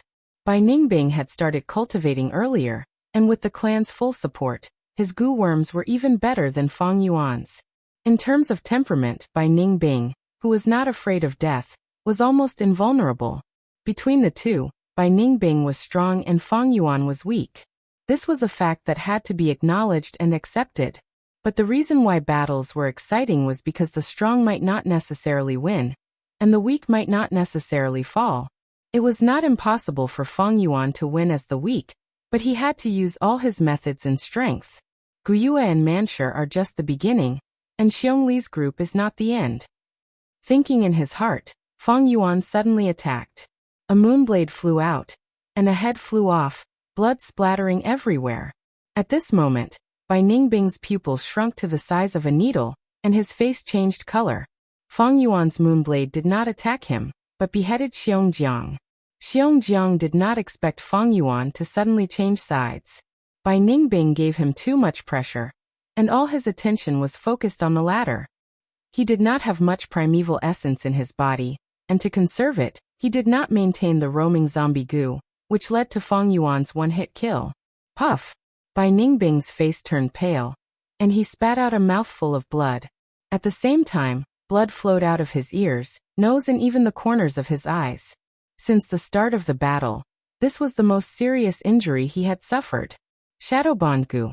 With the effect of damage linkage, no matter how much damage the Goo Master with the Shadow Bond Goo suffered, the linked person would suffer 1/10 of the damage. Now that Xiong Jiang was dead, his injuries would naturally be transmitted to Bai Ningbing through the Shadow Link. This kind of injury had a direct effect, and even if Bai Ningbing used the Water Shield Goo, he would not be able to block it effectively. Fang Yuan, what are you doing? A second later, Xiong Lin recovered from his daze, and he let out a shrill and angry roar. Fang Yuan ignored him, and his body shone with a white jade light as he charged towards Bai Ningbing. Bai Ningbing had suffered such a serious injury, and his body was on the verge of collapse. His head was dizzy, and his battle strength fell sharply. He saw Fang Yuan charging towards him, and quickly retreated. Bai Ningbing, didn't you want to have a life and death battle with me? Fang Yuan chased closely behind him. Bai Ningbing gritted his teeth, and continued to run. He staggered, but forced himself to stay focused, ignoring Fang Yuan's provocation. Although he knew he was going to die, and was not afraid of death, he was not stupid. Danger was everywhere, but his heart became calmer. Xiong Lin stood on the spot, and did not choose to help Fang Yuan chase after Bai Ningbing. His heart was filled with sorrow and anger. He hated Bai Ningbing, and also hated Fang Yuan. Bai and Fang Yuan chased each other, traversing through the mountains and ridges. As time passed, Bai Ningbing's injuries gradually healed, and his nose and eyes no longer bled.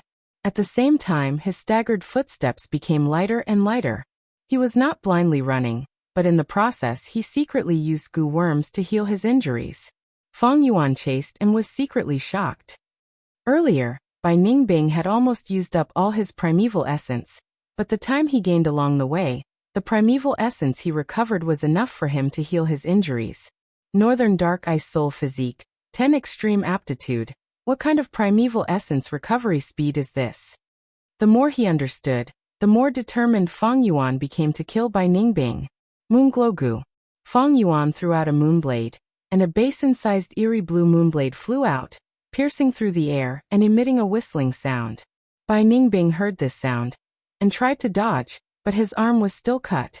A wound appeared, and blood gushed out, but a thin layer of frost quickly appeared on the wound, stopping the bleeding. Bai Ningbing had already cultivated ice muscles, and once this skin was formed, it was like the black and white Borgu's strength, no longer needing primeval essence to support it. But Bai Ningbing's heart continued to sink. His old injuries could not be healed, but new ones appeared. Evidently, Fang Yuan wanted to torture him to death. Chapter 140. He. No one has ever forced me into such a desperate situation.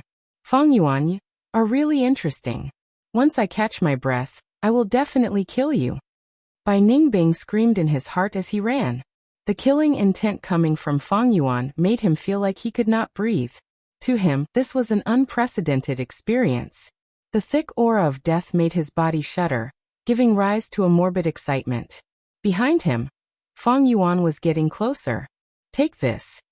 He suddenly waved his hand, throwing out a black goo worm. Fang Yuan's footsteps slowed, as if he was facing a great enemy. But when he got closer, he found that this goo worm was Xiongzhan's plunder goo. Pa! With a soft sound, Fang Yuan caught the goo worm in his hand. The plunder goo was a black beetle of normal size, with a pair of pincers at the front of its head. There were small white spots on its back. Spring-autumn cicada's aura leaked, and with a spurt of primeval essence, the plunder goo was refined and kept in his aperture. He continued to chase.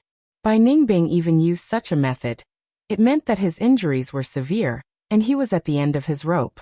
But because of this pause, the distance that Fang Yuan had closed with great difficulty was pulled further apart. It is a pity that I lack a movement support goo worm. If I had such a goo worm, I would have caught up to Bai Ningbing long ago. Fang Yuan sighed in his heart.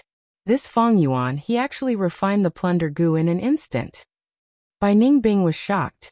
He had refined this plunder goo for many days, and although he had some progress, the process was difficult and he did not succeed.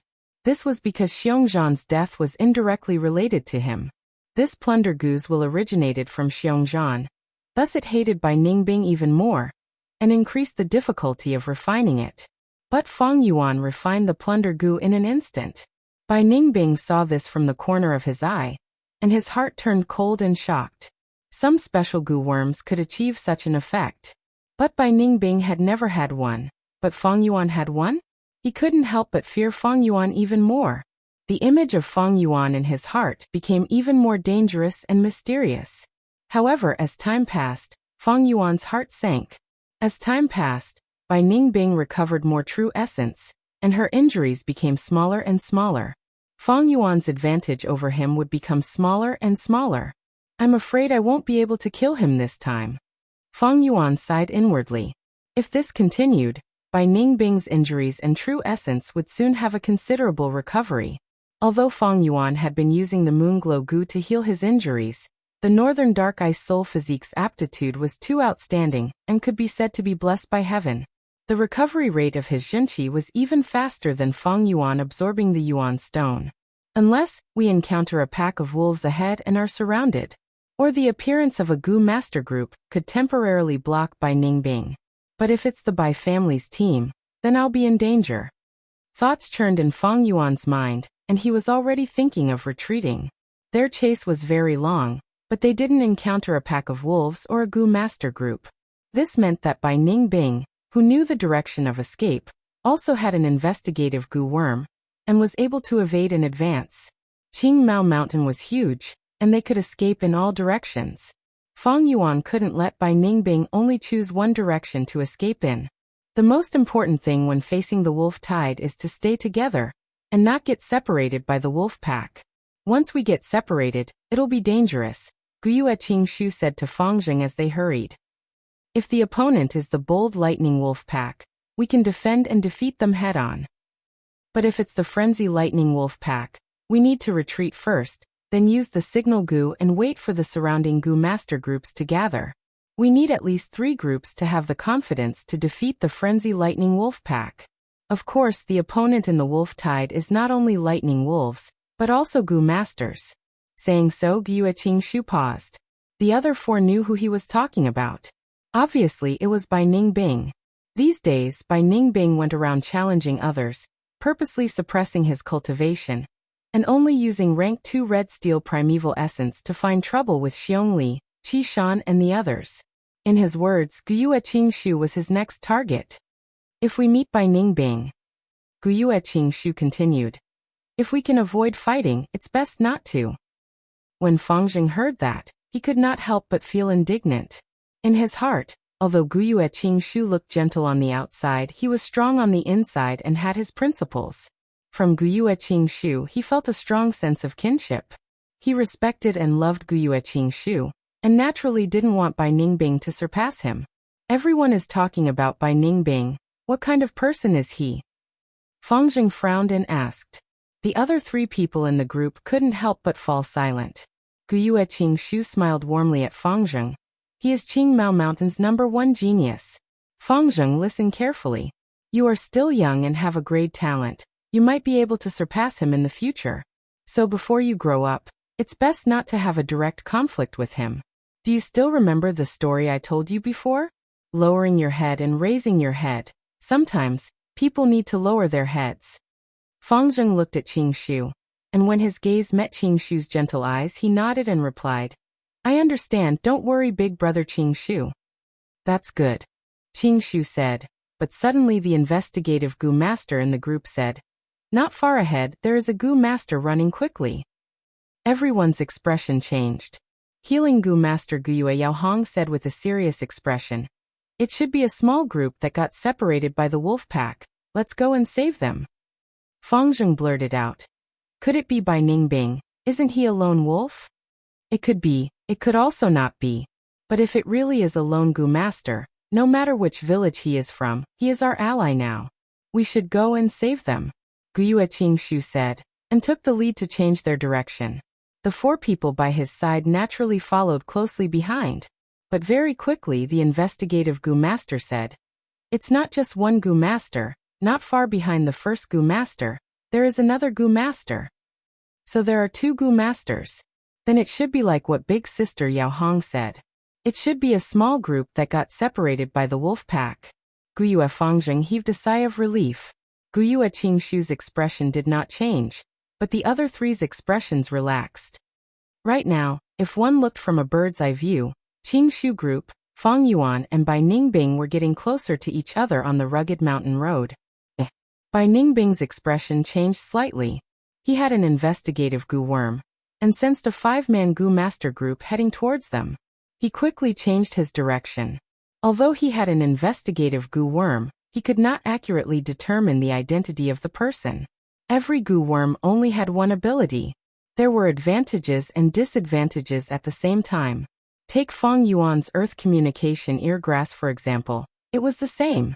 It could hear sounds and was most sensitive to footsteps. But it could not determine the gender of the person. And if a Gu master used the silent steps Gu to conceal their footsteps, he would not be able to detect them. Not knowing who they were, Bai Ningbing chose to retreat for safety reasons. But this time the situation was different. Qingshu group was made up of elites, and their investigative Gu masters were also skilled. There's someone. Soon after, Fang Yuan also sensed the existence of Qingshu group. As he ran, the whiskers on his right ear fluttered. Because he was not rooted in the ground, his investigative range was not even half of his peak. Bai Ningbing changed his direction again. But Qingshu group quickly changed their direction. This time, be it Bai Ningbing or Fang Yuan, their expressions turned serious. The 2 were smart and immediately understood. This unknown small group was the biggest change, and would definitely affect the final result of this battle. If it is a Bai clan group, then I will immediately use the stealth scales Gu to retreat. But if it is from the other 2 villages, Fang Yuan's eyes shone with a cold light. He also knew that this choice of his carried an element of risk.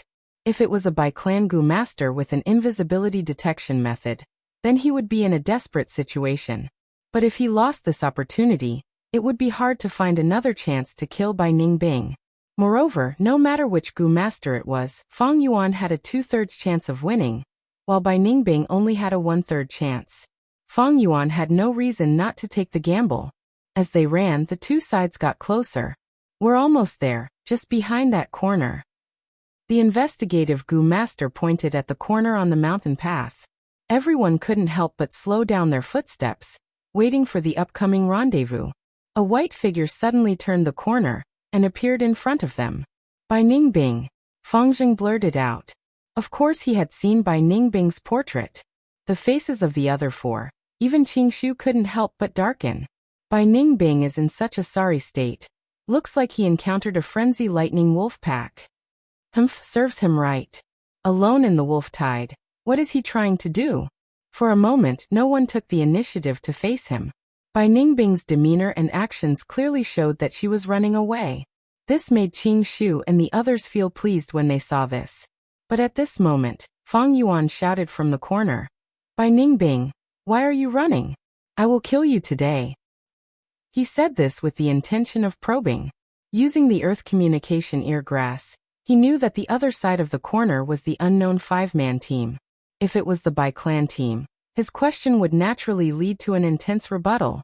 At the corner, Gu Yue, Qing Shu and the others heard his words and stared with their eyes wide open. What's going on? Someone is chasing after Bai Ningbing. Are you kidding me? How could something like this happen? Bai Ningbing is in such a sorry state. Then who is the person behind him? Gu Yue, Yao Hong and the others looked at each other, seeing the shock on each other's faces. Gu Yue Fangzheng was surprised and suspicious. Why does this voice sound so familiar? Before he could remember the owner of the voice, Fang Yuan had already turned the corner. Huh! Gu Yue and Qing Shu's originally serious expression suddenly froze. The other four had their eyes wide open, but when they saw Fang Yuan appear, their eyes almost fell out. This. Gu Yue and Yao Hong opened their mouths wide enough to swallow a duck egg. Brother! Fang Zheng was flabbergasted. It's him. Even with Gu Yue and Qing Shu's extraordinary composure, they were also shocked. Chapter 141. Who was Bai Ningbing? The number 1 genius of Qing Mao Mountain. With his strength alone, he changed the power structure of the 3 great clans. The moment he started cultivating, he took the lead, making all the A-grade geniuses pale in comparison. No one would doubt his future achievements. Even his enemies had no choice but to admit this. But now someone was chasing after him, forcing him to flee in such a pathetic manner. This was something that Qing Shu and the rest did not expect. What made them even more shocked was that the person chasing after Bai Ningbing was Fang Yuan of the same clan. Their impression of Fang Yuan was still at the arena, and the incident where he helped the clan chase away the river-swallowing toad. And because Fang Yuan admitted defeat to Xiong Li, it made them underestimate his true strength. When did Fang Yuan become so strong? The crowd found this hard to accept. Fang Yuan turned the corner. Gu Yue Qing Shu. When he saw the figures of the Qing Shu team, his heart couldn't help but tremble. Looks like I've won this time. Bai Ningbing, looks like today is the day you die. Thinking like this, Fang Yuan shouted. Little brother, you're here. This is great. Quickly stop Bai Ningbing. Not only did he kill Xiong Li's team, he also killed Gu Yue Manshur and the rest of my clan. This is a heinous crime. What? Our 3 great clans have signed an alliance agreement. No, if it's Bai Ningbing, he can do anything he wants. I see. No wonder Fang Yuan could chase after Bai Ningbing. Qing Shu and the rest were shocked and enlightened. Looks like Bai Ningbing had lost his mind. After a few fierce battles, his battle strength had fallen to the lowest point, and Fang Yuan coincidentally gained the upper hand. Am I, Bai Ningbing, really going to die here? No, my primeval essence is barely enough to self-detonate the frost demon parasites. I still have hope of winning. Bai Ningbing screamed in his heart. In front of him was the Qing Shu team, and behind him was Fang Yuan's pursuit. The situation was extremely disadvantageous to him. In fact, there was a rift between Fang Yuan and Fang Zheng. Of course, Fang Zheng would not listen to Fang Yuan. But Bai Ningbing didn't know this. As an outsider, looking at Fang Zheng and Fang Yuan's similar appearance, Bai Ningbing made a firm decision. He suddenly raised his right arm, and poured all the primeval essence he had accumulated in his aperture into the frost demon goo in his right palm. The flesh and blood on his right arm once again turned into light blue ice. Outside the ice, one could clearly see his white arm bones. Bang! With a loud explosion, Bai Ningbing's entire right arm suddenly exploded. For a moment, clouds and mist rose, and a strong chill spread in all directions. Gotcha! In this hot summer, pure white frost spread on the narrow mountain path, covering the soil and swallowing the trees. The temperature in the air suddenly dropped. He actually abandoned his entire right arm. Fang Zheng was stunned by Bai Ningbing's ruthlessness. Quickly retreat. Guyue and Qingshu grabbed Fang Zheng and quickly retreated. Large tracts of ice and frost surged towards them like waves. If they were really frozen, it would be troublesome. Not only the Qingshu team, Fang Yuan was no exception. He retreated 100 steps before the frost gradually stopped. Originally, this mountain path was lush and verdant, with fragrant grass and lush trees. But now, it had become a world of frost. The trees were all frozen, and the ground was covered in a thick layer of snow. Fang Yuan stepped on the thick snow and walked into the center of the mountain path. He saw Bai Ningbing's entire body was frozen in ice. Like an insect in amber, his expression still showed his savagery, determination and viciousness. He has already committed suicide? The Qingshu team also rushed over. Seeing this, Fang Zheng muttered. No. Qingshu's expression was very solemn. Bai Ningbing has already cultivated ice muscles. This layer of ice won't freeze him to death. Instead, it has become his protective armor, giving him time to recover. Fang Yuan stared at Bai Ningbing and swung his hand with a crescent blade. Crack! The crescent blade landed on the ice on Bai Ningbing's body, making a crisp sound. On the 3-meter-tall, 2-meter-wide and long ice crystal, there was only a shallow knife mark. But soon, the chill in the ice crystal spread again, making up for the knife mark. Fang Yuan, is what you said true? Qingshu turned his gaze to Fang Yuan and asked. Of course. Xionglin from the Xiongli team is still alive and can testify. We can't stay here for long. I'll tell you the details later. It's more important to leave this place first. Fang Yuan nodded and answered. He already had the intention to leave. He couldn't cut off this layer of ice crystal. Even if they worked together to remove it, it would take a lot of time and consume a lot of primeval essence. Once Bai Ningbing broke out of the ice, their battle strength would drop, while his primeval essence would be fully recovered. Once the battle started, the situation would not be optimistic. Leave? Why do we have to leave? Fang Zheng couldn't help but ask loudly. Bai Ningbing has already lost his right arm. After the intense battle, his body and mind are exhausted. We can break this layer of ice crystal, and at the same time launch the clan's signal Gu. With the clan's strength, we can eliminate him. This is a once-in-a-lifetime opportunity. Everyone's heart moved at these words. Since Fang Yuan can chase after Bai Ningbing, why can't we do it? The Gu masters looked at each other, thinking of this in their hearts. If we kill Bai Ningbing, we will be the heroes of the Guyue clan. But if we kill him, aren't we afraid of the Bai clan starting a war? Now is the wolf tide. No, because of the wolf tide. Even if we kill Bai Ningbing, the Bai clan will have to swallow this bitter fruit. That's right, the dead geniuses are not geniuses. The group members started discussing, their eyes filled with the yearning for fame and glory. So stupid. How can you imagine the power of the northern dark ice soul physique? Fang Yuan squinted his eyes, laughing coldly in his heart. These people were courting death. He wasn't going to accompany them. Guyue Qingshu also started to hesitate. He had a deeper understanding of Bai Ningbing compared to the others. He didn't know the secret of the 10 extreme physiques, and didn't really yearn for the fame of killing Bai Ningbing. He didn't care about fame and wealth, and was once the next clan leader Guyue Bo was nurturing. For Fang Zheng, he gave up this position. What he truly cared about was the clan's benefits, and his heart belonged to the clan. The rise of the Bai clan is all because of Bai Ningbing. If I kill Bai Ningbing, then my Guyue clan will still be the #1 clan in Qingmao Mountain. Although Bai Ningbing has rank 3 cultivation, I have the wood charm Gu, and have the ability to fight against a rank 3 Gu master. Moreover, he just lost his right arm, and won't be able to get used to it in a short period of time. This will be the biggest flaw in a life and death battle. Thinking of this, Guyue Qingshu's eyes focused. Fang Yuan had been observing Qingshu's expression, and looking at him now, he understood his choice.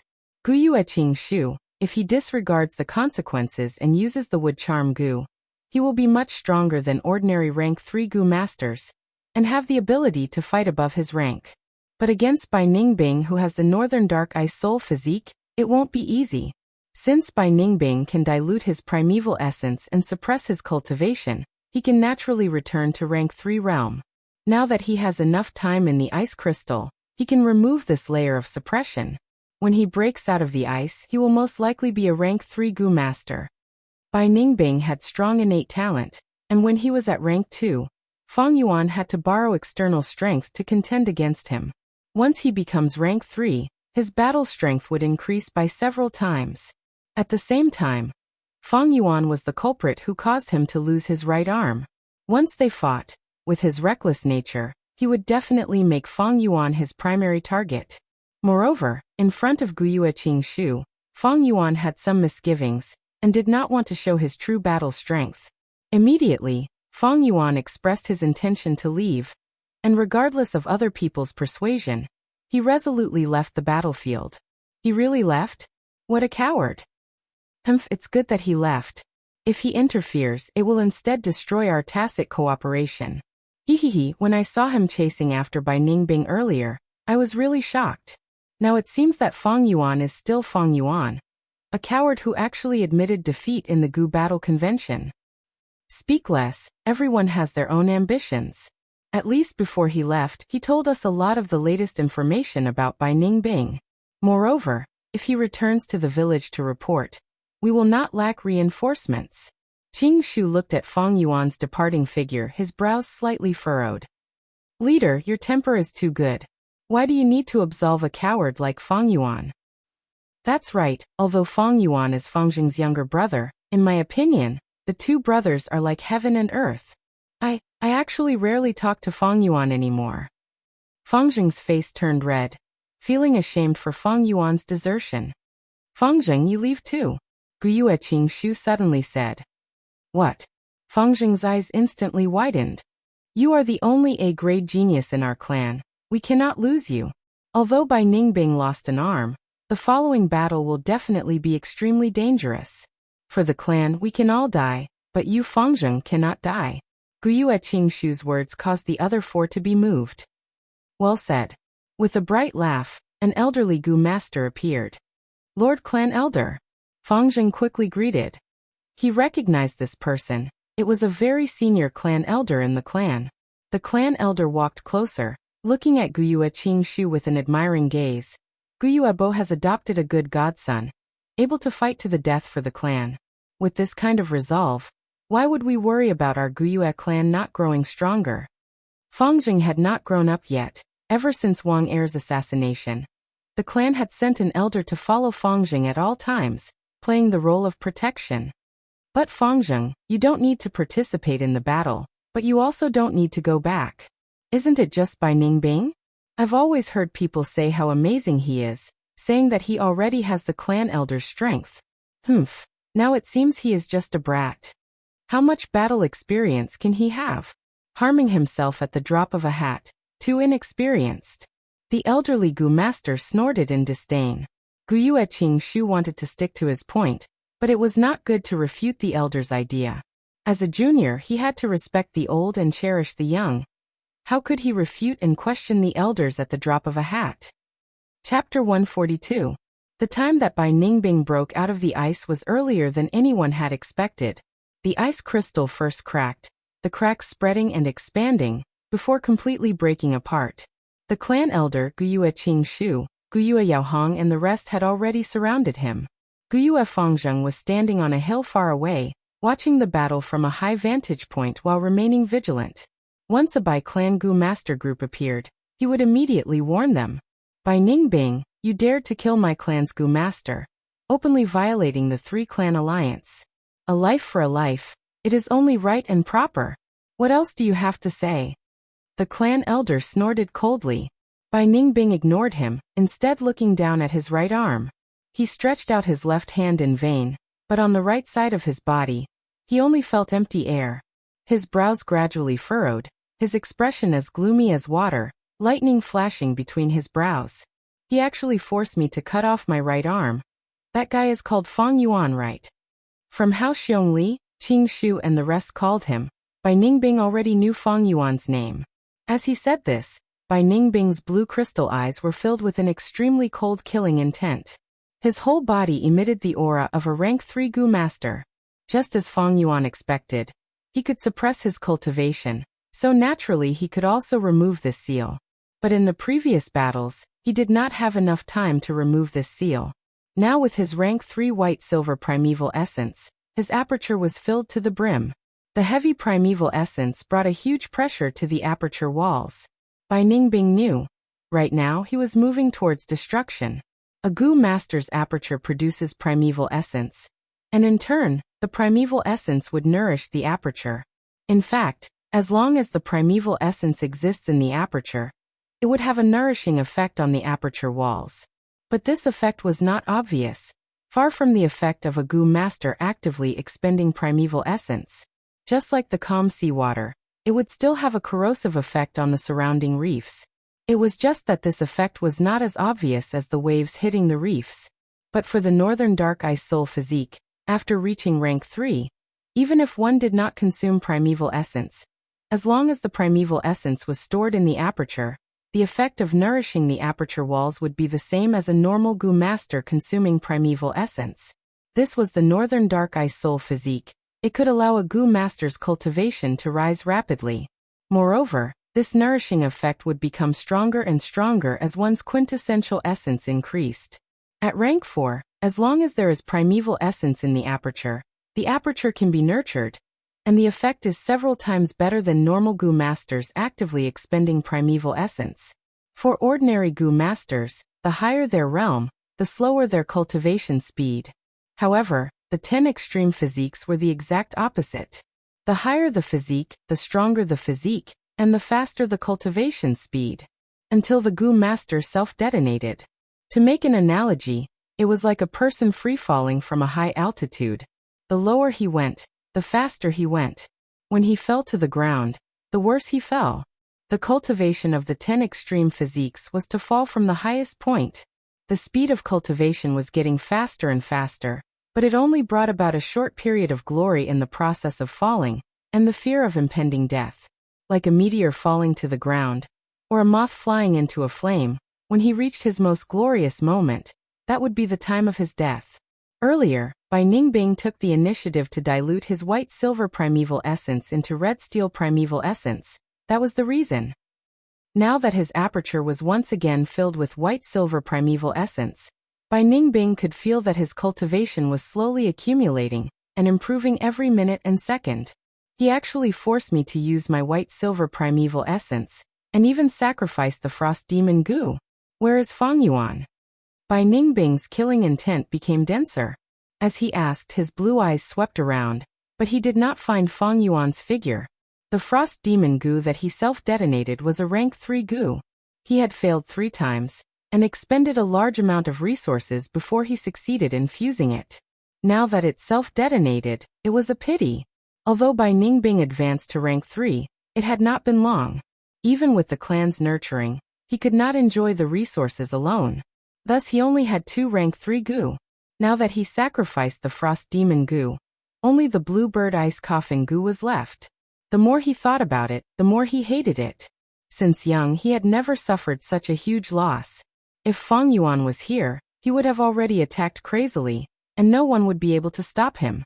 Bai Ningbing's disregard made the Guyue clan elder feel a great humiliation. Arrogant brat, eat this old man's crescent blade slash. He shouted loudly and pounced forward. Bai Ningbing swung his left arm, and the cold air instantly formed into a slender ice blade. The ice blade that he had condensed before was only a meter long, but now it was 2 meters long, and the ice blade was even sharper, emitting cold air. Clang! The elder raised his hands, flickering with moonlight.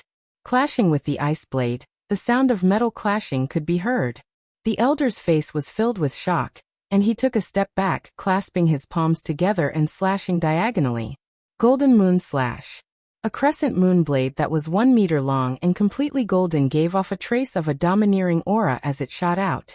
The golden moonlight shone on Bai Ningbing's pale face, and he laughed coldly, raising the ice blade in his left hand and slashing. Clang! The moon blade and ice blade collided, and the golden moon disappeared, while the ice blade also shattered into small ice shards. This is a battle between rank 3 Gu masters? So strong. Be it the ice blade or the golden moon blade, I can't block them. From afar, Fang Zheng was dazzled, not fully understanding the situation. How can this be? It is clearly a rank 2 ice blade Gu, but it blocked my rank 3 moon blade and golden moon. The elder stared with wide eyes, his tone filled with disbelief. Northern Dark Ice Soul Physique had an amplifying effect on ice and water-related Gu worms. And this amplification, the higher the Gu master's cultivation, the greater the extent. When Bai Ningbing was rank 3, he could use rank 2 Gu worms with rank 3 power. When he was rank 4, using rank 4 Gu worms, the effect could even surpass rank 5. Previously, Bai Ningbing suppressed his cultivation and only retained the recovery ability of his primeval essence. Now that he removed the suppression and returned to rank 3, the true power of the Northern Dark Ice Soul Physique could be seen. Fold thing, there are still many things you don't know. Bai Ningbing's feet stopped, and the ice blade in his hand stretched out horizontally and started to spin crazily. Whoosh whoosh whoosh, amidst the intense wind he spun faster and faster. Howl. The wind seemed to have turned into the roar of a beast, and in just 2 breaths' time, a 5-meter-tall ice blade storm had formed on the spot. The wind was like a tornado, and the pure white frost aura surged and spread, freezing people's limbs. Quick hide. Even the elders didn't dare to take the brunt of the attack head-on as they hurriedly dodged. But the other rank 2 Gu masters could not dodge in time. The ice blade storm swept over at a speed that was more than 3 times faster than before. 2 male Gu masters were unfortunately swept into the storm, and their screams stopped. In an instant, they were chopped into countless pieces by the ice blades, losing their lives on the spot. Save me! Guyue Yaohong screamed in panic, as she was about to be swept into the storm and die. Green vine Gu. Guyue Qingshu's palm emitted green vines, and the vines coiled around Guyue Yaohong's waist like snakes. Just as he was about to pull her back, the ice blade storm had already swept over, swallowing Guyue Yaohong in one gulp. Crack crack crack. The ice blade cut through the female Gu master in an instant, cutting her into 5 to 6 parts. Before the blood could flow out, it was frozen by the cold air. Following that, these 5 to 6 parts continued to be cut apart, turning into palm-sized frozen corpse fragments. Yaohong. Qingshu's eyes widened as he saw this. Sister Yaohong. On the slope, Fang Zheng could not accept such a tragic scene, and knelt on the ground in a daze, tears flowing down his face. Damn it. Steel Cloak Gu. The clan elder took a deep breath, and his body emitted a black light, as if he was wearing a layer of steel armor. He used his arms to protect his face, and his legs flew, charging straight towards the ice blade storm. Clang clang clang. He courageously charged into the storm. In just a few breaths' time, the ice blades cut the clan elder's body countless times, making crisp sounds. After a moment of stalemate, the storm abruptly stopped. Bai Ningbing and the clan elder stood facing each other. Old thing, you are seeking your own death. Bai Ningbing's pair of blue eyes became even purer. His white clothes and white hair fluttered in the cold wind. The ice blade in his left hand had already broken into 2. But this did not stop it from piercing the clan elder's heart. The elder slowly lowered his head and stared at his left chest, letting out a sound of helplessness and astonishment. Bai Ningbing let go of his left hand, directly abandoning the ice blade, and walked towards Guyue Qingshu, passing by the clan elder. Behind him, the clan elder's face and body were gradually covered in a layer of blue frost, and he fell to the ground with a plop, never to get up again. From afar, Fang Zheng, who saw this, his pupils shrunk to the size of a needle, and an intense fear invaded his entire body. All of this was beyond his imagination. A grand rank 3 clan elder died just like that. How could this Bai Ningbing be so strong? Where is Fang Yuan? Tell me, and I can give you a quick death. Bai Ningbing walked towards Guyue Qingshu. Bai Ningbing. Guyue Qingshu let out a deep sigh, staring at Bai Ningbing without fear. You and I have fought no less than 10 times, you are getting stronger and stronger. and now I have to admit that you have surpassed me. But your strength cannot make me betray my clansmen. Let's fight. With just you? Bai Ningbing sneered in disdain, turning to look at Fang Zheng, slightly raising his eyebrows. That is Fang Yuan's brother? Guyue Qingshu's expression changed, and he took a big step forward, blocking Bai Ningbing. Don't even think of finding trouble with him. Bai Ningbing's expression sank. You are an interesting opponent. Keeping you alive can add some fun to my life. But my mood is terrible now. Don't be ungrateful. Obediently tell me, where did Fang Yuan escape to? Guyue Qingshu used his actions to give the most direct answer. He slowly closed his eyes, and then suddenly opened them. Would charm Gu. Chapter 143. Under the power of the rank 3 Gu, Qingshu's eyes turned emerald green. At this moment his aura suddenly changed. From a lively human aura, it turned into a deep and serene forest aura. Bai Ningbing could not help but reveal a slightly surprised expression. He curled his lips unconcernedly. It seems I have not fought with you for a long time. You have some interesting methods now. Icicle Gu. With a thought, 5 sharp icicles condensed out of thin air. Go. Bai Ningbing pointed his finger, and the icicles shot out. Crack, crack, crack. 2 vines stretched out from Qingshu's palms. The vines danced in the air, as agile as 2 green snakes, easily deflecting the icicles. The icicles changed direction, brushing past Qingshu's shoulder and shooting into the frozen ground, the hard mountain rocks, and the ice sculpture-like forest. Qingshu used skill to break through force, causing Bai Ningbing to return empty-handed. Bai Ningbing laughed coldly. Your whip is getting better and better. But I want to see, how many icicles can you block? Saying so, Bai Ningbing's eyes shone with a faint blue light. 10 icicles appeared at the same time, floating in front of him and shooting towards Qingshu.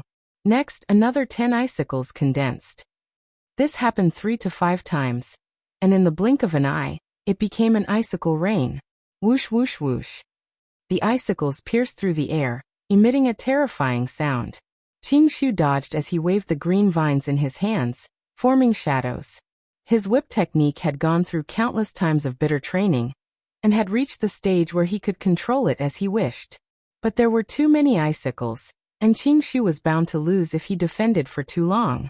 In the end, his shoulder was hit by an icicle. The icicle pierced through his right shoulder, and the tip appeared on his back. Pine needle Gu. Qingshu endured the pain, and with a flick of his long hair, countless jade-colored pine needles shot out. The pine needles flew towards Bai Ningbing, and he activated Water Shield Gu in time. His Water Shield Gu was strengthened, becoming much thicker, reaching a defensive strength no weaker than a rank 3 Gu. The pine needles shot into the water shield, and their speed slowed down, before being expelled by the flowing water in the water shield. However, this also forced Bai Ningbing to stop her icicle attacks. Guyue Qingshu took advantage of this opportunity, endured the pain, and forcibly pulled out the icicle from his shoulder. Not a single drop of blood flowed out. On one hand, it was because of the cold air of the icicles. On the other hand, it was because his body was continuously turning into wood. Bai Ningbing removed the water shield Gu, and his gaze was immediately attracted to Guyue Qingshu's wound. Through the hole in his clothes, he could clearly see Qingshu's wound, revealing the veins of trees, and then healing at a speed visible to the naked eye. On the newly grown skin, a tree ring pattern was formed. At the same time, Guyue Qingshu's ears began to grow longer. His long hair turned emerald green, and green leaves began to grow from the ends of his hair. His hands also turned from normal flesh and blood to dark and restrained. His skin began to harden and turn brown like tree bark. This was the first time he had disregarded the consequences, and used the wood charm Gu. The wood charm Gu caused him to continuously turn into a tree spirit, and at the same time, Guyue Qingshu could feel the rich natural primeval energy in the air. Ordinary Gu masters could not sense this primeval energy. Only special life forms like tree spirits could sense it, and absorb it to use. Guyue Qingshu felt like he was soaking in a mother liquid. The thick primeval energy wrapped around him, giving him an extremely comfortable feeling.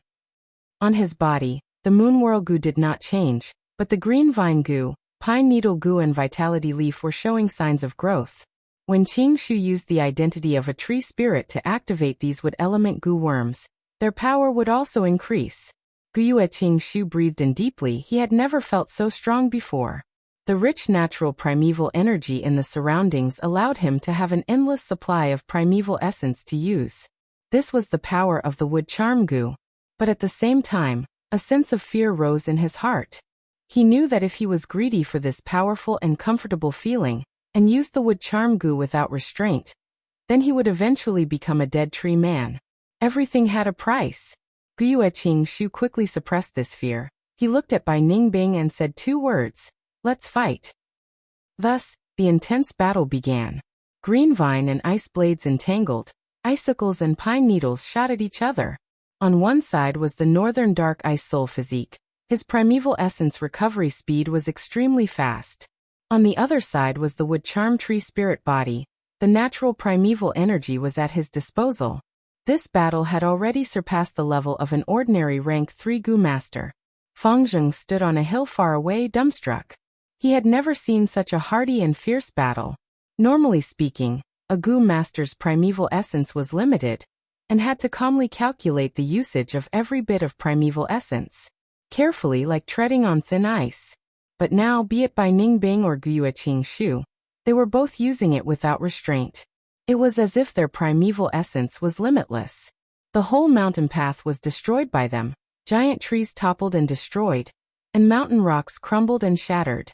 The intense battle lasted for a long time. Bluebird ice coughing gu. Bai Ningbing saw an opportunity, and suddenly opened his mouth. An ice blue bird flew out from between his teeth. The bird chirped, its body like a dove. But under the amplification of the northern dark ice soul physique, it gradually grew to the size of an eagle, and after flying for a while, it pounced towards Guyue Qing Shu. Guyue Qing Shu could not dodge in time, and could only take it head-on. Bam! After an explosion, Guyue Qing Shu was frozen in an ice crystal the size of a house. "It's over." Bai Ningbing sighed, not having had enough. He looked at Guyue Qing Shu, who could not move in the ice crystal, and muttered, "Thank you for providing me with such an interesting experience. This battle was my most exciting battle so far. Qing Shu, you died a worthy death. I have already remembered it." "Lord Qing Shu." On the slope, Fang Zheng shouted in shock. "What are you shouting for, ant-like thing? The next one is you." Bai Ningbing snorted coldly, walking towards Fang Zheng. But at this time, the sound of the ice crystal shattering entered his ears. How can this be? He turned around, and saw that in the ice crystal, Guyue Qing Shu was undergoing an earth-shattering transformation. His body started to grow bigger, and his rank 2 gu master martial attire was soon torn apart. His hair turned into green vines, and palm-sized green vine leaves grew one after another, intertwining into a dense green color. His fingers turned into sturdy wood, and his arms and legs turned into thick tree branches, with the general shape of his hands and feet remaining. With a bang, the ice crystal shattered completely. Guyue Qing Shu stood up. His appearance was already beyond recognition. The originally delicate and gentle human face had completely turned into the face of a tree spirit with a sharp nose and large eyes. He was 3 meters tall, and his body was incomparably sturdy. His brown tree bark was as thick as armor, covered with large amounts of green leaves and vines. Bai Ningbing looked at his transformation in shock. Compared to Guyue Qing Shu, he was like a child under the feet of an adult. "This appearance, did you refine the wood charm gu? This gu is much harder to refine than my frost demon gu." Bai Ningbing finally thought of the answer. Tree spirit wood charm can directly use the primeval energy in the air. No wonder Guyue Qing Shu's primeval essence is so abundant. He came to a realization, and was even more puzzled. He asked the question in his heart, and said directly, "Qing Shu, you use the wood charm gu like this. Aren't you afraid of turning into a dead tree man? So what if you beat me? You are destined to die." Bai Ningbing. Guyue Qing Shu's voice became deep and drawn out. "I understand you like I understand myself. You and I are both orphans, both adopted by the clan leader, but we walked on completely different paths. The death of one tree in the forest is nothing. As long as the forest exists, countless trees will grow and rise. Let's have the final battle, my old enemy." Saying so, Hundreds of green ancient vines attacked Bai Ningbing like giant pythons. For the clan? So foolish. Bai Ningbing was moved and quickly retreated. But the green vine's speed was several times faster than before, and soon caught up to Bai Ningbing. Bai Ningbing controlled his body and nimbly dodged. Green vines as thick as an arm brushed past his body and smashed into the soil or rocks under his feet. For a moment, soil splattered, and rocks flew everywhere. Water shield goo.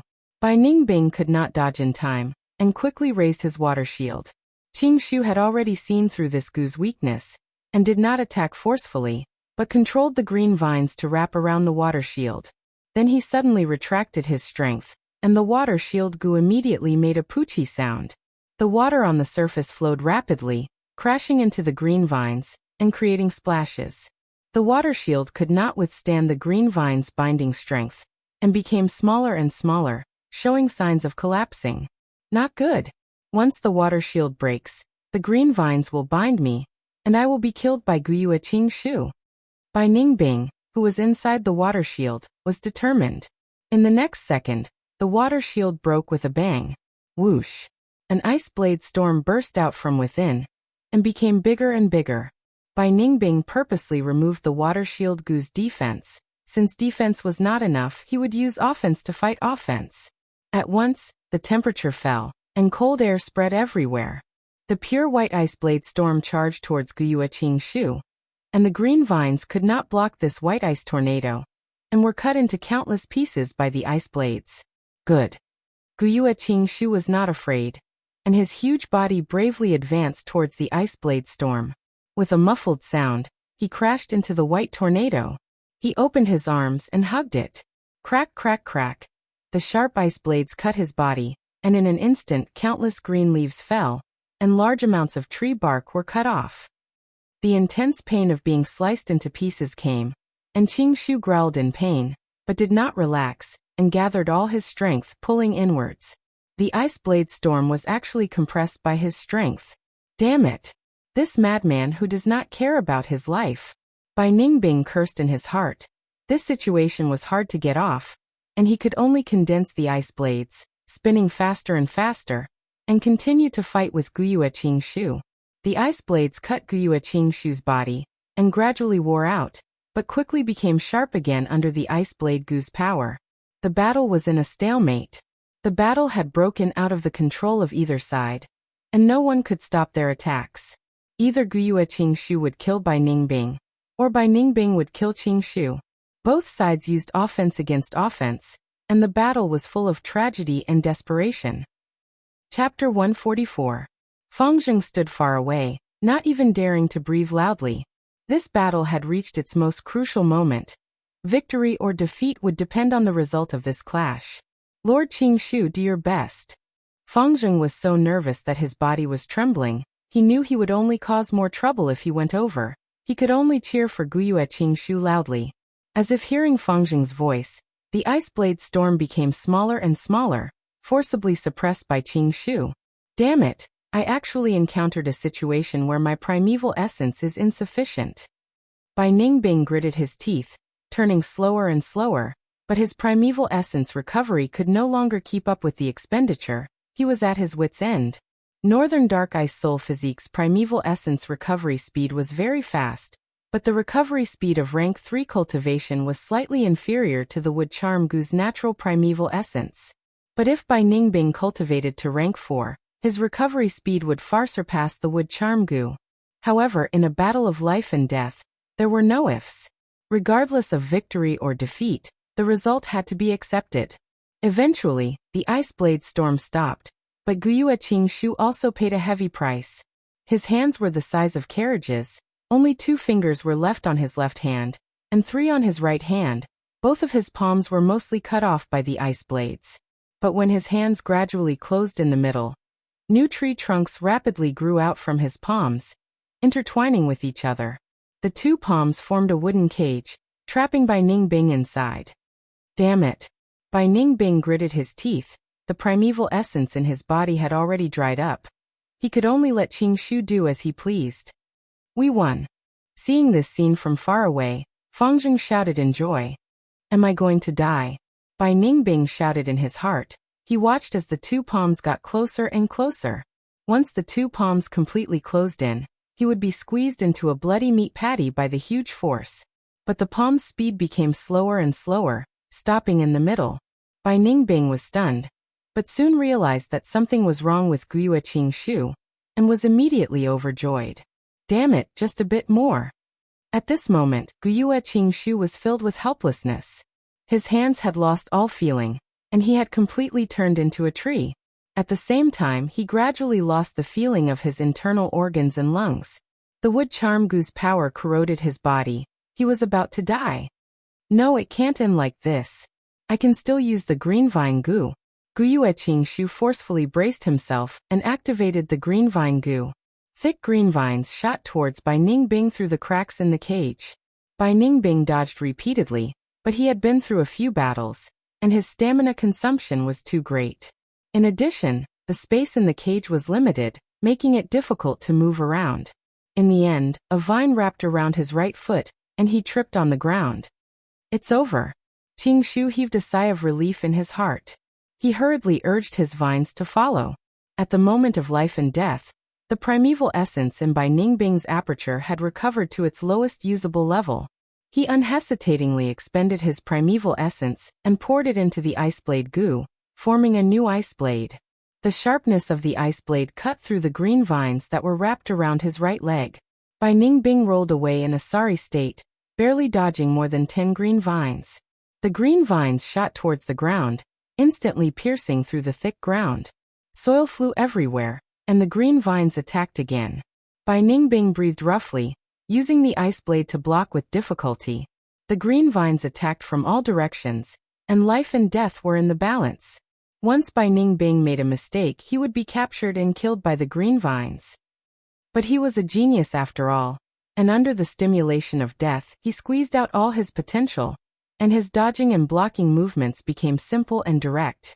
Although he was tripped by the green vines from time to time, and was surrounded by danger, he managed to preserve his life. The green vines were cut by the ice blade one by one, and the number of green vines was decreasing. It was not that Guyue Qingshu did not want to use the green vine gu to grow more green vines, but the natural primeval energy in the surrounding air had almost been completely absorbed by him. Although he was further away, and the primeval energy in the air was spreading towards him, the meager amount of primeval energy was not enough to satisfy the needs of the green vine gu. There was even worse news. The wood charm gu's power had already completely corroded Guyue Qingshu's body, and was starting to corrode his consciousness. Guyue Qingshu's consciousness started to show signs of being in a trance, and was interrupted from time to time. The breath of death was already spitting on his face. Is it going to end? No. He was not resigned to this, and roused his spirit, making his last effort to kill Bai Ningbing. He could no longer see, and the wood charm gu's power had already corroded his eyes. He could no longer hear, and his ears were also useless. He only had a little sense of touch left. Relying on Bai Ningbing's counterattack, he determined the latter's position and attacked. His hard work paid off, and Bai Ningbing was finally captured due to exhaustion. A vine coiled around his neck, and lifted his whole body up, gradually tightening. Bai Ningbing immediately felt difficulty breathing, and even if he opened his mouth wide, it was of no use. At the same time as Qingshu, he was also walking towards death. Feng Yuan breathed roughly, and the intense battle had already ended. On the ground, there were 5 corpses with their eyes wide open. They were all by Clan Gu masters. Relying on the stealth scales Gu for sneak attacks, the moonglow Gu and the strength of 2 boars, and 500 years of battle experience, he displayed astonishing results. Although he told Qingshu that he was returning to the village, it was just an excuse. After leaving for a distance, he used the stealth scales Gu to conceal his body, and went around the mountain path battlefield, going to the place where Manshur and Xiongli died. He retrieved the Gu worms on the 5 corpses, and when he arrived at the place where Xiongli died, he found that the corpses were gone, not to mention their Gu worms. Looks like Xiongling collected their corpses. What a pity, I was hoping to get Xiongli's brown bear innate strength Gu. Feng Yuan sighed in his heart. Leaving Xiongling alive was not his wish.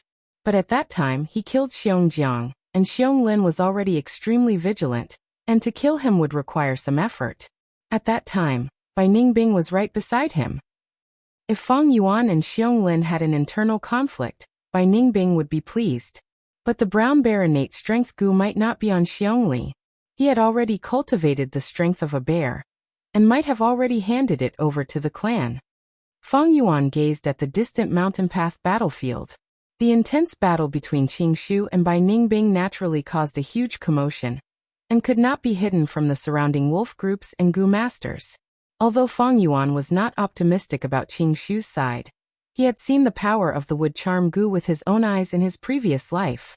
A fierce battle with Bai Ningbing was definitely unavoidable. He was not willing to give up this chance, and thus chose to wait in the surroundings. From time to time, Gu masters would be attracted by the sounds of battle, and Fang Yuan would attract the wolf groups to restrain them. If he could not restrain them in time, Fang Yuan would take action himself. The sounds of battle in the mountain path battlefield have almost stopped.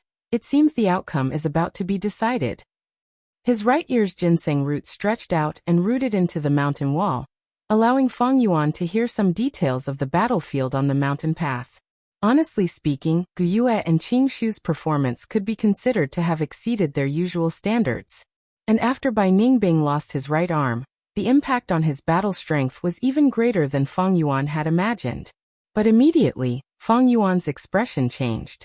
He heard a large number of footsteps, rushing towards the mountain path battlefield from two directions. One of the directions was from Gu Yue village.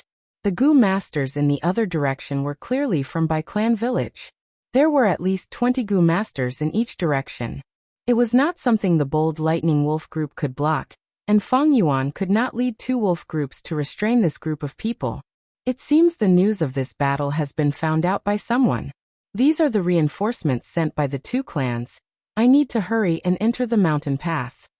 Fang Yuan was the closest, and was the first to enter the mountain path.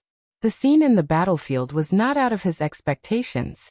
From the crack of the cage, he saw Bai Ningbing hanging by vines, on the verge of death, but still with a single breath.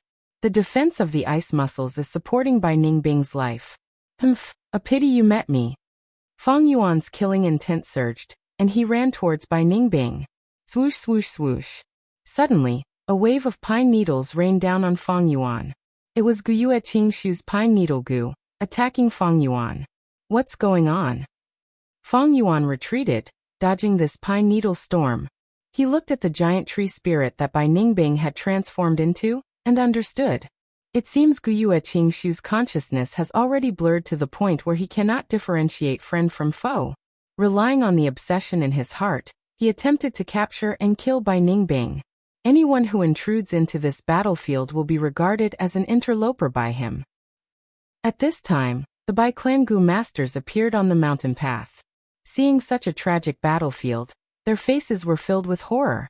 Lad over there, you better not act rashly. A rank 3 Gu master shouted at Fang Yuan, his tone filled with threat. This Bai Ningbing is really lucky. Fang Yuan saw this and laughed coldly in his heart, immediately knowing he could not deal the final blow. First of all, Qing Shu's consciousness was already blurred, and one green vine was not enough to kill Bai Ningbing who had the ice muscles defense. Fang Yuan had to break through Qing Shu's blockade to get close to Bai Ningbing. This way he would attract most of his attention, and might even help Bai Ningbing escape. Even if he tried to force his way in, the Bai Clan's rank 3 and rank 2 elite Gu masters would definitely stop him. They would not just stand there and do nothing. Moreover, dealing with Bai Ningbing was extremely dangerous. Bai Ningbing's primeval essence had already recovered. At least he could use the blue bird ice coughing Gu. Even if Fang Yuan killed Bai Ningbing in the end, these Bai Clan Gu masters would not let Fang Yuan off. They would kill him as soon as possible. Fang Yuan sighed inwardly. The distance is too long. There are at least 20 steps between me and Bai Ningbing. And my Moonglow Gu's attack range is only 10 steps. Moreover, for a dying Bai Ningbing, I would lose my life and disrupt my rebirth plan. This is not worth it. Thinking of this, Fang Yuan took a few steps back. This seemingly cowardly action made the Bai Clan Gu masters who rushed over let out a sigh of relief. Chapter 145. Soon after, Fang Zheng also rushed over. Lord Qingshu. He had a joyous expression, fearlessly running towards Guyue Qingshu. But immediately after, he was hit back by a wave of pine needles. Group leader, it's me Fangzheng. He shouted in bewilderment, realizing something was wrong for the first time. But why would Guyue Qingshu agree to him? Big brother. What happened to Lord Qingshu? Fangzheng was perplexed and panicked, asking for help from Fang Yuan. But Fang Yuan ignored him, instead squatting down and forming a claw with his right hand towards Bai Ningbing. Plunder Gu. He secretly activated this Gu worm, and quickly felt like he had grabbed something. He quickly pulled back, and a Gu worm flew out from Bai Ningbing's body. It was a red steel relic Gu. This was given to Bai Ningbing by the Bai clan leader, but Bai Ningbing did not use it and quickly reached rank 3. But now, it was Fang Yuan's doing. The red steel relic Gu flew out from Bai Ningbing's body and landed in Fang Yuan's hand. A group of Bai clan Gu masters were so anxious that their eyes turned red, shouting, "Scoundrel, stop if you don't want to die. You dare to snatch our Bai clan's Gu worm right in front of us." "It's a red steel relic Gu," Fang Yuan sneered, not saying a word. Once the red steel relic Gu was in his hands, he used spring-autumn cicada to refine it. But he did not keep it in his aperture, but kept it in his chest, giving the illusion that he did not refine it on the spot. He grabbed again, and this time a gray beetle flew out. Stone aperture Gu. Fang Yuan recognized this Gu worm's origin. His gaze flashed, and he refined it again, keeping it in his chest. Damn it, another Gu worm. Stop him, he is so unrestrained, he simply does not put our Bai clan in his eyes. Save Bai Ningbing. Kill these guys. Bai clan's Gu masters shouted as they rushed over from the mountain path. Bai Ningbing was heavily nurtured by the clan, and all the Gu worms on her were top quality. Now that it was snatched away by Fang Yuan in front of everyone, everyone felt their hearts bleed.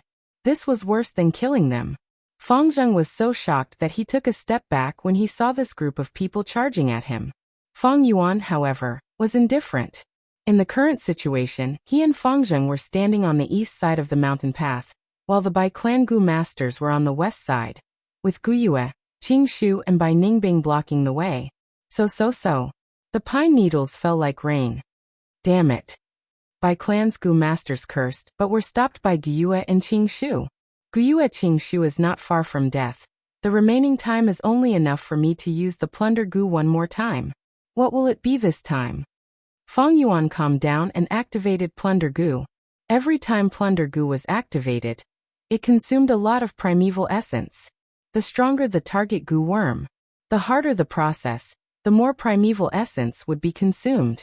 If the plunder failed, the Gu master would suffer a backlash. Thus, the Plunder Gu was of little value, and had not many uses. But now, Bai Ningbing was on the verge of death. His consciousness was hazy, and he was close to the end of his rope. It was not difficult to plunder his Gu worms. Among the Gu worms on Bai Ningbing, the most valuable was undoubtedly the Frost Demon Gu. This Gu was comparable to the Wood Charm Gu, and could turn a person into a Frost Demon. But if used for too long, the Gu master's life would be extinguished, turning into an ice sculpture. Bai Ningbing knew its drawbacks, and had never used the Frost Demon Gu like Guyue Qingshu. Other than the Frost Demon Gu, the second most valuable was the Blue Bird Ice Coffin Gu, a rank 3 Gu. Right now, it was residing in Bai Ningbing's throat. If he could grab the Blue Bird Ice Coffin Gu, that would be the best situation. But the Plunder Gu was only rank 2, and it was not strong enough to fulfill the Gu master's wishes. In the end, Fang Yuan grabbed Bai Ningbing's Water Shield Gu. This was not bad. The Water Shield Gu combined with the White Jade Gu would provide Fang Yuan with an even better defense. The tree spirit that Guyue Qingshu had transformed into was pushed down by the Bai clan Gu masters. They split open the wooden cage and rescued Bai Ningbing, who had lost his right arm and had fainted.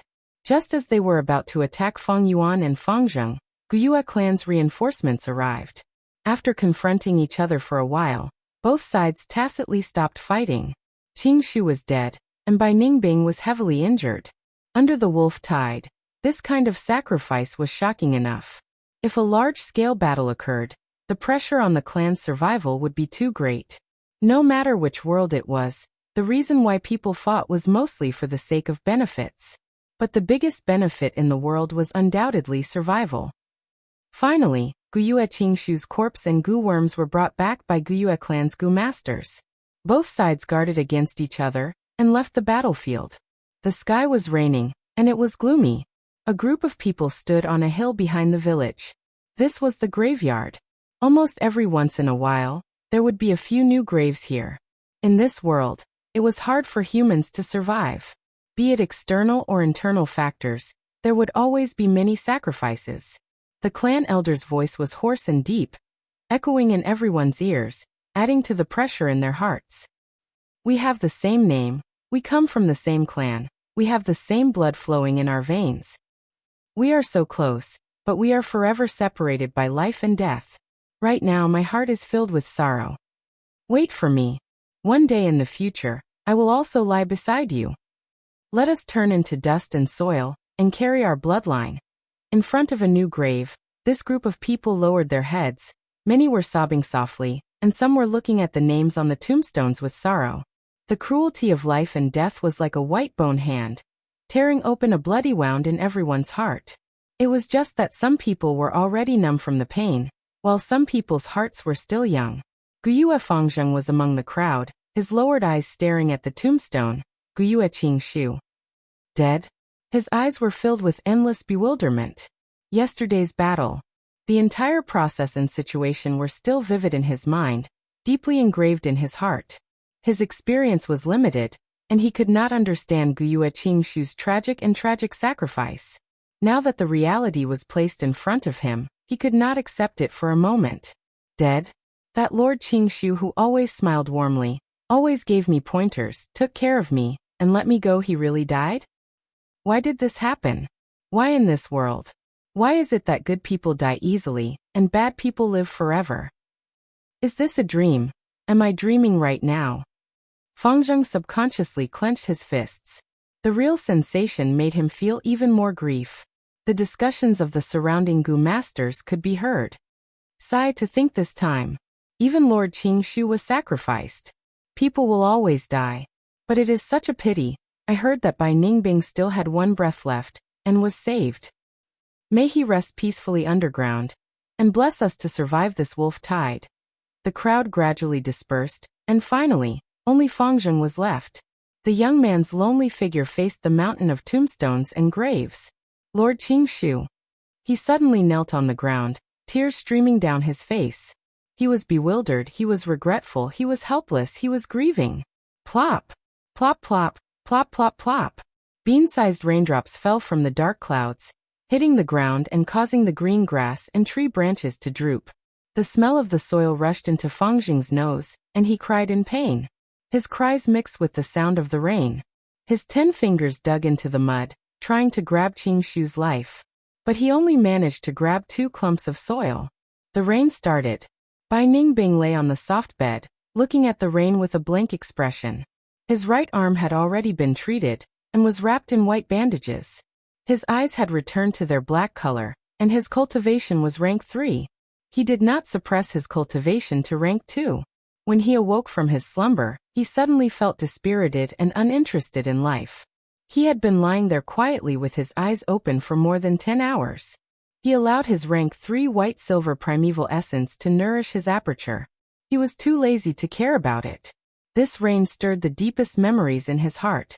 It was in this summer rain that he was officially adopted by clan leader. The patriarch's benevolent and hopeful gaze landed on him. The congratulatory voices of the surrounding elders surged over like a tide. The little him stood barefoot on the cold floor, staring at the rain outside the window, feeling lost and lonely. What is the purpose of living? This question that had troubled him for more than 20 years, and would likely continue to trouble him until he self-destructed, appeared again. Is it for kinship, for the clan? Bai Ningbing could not help but think of Guyue Qingshu. Ever since he was young, he had seen such sacrifices many times. Some were by clansmen, some were Xiong clansmen, Guyue clansmen. He could not understand this passion. He seemed to be a cold and emotionless person by nature. Guyue Qingshu could not give him an answer. Thus Fang Yuan's figure appeared in Bai Ningbing's mind. The first time he saw Fang Yuan was leaning against a tree behind him. eating a wild fruit he picked, and watching the battle at the foot of the mountain. He was so excited that his body was trembling, shaking with excitement, because he saw himself in Feng Yuan's deep and serene eyes. But now that he thought about it, Feng Yuan's eyes seemed to have something more than him.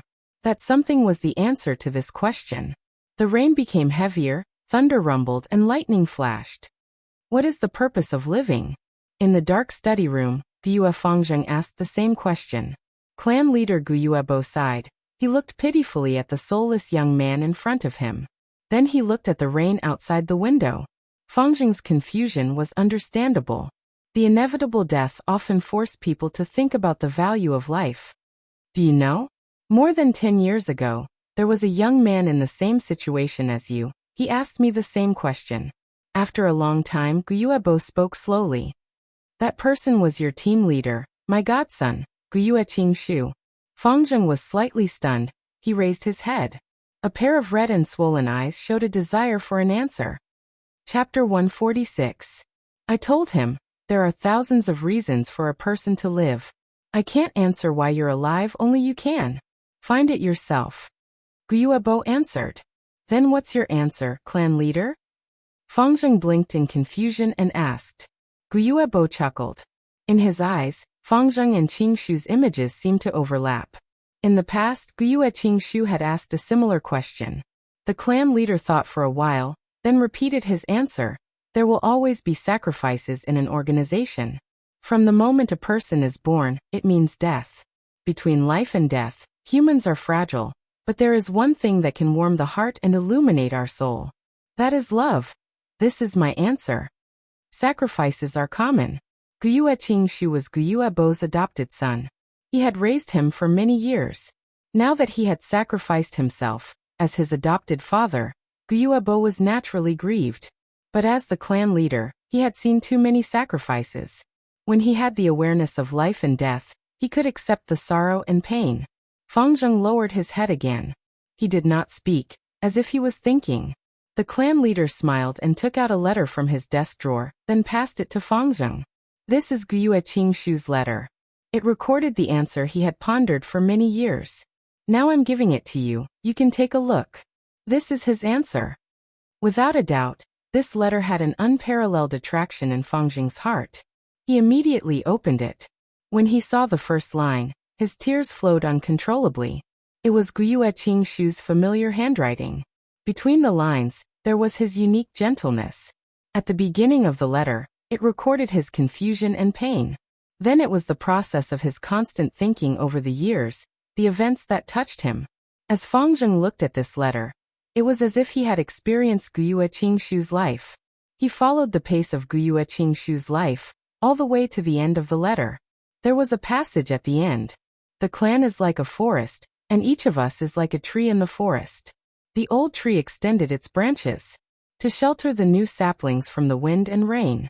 When the new trees grew into towering trees, the old trees would fall and become nutrients in the soil to nourish the land and give birth to new trees. People will always die. Heaven and earth will not remember us. However, the new trees were proof of the old trees' existence. Just like that, he kept witnessing. This forest of the family will become increasingly vast, and it will move towards prosperity and prosperity. People die all the time. As a Gu master, they could not hide the outcome of death. Even rank 7, rank 8, or even rank 9 Gu masters could only live a little longer. I felt fear in the face of death. But I deeply understand that one day, I Guyue Qingshu will also die. Perhaps they would die of old age or illness, or perhaps they would die in battle. May I then go to my death in peace and without regret. At the end of the letter, Lord Foster Father, I have asked you that question before. I think I have already found the answer. After reading this letter, Fengzheng sobbed uncontrollably. His mind was filled with memories of Qingshu. When he made a mistake, he did not blame him but instead comforted him. When he suffered a setback, his encouraging gaze. In his frustration, he used his warm hand to rub his head. Guyuebo kept this letter. In the future, when you think of the answer, you can also write me a letter. Go back and have a good rest. The Wolf Tide's crisis has not ended. You need to contribute your strength. No. Fang Zheng slowly raised his head, clenching his fists. What is it? Gu Yuebo asked. I have already found my answer. Fang Zheng's tone was filled with an indescribable determination. I want strength. To protect my loved ones, to protect them from harm. I want to protect the clan, to strengthen the clan. I want to see the wolf tide no longer torment us. I want to see my companions feel happy and happy. I do not want this kind of sorrow to continue. I want to use my hands, my body, my soul, to protect the people around me. Gu Yuebo showed a surprised expression. At this moment he seemed to see Gu Yue Qingshu. Qingshu, you did not die in vain. Looking at Fang Zheng's shining eyes, the clan leader sighed in his heart. An old tree fell, and in the soil where it slowly rotted, a new sprout was already growing rapidly. Renzu could not bear the loneliness, thus he gouged out his eyes and turned them into a son and daughter. Only then did he get rid of the loneliness slightly. But good times did not last long. This pair of children gradually became greedy for the scenery of the world, putting their father Renzu at the back of their minds, often playing and forgetting the time, and even forgetting to take care of Renzu. Renzu could not see anything, his eyes were filled with darkness. But sometimes he could actually see a bit of light. Regarding this he was extremely puzzled, asking the Attitude Gu for guidance. Attitude Gu told him, "Oh, this is the eternal light emitted by the Belief Gu." Belief? When Bai Ningbing saw this, she sneered and casually threw the book that recorded the ancient legend in her hand. The door opened at this moment, and the person who came in was almost hit in the face by this book. Ningbing, what are you doing? The person who came in was the Bai clan leader. He frowned, consoling. I know you are in a bad mood, but losing your right arm is nothing. In this world, there are many Gu worms that can heal your injuries. In the past, I asked the clan elder to stay by your side and protect you, but you always rejected, even attacking the clan elder. You suffered a loss this time, right? But this is also a good thing. Since young, your path has been too smooth. As long as you don't die or sacrifice yourself, this loss is nothing. Your injuries are no longer a problem, but the wolf tide is getting fiercer. The clan needs your strength now. A group of wolf cubs, what can they amount to? Bai Ningbing closed her eyes, lying on the bed, saying indifferently. The clan leader's face showed a serious expression. The situation is not good. It can even be said to not be optimistic. According to our investigations, there are already no less than 3 frenzy lightning wolf packs roaming around the village. Your failure has greatly affected the clan. Your failure has greatly affected the clansmen. I hope that this evening, you will appear in public. As long as you don't fall, it will greatly raise our clan's morale. Do you understand? I understand. This is just a small matter. Bai Ningbing mumbled, his face full of impatience. If it was anyone else who had such an attitude towards the clan leader, they would have been severely punished. But Bai Ningbing was a different matter. The Bai clan leader sighed helplessly. He closed the door and left. Only Bai Ningbing was left in the room. He slowly opened his eyes. His eyes revealed a lonely and lost expression. He did not tell anyone about the trouble in his body and the premonition of death. From the clan's records, he found out the name of the Northern Dark Ice Soul Physique. In the limited information, the 10 extreme physiques were also known as the Sure Death Aptitude. When the aperture walls reached the limit, the power of the self-explosion would be extremely strong. Bai clan leader had raised Bai Ningbing and was very lenient towards him. If he told others about the Northern Dark Ice Soul Physique, Bai Ningbing did not doubt that the first person to kill him would be this Bai clan leader. What is the purpose of a person living? In the past, when he thought about this question, Bai Ningbing would feel very lost. Then he would feel bored, anxious, resentful and other negative emotions. But now he had a sense of calmness in his heart. People would always grow. Not to mention a genius like him. In the past he knew that he would die for sure, and in his despair, he yearned for life, and had a kind of fear towards death. But now, when he really almost died, he accepted it. Letting the rank 3 white-silver primeval essence nourish his aperture, he was no longer anxious. It was because he was no longer afraid of death. Even though he was still lost about the meaning of living, he knew where the answer to this question was. This answer had long been in Fang Yuan's heart. This kind of feeling was indescribable, and it was extremely mysterious. But he was clear about it. Moreover, the stone aperture goo was in Fang Yuan's hands now. Fang Yuan, we will definitely meet again.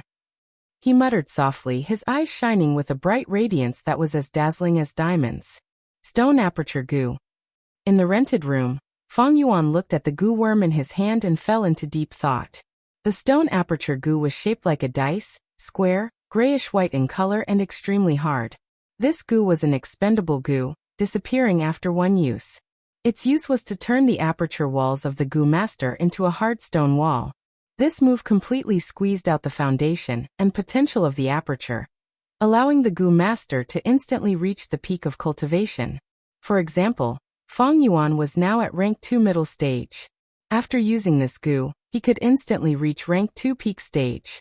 But the price he had to pay was that Fang Yuan would never be able to advance to rank 3, and would also lose the ability to recover his primeval essence. From now on, he could only use Yuan stone to replenish his primeval essence. The stone aperture goo was used by goo masters who had no other way out. Some goo masters' apertures suffered irreparable damage and had cracks that could not be healed, so they could only use this goo. Or under special circumstances, the goo master had no hope of advancing and had to raise his cultivation in a short period of time to survive. Thus, they used the stone aperture goo. The cost of refining the stone aperture goo is very high. Bai Ningbing refined this goo worm in order to turn her aperture into a stone aperture, to prevent death from descending upon her. Unfortunately, this method can only delay the arrival of death, and cannot stop the self-destruction. If the northern dark ice soul physique could be broken so easily, why would it be called one of the 10 extreme physiques? This stone aperture goo was useless to Fang Yuan, but the red steel relic goo and water shield goo from Bai Ningbing were very useful. As for the goo worms that Fang Yuan took from Gyue, Manshur and the others, they were not outstanding. After returning to the village, he handed them over to the higher-ups of the clan, and exchanged them for large amounts of battle merits. Due to the wolf tide, Qing Shu and Bai Ningbing's fierce battle was suppressed by the 3 mountain strongholds, and they endured it silently. All 3 sides needed each other's strength to get through this crisis. Xionglin's report exposed the fact that Fang Yuan possessed the white jade goo, but he used the excuse of buying it from the caravan to temporarily gloss over it. Chapter 147. As the person involved, Fang Yuan was naturally investigated by the clan. But this investigation did not go deep, as the clan's higher-ups were all focused on the increasingly severe wolf tide. Fang Yuan's earth communication eargrass and stealth scales goo were still hidden. But even if they were exposed, Fang Yuan could push all the blame onto the caravan. Anyway, under the wolf tide, transportation was already cut off, and the caravan would not come. In this situation, the clan could not get confirmation from the caravan, and the investigation would only drag on. By the time they could get results, Fang Yuan would have already cultivated to rank 3 and left Qingmao Mountain. Of course, if the 4 flavors liquor worm and spring-autumn cicada were exposed, it would be a different story. No matter which one was exposed, it would cause a huge commotion in the village.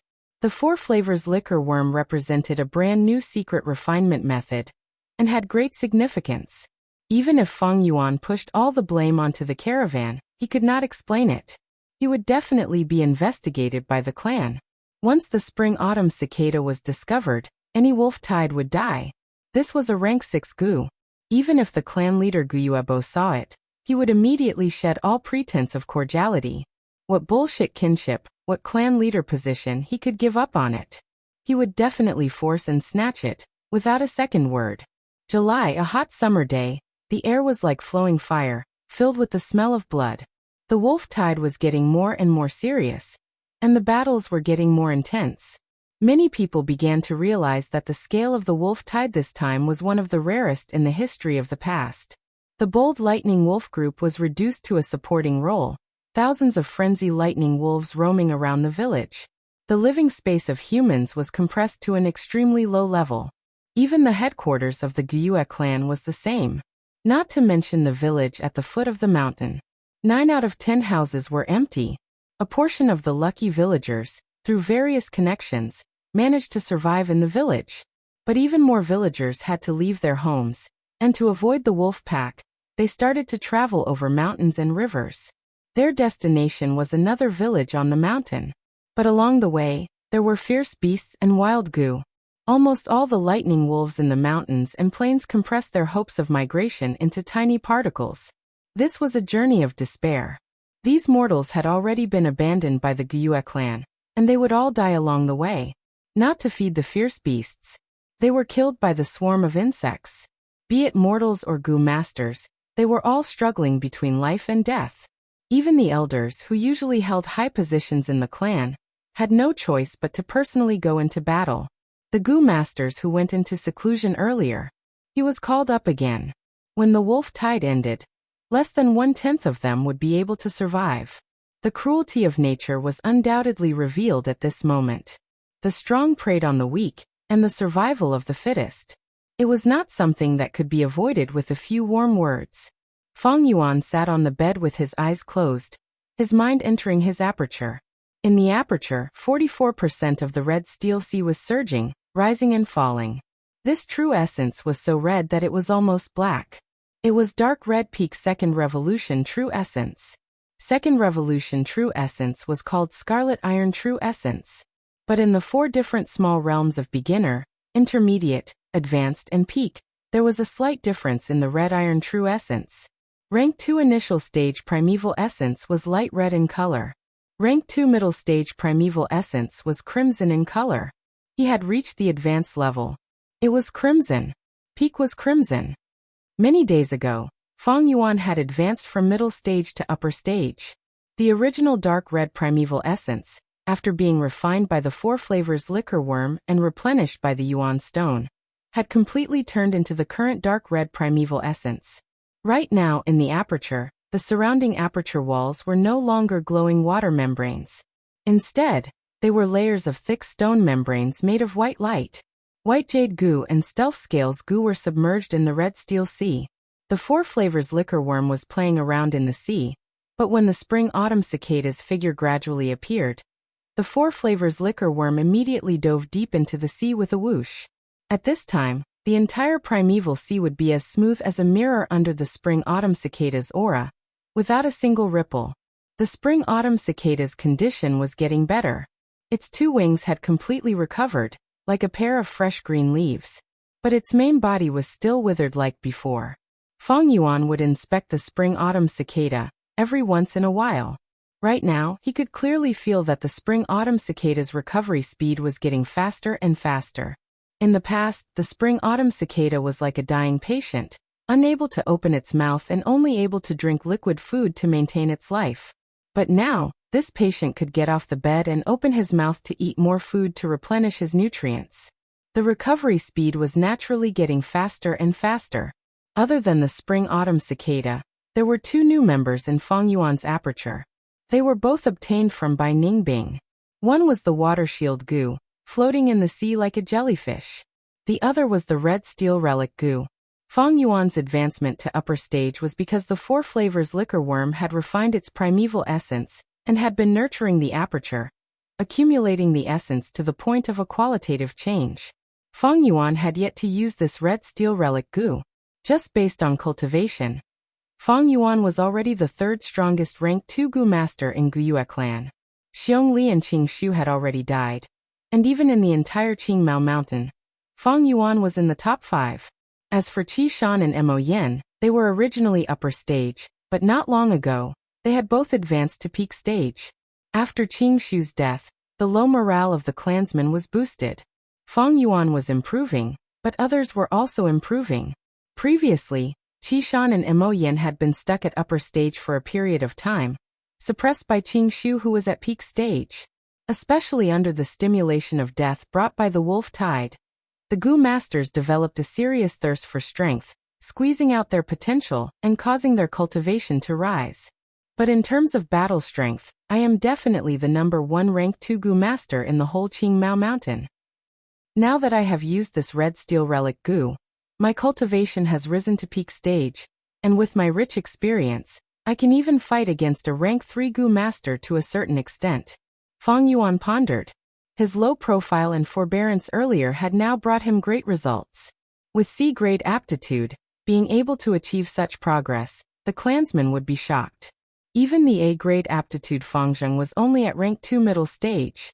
Of course, even if he advanced to peak stage, Fang Yuan could not reach the stage of defeating a rank 3 Gu master. Bai Ningbing was able to kill a rank 3 Gu master because of the Northern Dark Ice Soul physique. Gu Yue and Qing Shu could also do it because of the Wood Charm Gu, a powerful and unique rank 3 Gu worm. Actually, speaking of which, Fang Yuan also had a trump card that was stronger than the two of them, Spring-Autumn Cicada. But this rank 6 Gu worm was quite special. Fang Yuan would not use it unless he had no other choice. Spring-Autumn Cicada had not fully recovered if he forcefully used it. Whether he could revive or not was a huge question mark. The Red Steel Relic Gu was only effective on rank 2 Gu masters. It was worthless to not use it. Fang Yuan was just about to use this Gu worm. There was a knock on the door. Knock knock knock. Lord Fang Yuan, it's me Gu Yue Jiangya. After the knock, a person shouted. Fang Yuan frowned. This Jiangya was getting more and more overboard, coming to find him again and again, wanting to buy more vitality leaves. The more deaths and injuries there were, the higher the price of vitality leaves, to the point where there was no stock in the market. How many times have I told you? I don't have any extra vitality leaves here, get lost. Fang Yuan snorted. How could he give up his cultivation time for a mere yuan stone? Outside the door, Jiangya smiled flatteringly. Lord Fang Yuan, please calm down. You also know the current situation. I have no other choice, right? Many Gu masters know that I sell vitality leaves here and come looking for me. My days are not good either. How about this? I will increase the price by 10%. Lord Fang Yuan, please do me a favor and give me a dozen pills to save my life. At the end he begged, his voice carrying a sobbing tone. Fang Yuan was indifferent. That's your problem, what does it have to do with me? You are getting more and more daring, forgetting our agreement. You actually brought someone else here. Jiangya stood outside the door, smiling bitterly. He looked at the elderly Gu master beside him. He had no other choice. This Gu master was too domineering, insisting on following him here. Little friend Fang Yuan, this elderly Gu master spoke. I am Gu Yueyi. I believe you have heard of me. This time I want to buy some vitality leaves from you. I hope you can give me some face and spare some time to produce some. Give you face, ha? What face do you have? Fang Yuan sneered. This Gu Yueyi had some fame. He had originally retired, but because of the wolf tide, he was summoned back by the clan. At his peak he was a rank 3 cultivator. But because of his injuries his cultivation fell to rank 2 peak stage. Now that he was old, his cultivation fell to rank 2 upper stage. Although he had the same cultivation as Fang Yuan, his battle strength was no longer enough. Gu Yueyi's face was ashen. He had long heard that Fang Yuan was a loner and eccentric, with a bad temper, arrogant and disrespectful, looking down on everyone. Before he came he was mentally prepared, but he did not expect that he still underestimated Fang Yuan. He wanted to sell his face to Fang Yuan, but this method that had always been successful was useless against Fang Yuan. At once he felt his face burning, and his heart was filled with anger and humiliation. His face was completely thrown away this time. This disrespectful dog. He cursed in his heart but did not leave. He needed vitality leaves. He was an experienced person, and knew the importance of vitality leaves. Sometimes, a piece of vitality leaves could save his life. The older one gets, the more timid they become. In the past, when he was young, he would be motivated and filled with hot blood. He wanted to protect his clansmen, wanted to change the world, wanted to become the clan's hero. At that time he had the resolve to face death with equanimity. But now that he was old and calmed down, he had seen through it all these years. He finally came back to his senses. Especially after his children were sacrificed, his heart turned even colder. Any kind of organization would require sacrifices. Because resources were limited. Although resources were being produced at every moment, resources were also being consumed. With this addition and subtraction, the total amount was still limited. To survive, people needed food, clothing, shelter, and transportation. These were resources. To cultivate, Gu masters needed Gu worms, yuan stone, food. These were all resources. To become stronger, they needed more resources. But if you don't sacrifice, where would I get more resources? It was better for you to die than for me. What protection, glory, family dreams, hot blood. These were all justifications for sacrifice. There was no organization that did not encourage self-sacrifice. But the higher-ups would never say it out loud. They would promote protection, glory, family dreams, hot blood, happiness and so on, and give all kinds of benefits. But when the person died, what was the use of having benefits? What could a dead hero enjoy? Look at that Guyue Qingshu. He died happily, and was buried in the ground, his name carved on the tombstone, and his spirit influenced the heroes that came after him. Chapter 148. Jiangye looked at the ashen-faced Guyuyi beside him, his heart feeling somewhat pleased. This old man had forced him to bring him here. Jiangye only had rank 1 cultivation and was a junior. He was naturally inferior to Guyuyi. Thus he had no choice but to bring him here. Now that he had lost face, Jiangye was rather envious of Fang Yuan's carefreeness. Guyuyi really wanted to slap Fang Yuan countless times and teach this arrogant junior a lesson. But for the vitality leaf he could only swallow his anger and said, "Little friend Fang Yuan, you can't say that. You are still young and don't understand the importance of connections. There will always be times when you need help from others. Think about it, if you come to me for help in the future and I treat you the same way, how would you feel?" Bullshit connections. Fang Yuan sneered in disdain. The so-called unity was only because everyone was weak. Connections were indeed necessary on Earth. After all, there would be no qualitative difference between people in terms of strength. But this world was a world where cultivation was possible. It was fundamentally different. Connections were just an accessory to strength.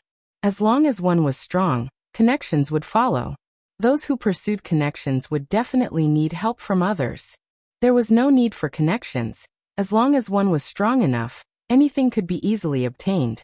If not given, they would just snatch and kill. Why would there be a need for connections? Fang Yuan naturally would not take the initiative to spread these demonic thoughts. But since he had already been disturbed, there was no harm in doing this business. Thus he said, "It's not that I can't sell it to you. 1 vitality leaf for 68 pieces of yuan stone. How many do you want?" Guyuyi was shocked by this seller and hurriedly said, "Little friend Fang Yuanyi, your price is too expensive." Fang Yuan snorted. "You don't have to buy it if you think it's too expensive. There are vitality leaves in the resources provided by the clan. You can also exchange for them with battle merits." Guyuyi smiled bitterly. How would I not know this? However, the vitality leaves in the supplies were all sold to those who had connections. Medicine Hall Elder Guyue Yaoji is covering the sky with one hand. How can I interfere? Little friend Fang Yuan, why don't you do me a favor? I will definitely repay you in the future. In my opinion, 60 yuan stone is a fair price. I never expect anything in return. You've wasted enough of my time. 70 yuan stone. If you don't want to buy it, you can leave, Fang Yuan replied. Guyuyi was so angry that he stomped his feet. Little friend Fang Yuan, how can you do business like this? Fang Yuan chuckled. Times have changed. It's now 72 yuan stone. Every time you speak, I'll waste some time. If I'm unhappy, I'll raise the price. I hope you know what to do next. Hearing this, Guyuye's face revealed an extremely angry expression. He wanted to say something, but no matter how many times he opened his mouth, no words came out. His old face alternated between green and red. Seeing this, Jiangye, who was beside him, secretly laughed. Finally, Guyuyi gritted his teeth and said, Fine, I'll buy it. I need 5 vitality leaves. You can give the yuan stone to Jiangye now. As for the vitality leaves, you can go get them from him 3 days later. Fang Yuan said. These words were too much. Exchanging money and goods was the most basic of fairness. But Guyuyi still paid the money and gave Jiangye several bags of yuan stone on the spot.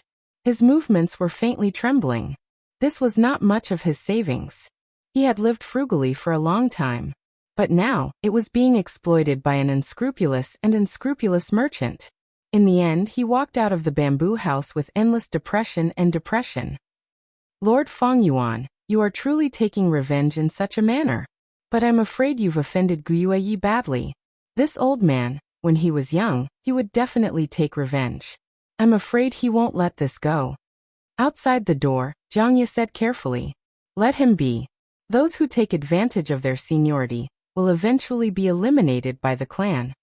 Feng Yuan opened the door, and Jiang Ye quickly handed over the bags of money in his hands. To fight against the wolf tide, the clan would have to expend a large amount of resources. With less resources, the huge organization would not be able to sustain itself, and would naturally have to lay people off.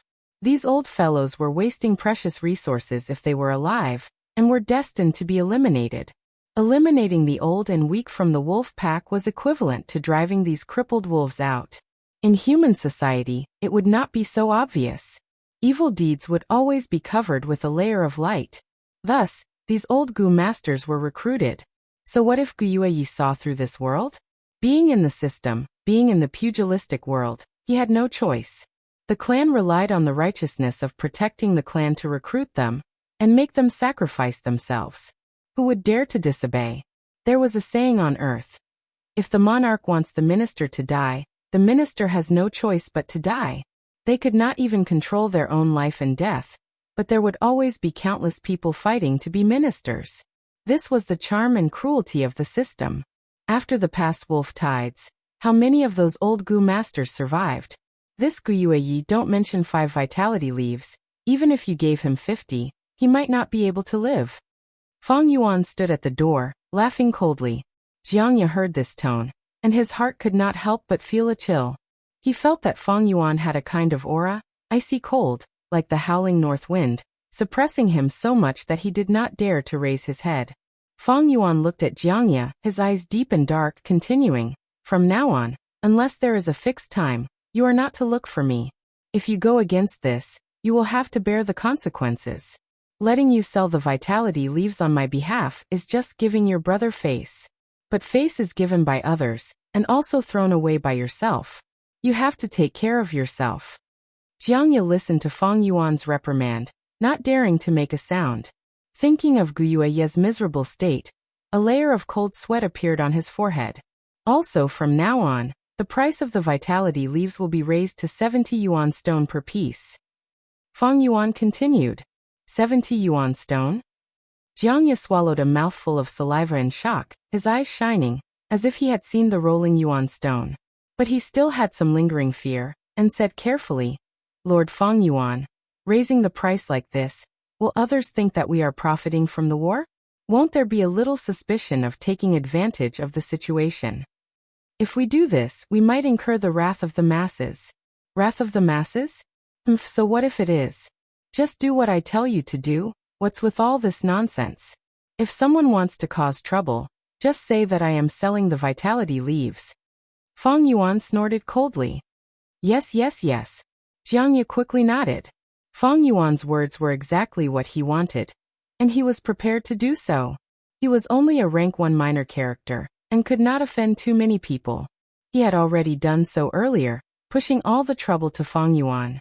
A minor character also had a minor character's survival wisdom, and Feng Yuan was naturally well aware of Jiang Ye's thoughts. But with different cultivation and different periods, Feng Yuan would have a different lifestyle.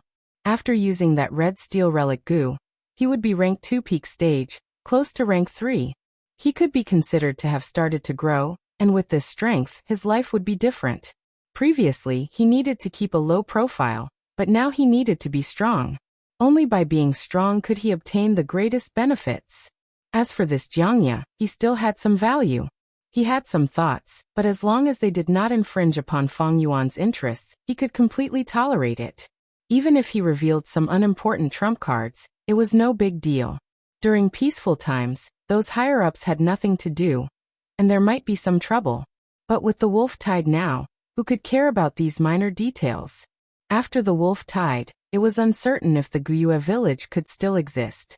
Half a month later, the lightning wolves surged like the tide, and the Gu masters retreated step by step. Xiong Yuanjun, you have to hold on.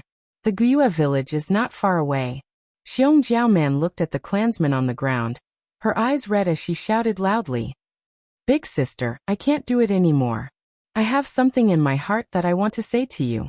Xiong Yuanzhen was on the verge of death, his injuries were severe, and his face was full of death. All right, say it. Xiong Jiaoman sobbed.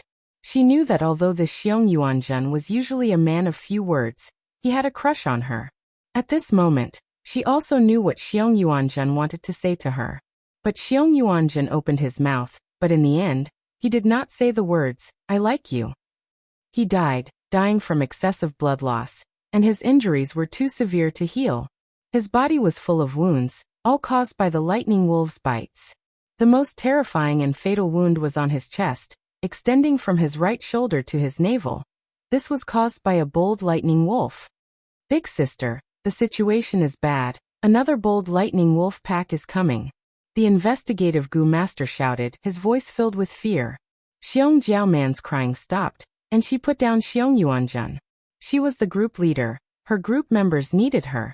The dead were gone, but the living still had to face this cruel world. This group of damned wolf pups, there's no end to them. Xiong Jiaoman cursed fiercely.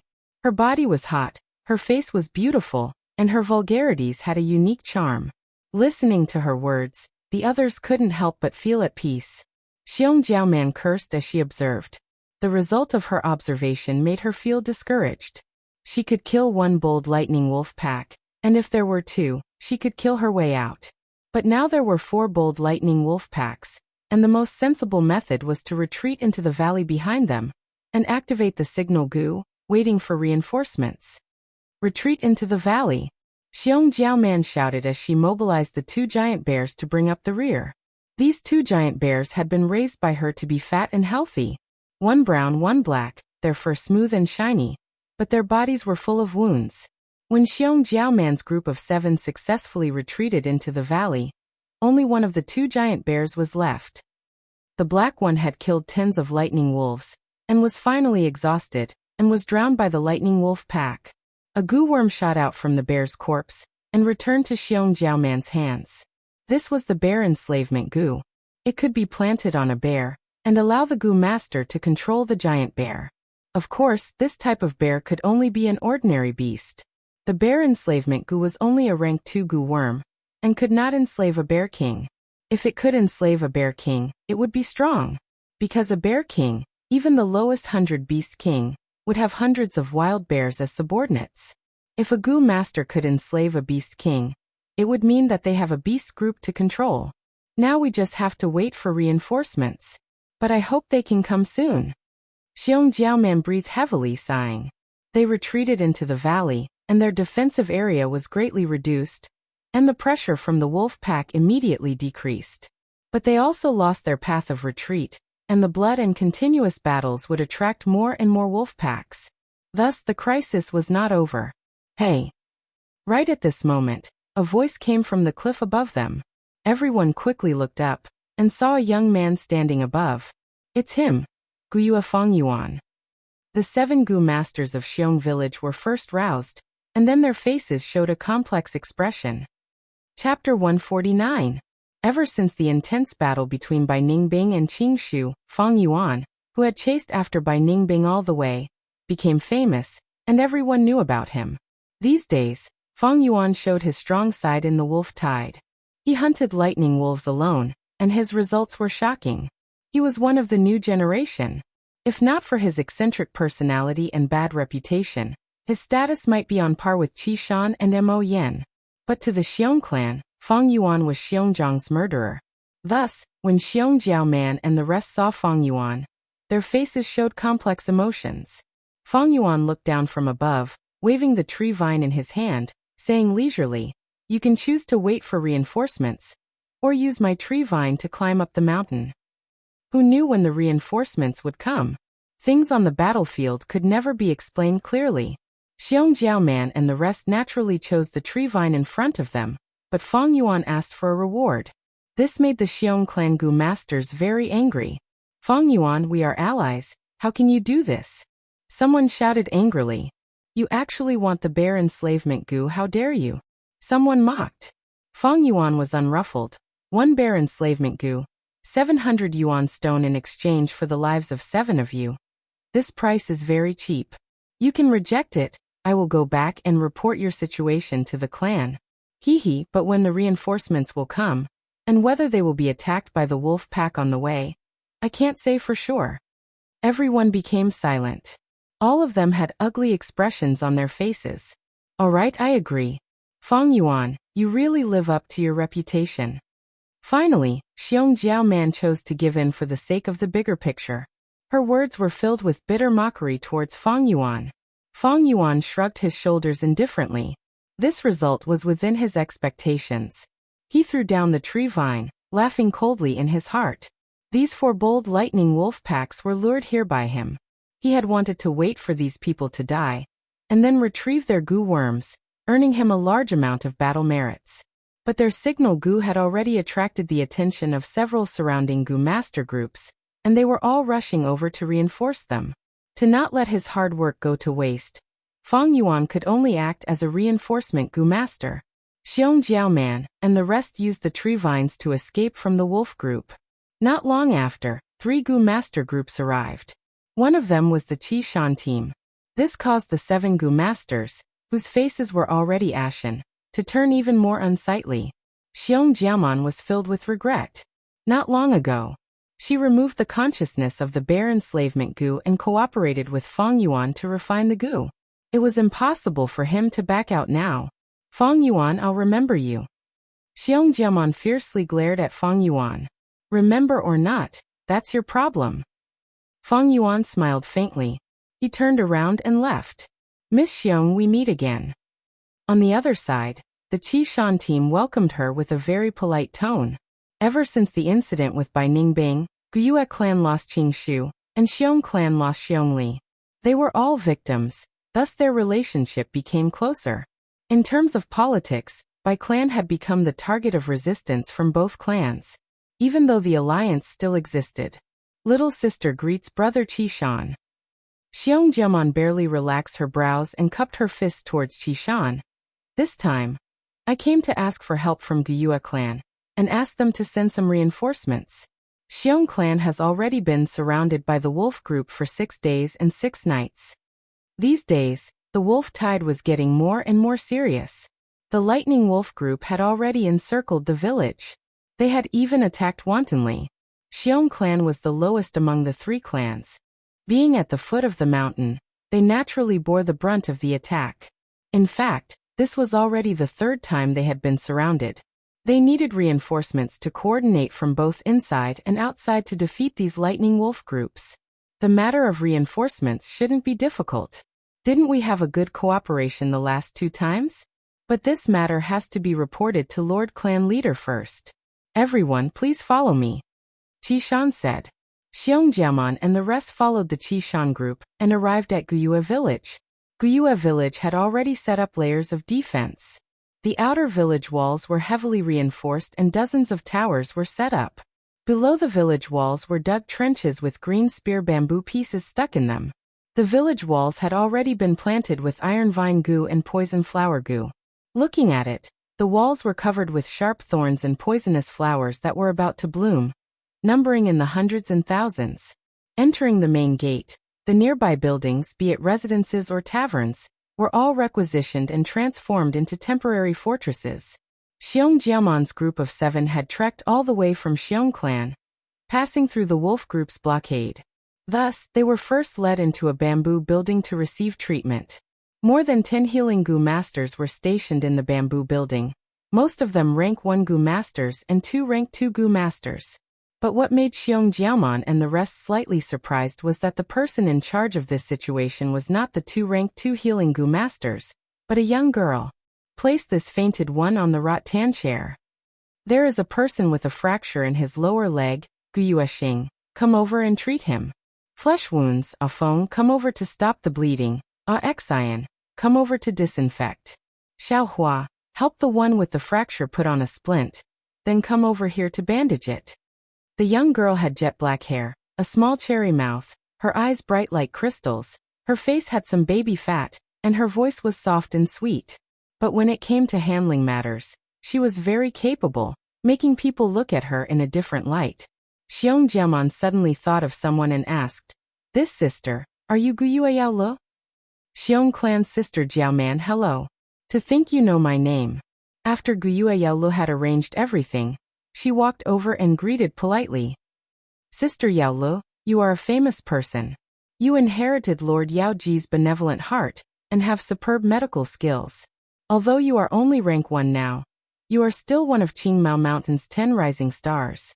Even in the Xiong clan, there are many people who admire you. Xiong Jiaman knew that the young girl in front of her had a deep background. She came here to ask for Guyue clan's help, so she naturally put in good words. Sister Jiaoman, you are flattering me. Guyue Yao Le was still young after all, her face flushed from the praise and she shyly lowered her head. At this time, a Xiong clan Gu master beside her said unhappily, although they are both the 10 rising stars, that Guyue Feng Yuan cannot be compared to you.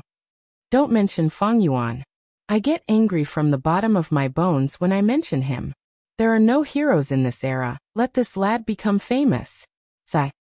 This person's character is really too bad. He can actually be named one of the 10 rising stars, and at the top. It really makes me want to vomit. These words immediately attracted the agreement of the others. This even included the Gu masters of Guyue clan. Guyue Feng Yuan? What did he do this time? Someone asked curiously. He took one of my bare enslavement Gu. He also gave me 700 yuan stone as compensation for saving us. I have never seen such a shameless scoundrel who forgets his morals at the sight of profit. Xiong Jiaoman snorted, venting the dissatisfaction in her heart. This is nothing, there are even more despicable things. His heart is even blacker than coal, selling 1 vitality leaf for 80 yuan stone. He is simply taking advantage of people's difficulties, greedy and shameless to the extreme. He is too arrogant and arrogant. One of my friends wanted to join his group. But not only was he rejected, he even ridiculed him in public. What is there to be arrogant about? He is only a C-grade talent. He is a living prodigal son, squandering the inheritance his parents left him to buy a red steel relic Gu from the caravan. Then he snatched a red steel relic Gu from Bai Ningbing. If I have these 2 Gu, I can also have his cultivation. Lord Guyue Qingshu is still the best. He is humble and gentle, but unfortunately he died too early. On the other hand, his brother Fangzheng is full of righteousness and has a chivalrous heart, as well as Lord Qingshu's humble demeanor. He is the complete opposite of his brother. Xiong Jiaoman did not expect that her words of complaint would cause such a strong reaction from so many Guyue clansmen. She was taken aback. She did not expect Feng Yuan to be such a failure as a person, being hated by so many people. She felt strange and could not help but ask, since he is so unpopular, why doesn't anyone teach him a lesson? The bamboo building immediately became silent. Guyue clansmen looked at each other, not saying a word. In fact, there were people who disliked Feng Yuan's way of doing things, as well as the profits from selling them at a high price. There were many people who found trouble with him, but the result every time was that the troublemaker got into big trouble. After many times, no one found trouble with Feng Yuan anymore. And Feng Yuan was publicly recognized as the number 1 of the 10 rising stars in this wolf tide. All status was rooted in power. Feng Yuan's battle strength was the strongest, so he was the number 1. No matter how bad his reputation was, or how unpopular he was. It's that Feng Yuan again. Guyue Yao Le frowned as she muttered to herself. She had never seen Feng Yuan before, but had heard of him many times. The young girl did not have a good impression of Feng Yuan. This Feng Yuan might be my senior, but his way of doing things is too out of line, and his conduct is also too excessive. This time, he actually threatened Sister Jiaoman, and asked for the bare enslavement Gu. He simply does not care about the alliance between our clans. No, I need to talk to Grandma and let her teach this Feng Yuan a lesson. Otherwise he will be a disgrace to Guyue clan. Thinking of this, the young girl felt that it was necessary to teach Feng Yuan a lesson from the clan's perspective. Of course she did not have this ability, but she believed that her grandma, Medicine Hall Elder Guyue Yaoji, definitely had it. In her eyes, her grandma was almost omnipotent. You want me to teach Guyue Feng Yuan a lesson? Yaoji looked at her granddaughter with a dazed expression before becoming nervous. My good granddaughter, did he bully you? She quickly asked. He did not bully me, but he bullied others. This time it was Xiong clan's sister Jiao Man. He actually threatened her and asked for a bare enslavement gu and 700 yuan stone. This is too much. If this goes on, the clan's face will be thrown away by him. Guyue Yaolu said. Yes, Grandma knows about this. Good granddaughter, you can leave first. Grandma will not disappoint you. Yao Ji muttered. Thank you, Grandma. Grandma, you don't know. This person is too despicable, raising prices, bullying the weak. He simply does all sorts of evil. After the young girl left, Yao Ji fell into deep thought. She had wanted to teach Fang Yuan a lesson for a long time. The reason was not Yao Li's naive reason, but because Fang Yuan's benefits were worth making a move. First was the liquor worm. Although Yao Ji had bought one from the caravan previously, but that was for her granddaughter Yao Lu. She still needed a liquor worm as a material to finally refine a rank 3 gu that she needed. Next was the 9-leaf vitality grass. Most of the 9-leaf vitality grass in the clan was controlled by Yao Ji. Relying on selling the vitality leaves, she had greatly consolidated her authority and position. This Fang Yuan is too arrogant. Previously I wanted to buy his liquor worm, but he did not sell it to me. He really has guts. Now he recklessly raised the price of the vitality leaves, making a huge profit. Does he really think that I, the medicine hall elder, only exist in name? Humph. Chapter 150. 2 giant banners fluttered in the wind, making loud noises. One was the battle merit list, where Fang Yuan was currently in the top 10. The other banner recorded all kinds of resources, all of which could only be exchanged for with battle merit. But at this moment, in the crowded plaza, many gu masters' gazes were attracted by a newly announced decree. The content of the notice was, the wolf tide is fierce. The clan's gu master casualty rate is increasing day by day.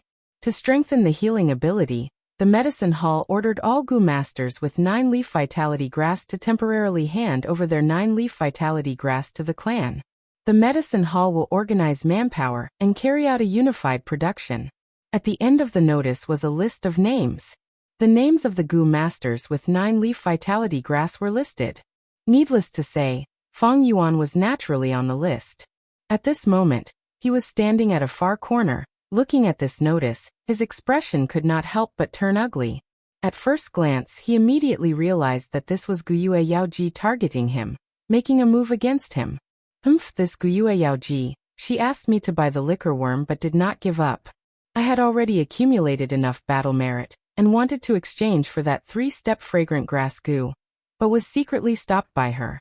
This time she actually coveted my 9-leaf vitality grass. However, Guyue Yao Ji's actions could be understood. People of the same trade were natural enemies. Guyue Yao Ji controlled the sale of vitality leaves to consolidate her authority, deepen her influence, and maintain her connections.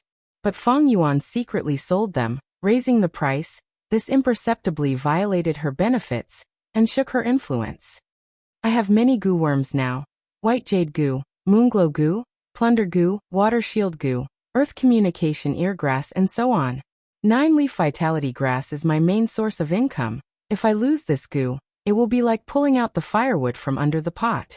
Guyue Yao Ji's move is really ruthless. Fang Yuan frowned. The discussions of the surrounding gu masters entered his ears.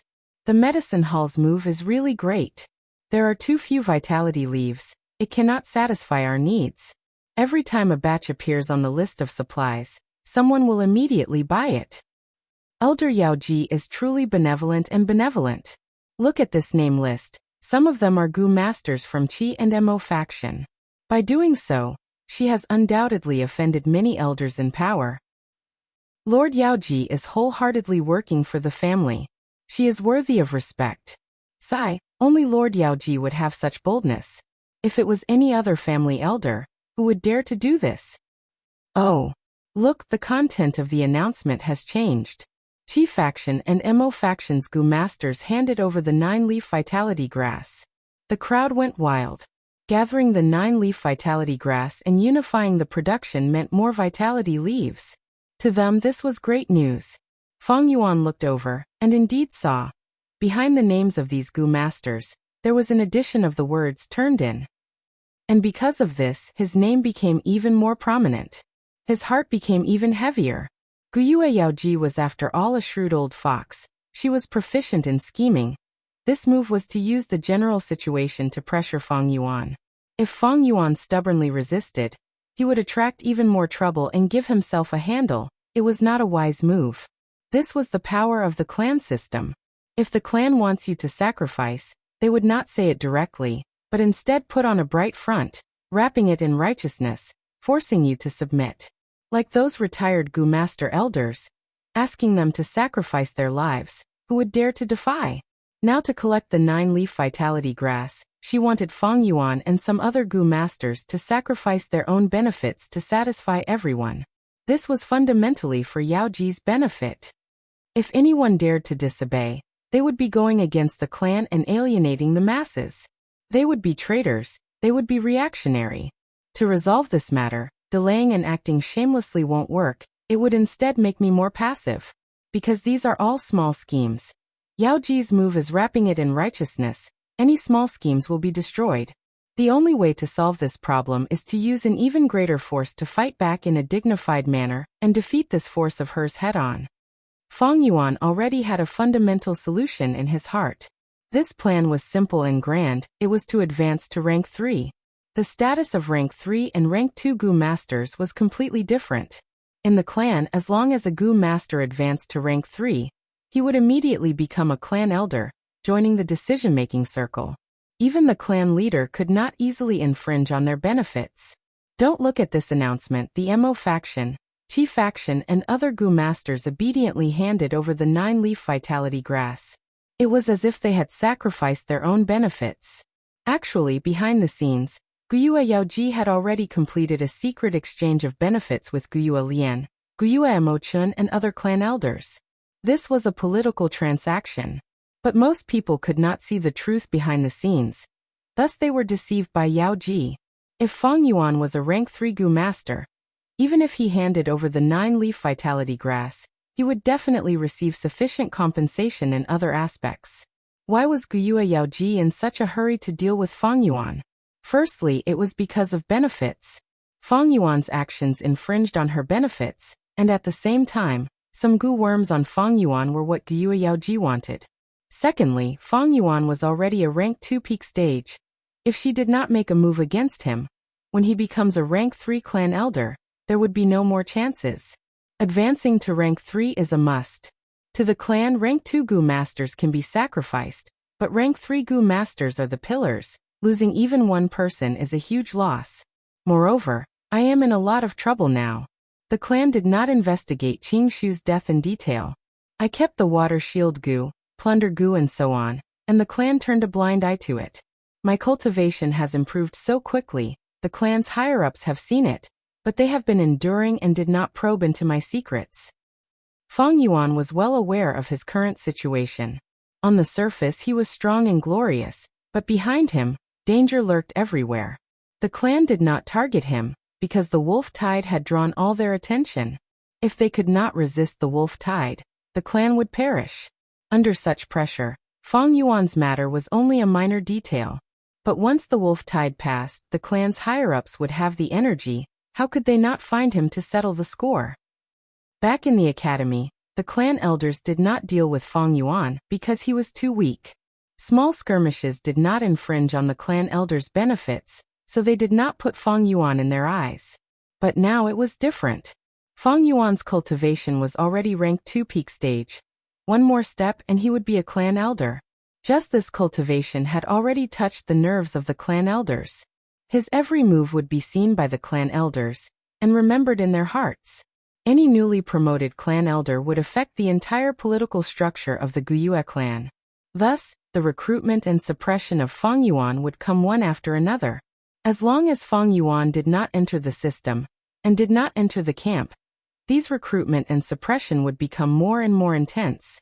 The middle faction was also a camp. No one would tolerate the current Fang Yuan, drifting away from the clan system.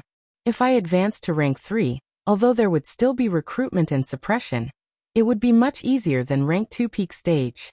This is the point of a qualitative change, a threshold. Crossing it would be a whole new world. At the same time, Rank 3 cultivation would allow me to advance and retreat freely. At worst, I can just leave the clan. Fang Yuan was very clear about this situation. But advancing to rank 3 was not an easy matter.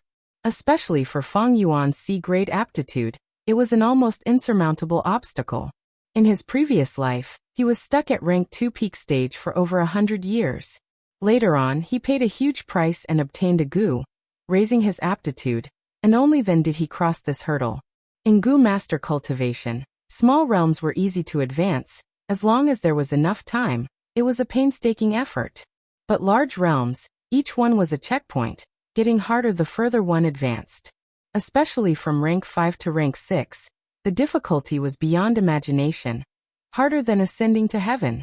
Fang Yuan's advancement from rank 1 to rank 2 was already extremely difficult.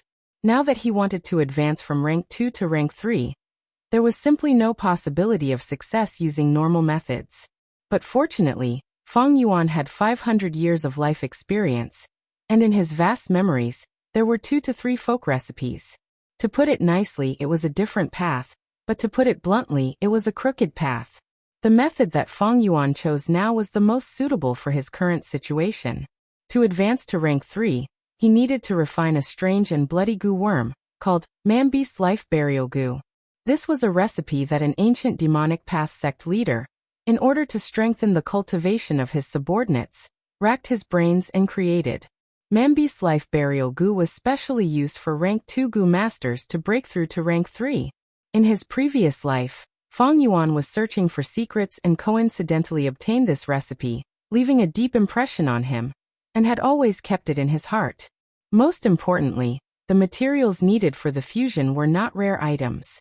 Normally, with Fang Yuan's conditions, he would need 2 to 3 years to collect these, but the wolf tide gave him a lot of opportunities. These days, he had already collected enough Yuan stone and Gu worms. There was only one left. He needed the right time. Everyone, come and see, the medicine hall has just sent out a notice. They are actually gathering 9-leaf vitality grass and unifying the production of vitality leaves. That's great news, Yi Zichen said. In the bamboo building, a group of Gu masters surrounded the notice on the wall, their eyebrows dancing as they read. Ha ha ha, like this, that Fang Yuan is going to cry. Humph, who asked him to sell vitality leaves recklessly, exploiting our hard-earned money? I really want to see Fang Yuan's expression now. It must be very ugly. Many people were gloating. Hehehe, this really helped us vent our anger. But we still have to thank Lady Yao Lu for this. Without her persuading Lord Yao Ji, how could such a day have come? Yes, we really have to thank Lady Yao Lu. Not only is Lady Yao Lu beautiful, she is also kind-hearted, upholding justice for us and upholding justice. She has the demeanor of Lord Yao Ji. The surrounding people were praising unceasingly. Guyue Yao Lu shyly lowered her head, but she was very happy in her heart. Sister Yao Lu. At this time, Xiong Jiaoman walked into the bamboo building. I am here to say goodbye. I have seen the medicine hall's notice. Thank you for helping me vent my anger.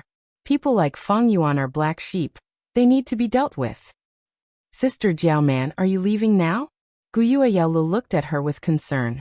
Xiong Jiaoman placed one hand on her waist, the other giving a thumbs up, pointing at the group of Gu masters standing outside the door. I have already asked for reinforcements. I need to hurry back. I will see you next time. Yao Li's heart immediately surged with sadness. When Xiong Jiaoman left, there were 10 Gu masters, but when she arrived, there were only 7 left. Now these Gu masters outside were about to enter the cruel battlefield. How many could return safely? Chapter 151. Yao Lu watched as Xiong Jiaoman and the rest walked out of the door, getting further and further away. But this parting was extremely short. Just 15 minutes later, Xiong Jiaoman and the rest returned to the bamboo building. Bad luck, we met with the wolf tide. Xiong Jiaoman smiled bitterly, explaining. The Gu masters in the bamboo building heard this and their expressions tensed. Xiong Jiaoman and the rest had the advantage in numbers, but they were still forced to retreat to the village, showing the scale of the wolf tide. Everyone get ready, the lightning wolf pack is about to attack the village, Xiong Jiaoman said again. As soon as she finished speaking, the alarm rang through the entire village. The village was silent for a while before it started to boil. This alarm. There's a large-scale wolf pack attacking the village. Quick, quick, quick, gather the group members, there's going to be a huge battle. Damn it, I just came back, and I still want to have a good sleep. Some of the Goo Masters cursed, while others pursed their lips with a cold expression. At once, on top of the bamboo building and on the streets, Goo Masters could be seen moving quickly, rushing towards the 4 main doors and the outer walls of the village.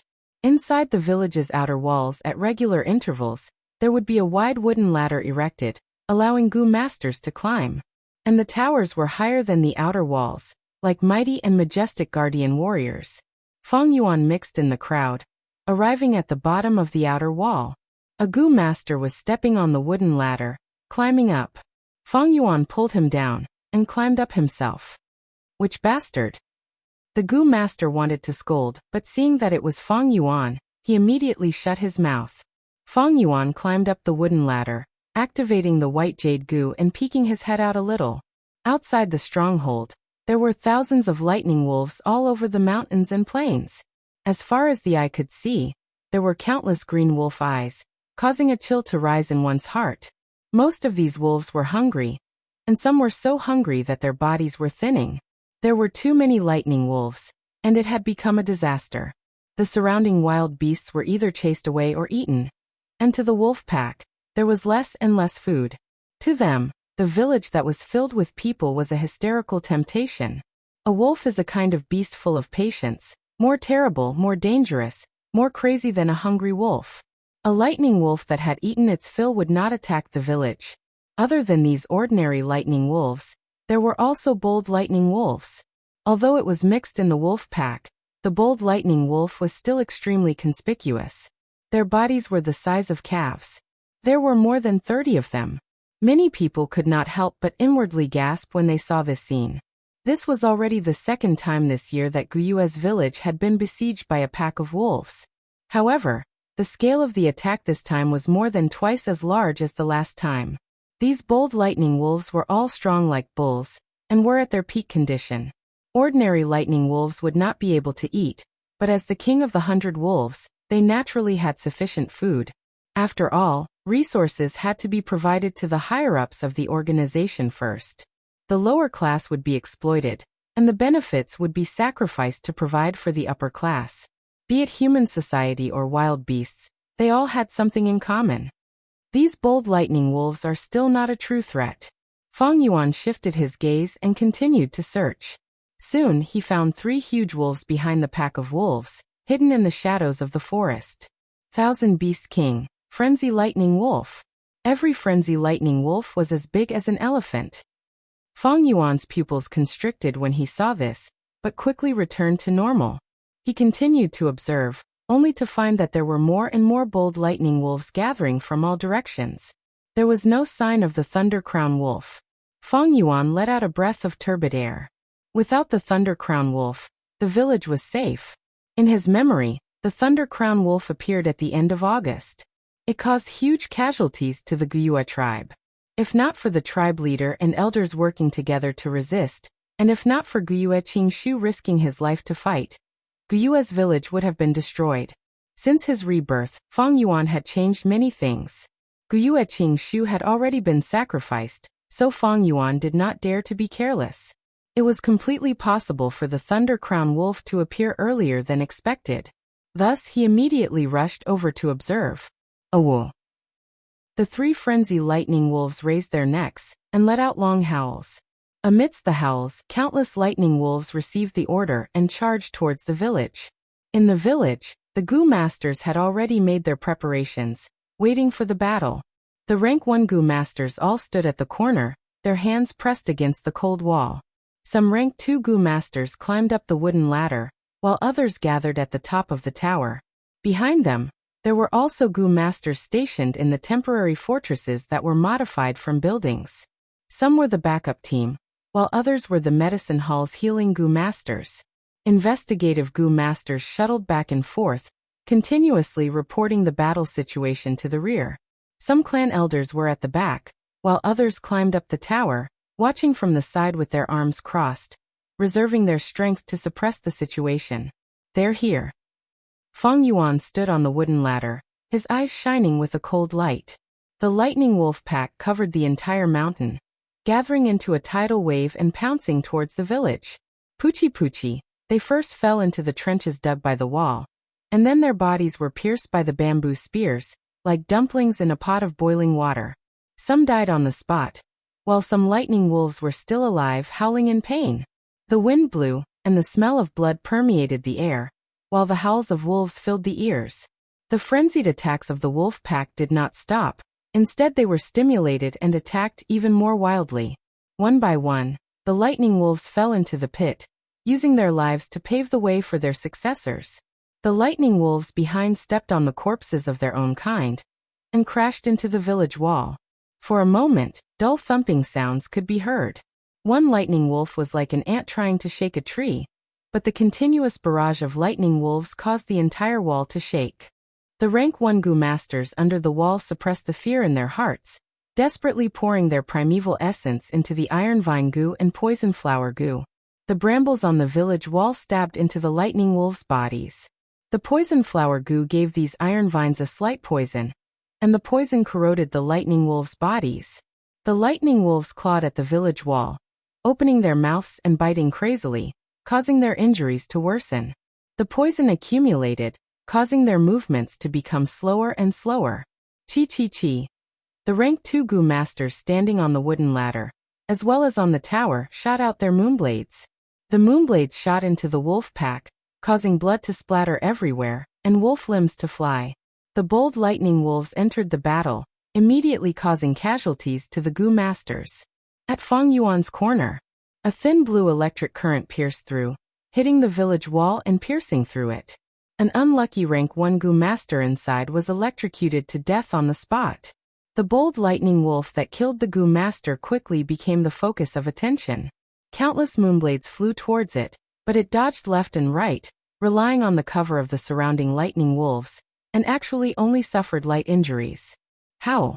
It opened its mouth, and electricity flashed in its sharp fangs, gathering into an electric current that pierced through the air, charging towards Fang Yuan. Water shield goo. Fang Yuan snorted coldly, and from his nostrils, he breathed out 2 streams of light blue water vapor. The water vapor expanded and formed a water ball shield that covered him. The electric current hit the water shield, causing it to shake for a while, but it barely broke. Moonglow goo. Fang Yuan took the initiative to remove the water shield, and with a flick of his wrist, 3 moonblades shot out. The angle of the moonblades was tricky, and the bold lightning wolf dodged one, but the second one cut its right front leg, causing its movement to slow down. Then the third slash landed on its head, causing a wound and shattering its left eye. It screamed in pain, but the other goo masters saw an advantage, and another wave of moonblades flew out, enveloping it. Pew pew pew. This bold lightning wolf was instantly dismembered, its whole body bathed in blood, and the wound was so deep that bones could be seen. Its body swayed a few times, and then completely collapsed. The surrounding wolves were in a state of panic, as if ripples had arisen. But at this moment, there were 3 frenzy lightning wolves guarding behind them. The wolf pack only stirred for a moment, before baring their fangs and brandishing their claws, charging towards the village wall. Fang Yuan threw a few more moonblades, and went down the wooden ladder. In just this short period of time, his dark red primeval essence had already been consumed by more than half, and he needed to replenish it. Seeing him come down, a rank 2 goo master immediately took his place, climbing the wooden ladder. Most goo masters who had long-range attacks would climb the wooden ladder, or gather at the top of the tower. They would focus on the bold lightning wolves. The threat of the bold lightning wolf was much greater than ordinary lightning wolves. Some of the bold lightning wolves had goo worms that could assist them in jumping, and could even jump into the village at once. Fang Yuan walked down the wooden ladder, and kept walking towards the back. There were people coming and going, and many were like him, with their primeval essence almost depleted, and came down to rest. The other goo masters were here to replace them, rushing to the battlefield and contributing to the clan's battle strength. This was simply a war. The strength of a rank 2 peak stage was minuscule. Only rank 3 goo masters were the mainstay, able to control the situation. Fang Yuan came to a bamboo building. This bamboo building had been modified, and strengthened a lot. He went through the door, and many goo masters were sitting cross-legged inside, each holding a yuan stone, quickly replenishing their primeval essence. Some healing goo masters were moving through the crowd. Some were squatting on the ground, bandaging the injured goo master's wounds, with medicine boxes placed at the side. Fang Yuan found a corner to sit down, and immediately a healing female goo master came over. He shook his head at her, and the female goo master understood, walking towards another goo master. With this rotation, by 10 in the evening, Fang Yuan had already participated in the battle 5 times. But the lightning wolf pack did not decrease, and instead, many more lightning wolf packs heard the frenzy lightning wolf's howls and rushed over. It seems this wolf tide will last until night. A clan elder gazed outside the village, showing a worried expression. At night, the goo master's vision would be weakened. On the contrary, the lightning wolves had excellent vision, and were not affected. This is only the second wolf tide this year, and it already has such intensity. The situation does not look good. Another clan elder beside him sighed deeply.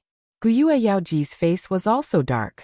She was the Medicine Hall clan elder, leading the healing goo masters, and the first-hand information on casualties was gathered in her hands. On a thin piece of bamboo paper, the casualties during the day were recorded. Yaoji held it in her hands, feeling that it was heavy. The number of casualties far exceeded the same period in history. But she understood. This was not because the goo master's fighting quality had deteriorated, but because there were too many wolves this year, and they were too crazy. How is the collection of the 9-leaf vitality grass? Looking at the blood-red setting sun, Yaoji took a deep breath and asked lightly. The subordinate immediately reported. There were still 3 people who had not handed it over, and Fang Yuan was one of them. Yaoji heard this and snorted, asking, "Where is Yao Lu now?"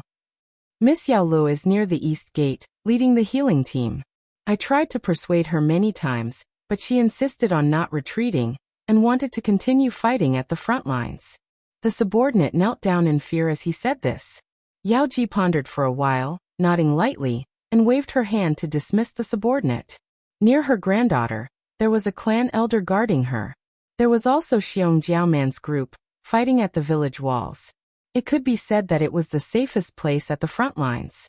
Although Yaoji spoiled her granddaughter, she also supported her courage. Those in power had their own considerations. These experiences will be the political capital for her, Guyue Yao Lu, to inherit the medicine faction. Chapter 152. The golden full moon hung high in the sky. Clouds floated in the sky, casting a shadow. The bright moonlight, to goo masters, was a huge piece of good news. Outside the village, it was a tragic battlefield. The wolf corpses piled up from the pits, reaching half the height of the village walls. This provided a good platform for the lightning wolves that were charging at them. Some ordinary lightning wolves relied on jumping and clawing to jump over the village walls and into the village. But these lightning wolves would first stagger due to the difference in height, and then immediately be killed by the concentrated firepower of the goo masters who were waiting for them. Fang Yuan was standing at the top of a tower, with several goo masters around him, continuously shooting moonblades and other attacks at the wolf pack. Overlooking the entire battlefield, the towers were the main firing points. The goo masters cooperated and destroyed large numbers of bold lightning wolves. Kill, kill, kill, kill all these wolf cubs. Nana, I will take revenge for you. Persevere, persevere for a while more. The clan's safety is on us. The surroundings were noisy. Some were crazy, some were in pain, and some were shouting slogans. Fang Yuan stood there coldly, shooting out moonblades from time to time as he observed the battlefield. Although there was a bright moon, the visibility was still not as good as daytime. The 3 frenzy lightning wolves were still standing at the back, their figures faintly discernible. As long as they were not injured, no matter how many lightning wolves there were, they were just cannon fodder. Even bold lightning wolves were just high-level sacrifices. Suddenly, a frenzy lightning wolf leisurely took a step forward, opening its mouth and spitting out a lightning ball. Rank 3 Explosive Lightning Goo. This lightning ball was not very big, only the size of a millstone. But it was dark blue in color, condensing large amounts of lightning, and its speed was extremely fast. In the blink of an eye, it fiercely hit Fang Yuan's tower. Up until now, the battle had been in a stalemate. Many goo masters were numbly fighting, and when the lightning ball hit them, they could not react in time. Water shield goo, white jade goo. Feng Yuan had just raised his defense, and in the next moment, his vision was filled with white light. Bam! The deafening sound almost shattered his eardrums.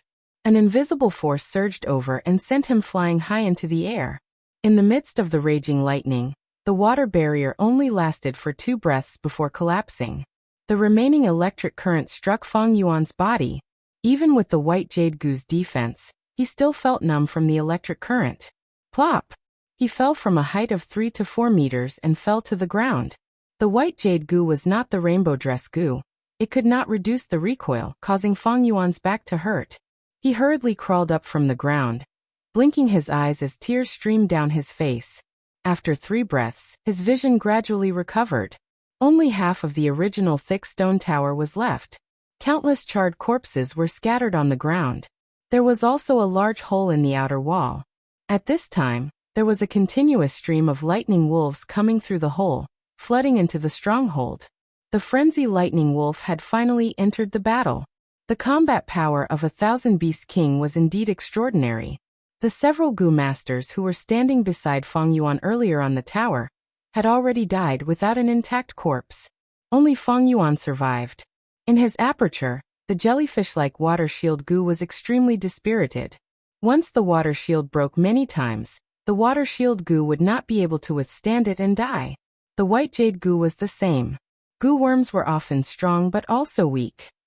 Take this thunderclap goo for example. The lightning balls it shot were strong and fast, very hard to defend against.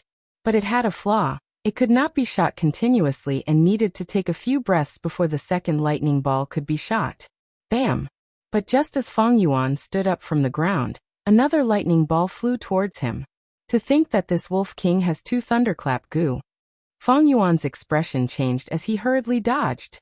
He tried not to use the water shield goo, only using the white jade goo for defense.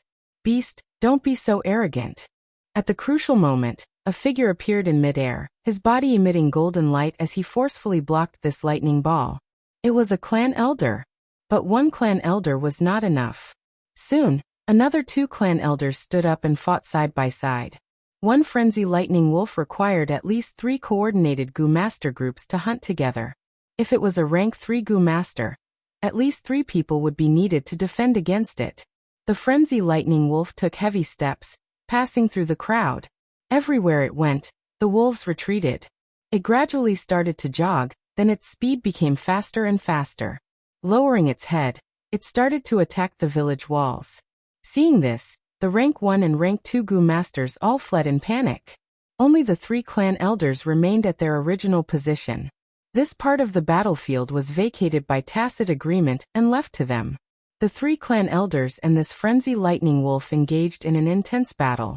Not long after, the other 2 frenzy lightning wolves also attacked the village, opening up a battlefield in 2 other areas. 9 clan elders and 3 frenzy lightning wolves formed 3 large battle groups. Everywhere they went, lightning exploded and bamboo buildings collapsed. The goo masters or lightning wolves that were dragged into the battle did not have a good ending. The lightning wolf group was still breaking through, but Feng Yuan did not participate in the battle.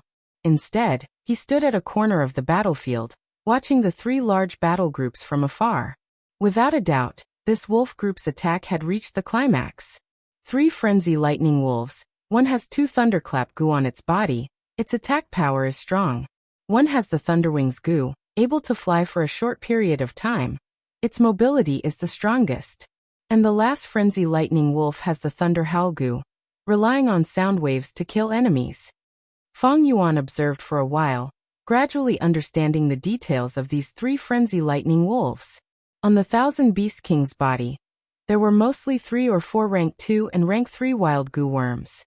As long as they understood the situation of these goo worms, the goo masters would be able to make the correct response.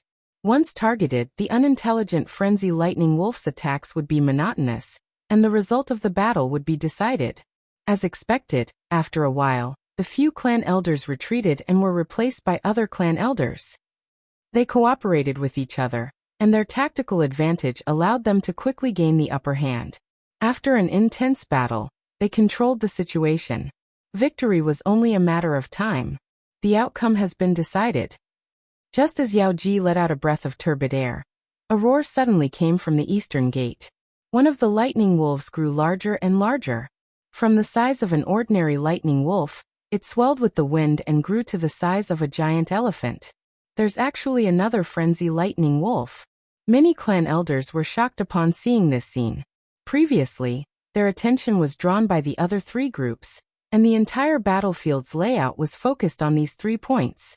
Thus, the manpower at the eastern gate was slightly weaker. Not good. Yao Lu is still there. Yao Ji's old face turned pale, and she immediately rushed towards the eastern gate like lightning. To think there would be such a change. This frenzy lightning wolf should have a rank 3 breath concealment goo. Using this disguise, it mixed in with the lightning wolf group and deceived the goo masters at the eastern gate. Fang Yuan focused his attention and saw that the eastern gate situation was not good. The sudden appearance of the frenzy lightning wolf had directly smashed through the eastern gate, creating a huge hole.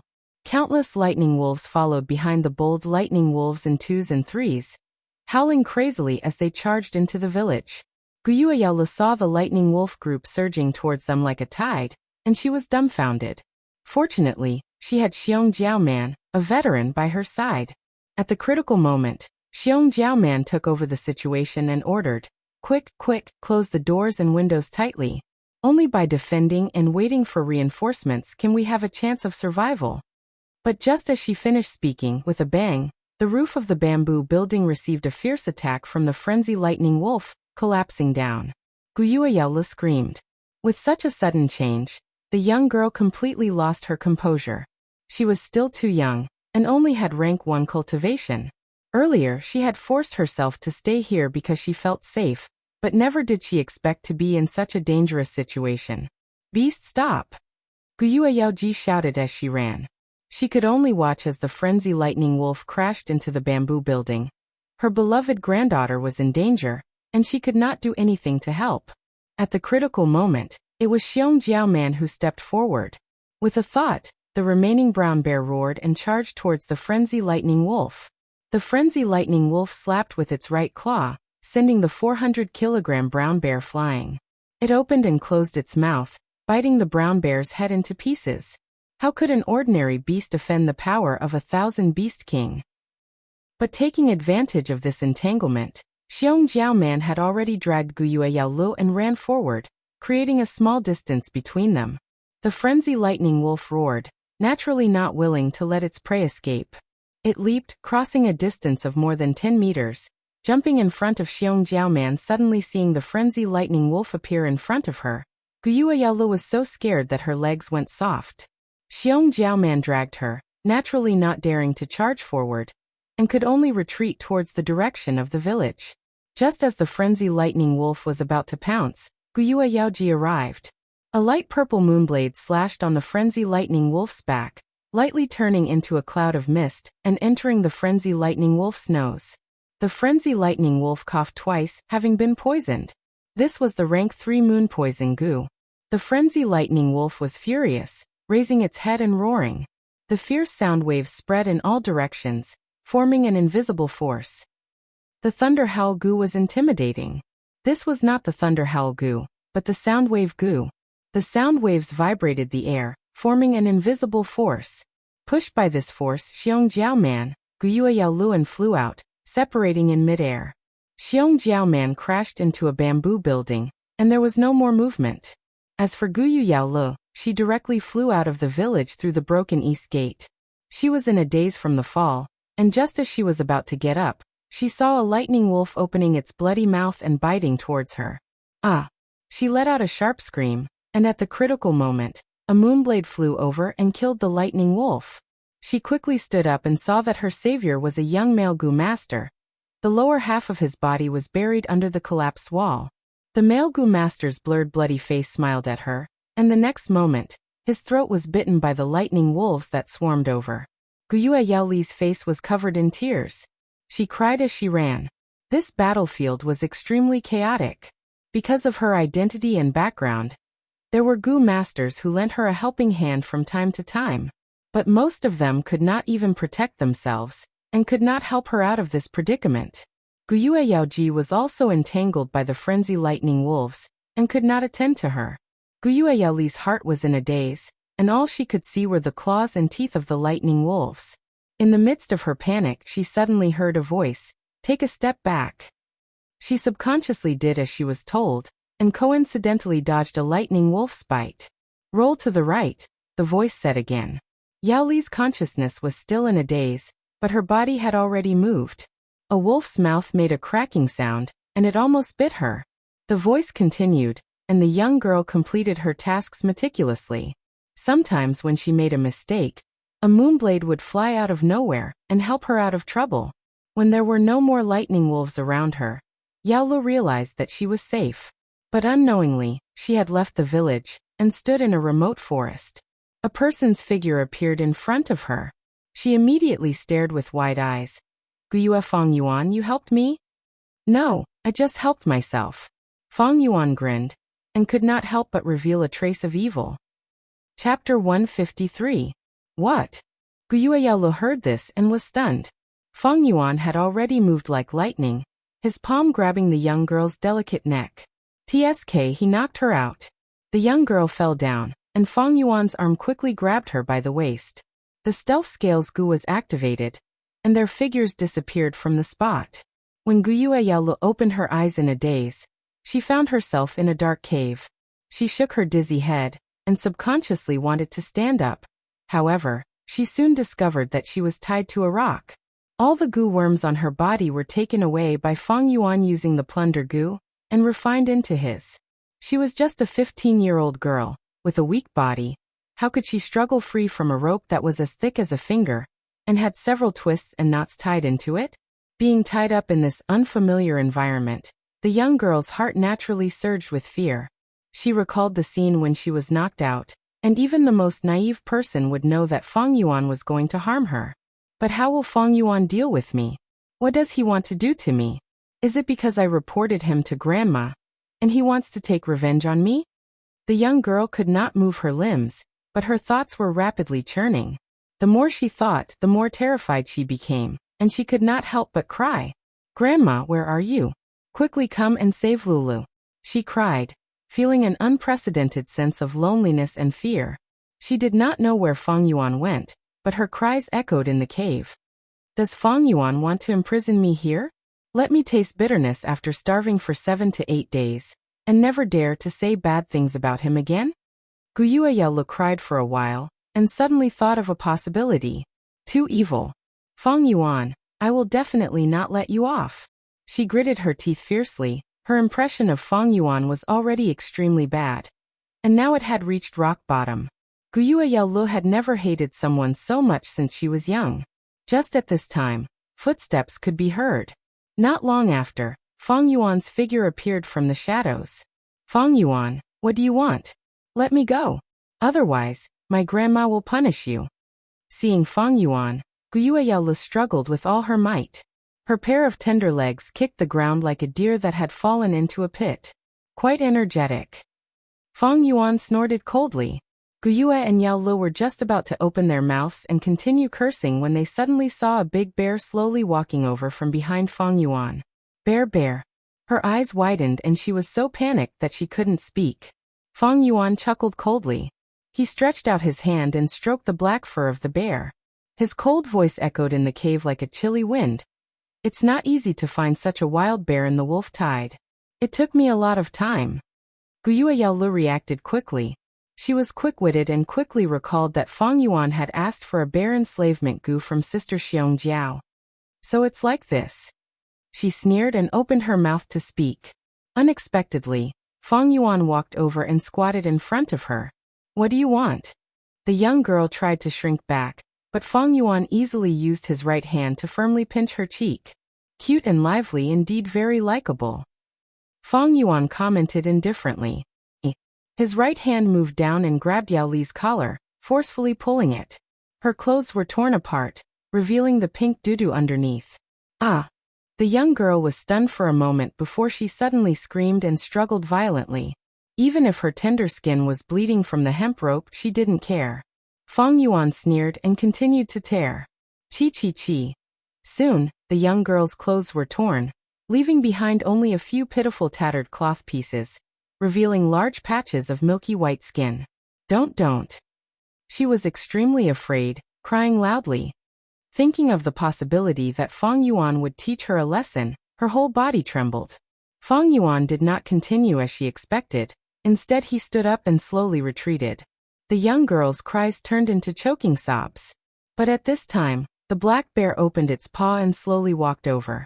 The young girl's pupils shrunk to the size of a needle at this moment. She felt an intense aura of death. Whoosh! The bear's paw slapped, creating a sound of air breaking. With a crisp sound, the young girl's head was hit by the bear's paw, the huge force instantly breaking her delicate neck. Her head was twisted at a strange angle, bending to the side. A moment ago, the young beauty was still alive, but now she was dead. The warm corpse was tied to a huge rock, like a broken doll.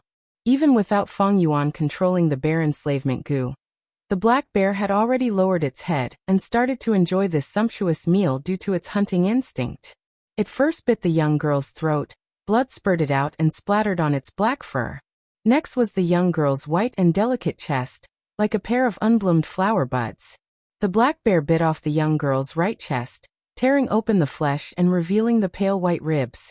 At this time, the black bear used its paw to slap, breaking these ribs. The young girl's internal organs were squeezed, causing blood to spurt out. Without the obstruction of the bones, the black bear's mouth went deep into the young girl's body, biting on the still beating heart and swallowing it. The heart went through the throat and into the stomach. This winged bear that had been hiding due to the wolf tide for a long time without food, immediately howled in satisfaction. After howling, it lowered its head again and started to eat the young girl's internal organs. Poochie poochie. The black bear opened its mouth and large amounts of blood flowed out, producing the sound of water. After a while, the black bear finally poked its head out. The young girl's chest was already empty, the huge wound stretched to her abdomen. But towards the shining white intestines, the black bear did not seem to be interested. It started to shift its attention to the young girl's white and slender legs. The young girl's hands were all slender and smooth like jade. The black bear took it in one bite, chewed it a few times and swallowed it into its stomach, producing crunching sounds. The young girl's thighs were also delicious. The flesh was tender and had a virgin fragrance. After the black bear had finished eating, only the white thigh bones were left. In the midst of shaking, the young girl's head finally fell to the ground. To be honest, she was really cute. She had a pair of bright black eyes, a round nose that was slightly tilted, pink skin like a flower, and 2 rows of white teeth in her small mouth. But now, the blood had drained from her face, and her skin had become deathly pale. Her black hair was loose, covering half of her face, and her eyes were wide open, filled with fear and anger. She died with everlasting regret. Feng Yuan crossed his arms as he watched and admired Guyue's expression. He couldn't help but think of a Buddhist saying on earth. There is no form of me, no form of man, no form of all living beings, no form of those who live forever. Beauty is just a skeleton, white bones and flesh. I am the self, there is no self. Break away from egoism and recognize your ordinary self. The selfless aspect meant that everyone was equal, and there was no difference. Humans were humans. They no longer treated humans as nobles and belittled other creatures as lowly. They said, no human face meant that all living beings are equal, there is no difference. Living beings were all forms of life.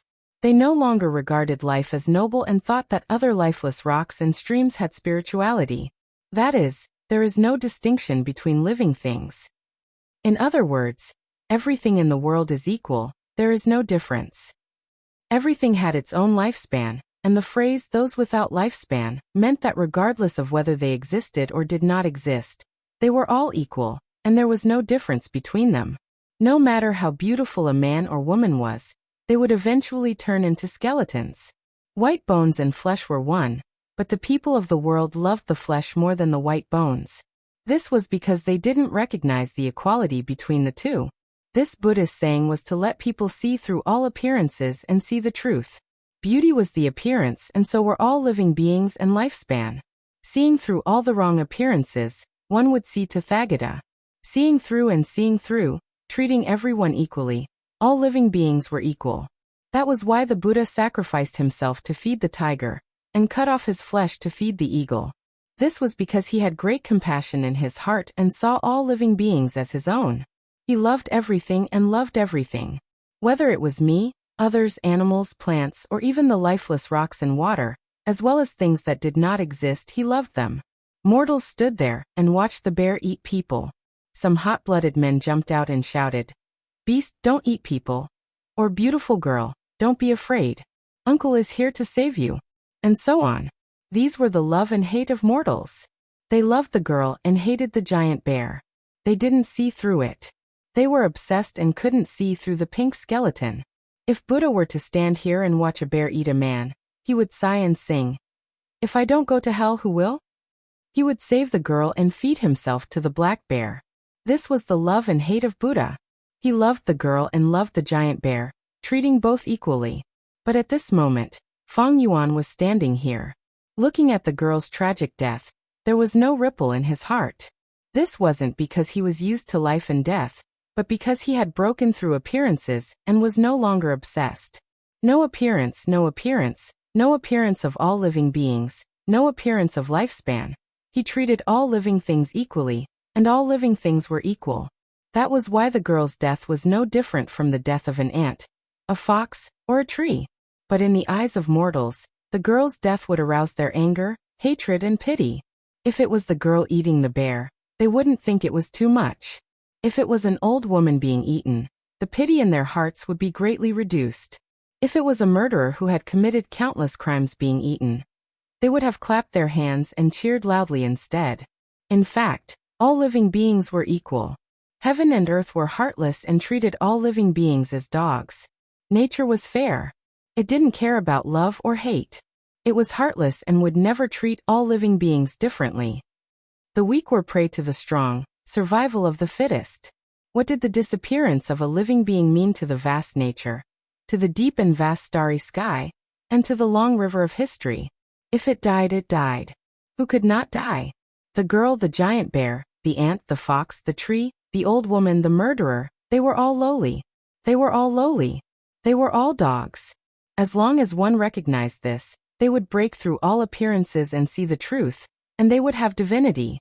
If this divinity took a small step toward the light, it would be Buddha. If it took half a step toward the darkness, it would be devil. Devil. Chapter 154. An hour later, Guyue's medicine music was almost completely devoured by the black bear. The black bear did not seem willing to eat the intestines and the girl's head.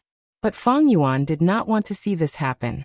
According to the man-beast life burial Gu's recipe, it was best for the wild beast to eat the human until nothing was left. Only then could the success be guaranteed. To refine this man-beast life burial Gu, close to 10 types of materials were needed. Among them, the two most important ones were human and beast. This person had to be a virgin and have Gu master aptitude. And this aptitude had to be at least C grade. Of course, B grade and A grade were even better, as they could greatly increase the success rate of the fusion. This beast was referring to the beast enslavement Gu, bear enslavement Gu, wolf enslavement Gu, tiger enslavement Gu, and so on. Even deer enslavement Gu and bull enslavement Gu were fine. But carnivores like bears, wolves, and tigers were more convenient. If it was deer or bulls that were herbivores, they would need a Gu worm to control the beast enslavement Gu and force them to eat the human. After the wild beast swallowed the human, it would need to quickly fuse. If the wild beast digested the human's flesh and bones, the fusion would not succeed. Seeing that the black bear was unwilling to swallow the medicine music's intestines and head, Feng Yuan snorted in displeasure and willed, activating the bear enslavement Gu on the black bear. The black bear roared, but under Feng Yuan's coercion, it had to swallow the intestines and head. At the same time, it bit off the girl's white skeleton and swallowed them one by one. The bone spikes were sharp, and under Feng Yuan's coercion, many bone fragments pierced into its mouth and esophagus, causing the bear to cry in pain. But Feng Yuan continued to forcefully urge it. Its body was no longer listening to its own commands. In the end, the black bear stuffed the entire vertebra into its throat as if it was swallowed whole. Feng Yuan knew the time was ripe. He flicked his finger, and a single orifice charcoal goo flew out. The goo worm flew into the black bear's open mouth and drilled into its body.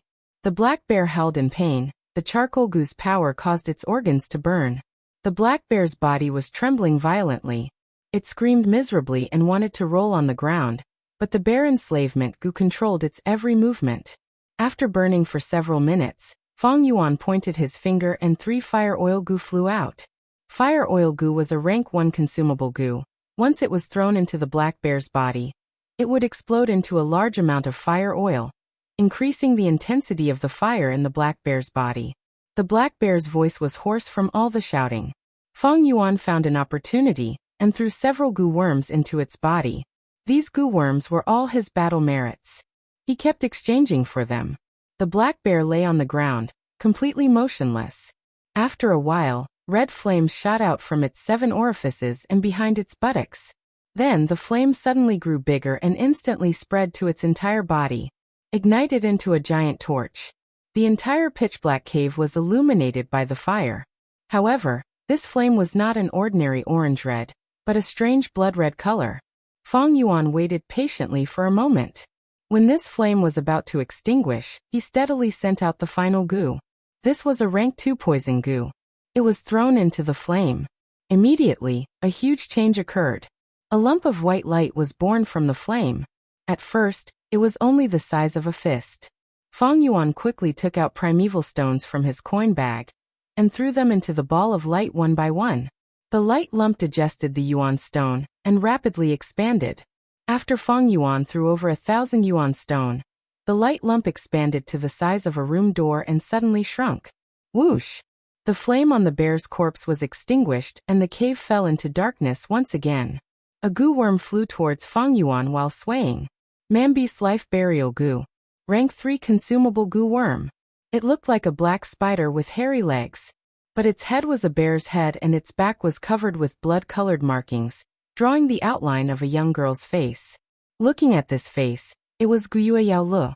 She seemed to be smiling yet not smiling, crying yet not crying, as if she was staring at Fang Yuan, filled with hatred and resentment. Fang Yuan, however, laughed heartily, not caring at all.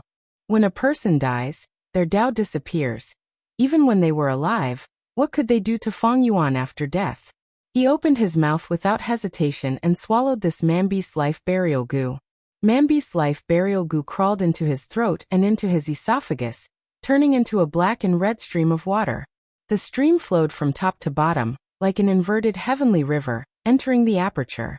After entering the aperture, this black and red stream of water flowed into the red steel primeval essence sea. Almost instantly, the entire primeval essence was dyed a strange black and red color, emitting a bloody aura. Fang Yuan willed and quickly mobilized the black and red primeval essence, using the time to cleanse the aperture walls. 10%, 20%, 30%. When 38% of the primeval essence was expended, the aperture shook violently and the transparent white crystal walls cracked and shattered. What replaced it was a completely new spherical light membrane aperture wall. At this moment, Fang Yuan advanced to rank 3. But Fang Yuan did not relax, and immediately expelled the remaining black and red primeval essence out of his body. This primeval essence could not be used. If it was injected into a goo worm, it would cause the goo worm to die. If it was left in the aperture for a long time, it would contaminate the light membrane aperture wall, causing one's aptitude to drop. After Fang Yuan expelled the black and red primeval essence, he picked up a yuan stone and started to recover his primeval essence. First, the first wisp of silver mist appeared, then condensed into water droplets, finally forming a silver primeval sea. Rank 1 Goo Masters have green copper primeval essence, Rank 2 red steel primeval essence, and Rank 3 white silver primeval essence. But this white silver primeval sea was not pure, instead it was mixed with a layer of black and red color. This was the side effect of using the Mambi's Life Burial Goo. Fang Yuan was not surprised. He calmed his mind and expelled the accumulated white-silver primeval essence out of his body, before condensing primeval essence again. The second time, the black and red color in the primeval sea was reduced by more than half. But Fang Yuan was not satisfied, and expelled all the white-silver primeval essence again, condensing primeval essence again. After several times, the black and red color was reduced to an undetectable level. Even if Fang Yuan expelled his primeval essence again, he could not reduce this residue. This was the unavoidable side effect of using the Man-Beast Life Burial Goo. The effect of the Man-Beast Life Burial Goo was extraordinary. It could raise a rank 2 peak stage Goo master, who had no hope of advancing to rank 3. It was simply defying heaven and changing one's fate. Thus, there would naturally be some imperfections. To get rid of this black and red color, it was not impossible. The most common method was to use the cleansing water goo. The cleansing water goo could cleanse the different primeval essence in the aperture. It had once appeared in the treehouse of the caravan, but unfortunately it was bought by the Qi family. Fang Yuan could not do anything about this black and red color in a short period of time. You bunch of useless good-for-nothings, what are you all doing? You can't even find a living person. In the medicine hall, Wei Xiaobao was stunned. In the medicine hall, Guyue Yaoji flew into a rage, her roar causing the windows to tremble slightly. Her heart was filled with anxiety, fear, worry, and irritation. 3 days and 3 nights had passed. The 4 frenzy lightning wolves had been exterminated, and Guyue village was safe. But her granddaughter, Guyue Yaolu, was nowhere to be seen. Even though she mobilized all her connections and combed through the entire battlefield, and even searched the vicinity of the stronghold on a large scale several times, she still couldn't find any new clues. The last to see Guyue Yaolu were the Goo Masters. Some of the Goo Masters who participated in the battle. The last scene they saw was, Guyue Yaolu was trapped in the wolf pack, panicking and unable to choose a path, and was surrounded by danger. These words all indicated that Guyue Yaoli's situation was truly grim. She was likely to be eaten by the wolf pack. But Guyue Yaoji was unwilling. She wasn't willing to accept this cruel reality. If it was any other girl, they would have died. But Guyue Yaolu was her granddaughter. She had been nurturing the medicine faction's inheritor since young. She was so obedient and smart, making people feel pity for her.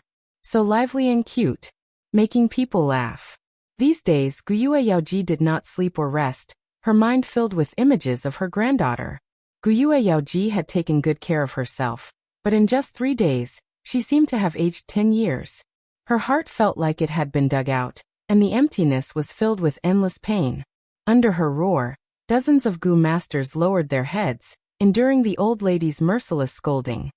Reporting to Medicine Hall Elder, subordinate has something to report. At this time, a rank 2 Goo Master walked in quickly. What is it? Is there news of Yaolu? Guyue Yaoji's eyes brightened, quickly asking. Someone advanced to rank 3. The clan leader is gathering the elders in the clan pavilion to verify it. The Goo Master quickly reported. Guyue Yaoji's eyes dimmed, impatiently waving her hand. If it's not news of Yaolu, why bother me? Wait, what did you say? Someone advanced to rank 3 and became the new clan elder. Halfway through her words, Guyue Yaoji suddenly reacted, frowning slightly. This was too sudden, without any warning. The appearance of a new clan elder would affect the politics of Guyue clan. This was a hidden blow to the medicine faction that had lost its inheritor. In the medicine hall, the Goo Masters standing started to discuss in whispers, guessing the identity of this new clan elder. Guyue Yaoji frowned, directly asking, who advanced to rank 3? Replying to Lord Yaoji, it is Guyue Fang Yuan. The Goo Master answered. What? It's him. In an instant, Guyue Yaoji's pupils shrunk. To her, this was completely bad news. In the hall, the Goo Masters also burst into an uproar. Are you kidding me? It's actually Fang Yuan? Isn't he C-grade talent? How did he become a rank 3 Goo Master so quickly? Once he reaches rank 3, he is a clan elder, the clan's higher-ups. When we see him in the future, we have to bow and greet him. How can this be? This is simply soaring to the sky. Didn't they say he was dead? He went missing for 3 days and 3 nights, and his corpse couldn't be found on the battlefield. I thought he was eaten by lightning wolves. The Goo Masters were shocked, jealous, and confused. Missing for 3 days and 3 nights, and his corpse couldn't be found on the battlefield. Isn't this the same as Yao Li's situation? Guyue Yaoji's ears twitched. A woman's intuition made her develop strong suspicions towards Fang Yuan. She suddenly changed her mind. She wanted to make a trip to the clan leader's pavilion. Chapter 155. He actually advanced to rank 3. Rank 3 aura is genuine, and he even has white-silver primeval essence, there is no doubt about it. The hall of the clan leader pavilion was solemn and respectful. Clan leader Guyuebo sat on the highest seat, while the elders sat on the left and right. Whispers arose, and more than 10 people's gazes were more or less focused on a youngster who was standing upright in the hall. It was Fang Yuan. To think that this Fang Yuan advanced to rank 3. If I didn't see it with my own eyes, I wouldn't have expected it either. Isn't he only C-grade aptitude? How could he advance so suddenly? Actually thinking about it, it is not too sudden. Did you all forget that he obtained 2 red steel relic goo? That's right, 2 relic goo. His cultivation was completely pushed up. Thinking back to my cultivation, sigh. The group of clan elders were shocked and puzzled. They were caught unprepared by this fact. This Fang Yuan actually advanced to rank 3. He only has C-grade aptitude, but in such a short time, he actually had such an achievement. It is really unexpected. Guyuebo Chun, who was sitting on the first seat on the left, sighed inwardly. He thought of 2 to 3 years ago, when Fang Yuan was still in the academy, he killed a servant of his clan. This servant's name, Guyuebo Chun could no longer remember. But afterwards, Fang Yuan dismembered the corpse and gave him a gift, leaving a deep impression on him. From that day onwards, he looked at Fang Yuan in a different light. But due to his aptitude, he did not have much hope for him. Who would have thought? He actually had such an achievement today. According to the clan's system, as long as a Gu master reaches rank 3, they would become a new clan elder. A new clan elder would definitely have an impact on the old political structure. It would create an impact. If I had recruited him in advance, this impact would have been used by me, giving me a political advantage. Sigh, what a pity.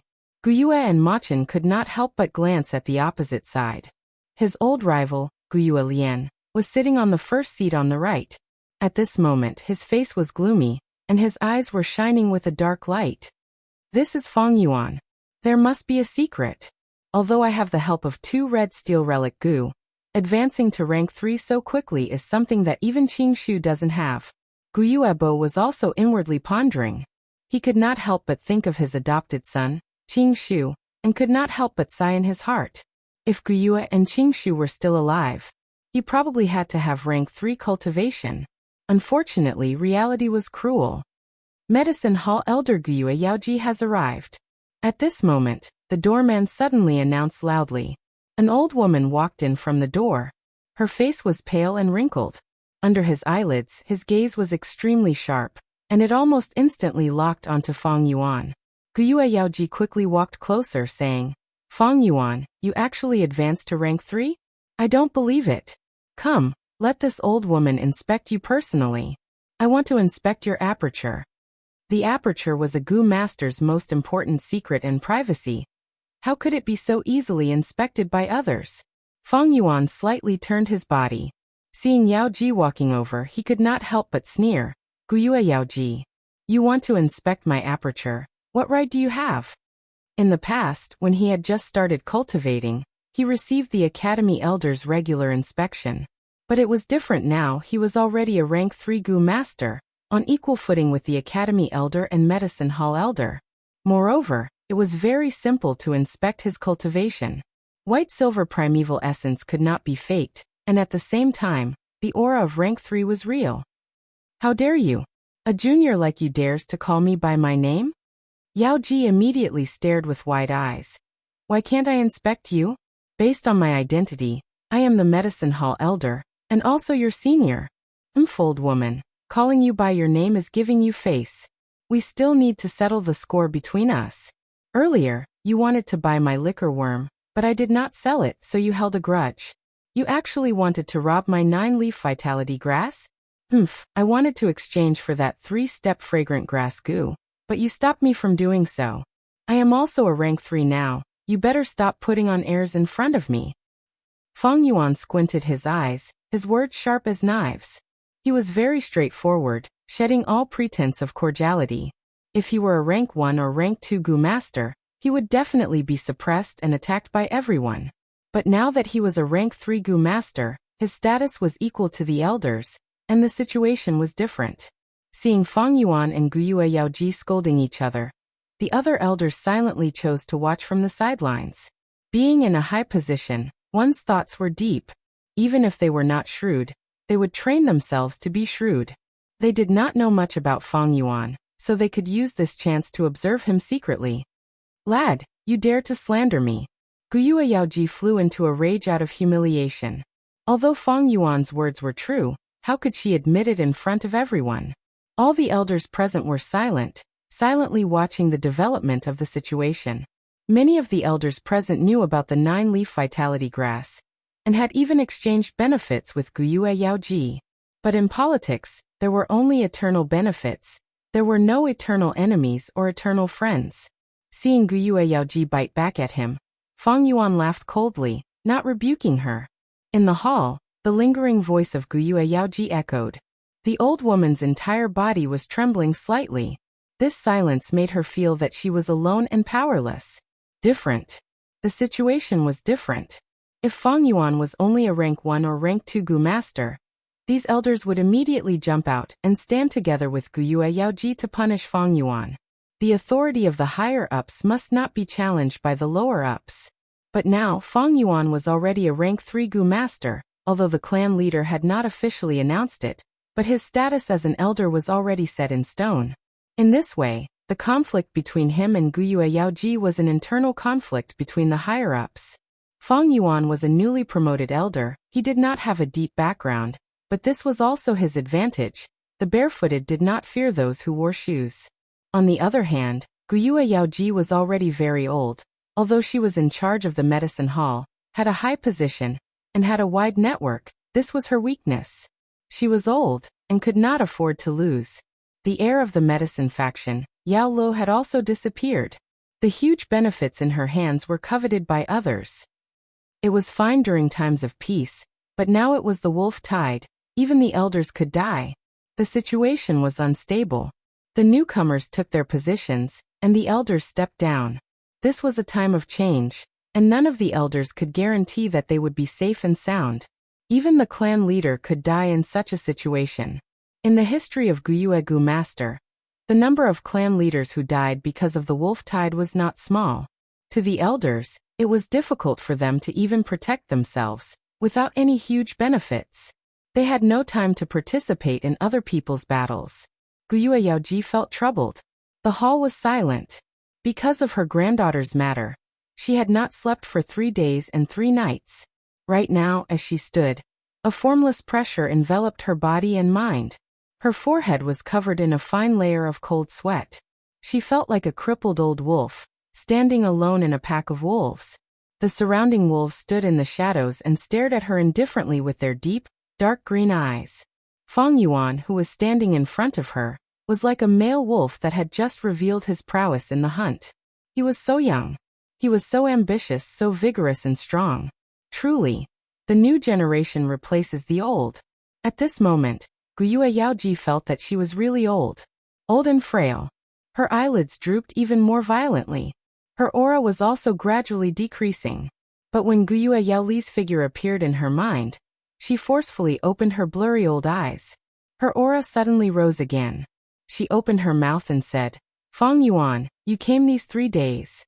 Why did you disappear? If you did not appear, the medicine hall's casualty report would have listed your name among the Gu masters who died. You disappeared for 3 days and 3 nights, and when you came back, you became a rank 3 Gu master. What exactly happened during this process?" Hehe, I believe everyone is interested to know about this. Realizing that Fang Yuan was not as easy to deal with as before, her tone had already softened, no longer as overbearing as before, but the tone of his speech was even harder to resist. His words hid treacherous and sinister thoughts. She was after all the most senior, a politician with high status. When the elders heard this, their eyes brightened, showing obvious interest. None of the people here were fools. Fang Yuan's sudden advancement to rank 3 was indeed suspicious. After all, his C-grade aptitude was known by everyone. Guyue Yaoji's words made the elders stand on her side again. However, since Fang Yuan dared to return so openly, he naturally had made preparations. Under everyone's gaze, he raised his head and laughed. Old woman, do I have to tell you just because you want to know? But seeing how pitiful your granddaughter is, I will be merciful and tell you. These days I have been in closed-door cultivation in Elder Qilian's residence, trying to advance to rank 3. Elder Guyue Lian can testify for me on this point. What? Guyue Yaoji heard this and immediately showed a shocked expression. The rest of the elders were also visibly moved, showing all kinds of rich and complicated expressions. At once, countless gazes looked towards the gloomy Guyue Lian.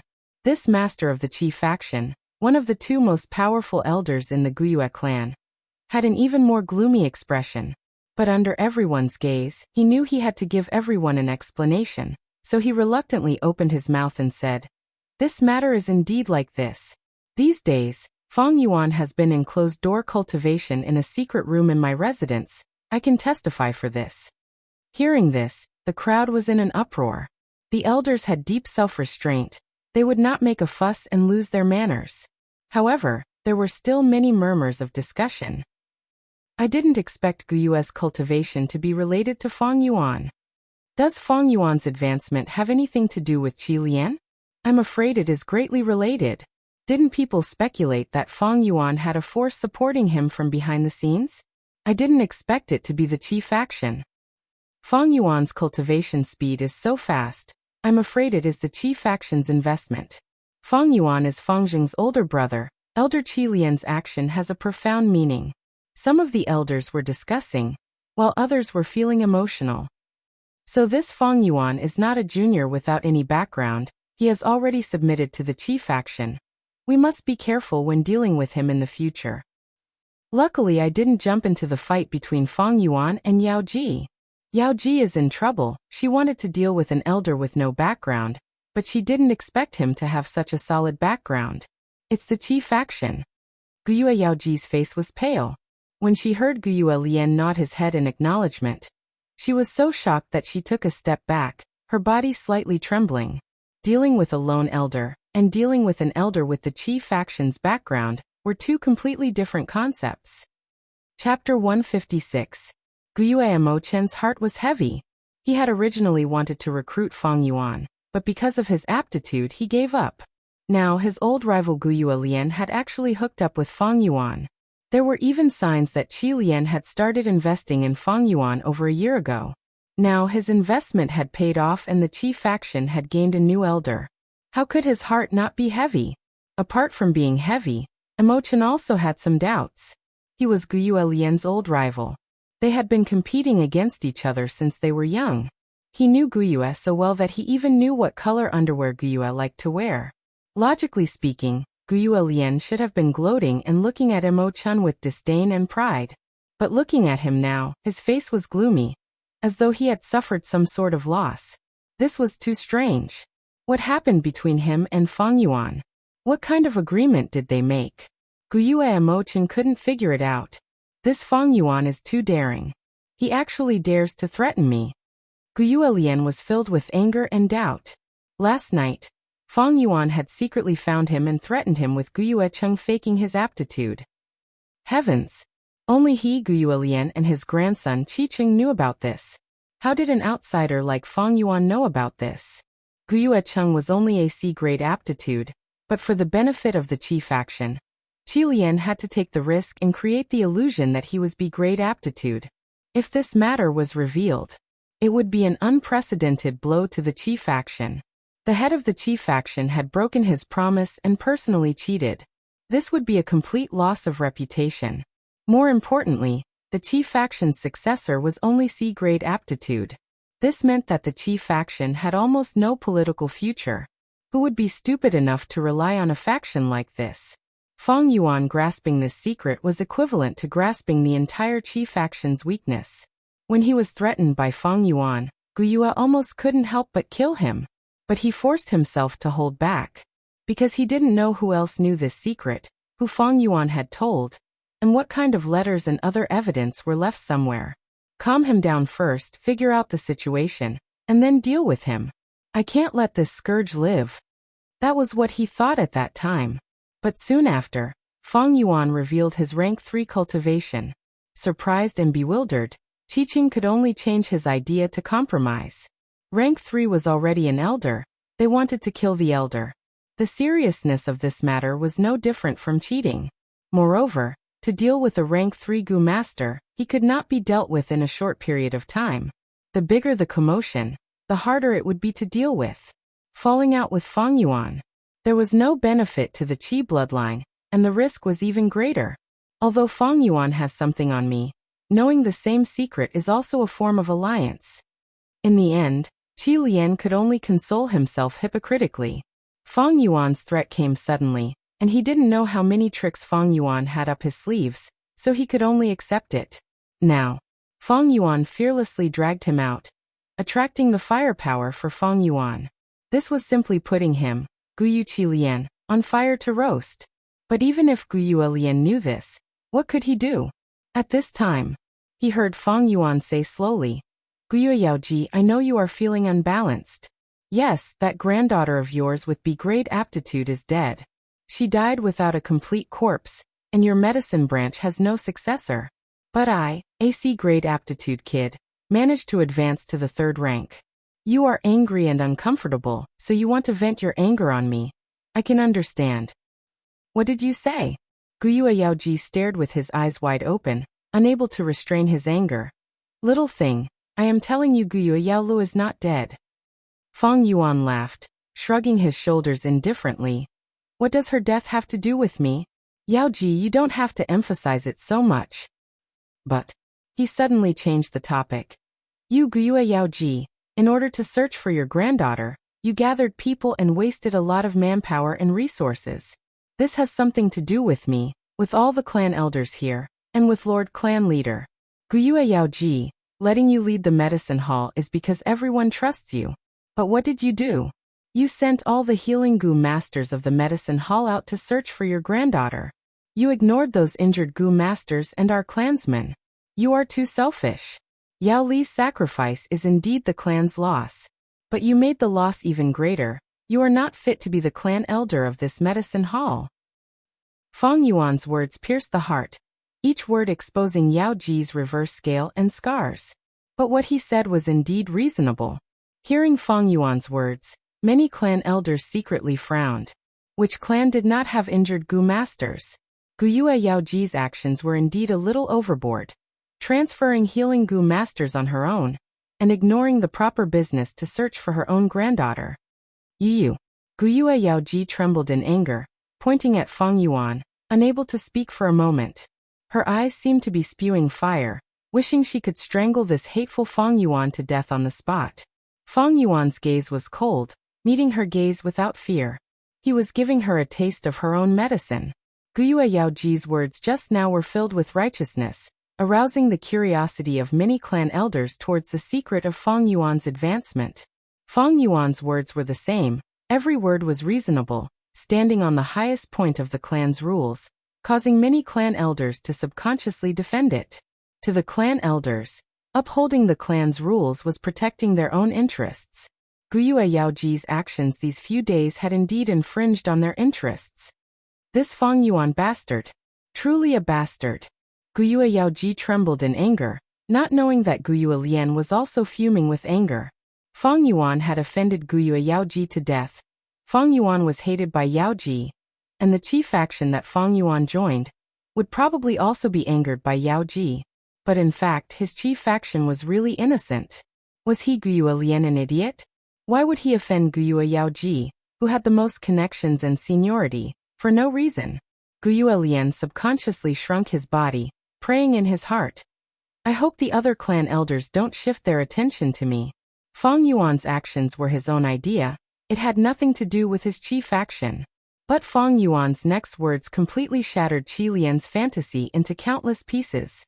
He suddenly turned around and reported to clan leader Guyu Abo, Lord Clan Leader, I deeply doubt whether Guyu Yaoji has the ability to continue managing the medicine hall. I suggest temporarily revoking her position as the medicine hall clan elder. At the same time, we can inspect her again.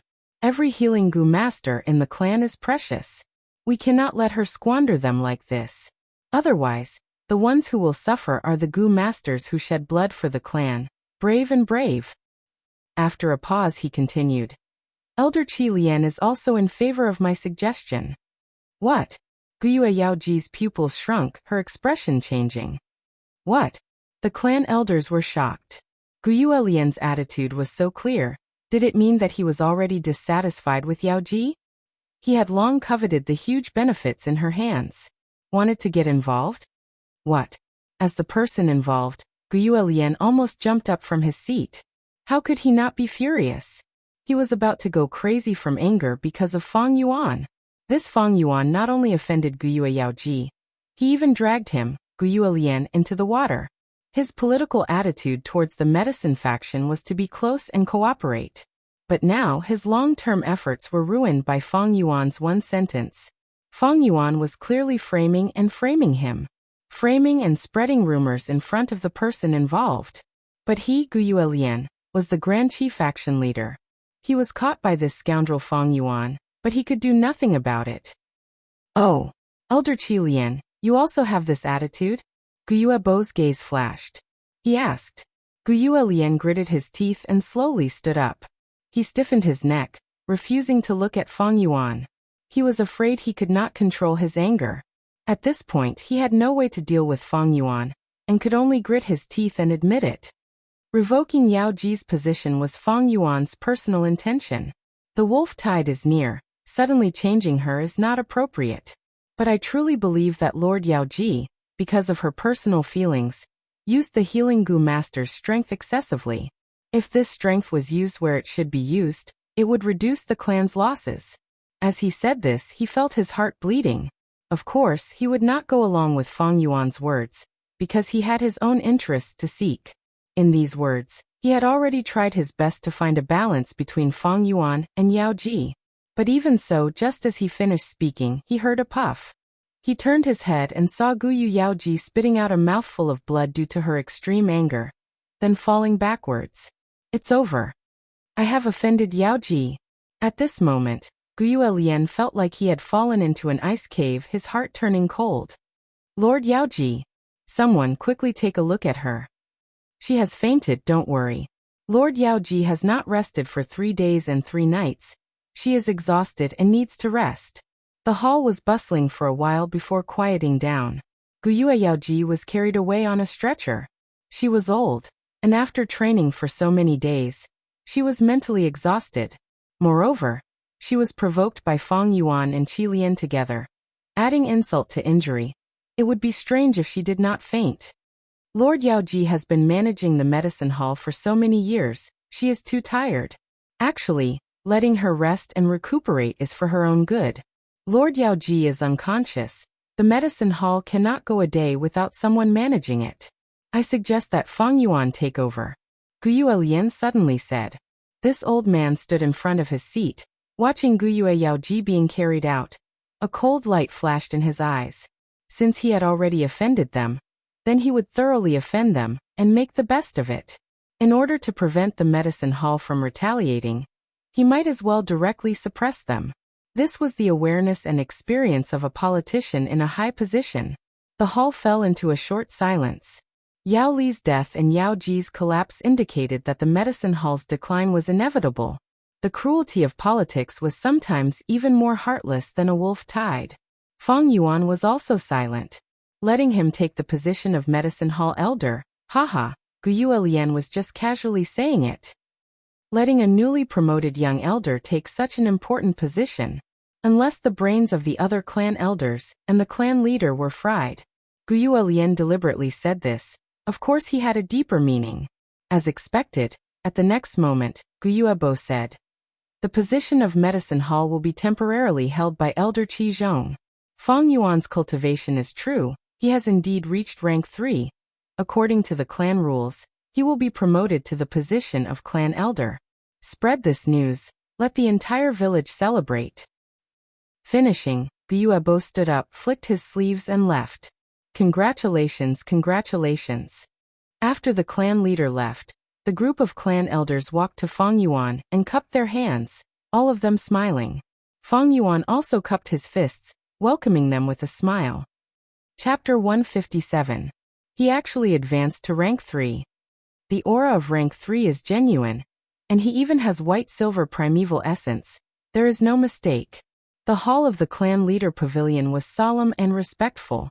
Clan leader Guyuebo sat on the highest seat, while the elders sat on the left and right.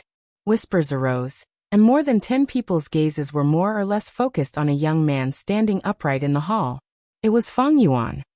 To think that this Feng Yuan advanced to rank 3. If I didn't see it with my own eyes, I wouldn't have expected it either. Isn't he only see great aptitude? How could it be so sudden? Actually, thinking about it, it is not sudden. Did you guys forget that he obtained 2 red steel relic goo? That's right, 2 relic goo. His cultivation was completely pushed up. Thinking back to my cultivation, sigh. The clan elders were shocked and puzzled. They were caught unprepared by this fact. This Feng Yuan actually advanced to rank 3. He only has C-grade aptitude, but in such a short time, he actually had such an achievement. It is really unexpected. Guyuemo Chun, who was sitting on the first seat on the left, sighed in his heart. He thought of 2 to 3 years ago, when Feng Yuan was still in the academy, he killed a servant of his clan. This servant's name, Guyuemo Chun, had already forgotten. But afterwards, Feng Yuan dismembered the corpse and gave him a gift, leaving a deep impression on him. From that day onwards, he looked at Feng Yuan in a different light. But due to his aptitude, he did not have much hope for him. To think that he actually had such achievements today. According to the clan's system, as long as a Gu master reached rank 3, they would become a new clan elder. A new clan elder would definitely have a huge impact on the old political structure. If I had recruited him in advance, this impact would have been used by me, giving me a political advantage. Sigh, what a pity. Guyue and Machin could not help but glance at the opposite side. His old rival, Guyue Lian, was sitting on the first seat on the right. At this moment, his face was gloomy, and his eyes were shining with a dark light. There must be secrets on this Feng Yuan. Although I have the help of 2 red steel relic goo, advancing to rank 3 so quickly is something that even Qing Shu doesn't have. Guyuebo was also inwardly pondering. He could not help but think of his adopted son, Qing Shu, and could not help but sigh in his heart. If Guyue Qing Shu was still alive, he would also have rank 3 cultivation. Unfortunately, reality was cruel. Medicine Hall Elder Guyue Yaoji has arrived. At this moment, the doorman suddenly announced loudly. An old woman walked in from the door. Her face was pale and full of wrinkles. Under her drooping eyelids, her gaze was extremely sharp. She stared at Feng Yuan almost instantly. Guyue Yaoji approached him quickly and said, Feng Yuan, you can actually advance to rank 3? I don't believe it. Come, let this old woman inspect you personally. I want to check your aperture. The aperture was a Gu master's most important secret and privacy. How could it be so easily inspected by others? Feng Yuan slightly turned his body, and seeing Yao Ji walking over, he could not help but sneer. Guyue Yao Ji, on what basis do you want to inspect my aperture? In the past, when he had just started cultivating, he received the Academy Elder's regular inspection. But it was different now. He was already a rank 3 Gu master, on equal footing with the Academy Elder and Medicine Hall Elder. Moreover, it was very simple to inspect his cultivation. White-silver primeval essence could not be faked, and at the same time, the aura of rank 3 was real. Audacious! A junior like you dares to call me by my name? Yao Ji immediately stared with wide eyes. Why can't I inspect you? Just based on my identity. I am the Medicine Hall Elder, and also your senior. Old woman, calling you by your name is giving you face. We still need to settle the score between us. Previously, you wanted to buy my liquor worm, but I didn't sell it, so you held a grudge. You actually wanted to rob my 9-leaf vitality grass? I wanted to exchange for that 3-step fragrant grass goo, but you stopped me from doing so. I am also a rank 3 now. You better stop putting on airs in front of me. Feng Yuan squinted his eyes, his words like knives. He was very straightforward, shedding all pretense of cordiality. If it was a rank 1 or rank 2, he would definitely be suppressed and attacked by everyone if he said such words. But now, with his rank 3 cultivation, his status was already equal to the elders, and the situation had changed. Seeing Feng Yuan and Guyue Yao Ji scolding each other, the other elders silently chose to watch from the sidelines.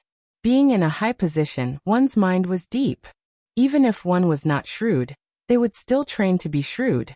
They did not know much about Fang Yuan, so they could use this chance to observe him secretly. Lad, you dare to slander me. Guyue Yaoji flew into a rage out of humiliation. Although Fang Yuan's words were true, how could she admit it in public? All the elders present were silent, silently watching the development of the situation. Many of the elders present knew about the 9-leaf vitality grass, and had even exchanged benefits with Guyue Yaoji. But in politics, there were only eternal benefits. There were no eternal enemies or eternal friends. Seeing Guyue Yaoji bite back at him, Fang Yuan laughed coldly, not rebuking her. In the hall, Guyue Yaoji's lingering voice resounded. This old woman's body was slightly trembling. This silence made her feel that she was alone.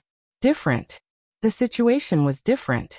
If Fang Yuan was only rank 1 or rank 2, these elders would immediately jump out and stand together with Guyue Yaoji to punish Fang Yuan. The authority of the higher-ups could not be challenged by the lower-ups. But now, Fang Yuan was already rank 3, and although the clan leader had not officially announced it, his status as an elder was already set in stone. In this way, the conflict between him and Guyue Yaoji was an internal conflict between the higher-ups. Fang Yuan was a newly promoted elder. He did not have a deep background. But this was also his advantage. He had nothing to lose. On the other hand, Guyue Yaoji was already very old, although she was in charge of the medicine hall, had a high position, and had a wide network. This was her weakness. She was old and could not afford to lose, and the heir of the medicine faction, Yao Lu, had also disappeared. The huge benefits in her hands were coveted by others. It was fine during times of peace, but now it was the wolf tide. Even the elders could die. The situation was turbulent. New people took their positions, and old people stepped down. This was a time of change, and none of the elders could guarantee that they would be safe and sound. Even the clan leader could die in such a situation. In the history of Guyue clan, there were many clan leaders who died because of the wolf tide. To the elders, it was difficult to even protect themselves. Without huge benefits, they had no time to get involved in other people's battles. Guyue Yaoji felt troubled. The hall was silent. Because of her granddaughter's matter, she had not slept for 3 days and 3 nights. Standing now, an invisible pressure enveloped her body and mind, causing a layer of cold sweat to form on her forehead. She felt like a crippled old wolf, standing alone in a pack of wolves. The surrounding wolf pack stood in the shadows, using their deep green eyes to stare at her indifferently. The Fang Yuan standing in front of her was like a male wolf that had just revealed his prowess in the hunt. He was so young, so ambitious, so vigorous and strong. It was really, the new generation replaces the old. At this moment, Guyue Yaoji felt that she was really old and frail. Her eyelids drooped even more, and her imposing manner gradually decreased. But when Guyue Yaoli's figure appeared in her mind, she forced her blurred eyes open, and her imposing manner rose again. She opened her mouth. Fang Yuan, why did you disappear these 3 days? If you did not appear, the medicine hall's casualty report would have listed your name in the list of Gu masters who died. You disappeared for 3 days and 3 nights, and when you came back, you became a rank 3 Gu master. What exactly happened during this process? I believe everyone is interested to know about this. Realizing that Fang Yuan was not as easy to deal with as before, her tone had already softened, no longer as overbearing as before. But her words were even harder to resist, with treacherous and sinister thoughts hidden in her words. She was after all the most senior politician. When the elders heard this, their eyes brightened, showing obvious interest. No one here was an idiot. Fang Yuan advancing to rank 3 was indeed fishy. After all, his C-grade aptitude was known to everyone. Guyue Yaoji's words made the elders stand on her side again. However, since Fang Yuan dared to return so grandly, he was naturally prepared. Under everyone's gazes, he raised his head and laughed. Old woman, do I have to tell you just because you want to know? But seeing how pitiful your granddaughter is, I will be merciful and tell you. These days, I have been in closed-door cultivation in Elder Qi Lian's residence, trying to break through to rank 3. Elder Guyue Lian can testify for me on this point. What? Guyue Yaoji heard this and immediately showed a shocked expression. The rest of the elders were also visibly moved, showing all kinds of rich and complicated expressions. At once, countless gazes looked towards the gloomy Guyue Lian. This chief faction clan head, one of the two most powerful elders in Guyue clan, had an even more gloomy expression, almost to the point of dripping water. But under everyone's gazes, he knew he had to give everyone an explanation. Thus he reluctantly opened his mouth. This matter is indeed like this. These days, Fang Yuan has been in closed-door cultivation in a secret room in my residence. I can testify for this. Hearing this, the crowd was in an uproar. The elders had deep self-restraint. They would not make a fuss and lose their manners. However, there were still many murmurs of discussion. I can't believe that Guyue's cultivation has something to do with Fang Yuan. Does Fang Yuan's advancement have anything to do with Qi Lian? I'm afraid there is a huge connection. Didn't people speculate that Fang Yuan has a force supporting him from behind the scenes? I can't believe it is Qi faction. The reason why Fang Yuan's cultivation can be so fast is probably because of Qi faction's investment. Fang Yuan is Fang Jing's brother. Elder Qi Lian's action has a profound meaning. Some of the elders were discussing, while some of the other elders' emotions were in turmoil. This Fang Yuan is not a junior without any background. He has already joined Qi faction. We must be careful with him in the future. Luckily I didn't jump into the fight between Fang Yuan and Yao Ji. Yao Ji is in trouble now. She wanted to deal with an elder with no background, but she didn't expect him to have such a solid background. It's Qi faction. Guyue Yaoji's face was deathly pale. When she heard Guyue Lian nod his head in acknowledgement, she was so shocked that she took a step back, her body slightly trembling. Dealing with a lone elder and dealing with an elder with Qi faction background were two completely different concepts. If you like this work, you are welcome to subscribe and reward me. Your support is my biggest motivation. Chapter 158. Guyue Mochen's heart was heavy. He originally wanted to recruit Fang Yuan, but he gave up because of his aptitude. Now his old rival Guyue Lian had actually hooked up with Fang Yuan. There were even signs that Qi Lian had started to invest in Fang Yuan over a year ago. Now his investment had paid off and the Qi faction had gained a new elder. How could he not feel heavy? Apart from being serious, Emochen also had some doubts. He was Guyue Lian's old rival. They had been competing against each other since they were young. He knew Guyue so well that he even knew what color underwear Guyue liked to wear. Logically speaking, Guyue Lian should have become cocky and looked at Emochen with disdain and pride. But now, Emochen's face was gloomy, as if he had suffered a loss. This was too strange. What had happened between him and Fang Yuan? What kind of agreement had they reached? Guyue Emochen couldn't understand. This Fang Yuan is too daring. He actually dares to threaten me. Guyue Lian's heart was filled with anger and doubt. Last night, Fang Yuan had secretly found him and threatened him with Guyue Cheng's aptitude. Heavens! Only he, Guyue Lian, and his grandson Qiqing knew this secret. He, Fang Yuan, was just an outsider. How did he know? Guyue Cheng was only a C-grade aptitude, but for the benefit of the entire Qi faction, Qi Lian had to take the risk and create the illusion that he was B-grade aptitude. If this matter was revealed, it would be an unprecedented blow to the Qi faction. The head of the Qi faction had broken his promise and personally cheated. This was practically a complete loss of reputation. More importantly, the Qi faction's successor was only C-grade aptitude. This meant that the Qi faction had almost no political future. Who would be stupid enough to rely on such a faction? Fang Yuan grasping this secret was equivalent to grasping the entire Qi faction's weakness. When he was threatened by Fang Yuan, Guyue almost couldn't help but kill him. But he forced himself to hold back, because he didn't know who else knew this secret, who Fang Yuan had told, and what kind of letters and other evidence were left somewhere. Calm him down first, figure out the situation, and then deal with him. I can't let this scourge live.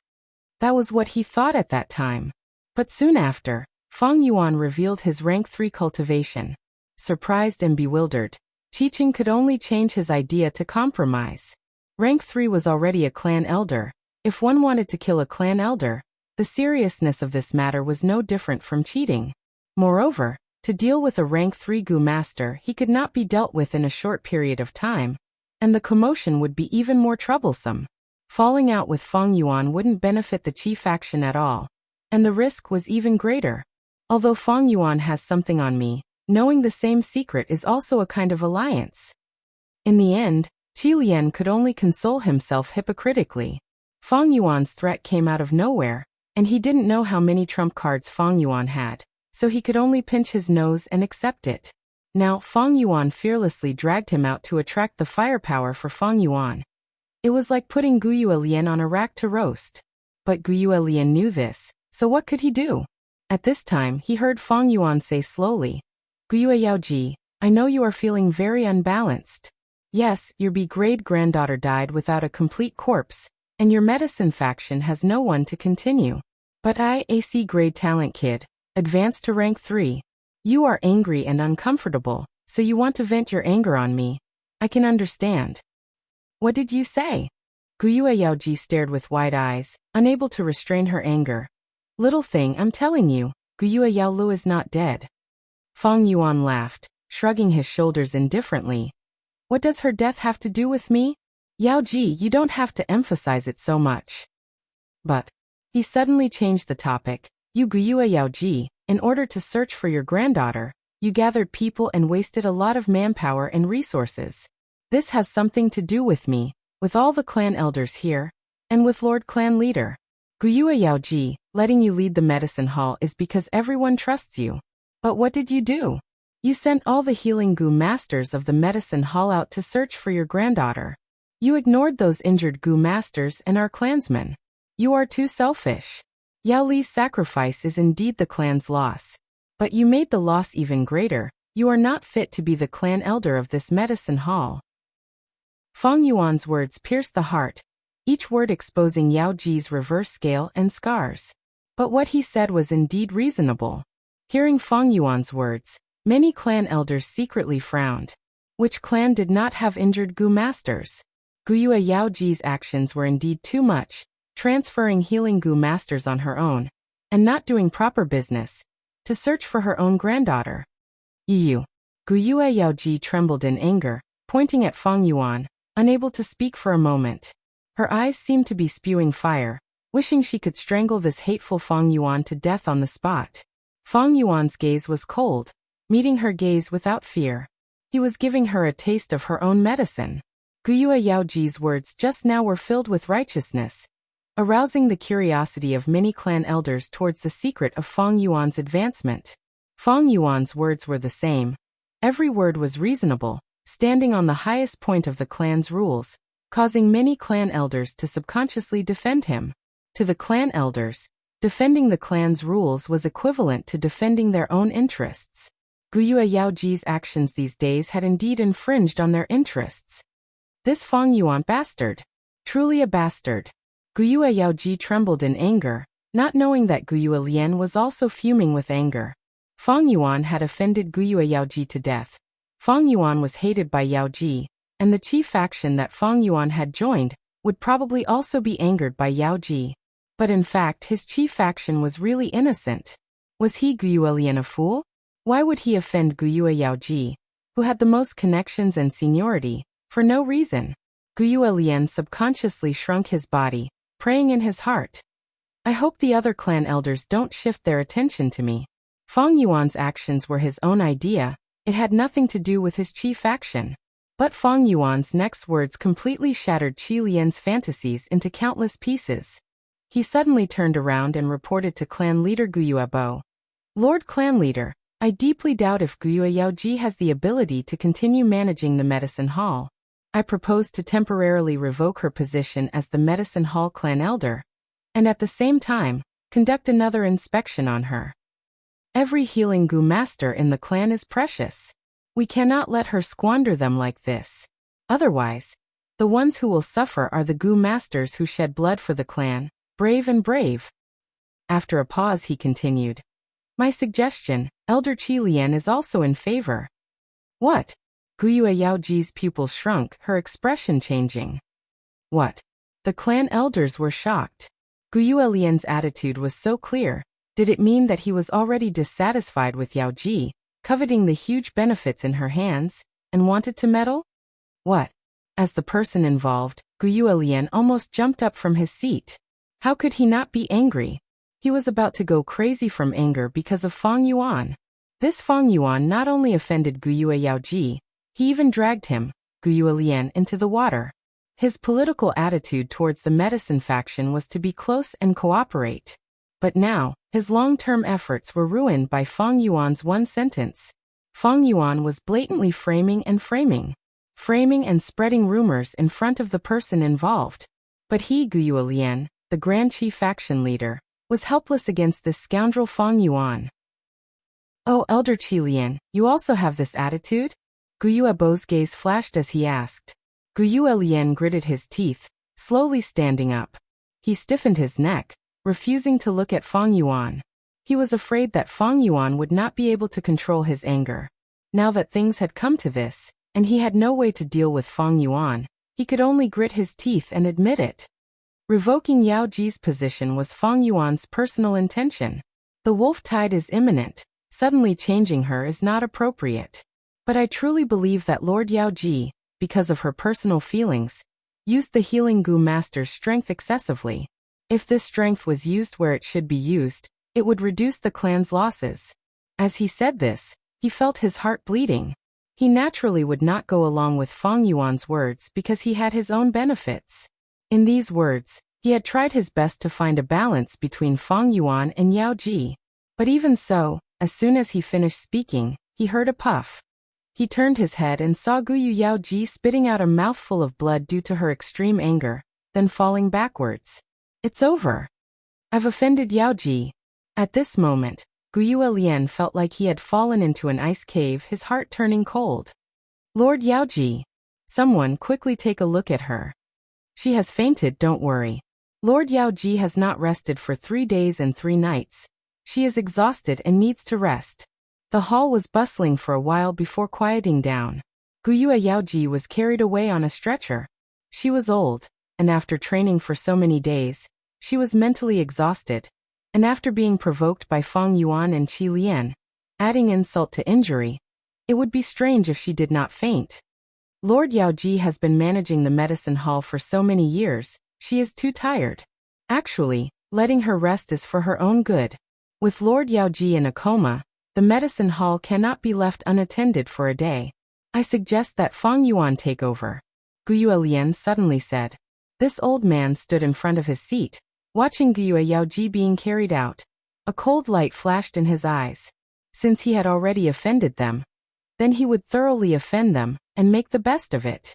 In order to prevent the medicine hall from retaliating, he might as well directly suppress them. This was the awareness and experience of a politician in a high position. The hall fell into a short silence.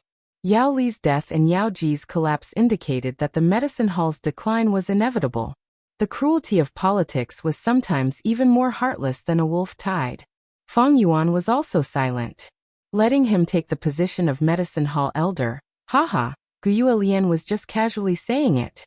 Letting a newly promoted young elder take such an important position. Unless the brains of the other clan elders and the clan leader were fried. Gu Yuelian deliberately said this. Of course he had his own deeper meaning. As expected at the next moment, Gu Yuebo said. The position of medicine hall will be temporarily held by Elder Qi Zhong. Fang Yuan's cultivation level is true. He has indeed reached rank 3. According to the clan rules, he will be promoted to the position of clan elder. Spread this news, let the entire village celebrate. Saying so, Gu Yuebo stood up, flicked his sleeves and left. Congratulations, congratulations. After the clan leader left, the group of clan elders walked to Fang Yuan, cupping their fists with a face full of smiles. Fang Yuan also cupped his fists, welcoming them with a smile. Chapter 159. Congrats, congrats. Elder Fang Yuan is young and promising, a role model for the younger generation. I look forward to seeing Elder Fang Yuan's elegant demeanor when we work together in the future, haha. A group of clan elders surrounded Fang Yuan, saying all sorts of beautiful words. The academy elder stood at the periphery of the crowd, looking at Fang Yuan with a complicated expression. He never thought that there would be a day when Fang Yuan would be promoted to an elder. In that year he was most optimistic about Fang Zheng, followed by Qi Qing and Ma Bei. Who would have thought that the first one to be successful would be Fang Yuan? How can my little achievement compare to the achievements of all the seniors?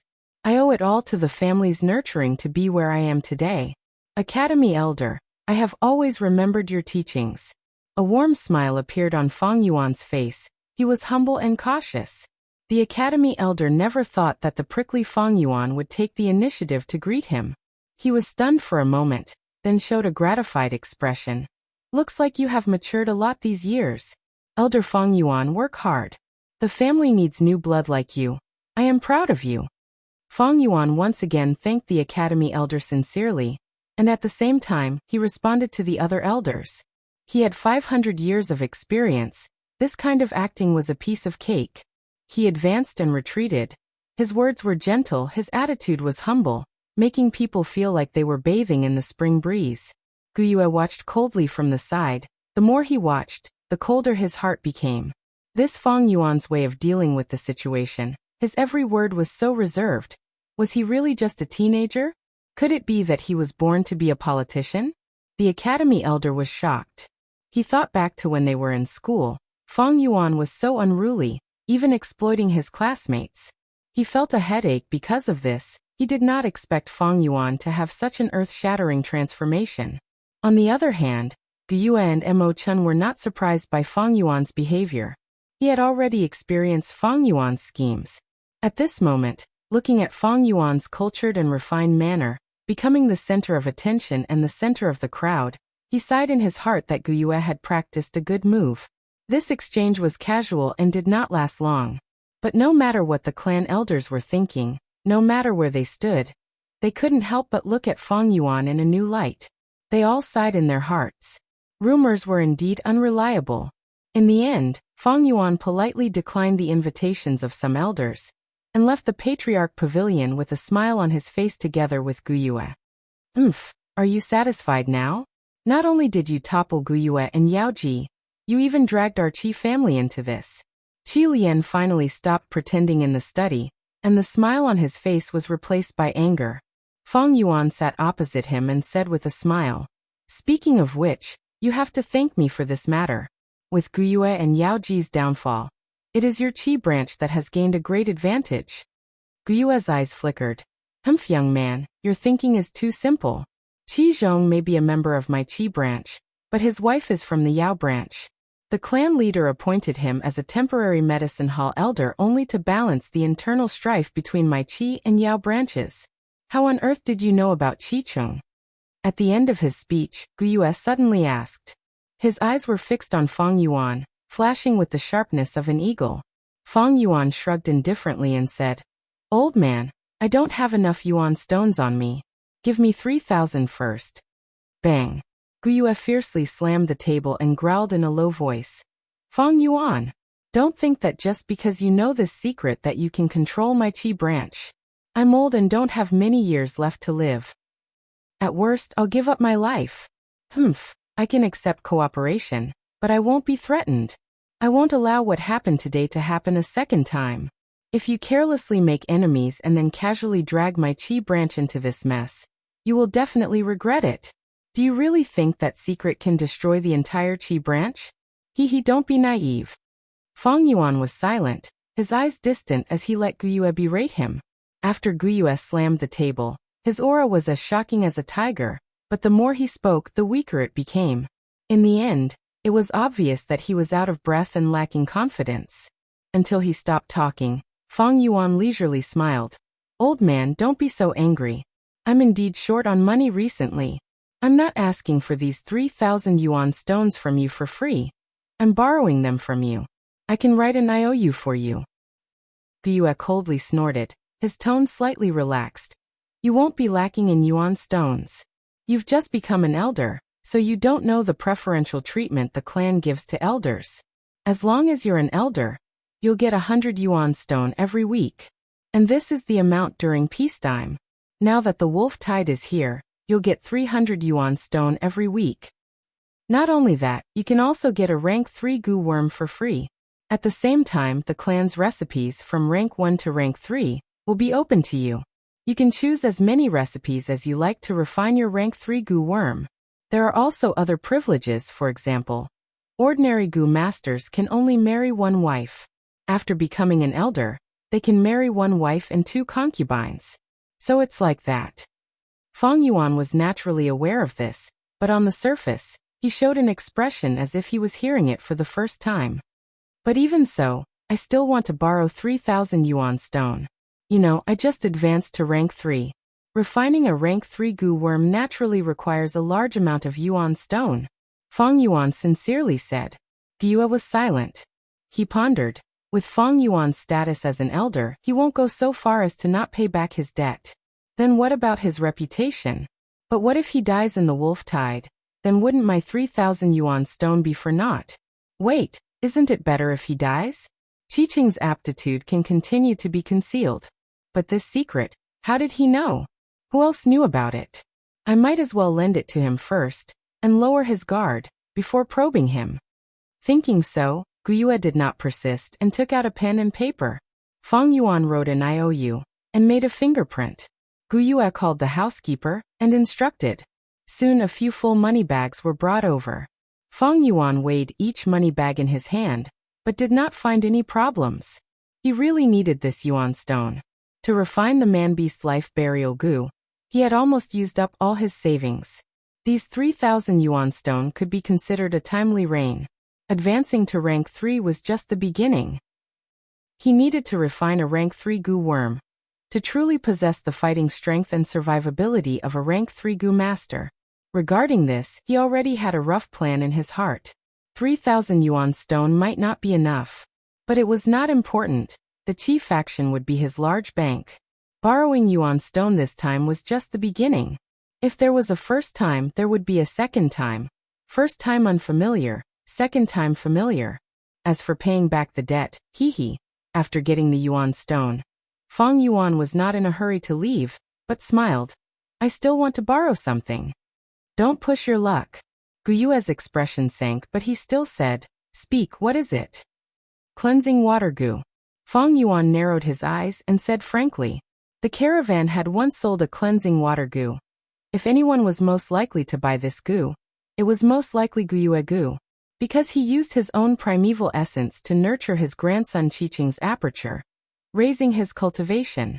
This caused the aperture to contain a strange aura that could only be removed by cleansing water goo. Absolutely not. Gyue goo resolutely refused. He had indeed bought that cleansing water goo, but this goo worm was prepared for his grandson Gyuecheng. If he wanted to buy it again, he would have to rely on luck. Don't be so ruthless. Feng Yuan chuckled. A cleansing water goo or the Qi faction's reputation, which is more important, I believe Lord Gyue Lian, as the Qi faction's leader, can clearly distinguish between them. Gyue Lian's expression completely sank, turning cold. He fiercely stared at Feng Yuan, gritting his teeth. Feng Yuan, you need to know what you are doing. You are extorting me, extorting the Grand Qi faction's leader. No, I am not extorting, this is a discussion. I am only borrowing the cleansing water goo. I will return you a new one in the future. I can also write an IOU for this. Feng Yuan smiled, but his tone was firm, showing his determination to obtain it. Don't even think about it. Qi Lian's attitude was also firm. An hour later, Feng Yuan left Qi clan with 3,000 yuan stones and a cleansing water goo. Meanwhile, Gyue Lian was sitting in the study, looking at the 2 light IOU slips written by Feng Yuan on the table. The anger in his heart was like a surging river, surging endlessly. Qi faction's weakness was in Feng Yuan's hands, causing Qi Lian to be in an extremely passive position. Feng Yuan's victory was also within reason. 3 days later, Feng Yuan sat cross-legged on the bed, his face reflecting a white light. A white ball of light floated in the air. The goo fusion had reached its final stage. Feng Yuan used his consciousness to maintain the ball of light while throwing yuan stone after yuan stone into the ball of light. The ball of light suddenly disappeared, and a brand new goo flew into Feng Yuan's palm. Its appearance was like a large ladybug. Its semicircular milky white carapace was dotted with black spots. Its size was relatively large, about the size of an adult's fist. Rank 3 Sky Canopy Goo. Finally, the fusion is complete. Feng Yuan nodded in satisfaction. This was his second fusion. Sky Canopy Goo was fused from the rank 2 White Jade Goo and a water attribute defensive Goo. Feng Yuan's first fusion used the Water Shield Goo and the White Jade Goo. The fusion failed, and the Water Shield Goo died. The water element defensive Goo worm he used this time was exchanged with Feng Yuan's last bit of battle merit points. However, this Sky Canopy Goo was not Feng Yuan's first rank 3 Goo. His first rank 3 Goo worm was directly taken from the clan. After advancing to rank 3 and becoming a clan elder, the clan would reward a rank 3 Goo for free. Thus, Feng Yuan chose the Thunderwings Goo. This Goo was the spoils of war that the clan elders obtained after killing a frenzy lightning wolf. It could condense a pair of lightning wings, allowing the Goo master to fly for a short period of time. With the Thunderwings Goo's assistance in movement, Feng Yuan's last weakness in battle strength was filled. Chapter 160. Lord Feng Yuan, this is the secret room, please enter. In the dark underground tunnel, a rank 2 Goo master old man was walking in front, leading the way for Feng Yuan. The secret room that stored the clan's Goo worm fusion recipes was not far ahead. After Feng Yuan advanced to clan elder, his status changed drastically. The clan's collection of fusion recipes, as long as they were not rank 4 or 5, he had the authority to look through them. If it was an ordinary rank 1 or rank 2 Goo master, they would have to use Yuan stones or battle merits to exchange for the recipes. This secret room was located underground in the village, and was extremely secretive. Even if the village was razed to the ground, this secret room would still exist. Back then, the founder of the Guyua village, the first-generation clan leader, found a spirit spring in this underground cave, and made the decision to establish the village here. After generations of clan leaders' management and development, the underground cave of the Guyua village had become the Guyua clan's secret base.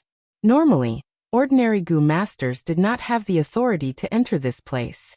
Only clan elders and clan leaders, as well as the Dark Hall Goo masters in charge of guarding this place, had this authority.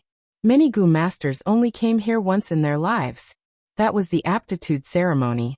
The youngsters would come to the Spirit Spring Flower Sea and use the Hope Goo to open their aperture. Other than that, unless there was a special reason, the underground cave was absolutely forbidden for unauthorized people to enter. Even the Goo masters guarding this place had gone through strict selection. After all, the spirit spring in the underground cave was the foundation of the entire Guyua village. The large amounts of Yuan stones that condensed from the spring supported the cultivation of all the Goo masters in the Guyua clan. As they walked along the tunnel, the sound of their footsteps reverberated unceasingly. The murmur of a flowing river could be vaguely heard. That was the underground river in the cave. After a while, the Goo master led Feng Yuan to a stone door. He patted his stomach, and a Goo flew out of his aperture, and in a flash it hit the stone door. The stone door's surface rippled, like a stone thrown into the water. Next, the light on the stone door's surface changed, and gradually disappeared, revealing the secret room inside. The secret chamber was not small. It was about an acre in size. Every few steps, there would be a stone table half the height of a person. Dozens of stone tables had white jade plates on them, and there was a Goo worm resting quietly on the plates. These Goo worms came in all kinds of colors, and were about the size of a fist. They looked very similar, like silkworms.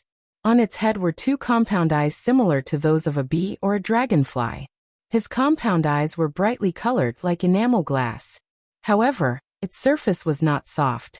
It was covered with a layer of glossy carapace, and the carapace even had a metallic luster. Lord Feng Yuan, this is your first time in this secret chamber. Let me introduce them to you. These rank 2 digital shadow Goo all had a recipe recorded in them. The green digital shadow Goo contained almost all the rank 1 recipes in the clan. The red and black digital shadow Goo contained a rank 2 recipe. The white Goo contained a rank 3 recipe. The orange digital shadow Goo contained the rank 4 recipe. As for the rank 5 recipe, it is naturally in the purple digital shadow Goo at the center of the stone platform. At the side, the elderly Goo master introduced. The digital shadow goo was a type of goo worm that could record images. One step further would be the rank 3 photo-audio goo. After fusing it into a photo-audio goo, not only could it record images, it could also hear sounds. In the rock crack secret cave, the flower wine monk used a photo-audio goo to leave Feng Yuan his last words regarding the inheritance. But recording the recipe did not require sound. Thus the digital shadow goo was enough. The fusion recipe was extremely precious. If it was recorded on ordinary bamboo paper, if it was stolen, not only could it be used to fuse the Guyue clan's unique goo worm, it would also be a serious leak of the clan's information. Know thyself and know thy enemy, and you will never be defeated. An experienced goo master could tell the strengths and weaknesses of the fused goo worm from a recipe. If the recipe was leaked to a clan, it would be a huge loss. In future battles between goo masters, the clan's goo masters could be countered by the enemy. Thus, recipes were strictly controlled, graded, and specially preserved. The digital shadow goo was easy to refine, and the cost was not high. It was the most common method of preserving recipes. Lord Feng Yuan, these digital shadow goo belong to the Secret Hall clan elder, but it does not hinder you from activating your primeval essence and reading it. It is just that with your current status, you are still unable to read rank 4 and rank 5 recipes. There are 2 more points. The secret room is the clan's important place. Your every move here will be monitored in secret. Every day, you can only stay in this secret room for 15 minutes at a time. After the time is up, you will have to come out. The elderly goo master said again. I understand. Feng Yuan nodded. Lord Feng Yuan, I do not have the authority to enter. I will stand at the door. Once the time is up, I will call you out. The elderly bowed. Feng Yuan stepped into the secret room. Just as he entered, the stone door behind him turned from virtual to real, locking him in the secret room alone. Walking in the secret room, it was quiet. Footsteps echoed in his ears, and on the surrounding walls, there were a few water-light goo. The light emitted from their bodies rippled like water. And as the light and shadow changed, there were layers of ripples, bright and dim. Feng Yuan took out a red and black goo worm, and injected his white-silver primeval essence into it. Immediately, the digital shadow goo's compound eyes shone with 2 pillars of rainbow light. He slightly raised the digital shadow goo, and aimed the compound eyes at the white jade plate on the stone platform. The 2 pillars of rainbow light converged on the white jade plate, and after a series of changes, words appeared. This was a recipe on how to refine the Moonskar goo. First, it listed the pros and cons of the Moonskar goo. The advantage of the Moonskar goo was its attack range, which was twice that of the Moonlight goo. Its weakness was that its attack power was not outstanding. Next was the refinement recipe. The Moonskar goo was refined from the combination of the Moonlight goo and the Scarstone goo.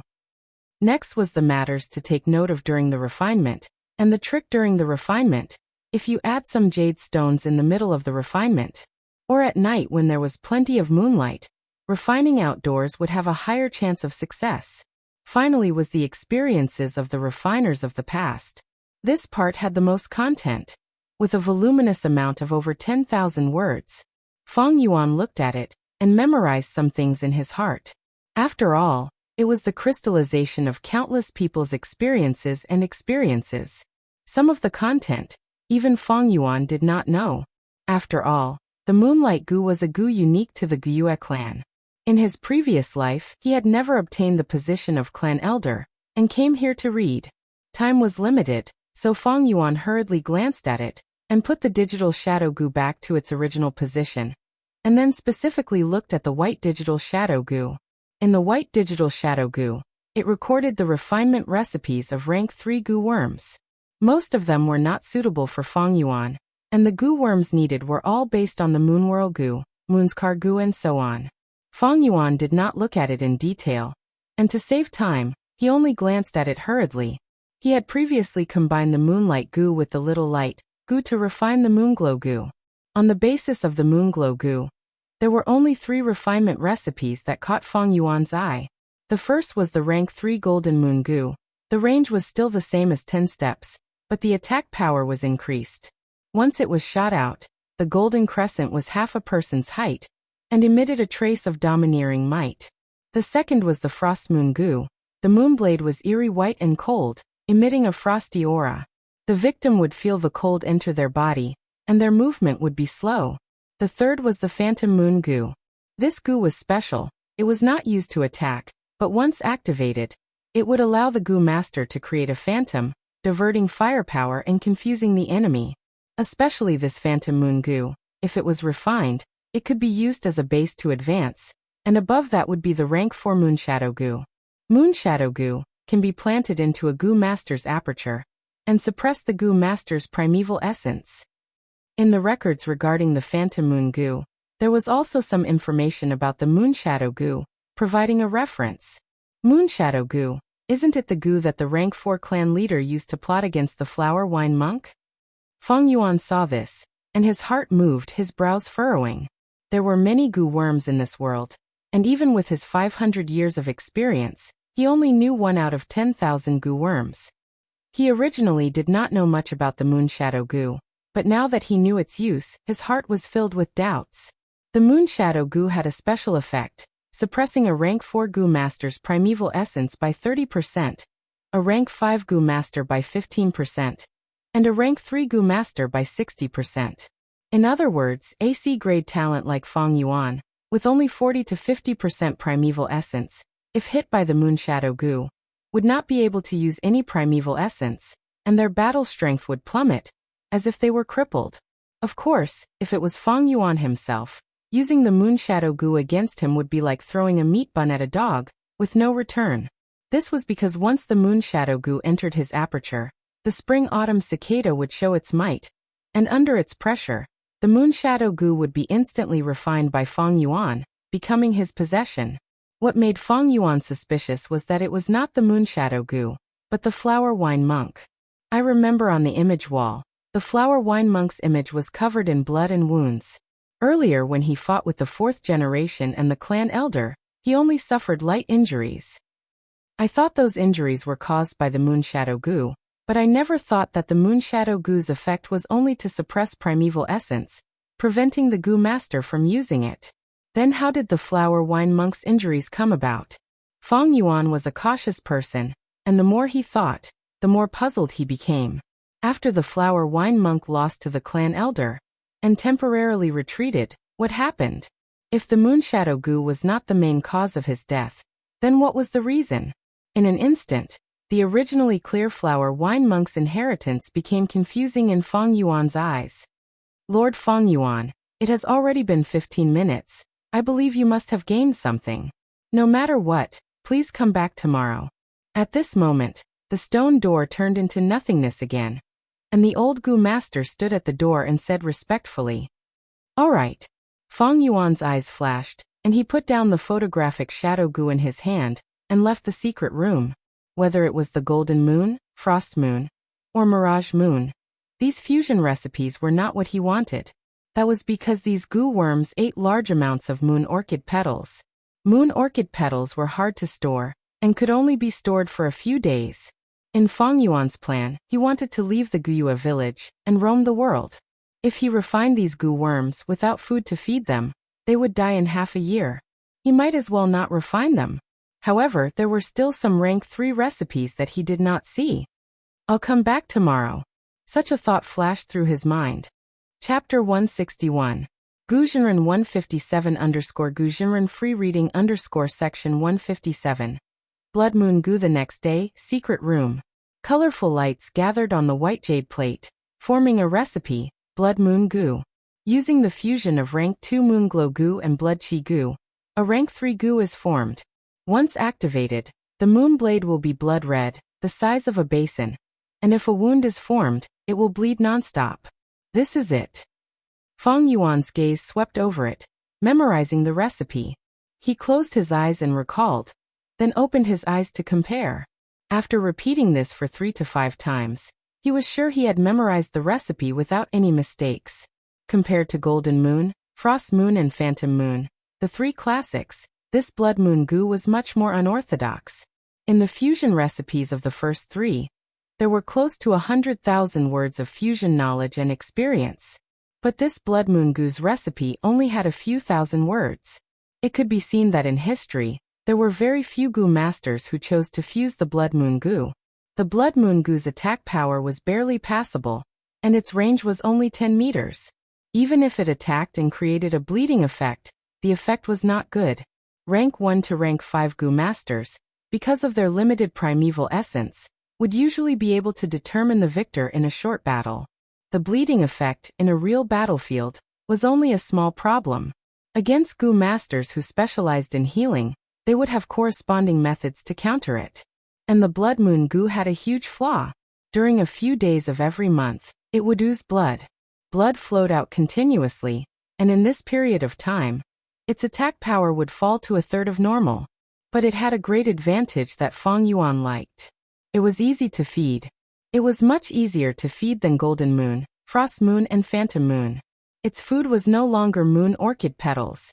It needed fresh blood. Although there was a lot of blood, there was no limit to the type. It was hard to say in Western Desert, but in Southern Border, there were thousands of miles of undulating mountain ranges, and all kinds of wild beasts could be seen in the depths of the forests. Killing them would allow one to extract their blood on the spot. To the Blood Moon goo, its food was all over Southern Border. It could be seen everywhere. Next, I will fuse this Blood Moon goo. Fang Yuan quickly made up his mind. He had already memorized the detailed steps of the fusion, and the things to take note of. He already had the Moon Glow goo. But the other goo, the Blood Qi goo, was slightly troublesome. The Blood Qi goo was precious. It could replenish the goo master's blood qi. A goo master who possessed the Blood Qi goo. They were full of energy, and even if they were injured or lost too much blood, the Blood Qi goo could replenish it. Thus, their survivability in the battlefield was higher than ordinary goo masters. Xiongjiang had once yearned for a Blood Qi goo. If the Blood Qi goo was used with the roaming zombie goo, the repercussions of the latter would be reduced to zero. This greatly extended the time he could remain a zombie, and he no longer had to worry about the consequences. He was already a well-known figure among rank 2 goo masters and had a high status, but until he died in battle, he didn't get what he wanted either. In the secret room, Fang Yuan turned his gaze towards the digital shadow goo on the stone table in the center. Today he had more than enough time. Out of the 15 minutes, he only used 5 minutes. There were still 10 minutes left. The yellow skin digital shadow goo recorded a rank 4 recipe. The purple digital shadow goo recorded a rank 5 recipe. The owners of these digital shadow goo were all secret Hall clan elders, but the one in charge of feeding them was the clan. Goo worms could be borrowed, as long as the goo worms will recognized it. The digital shadow goos was one with the secret Hall clan elder. Fang Yuan had advanced to clan elder. His identity was recognized by the secret Hall clan elder, thus he could freely use a portion of the digital shadow goo. But the secret Hall clan elder didn't think Fang Yuan had the authority to read the rank 4 and 5 recipes. Thus, the yellow and purple digital shadow goo, even if he activated his primeval essence, would not respond. In fact, even wild natural goo worms could obtain their will's recognition. Those beast kings were like this. Thus they borrowed the power of goo worms. Humans also had such situations, like the legendary rank 5 river swallowing toad, Jiangfan. If Fang Yuan used the spring-autumn cicada's aura to instantly refine these goo worms and obtain the recipe, he could do so. But the consequences of doing so were not something Fang Yuan could bear. And the benefits he could obtain were not enough to move him. Actually, the most precious recipe is not these rank 4 or 5 recipes, but how to reverse refine the rank 1 moonlight goo. This goo originated from the first clan leader, and it was on this basis, after hundreds of years, that it developed to such a large scale and grand occasion. Fang Yuan thought to himself. Fusion was to raise a low-rank goo to a high rank. Reverse refinement was to reduce high-level goo worms to low-level ones. Between one upgrade and the other, because the process was different, the result could be a brand new goo worm. The moonlight goo was not a natural goo worm, but a reverse refinement by the first clan leader.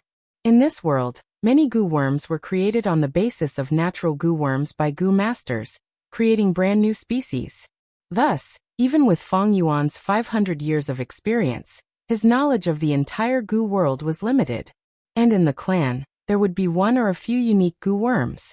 These goo worms were not rare natural goo worms, but new species that were reverse refined. Based on this foundation, the Gu masters developed a clan's unique strength. Guyue clan's Moonlight Gu, Xiong clan's Bear Strength Gu, Bai clan's Stream Gu, all were in such a situation.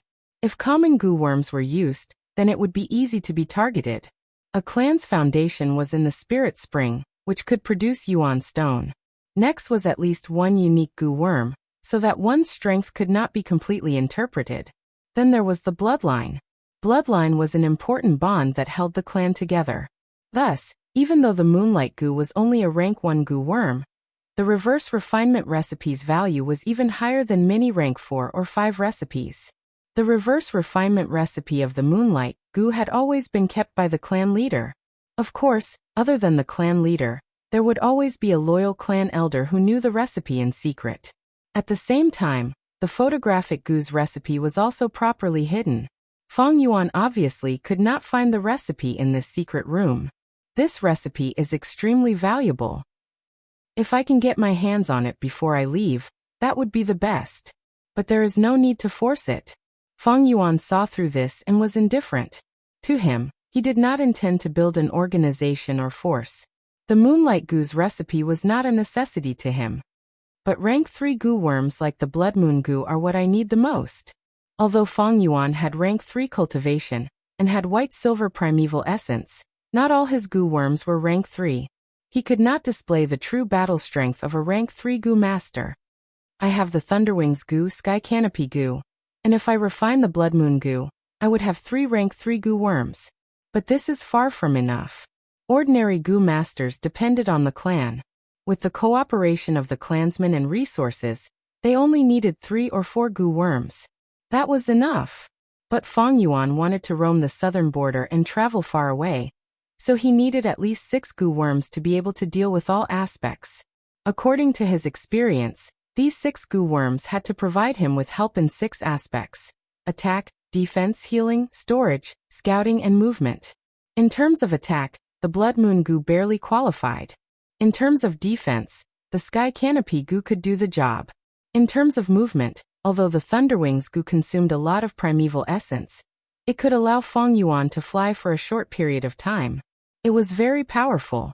But in terms of healing, the 9-leaf Vitality Grass was weak. It was after all a rank 2 Gu worm. And if it advanced further, Feng Yuan would not be satisfied. The rank 2 9-leaf Vitality Grass did not have outstanding healing abilities. Its advantage was, it could produce rank 1 Vitality Leaves. Selling Vitality Leaves could give him an endless supply of Yuan Stone. It was like a money tree. But from now on, Feng Yuan would have to travel in uninhabited places. Even if he produced Vitality Leaves, he would not be able to find other Gu masters to exchange for Yuan Stone. In terms of scouting, the Earth Communication Ear Grass had a wide range, and although it was rank 2, it could barely be used. In terms of storage, Feng Yuan did not have any. This was the most important point. One person moving alone, logistics first. Before the army moves, rations and fodder first. It could be said that this was the foundation to support the other 5 aspects. Storing food to feed Gu worms, human food was one aspect, but the crucial point was the storage of Yuan Stone. Without Yuan Stone, a Gu master would lose the motivation to cultivate. In this aspect, Feng Yuan had not made any progress. Before he could get his hands on the storage Gu worm, he would not leave the village. The logistics Gu worm used for storage needs to have a wide range, able to store food and Yuan Stone. Then it needs to be easy to feed. Finally, it would be best if it could extend the shelf life. But even in the 3 clans resource board, there is no Gu that suits my needs. Looks like I can only use the Qi faction to squeeze out more of their foundation. 15 minutes passed. Feng Yuan walked out of the underground cave, thinking in his heart. Lord Feng Yuan, hello. A middle-aged male Gu master stood at the exit, clearly waiting for Feng Yuan. You are? The person smiled. I am Guyue Zhong, currently acting as the Medicine Hall clan elder. So it's him. Feng Yuan came to a realization, and could not help but size up this person. Guyue Zhong had a proper appearance, with a square face and a steady aura around him. Like Feng Yuan, he was also a clan elder, but his cultivation was already at rank 3 middle stage. After Feng Yuan made Guyue Yaoji faint from anger, Guyue Zhong was appointed by the clan leader to temporarily lead the medicine hall, and his wife was an important member of the medicine faction. This was Guyue Bo's political move to balance the conflict between the two factions. But no matter what, Guyue Zhong had risen to the top because of this. Here are 300 yuan stone. This is a week's allowance for the clan elder. I knew you were here, so I brought it here for you. I hope you don't mind my decision. Guyue Zhong said, passing a money pouch to Fang Yuan. This man. Fang Yuan squinted, receiving the money pouch. Clan elder's allowance had to be personally received by the clan elder, but Guyue Zhong could receive it on his behalf. From a certain perspective, this was hinting at Fang Yuan's connections and status in the clan. But this kind of hint was just right, mixed with a friendly acknowledgement, which made people feel that it was not aggressive. To speak the truth, I came to find Lord Fang Yuan this time because I have a request. Soon after, he got straight to the point, directly stating his purpose. Oh, you want me to hand over the 9-leaf vitality grass? Fang Yuan showed a profound expression. Guzhenren 157_Guzhenren's full text free reading _section 157. Blood Moon Gu's update complete. Chapter 162. Guyue Yaoji once fancied the 9-leaf vitality grass in Fang Yuan's hands, so she used her authority to set up a policy to hand over the 9-leaf vitality grass. But when Fang Yuan advanced to rank 3 and became a clan elder, he made a powerful counterattack, causing Guyue Yaoji to faint on the spot, forcing Guyue Zhong to take the stage. Guyue Zhong took the initiative to find Fang Yuan this time to persuade Fang Yuan to hand over the 9-leaf vitality grass. It is not impossible to hand over the 9-leaf vitality grass. Fang Yuan pondered for a while and said, there is a saying that goes, times have changed. Today is different from the past. In the past, Guyue Yaoji wanted Fang Yuan to hand over the 9-leaf vitality grass. It was a command from the top.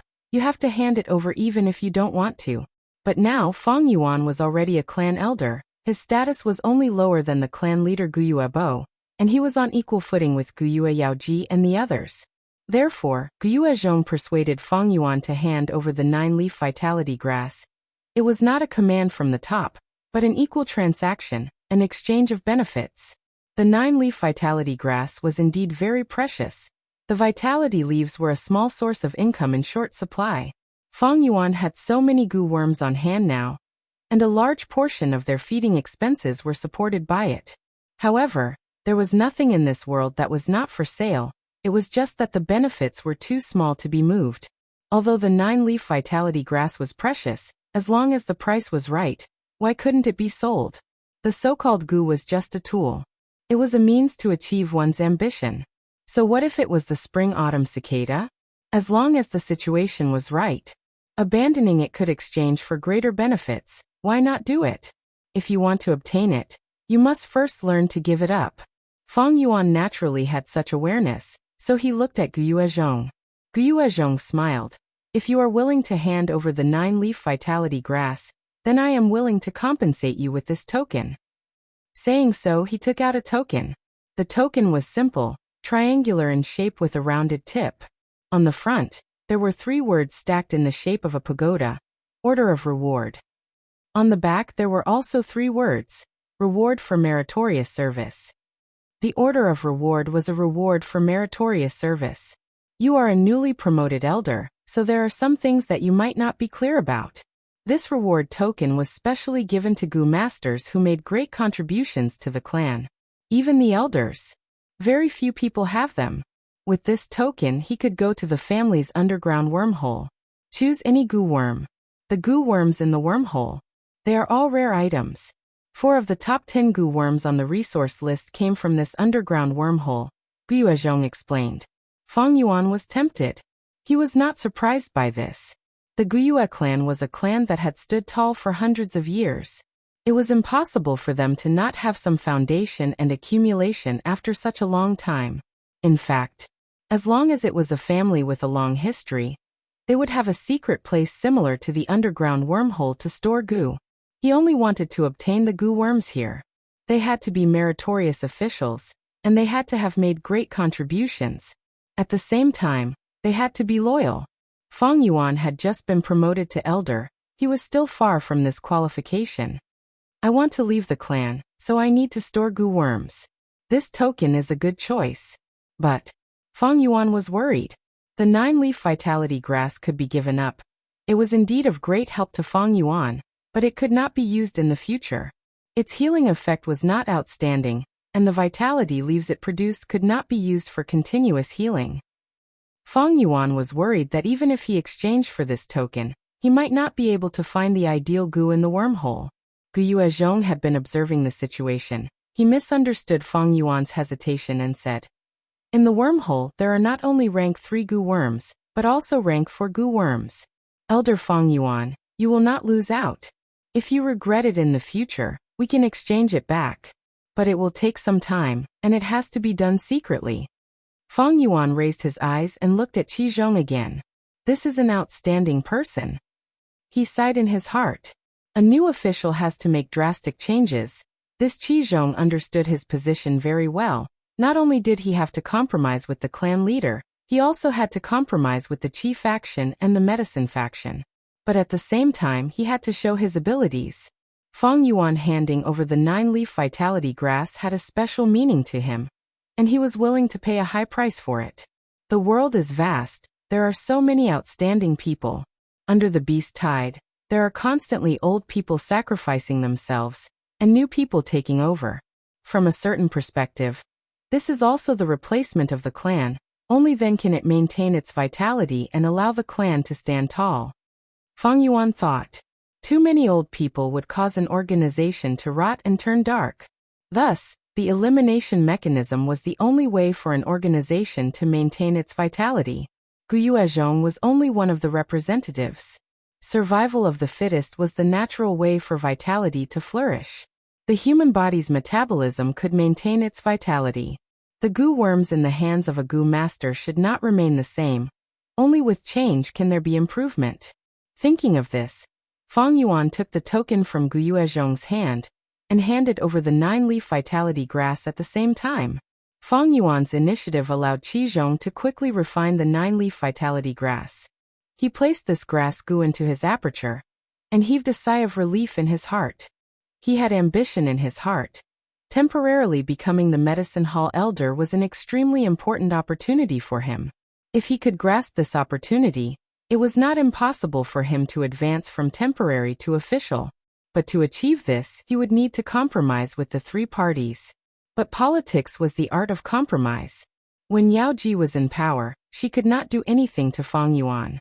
But after he took over, he could make Fang Yuan hand over the 9-leaf vitality grass.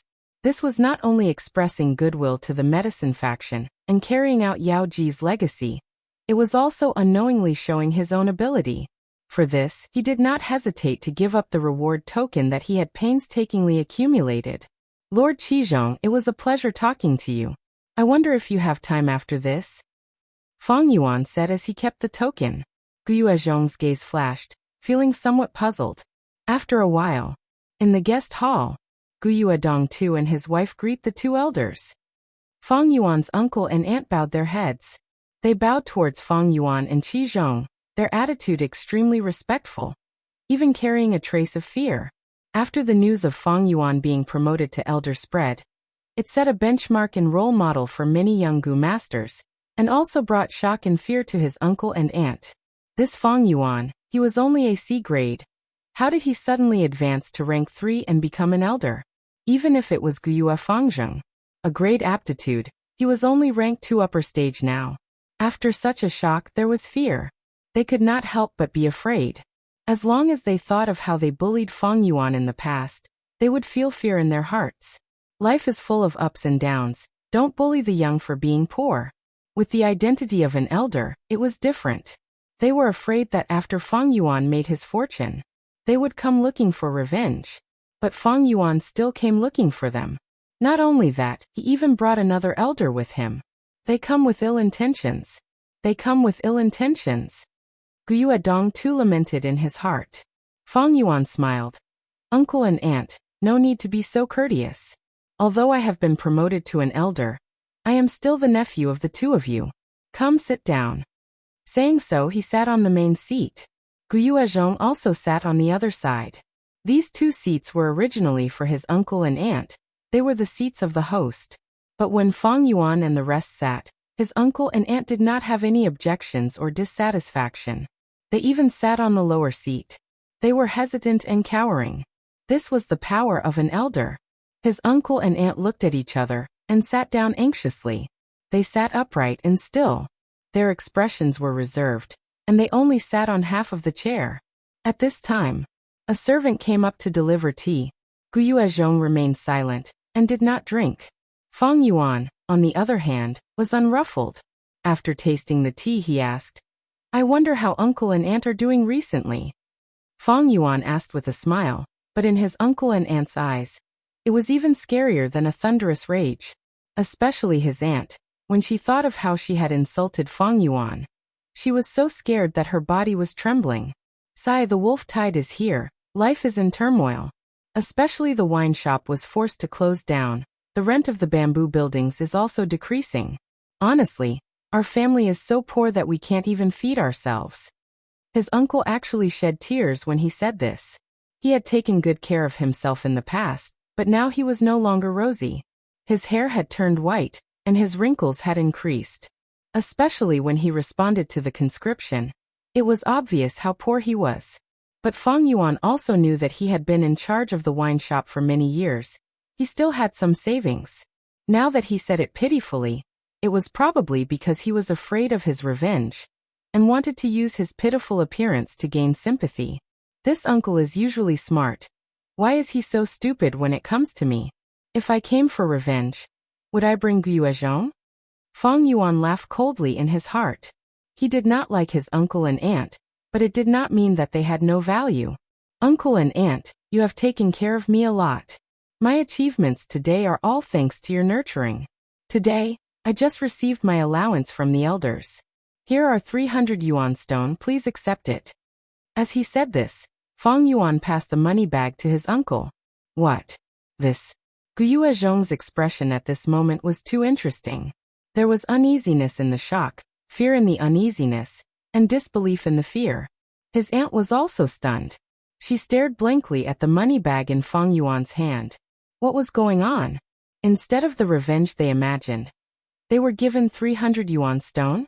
Fang Yuan's words just now were harsh to their ears no matter how they listened to them. Take care of, nurture. These words were full of sarcasm, making them feel even more strange. What is this Fang Yuan planning? What does he want? How does he want to torture us? His uncle and aunt looked at each other, hesitating. They did not dare to accept the money bag. Since it is Elder Fang Yuan's filial piety, just accept it, Gu Yuezhong said expressionlessly. Yes, yes, yes. His uncle nodded repeatedly and accepted the money. Although he was nicknamed the Hidden Elder, he was nothing compared to the current medicine hall elder. He held the 300 yuan stone with both hands. Even with his stingy character, he felt that the money bag was too hot to handle. He really wanted to throw it away immediately. Since uncle has already accepted it, then I shall take my leave, Fang Yuan said as he left. His uncle and aunt wanted to see him off, but Fang Yuan stopped them. Stop looking. In the corner, Mother Shin sighed and said to her daughter, Shin Chui. Shin Chui's expression was gloomy. She only retracted her gaze when Fang Yuan and Qi Zhong's silhouettes completely disappeared. Mother, did I make the wrong choice? She asked. Elders could marry one wife and 2 concubines. If she had been faithful, she might have become Fang Yuan's concubine. I really didn't expect Fang Yuan to reach this stage with his C-grade aptitude. Mother Shin shook her head helplessly. Girl, don't take it too hard. Fang Zheng has a great aptitude, he won't be any worse than him. Yes. Shin Chui agreed, her dim eyes blossoming with a faint light. In this world, mortals are so lowly. Just look at her. How many things could move the hearts of Gu masters? Since she has already given her body to Fang Zheng, that is the bet of her life. There is no turning back. Chapter 163. Howl. For frenzy lightning wolves raised their necks and howled loudly. Swish, swish, swish. Heavy rain poured down. The curtains of rain intertwined in dark clouds covered the sky. It caused the sky to darken, greatly hindering one's vision. Quick, there's a gap near the east gate. Nan's group will go up. Healer? We have a heavily injured person here. Kill, kill, kill. Kill all these wolf cubs. Competing with the wolf howls were the shouts of Gu masters. Everyone was fighting a bloody battle. Surrounding the village, the battle line stretched on like a raging fire. The people's shouts, the wolf howls, the sound of heavy rain and the sound of the wind mixed together. The densely packed lightning wolves charged towards the village wall like a tide. The pit in front of the village wall had already been filled up by thick wolf corpses. Under the lead of bold lightning wolves, the wolf pack had an extremely strong charging force. Rank 1 and Rank 2 Gu masters were fighting on the front lines. Large numbers of moonblades shot towards the wolf pack, flipping over the lightning wolves one by one. But the wolf pack also had lightning bolts and lightning balls that shot towards the village, causing casualties to the Guyue clan. Elder Fong Yuan, this is the casualty report from the medicine hall. Please take a look. A messenger Gu master rushed over. After seeing Fong Yuan, he bowed and handed over the report with both hands. Fong Yuan was already a rank 3 Gu master, and had become a clan elder. He was given a mission by the clan, and became the leader in suppressing this western area. Fong Yuan retracted his gaze from the battlefield and received the bamboo report, saying to the Gu master, "You may leave." The Gu master bowed again and left. His speed was fast. Using a Gu worm to increase his speed, he quickly left and rushed to the next area. Any Gu master assigned to deliver messages had at least one movement assistance Gu worm, some even had two. Fong Yuan opened the report and glanced at it. The casualty figures on the battle report were quite shocking. Until now, the wolf tide had attacked the Guyue village almost 10 times. The casualties of the clan's Gu masters were extremely severe. Guyue Zhong, who was the temporary elder of the medicine hall, was under even more pressure. He was originally a middle-aged man, but when Guyue Zhong saw him by chance these few days, he actually had some white hair. However, because Fong Yuan had the memories of his previous life, he was mentally prepared, so he was not surprised. This wolf tide is one of the most severe in the history of the Guyue clan. Casualties are unavoidable. He thought to himself as he activated the moonlight in his palm, and crushed the report into powder. Only the elders of the clan had the right to read these reports.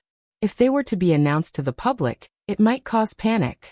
Even though the Guyue stronghold was already panicking enough, the feeling of unease was getting heavier by the day. At this moment, the moonlight in Fong Yuan's palm was no longer pure blue. Instead, it was blood red. This was a rank 3 blood moon Gu. In order to refine this Gu, Fong Yuan had failed once. It wasn't until the second time that he succeeded. As for the materials for the fusion, they were naturally obtained by squeezing out Guyue's cultivation. Fong Yuan closed his eyes, his mind entering the aperture in his body. In the aperture walls were shining, sometimes bright and sometimes dark, but there were no impurities. It was pure white. The primeval essence droplets were all white, with a metallic silver luster. This was a rank 3 Gu master's white-silver primeval essence. The water accumulated into a sea, and the aperture was a sea of white-silver primeval essence. Originally, there was a layer of dark red filth on the surface of the silver sea, but now it was gone. Fong Yuan had already used the cleansing water Gu that he extorted from Guyue's cultivation. The aftereffects of the man-beast life burial Gu had been completely eliminated. But this was not without a price. Fong Yuan's aptitude had dropped by a little. Originally it was C grade 44%, but now because of the man-beast life burial Gu, it had dropped by 2 points, and the aperture could only hold 42% primeval essence. But this price, Fong Yuan was already mentally prepared. In the end, he still had to thank Guyue's cultivation. If not for his cleansing water Gu, that dark red filth would contaminate his primeval essence for a long time, and Fong Yuan's aptitude would drop even more. A big ladybug with a white shell and black spots was flying in the air above the sea. This was the sky canopy Gu. The stealth scales Gu with the appearance of a stonefish was submerged in the primeval sea. The 4 flavors liquor worm was playing on the sea. As for the newly refined blood moon Gu, it looked similar to the moonlight Gu, and was residing in Fong Yuan's right palm, turning into a red crescent moon mark. As for the rank 3 Thunderwings Gu, it was residing on Fong Yuan's back. It was like two lightning tattoos. What was worth mentioning was the spring-autumn cicada. Its condition was getting better, and its recovery speed was also getting faster. This situation made Fang Yuan secretly happy, but also somewhat worried. The spring-autumn cicada was a rank 6 Gu master, and he was only a rank 3 Gu master. With his current aperture, he might not be able to hold the fully recovered spring-autumn cicada. The spring-autumn cicada's aura was getting stronger, like a paper tube filled with iron. The aperture might not be able to hold it. If there's really no other way, I can only leave it by my side. Fang Yuan sighed in his heart. This move had a huge disadvantage. Rank 6 Gu worms were all related to the Tao, and contained fragments of the laws of heaven and earth. Leaving it outside for a long time would cause the laws to resonate, and unless it was in hibernation, the commotion would not be small, and would cause all sorts of phenomena, attracting the attention and greed of other experts. But this was the only way. Howl. At this time, a loud wolf's howl entered his ears. Fang Yuan suddenly retracted his consciousness. Lord Elder, frenzy lightning wolves have joined the attack. Guyue, Jiangjian and the other elders are defending near the east gate, and hope you can go and help them. A Gu master hurriedly reported. Crack. With the sound of thunder and lightning, two wings appeared on Fang Yuan's back. These two wings were formed by blue electric currents, and their appearance was simple and abstract. But with just a flap of the wings, it brought Fang Yuan up into the sky, its speed extremely fast, rushing towards the east gate battlefield. Flying in a straight line, Fang Yuan arrived at the battlefield in just a few breaths' time. The frenzy lightning wolf was trying to attack the east gate, and a few elders were near the entrance, fighting fiercely with it. The frenzy lightning wolf suddenly jumped out of the battlefield, and its tail swept towards a rank 1 Gu master girl in the corner. This Gu master's face turned pale, and hearing the sound of the wind, seeing the wolf tail sweeping towards him, he cried out bitterly in his heart, "It's over." With his ability, he might not be able to dodge or block it. But at this critical moment, a figure suddenly descended from the sky and hugged her. The girl only felt the world spinning in front of her, and when she came back to her senses, she saw that she was already flying in the air. The wolf tail swept below her, and a 2-story bamboo building suffered a heavy blow on the verge of collapse. Her expression turned even worse. If she was hit by the wolf tail, she would have turned into meat paste. Immediately after, she realized that she had been saved. Who was it that saved her? She raised her eyes to look at this person, and was stunned. It's him? Guyue Fang Yuan. For a moment, the girl's heart was filled with complex emotions, and it was hard to describe with words. She and Fang Yuan were classmates, and Fang Yuan had once snatched her Yuan stone.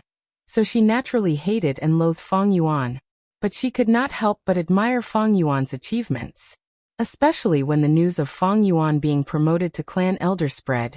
She was shocked and in awe. Like Fang Yuan, she was also a C-grade talent, but she was still a rank 1. Now, she was saved by Fang Yuan. This was a life-saving grace. She was grateful towards Fang Yuan, but also shocked and in awe. There was still a trace of hatred, but it seemed to have disappeared completely. The battlefield here is dangerous. Retreat far away. Fang Yuan flapped his lightning wings and landed on the ground, putting down the girl in his arms. He had some impression of this girl. She seemed to be his classmate, but he could not remember her name. After saying this, he turned around and left, no longer flying, but sprinted over and joined the battlefield. The Thunderwings Gu was fast, but its consumption of primeval essence was not slow either. Fang Yuan was a C-grade talent, and among rank 3 Gu masters, in terms of primeval essence reserves, he was at the lowest level, thus primeval essence should be used more sparingly. Blood Moon Gu. He waved his hand, and a moonblade flew out. This moonblade was blood red, and when it hit the frenzy lightning wolf's body, it immediately caused a wound, and blood flowed continuously. The girl stayed on the spot, staring blankly at Fang Yuan's fighting figure. Slowly, her eyes started to shine with an indescribable light. 17 to 18 years old, it was the age of love. This Fang Yuan. What do you think? Far away, clan leader Guyuebo saw this scene, and asked a trusted aide beside him. The aide immediately said, I heard Elder Fang Yuan has already responded to the medicine hall's call. and handed over the 9-leaf vitality grass in his possession. He had just received the first allowance, and gave it all to his uncle and aunt, as a sign of filial piety. These days he has repeatedly participated in killing frenzy lightning wolves, and his attacks are sharp and ruthless, gaining many merits.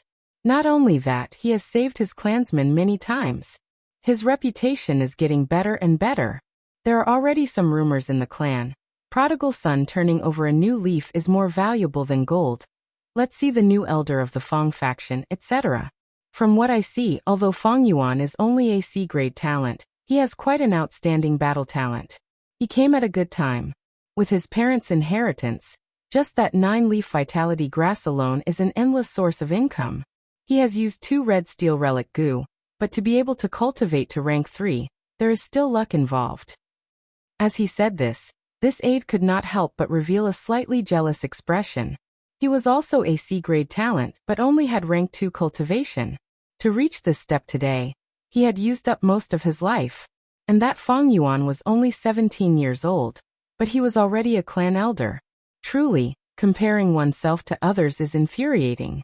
Guyuebo listened to his aide's words, nodding his head noncommittally. The aide's words represented the majority of the clansmen's opinion, but it was somewhat superficial. Guyuebo had been the clan leader for many years, and his horizons were naturally higher. Fong Yuan handed over the 9-leaf vitality grass, so he must have made some kind of deal with Guyuezhong. Giving all the subsidies to his uncle and aunt was probably not a sincere gesture, but a political show. The main propagator of this matter was Guyuezhong. As for saving people, whether it was sincere or not, it still needed to be investigated. But no matter what, Fong Yuan no longer acted alone. Even if it was an act, it was worth being gratified. His actions after being promoted to clan elder were to actively get close to the clan, and to contribute to the clan. And the clan's prosperity naturally required these contributions. Thinking of this, Guyuebo instructed, "Those people from Dark Hall, these few days of investigation have not yielded any results. Forget it. Let's temporarily stop the investigation on Fong Yuan." "Yes, subordinate will inform them now." The aide retreated. Guyuebo stayed on the spot, squinting his eyes. He thought inwardly, despite all sorts of reasons, my cultivation speed is still quite fast. This Fong Yuan definitely has some secrets on him. But at this time, the wolf tide is serious, every bit of strength must be used wisely, wasting it on Fong Yuan is a waste. But the investigation is necessary. We can only wait until after the wolf tide. Chapter 164. With a boom, the frenzy lightning wolf's elephant-sized body fell to the ground. Its mouth was wide open, its eyes losing focus, its life leaving it. Its body was covered in wounds, and fresh wolf blood flowed out continuously, dyeing the surrounding ground red. The rain continued to pour down, diluting the wolf blood and spreading it in all directions. The ground was muddy, and the few clan elders standing beside the frenzy lightning wolf's corpse were panting heavily. Their bodies were drenched by the rain, and even splashed with wolf blood and mud. They were in a sorry state. "We finally killed it. This frenzy lightning wolf has a defensive goo worm on its body. It's really hard to deal with. Luckily we had Elder Fong Yuan's blood moon goo, accumulating its injuries, or else killing it would have been even more difficult." As the elders spoke, they looked at Fong Yuan one after another. When they heard that Fong Yuan had refined the blood moon goo, they did not think much of it. But now it seemed that it was very effective against the frenzy lightning wolf. "Elders, you are too kind. If not for your help and protection, I would not have been able to attack so fiercely." Fong Yuan wiped the rain off his face, saying politely, "Don't say that, it's what we should do.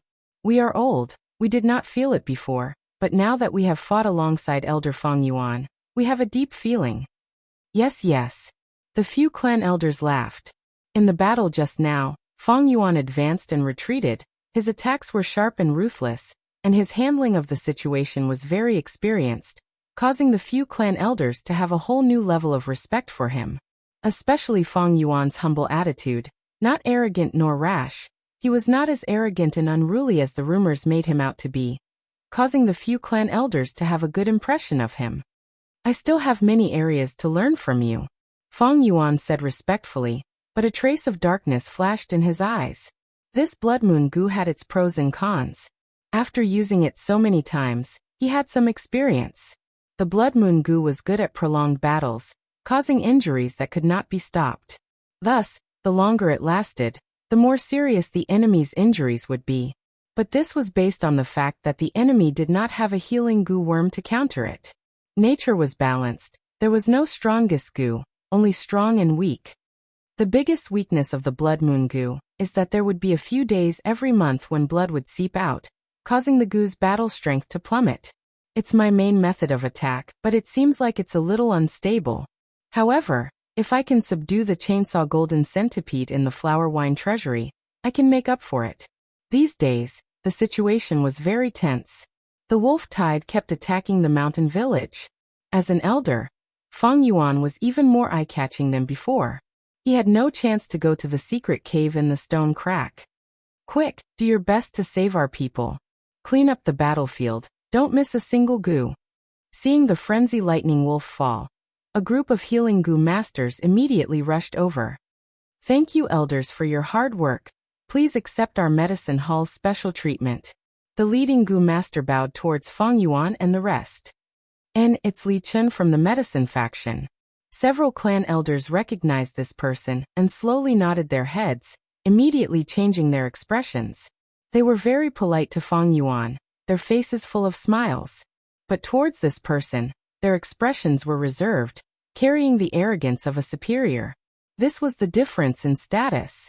This Guyue Li Chen was only a rank 2 goo master. I have no injuries, I don't need any treatment. Elders, let's chat again when we have time.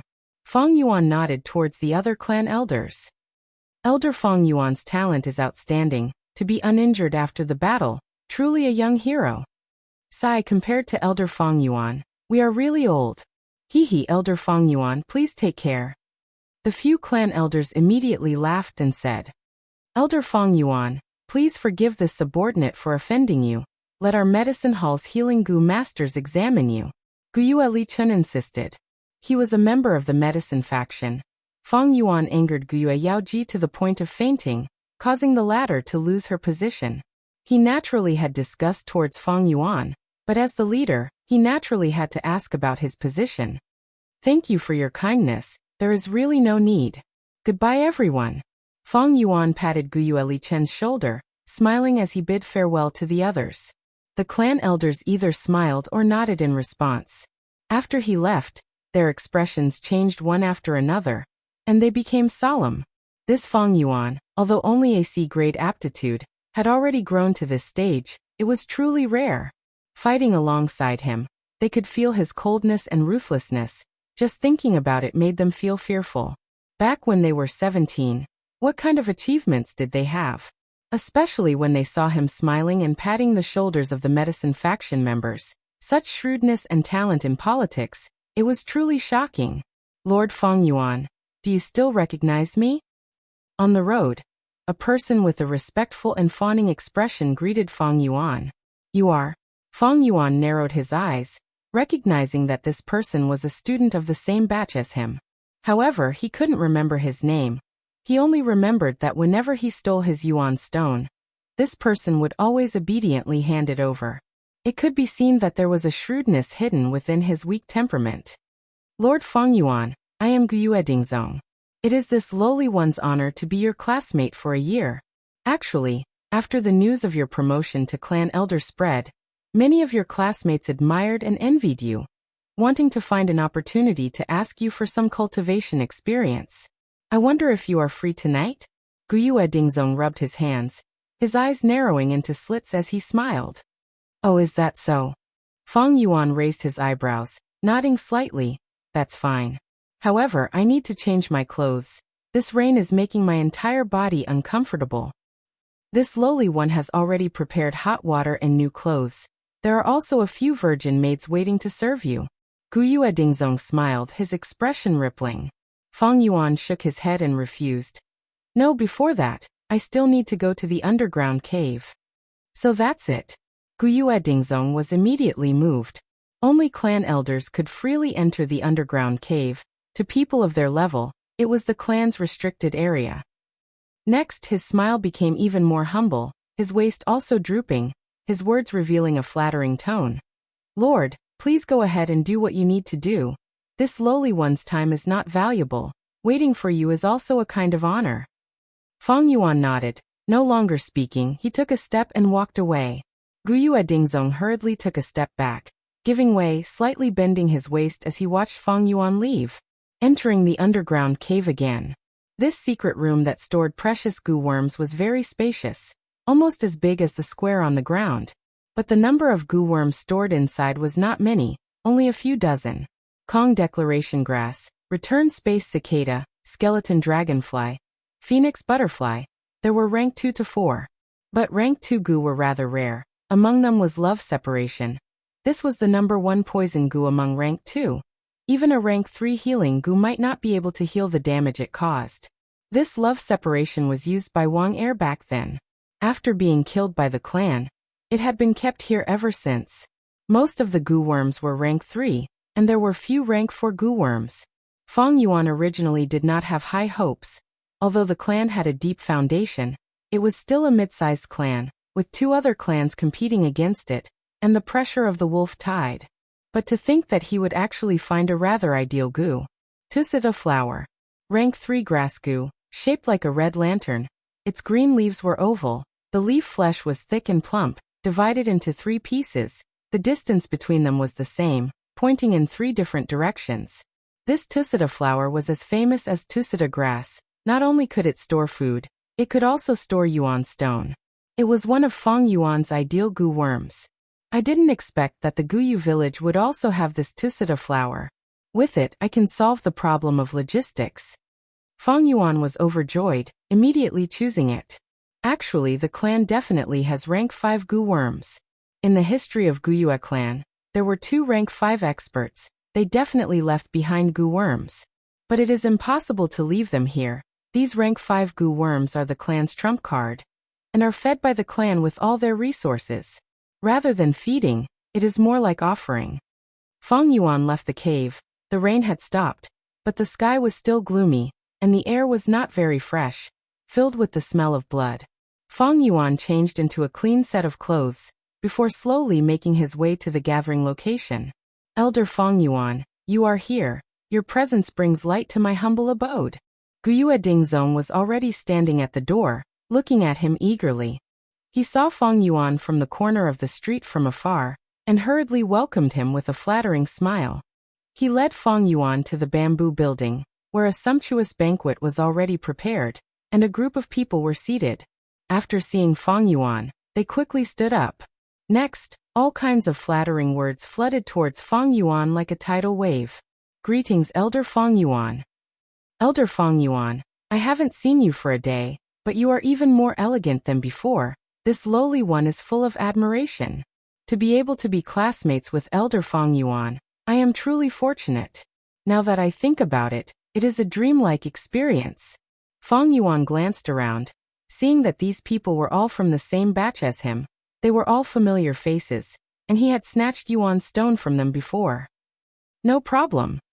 He smiled lightly, sitting on the highest seat. Serve the dishes, serve the good wine. Guyue Dingzong shouted, and the servants immediately became busy. All sorts of dishes were served like flowing water. The taste was excellent. This Guyue Dingzong's family still had some assets. To be able to prepare such dishes under the wolf tide, they had indeed paid a price, showing their sincerity. Elder Fang Yuan, this lowly one would like to propose a toast to you. Elder Fang Yuan, please do as you please. This lowly one cheers. Fang Yuan was really very casual, pouring a cup of wine, only taking a sip each time, but no one had any objections. Toasting and toasting, the wine went on for 3 rounds. He suddenly raised his wine cup, stood up and said with a smile, "There are always times when one is young and frivolous. I was a little immature in the past, and did some things. I hope everyone will forgive me, and not mind." With him standing up, no one else dared to sit down, and all stood up. Everyone knew that Fang Yuan was bringing up the past, and was talking about the Yuan stone incident. They hurriedly shouted, "Not at all, not at all. Elder Fang Yuan is a true man, a true hero. To be able to catch Elder Fang Yuan's eye on this lowly one's yuan stone. That is our honor. That's right, Elder Fang Yuan's elegant demeanor has always been deeply engraved in my heart. This cup of wine. Fang Yuan downed it, and the entire hall immediately cheered. Chapter 165. Fang Yuan put down his wine cup and sat down. Only then did everyone dare to sit down. These people were not all from the same school. For example, Ma Bei, Qiqing and others with deep backgrounds were not among them. It's about time I should leave. This banquet was not bad. Fang Yuan expressed his intention to leave. Guyue Dingzong was instantly overjoyed after being praised. He hurriedly stood up and took out a money pouch. The pouch was naturally filled to the brim with yuan stones. He bowed and smiled flatteringly. Today, after listening to Lord's teachings, this lowly one was enlightened and learned a lot. This is just a small gift to express my gratitude. He was full of nonsense. Since the start of the banquet, he had only been bootlicking. When did he ask for any cultivation topics? But everyone acted as if this was really happening. They loudly cheered and encouraged Elder Fang Yuan to accept it. Fang Yuan did not refuse. He smiled and naturally took the money pouch. Following that, the second and third person came up to give gifts. All of them were yuan stones. Well said, well said. Fang Yuan squinted his eyes and smiled as he accepted all of them. How could Fang Yuan carry tens of bags of yuan stones? When Guyue Dingzong saw this, he immediately called over a few servants to help Fang Yuan carry the bags. In a short time, Fang Yuan had collected close to 10,000 pieces of yuan stones. Finally, Fang Yuan stood up and raised his wine cup again. It is fate that brought us together. You and I will remember this camaraderie. It is worth a toast. Yes. Lord Fang Yuan said it very well. His words are incisive and wonderful. He said exactly what we are thinking in our hearts. Everyone stood up and praised as they raised their wine cups. They either had no background or did not have a strong background. They were afraid of Fang Yuan's revenge after he was promoted to elder. At the same time, they wanted to get close to Fang Yuan. Fang Yuan smiled faintly, raised his hand, and raised his glass. At this moment, the clouds in the sky dissipated, revealing the moonlight that was like a veil, illuminating the courtyard outside. The cold air was mixed with the smell of blood. It was so real that it was cruel. In this hall, the decorations were elegant, and the lights were bright. Wine, women, and wealth filled the air. Everyone had an exaggerated smile on their faces. It was like a warm paradise on earth. This is the charm of an organization. Fang Yuan's eyes flickered with a clear light as he stared at the thick wine in the cup, his thoughts drifting. In the past, when he robbed and blackmailed his classmates, it was just a few pieces of yuan stone. But that was enough to incur the wrath of the masses. Now he didn't even mention it to them, and they were already rushing to deliver the yuan stone to him. Each bag contained more than 100 yuan. On the surface, it seemed that Fang Yuan had the status of an elder. But it was actually because he was previously outside the system, and now he was in the upper echelons of the organization. Under the system, the members were all willing to be exploited. Even without Fang Yuan hinting anything, there would be people who would take the initiative to bribe, people who would take the initiative to seek refuge, and women who would throw themselves at him. This world was like this, and it was the same on Earth. The people of this world are so ridiculous. They were robbed for nothing, and when there was a slight loss, they would retaliate fiercely and cry out for injustice. They would bribe the upper echelons, give gifts, bodies, and virginity, but they were all willing. They were even afraid of not doing it well. The reason why I could obtain so many yuan stones tonight is because of the system. Fang Yuan laughed coldly in his heart, and couldn't help but think of Guyue, Qing Shu, Mo Yan and Qi Shan. Talents like Guyue and Qing Shu, who had B-grade talent, were actually much more talented than Fang Yuan in terms of cultivation. But these people cultivated slowly, and for a long time, they were stuck at the second-grade realm. Was this because they didn't work hard? He laughed coldly. This was the system's exploitation and oppression. However, this kind of exploitation and oppression was often invisible. Ordinary people would never be able to see through it. Take Fang Yuan's current situation for example. The yuan stones that these people gave, if used on themselves, would definitely be a boost to their own cultivation. So as long as there was bribery, it was a form of exploitation. Countless lower echelons would fight to bribe the upper echelons. And this was the upper echelons raising funds to increase their authority. Other than money, there was also the exploitation of time. Elites like Guyue and Qingshu naturally didn't need to bribe others, but their time was being taken up. Usually, they would ask you to do this and that, ask you to run errands, and even say that this was the attention and favor of the upper echelons. If they used this time to cultivate, Guyue and Qingshu would have already broken through the peak stage of rank 2 and reached rank 3. If he used the wood charm Gu, he might even be able to kill by Ningbing. The subtlety was that the clan elders were not willing to let a junior like Guyue and Qingshu advance to rank 3 so quickly. Such a powerful chess piece, if he really became rank 3, he would be on equal footing with them. How could they order him around? Who would be willing to have their authority divided? Thus, they purposely dragged and suppressed him, even saying that they thought highly of him, but he needs to be polished to become a jade. This is the truth of the system. If one couldn't see through this, then no matter how heroic one was, no matter how talented one was, they would still be nothing more than a dragon or tiger chained by chains. They would only be slaves. People like Guyue Qingshu, Guyue Zhong and the others, no matter how talented and capable they are, so what? Although he thought of so many things, his thoughts moved like lightning, and the outside world only lasted for a moment. Everyone, please have a drink. Feng Yuan moved the wine cup to his lips, then raised his head and drank it all. Everyone hurriedly drank, not daring to leave even half a drop. Farewell. Feng Yuan cupped his fists and walked away. Behind him, the servants each held a yuan stone and followed suit. Everyone hurriedly sent him off. You all can drink, there's no need to send me off. Although Feng Yuan said this, no one dared to do so. They all left their seats and flattered him. Feng Yuan said again, I like peace and quiet. Everyone looked at his expression, then dropped the subject and stayed in the hall. Looking at Feng Yuan's receding figure, some sighed, some were silent, and some sighed. Elder Feng Yuan is truly an extraordinary person, so carefree. They were all frogs at the bottom of a well.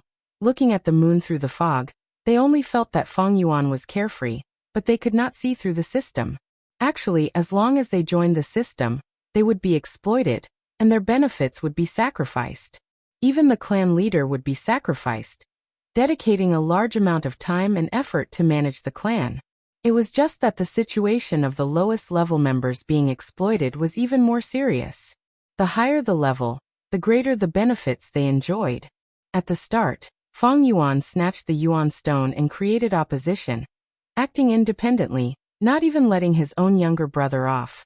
In order to avoid this level of exploitation, he had sufficient time and energy to break through to the 3rd rank, becoming a clan elder. This result shocked countless people. Now he had become a clan elder, gentle and refined, with high status and authority, enjoying the benefits of a clan elder, causing others to be extremely envious. This separation and joining this and that, this was filled with deep wisdom. But how many people could see it clearly? Feng Yuan was not being exploited, but enjoyed the benefits. In the eyes of mortals, this was carefree. All right, place the items on the table and you may leave, Feng Yuan said. The servants did not dare to have any objections. After placing the items on the table, they bowed towards Feng Yuan and left. This place was no longer the house that Feng Yuan had rented in the past. Ever since Feng Yuan became a clan elder, the clan allocated a brand new bamboo building for him. There was a study room in the bamboo building, as well as a secret room for cultivation. But the servants did not have one. Feng Yuan had to find one himself. Tusita flower, come out. With a thought from Feng Yuan, silver primeval essence poured in, and the Tusita flower imprint on his tongue immediately came to life. He opened his mouth and spat out a red light. The Tusita flower slowly rotated like a lantern, floating in the air and appearing in front of him. Feng Yuan activated the Tusita flower, and immediately the red light expanded, turning the surroundings into a sea of red. One by one, the primal stones flew out of the bag and into the Tusita flower, as if they were being pulled by an invisible force. After a while, the red light faded.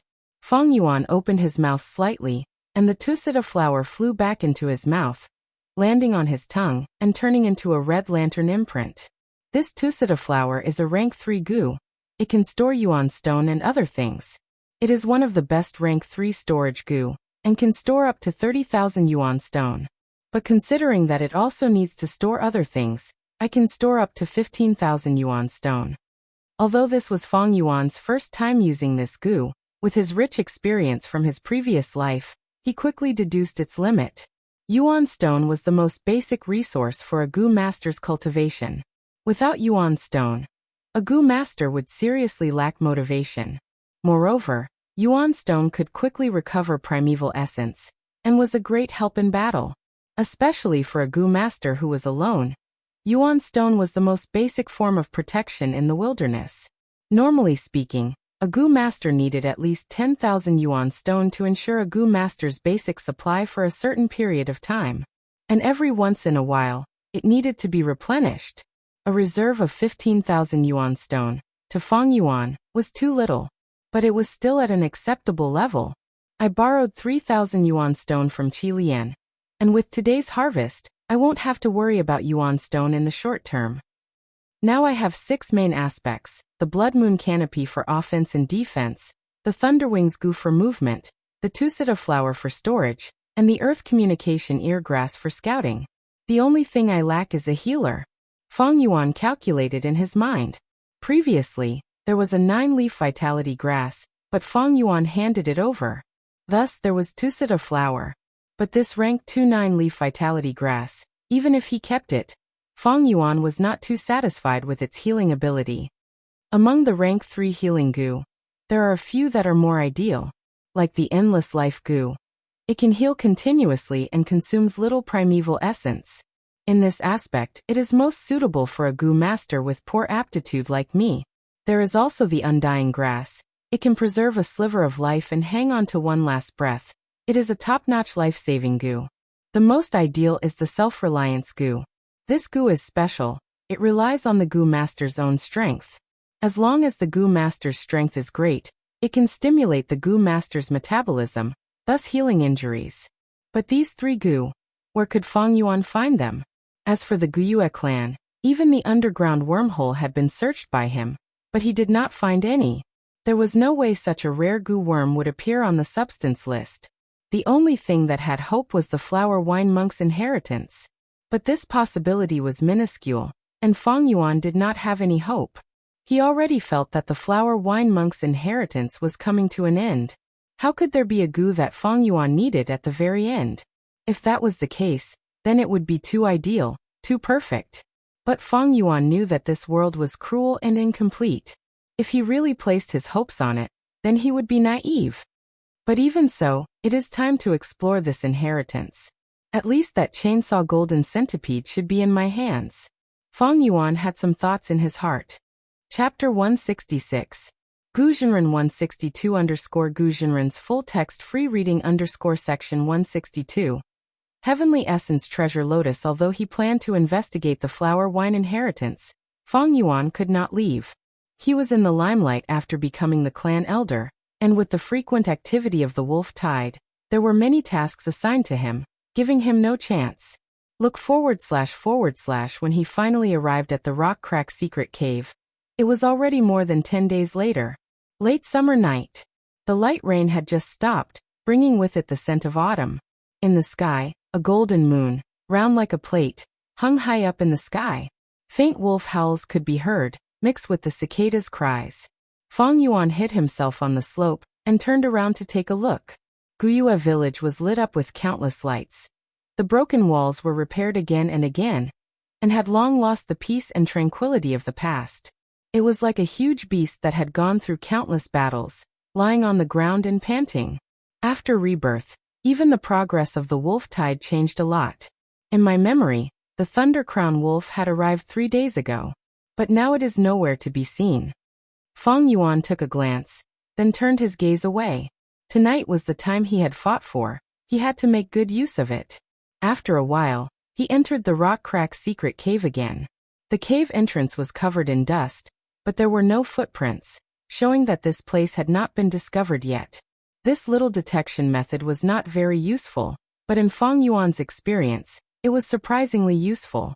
Of course, he did not only set up this method. After a few inspections, he confirmed that this secret cave was temporarily safe. He heaved a sigh of relief. Ever since his rebirth, more and more things had changed. Especially during the wolf tide, Gu masters moved out frequently. Who knows, someone might discover this place. He walked into the tunnel and entered the second secret room, pushing open the stone door and arriving at the mountain rock forest. In the rock forest, there were many jade-eye stone monkey groups migrating along the previously cleared path. But now Fang Yuan was already a rank 3 Gu master. Although the Blood Moon Gu was a rank 3 Gu master, its attack power was not outstanding. But it was definitely much better than the rank 2 Moonglow Gu. Fang Yuan spent 6 hours, exterminating close to 10 monkey groups and reopening the path. He came to the center of the room, and climbed the rough stone steps to enter the third secret room. The stone door blocked his way, and on the stone door was engraved, "In the Golden Centipede Cave there is a fatal disaster. Use the earthly hearing to avoid the disaster." Last time he stopped here, but this time, he resolutely pushed open the stone door and stepped inside. He held a torch in his hand. It illuminated a radius of 10 steps. The Golden Centipede Cave was spacious. The main road was at least 3 meters high and 2 meters wide.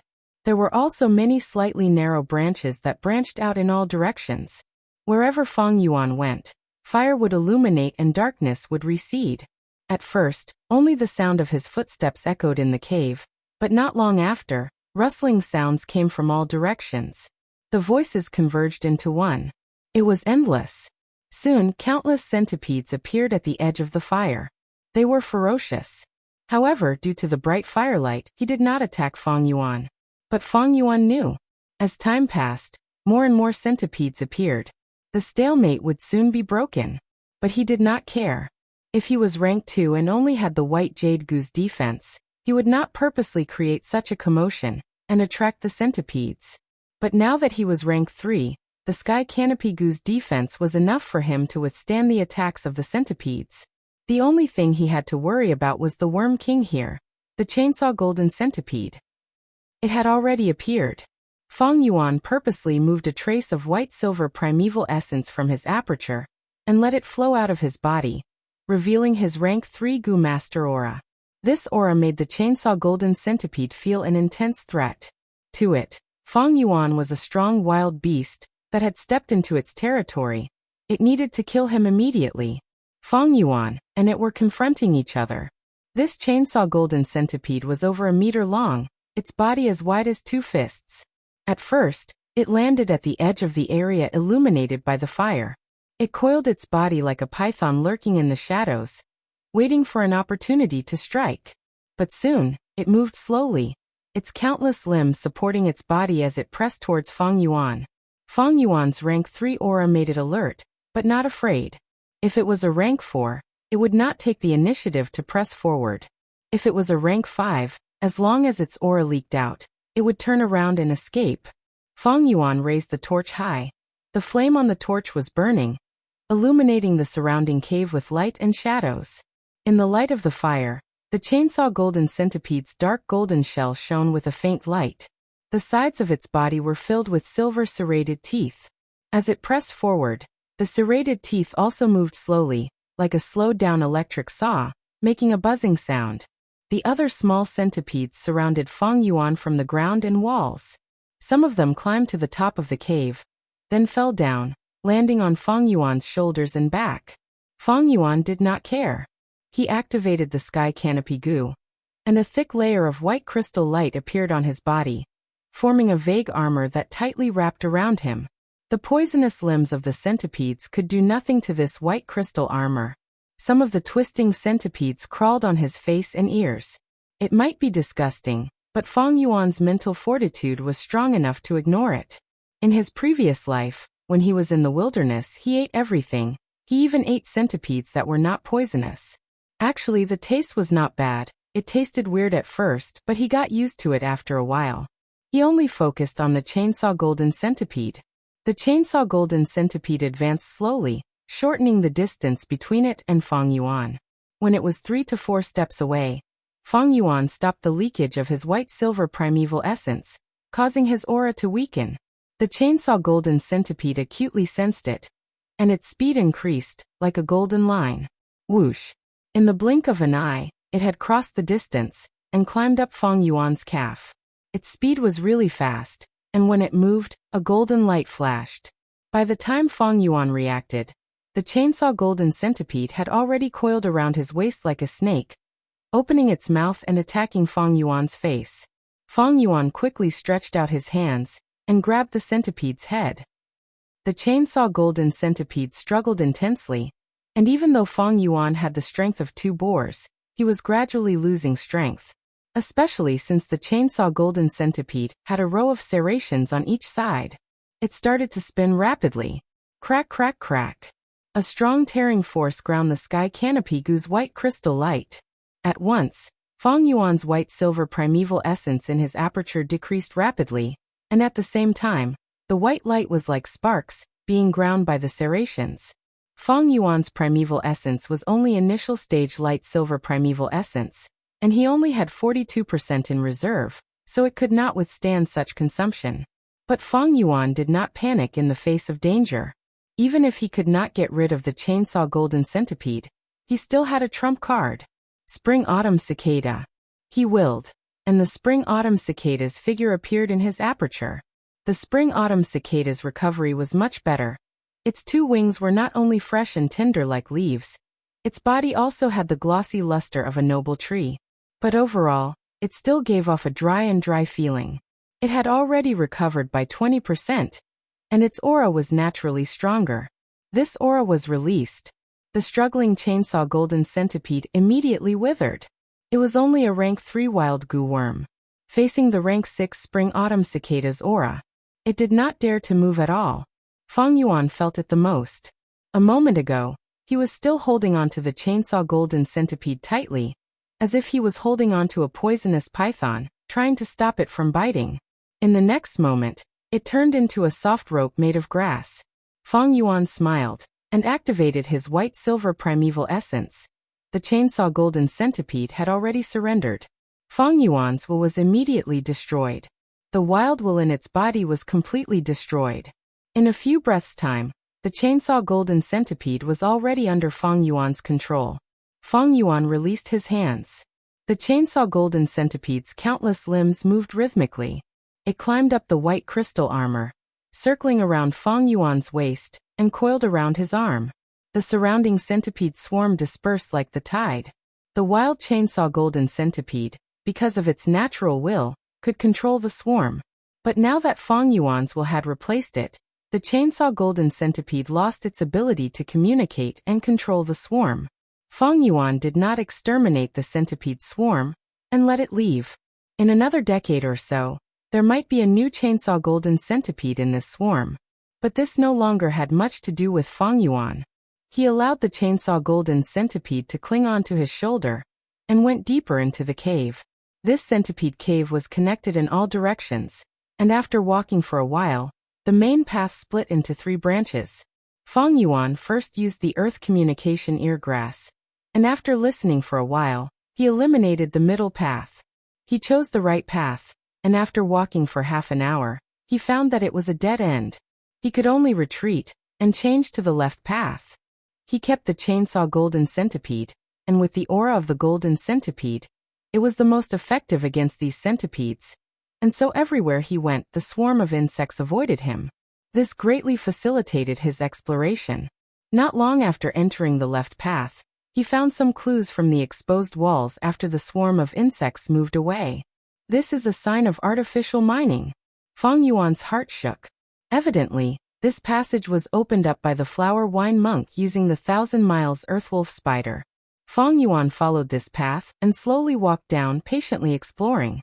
There were many centipedes living in this path, and this was good news for Feng Yuan.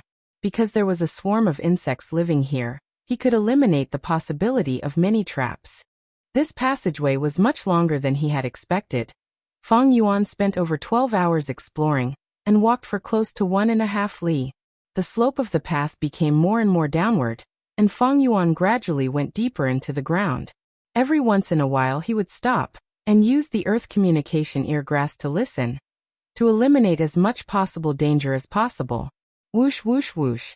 What is this sound? Feng Yuan gradually heard a strange sound. Immediately he realized what this sound was. This is the sound of water. Could it be? His heart moved, and he already had a vague guess. At the end of the path, he saw a crystal wall. Behind the crystal wall was water. In the water, there were streams of grayish-white water, forming a spiral shape, rotating around each other. It was like a miniature tornado, rising and falling, growing and multiplying endlessly. Just as I guessed, this is a natural spirit spring. Seeing this, Feng Yuan's eyes could not help but focus. Immediately, he saw that there was something else in the spirit spring behind the crystal wall. A blue and white flower bud was floating leisurely in the spring water. This is actually the heavenly essence treasure lotus. Feng Yuan's heart shook. Chapter 167.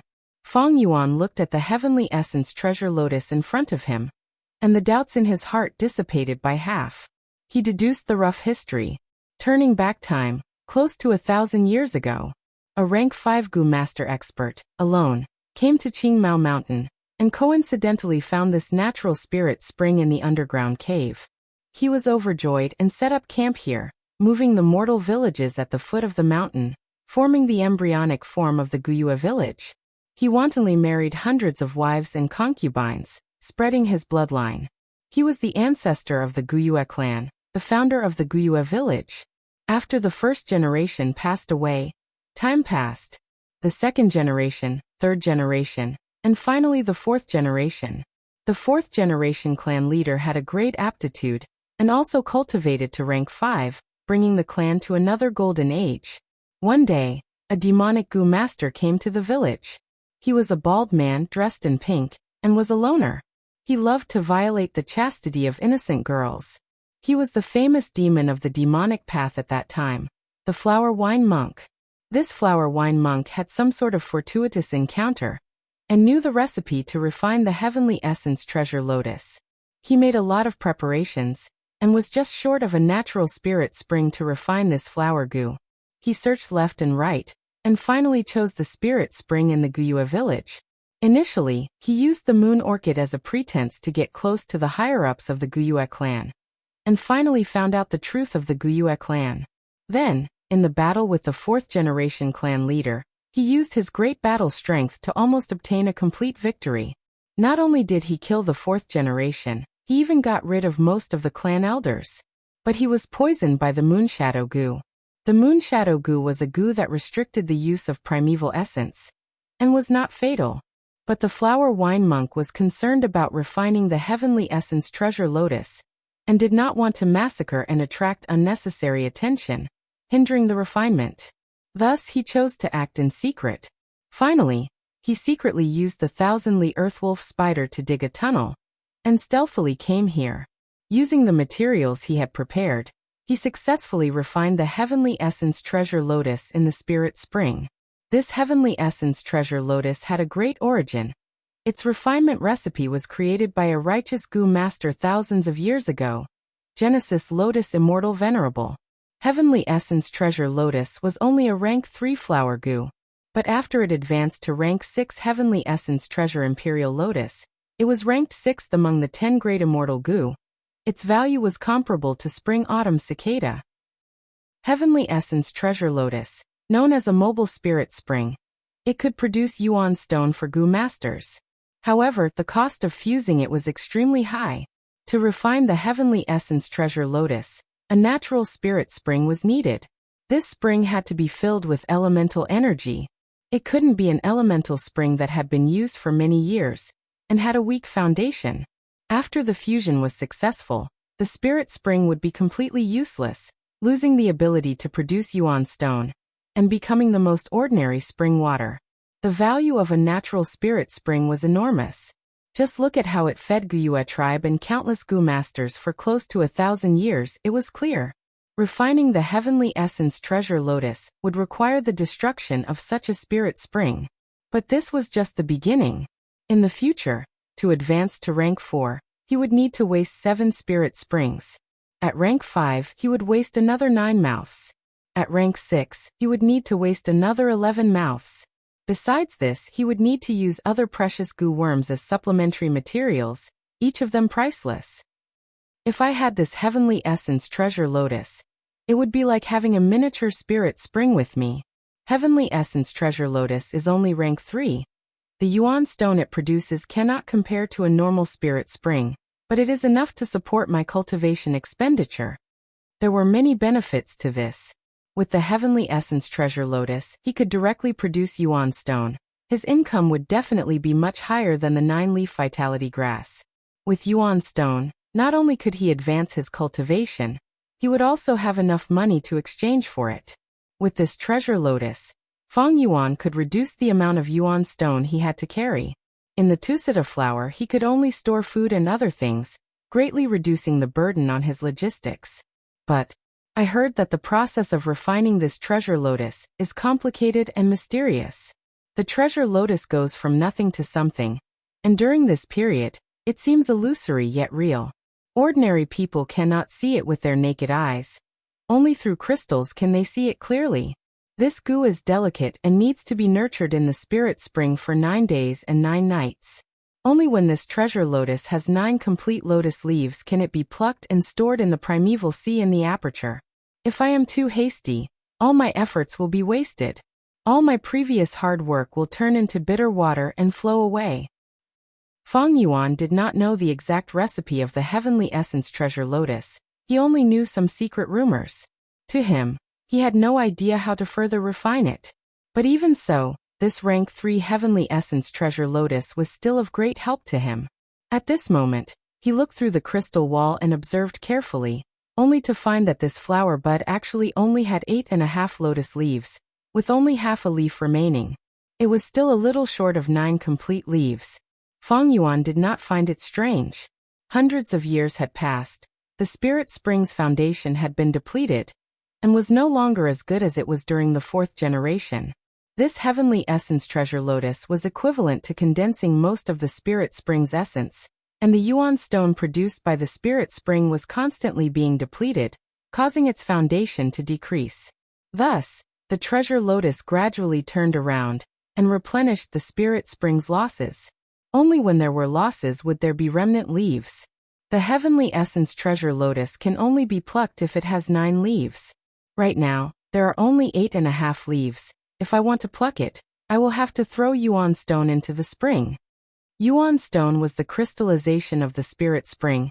It could nourish the treasure lotus and allow it to grow again. But don't underestimate this half a leaf. To grow it, a large amount of yuan stone would be needed. If I am not wrong, this crystal wall should be the effect of the moat goo. Feng Yuan tried to touch it with his hand, and found that this wall was both real and illusory, like a shadow of light. His hand went into the wall, but there was no obstruction. But he quickly withdrew his hand, not daring to go deep into the spirit spring. The spirit spring was most taboo to be polluted. He poured in his primeval essence, activating Tusita flower, and taking out a yuan stone. He threw the yuan stone into the crystal wall, and as if the wall did not exist, the yuan stone went through it and quickly entered the spring. It crashed into the heavenly essence treasure lotus phantom. The blue and white flower bud of the heavenly essence treasure lotus immediately shook like water.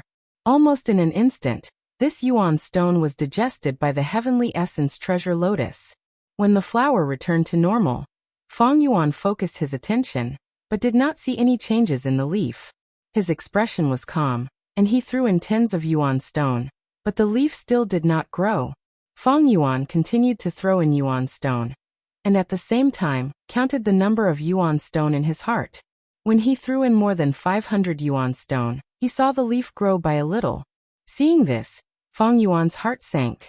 According to this calculation, he would need to throw in more than 50,000 yuan stone at once.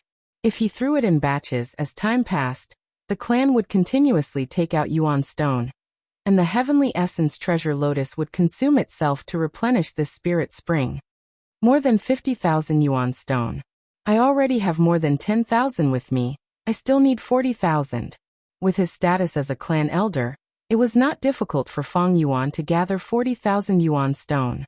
But the real problem was, once this heavenly essence treasure lotus was plucked, this spirit spring would be completely destroyed.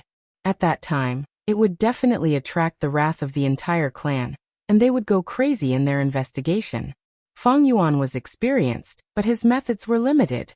If he really did not care about the consequences, he would definitely be found. In reality, the higher-ups of the clan had long suspected him, but due to the wolf tide, they did not act up. Once the flower wine monk's inheritance was exposed, Feng Yuan would definitely be the first suspect. Even if Feng Yuan secretly escaped, he would be hunted down by the entire clan. I will not give up on the heavenly essence treasure lotus. Even without the recipe, who knows what will happen in the future? But once I pluck this goo, it will be like poking a hornet's nest, and I will be killed. Feng Yuan thought to himself. To collect this heavenly essence treasure lotus, he had to wait for the right opportunity to appear. This heavenly essence treasure lotus should be the last of the flower wine monk's inheritance. But there are still many suspicious points in this whole matter. In order to refine the heavenly essence treasure lotus, the flower wine monk came here. But what unforeseen event happened that caused him to be heavily injured? And he hurriedly set up this inheritance before he died. The reason the flower wine monk set up the inheritance, Feng Yuan already knew. It was to take revenge on the Guyue clan. If the heavenly essence treasure lotus was taken out from the spirit spring, no matter if it was successful or not, the natural spirit spring would definitely be destroyed. Without the natural spirit spring, the Guyue clan would not have a base to stay here. Falling apart was something that would happen sooner or later. Forget it, without any new evidence, there will be no progress in dwelling on this suspicious point. Let's return to the village first. Finally, Feng Yuan shook his head and began to return along the path he came from. But before he left the secret cave, a shrill and loud wolf howl could be heard continuously. This sound, Feng Yuan's heart sank, and he hurriedly walked out. Walking to the riverbank outside the stone crack, a thick smell of blood assaulted his nose. Although he was still a distance away from the village, the battle cries, wolf howls, and explosions interweaved together, making it extremely noisy. Feng Yuan turned invisible and climbed up a hill. It was now dawn, and the sky was dimly lit. Countless wolf packs, like a tide, rushed towards the Guyue village in waves. Feng Yuan's gaze swept across, and his body shook. At the back of the wolf pack, he found a lightning wolf that was as large as a small mountain. King of Beasts, Thunder Crown Wolf. This wolf's body was slender, its limbs strong, and its entire body was covered in blue scales. Tufts of golden wolf fur were distributed on the wolf's claws, head and tail.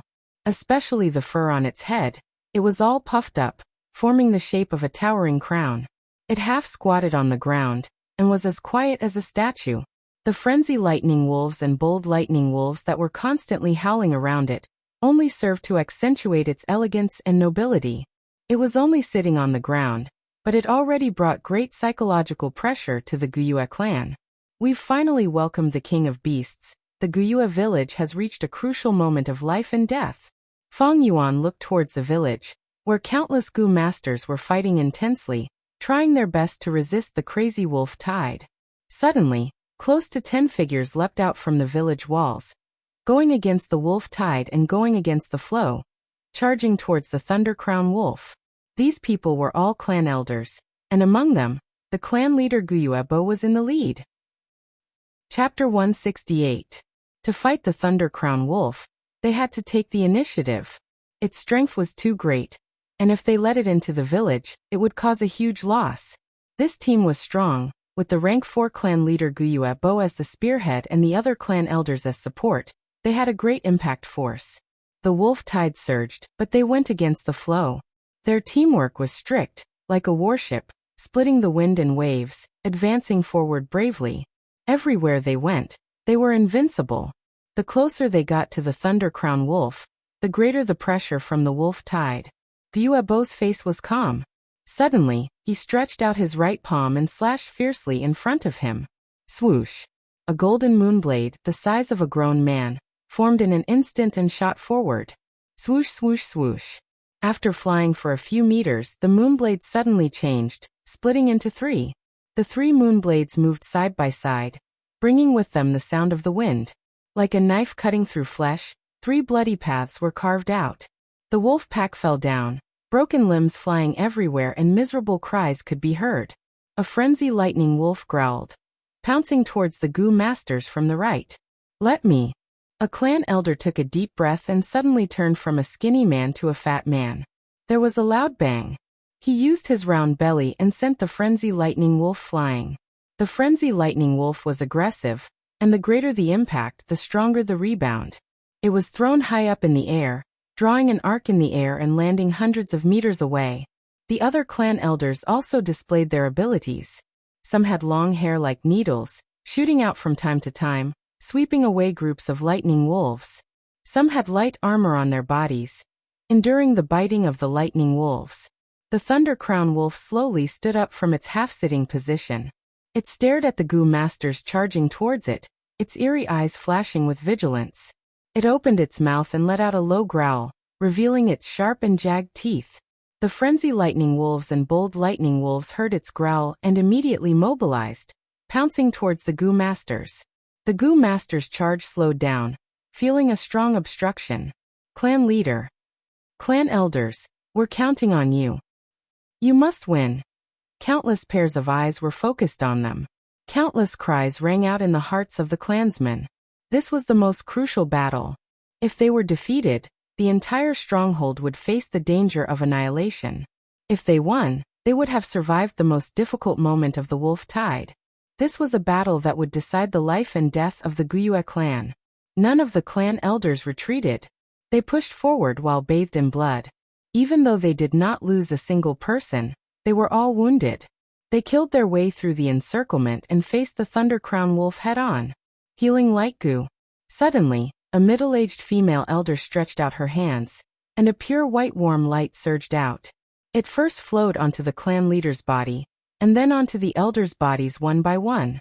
This was a rank 3 goo worm that could heal groups, immediately stopping the bleeding of the Goo Masters' wounds, healing their light injuries and healing most of their heavy injuries. Accept the challenge. Guyuebo roared. When the 5 elders heard the signal, they swung their hands and shot a crescent blade towards the sky. A clan elder suddenly roared, his muscles bulging and expanding to 3 times his original size, turning into a white-haired gorilla. It leapt to the front of the group, its 10 fingers clasped together. Guyuebo stepped on its hands. It growled and kicked with all its strength, throwing Guyuebo into the sky. Moon Invitation Goo. Guyuebo opened his left hand, emitting a hazy whirlpool of purple moonlight. The elders' crescent blades were attracted by this purple moonlight whirlpool, swallowing them one by one. Slash. Guyuebo's eyes shone with a sharp light, and with a thunderous voice, he chopped down with his palm. Whoosh. Wind and thunder roared, and a purple crescent blade, larger than a horse carriage, fiercely slashed towards the Thunder Crown Wolf. This crescent blade seemed slow but was actually fast. In an instant, it hit its target. The Thunder Crown Wolf howled, and at the crucial moment, its body lit up with a lightning armor. Bam! The next moment, an intense explosion occurred, and the sky was filled with eerie blue lightning and deep purple moonlight. Countless people squinted their eyes, and the air currents surged, sending countless ordinary lightning wolves flying. After the intense light disappeared, the Goo Masters were already engaged in an intense battle with the Thunder Crown Wolf. The clan elders were all experienced and had great teamwork. An old man's white hair fluttered in the wind, shooting out needles like rain. A woman's nostrils were filled with fire like snakes, and she breathed out a wave of orange flames, attacking from both sides.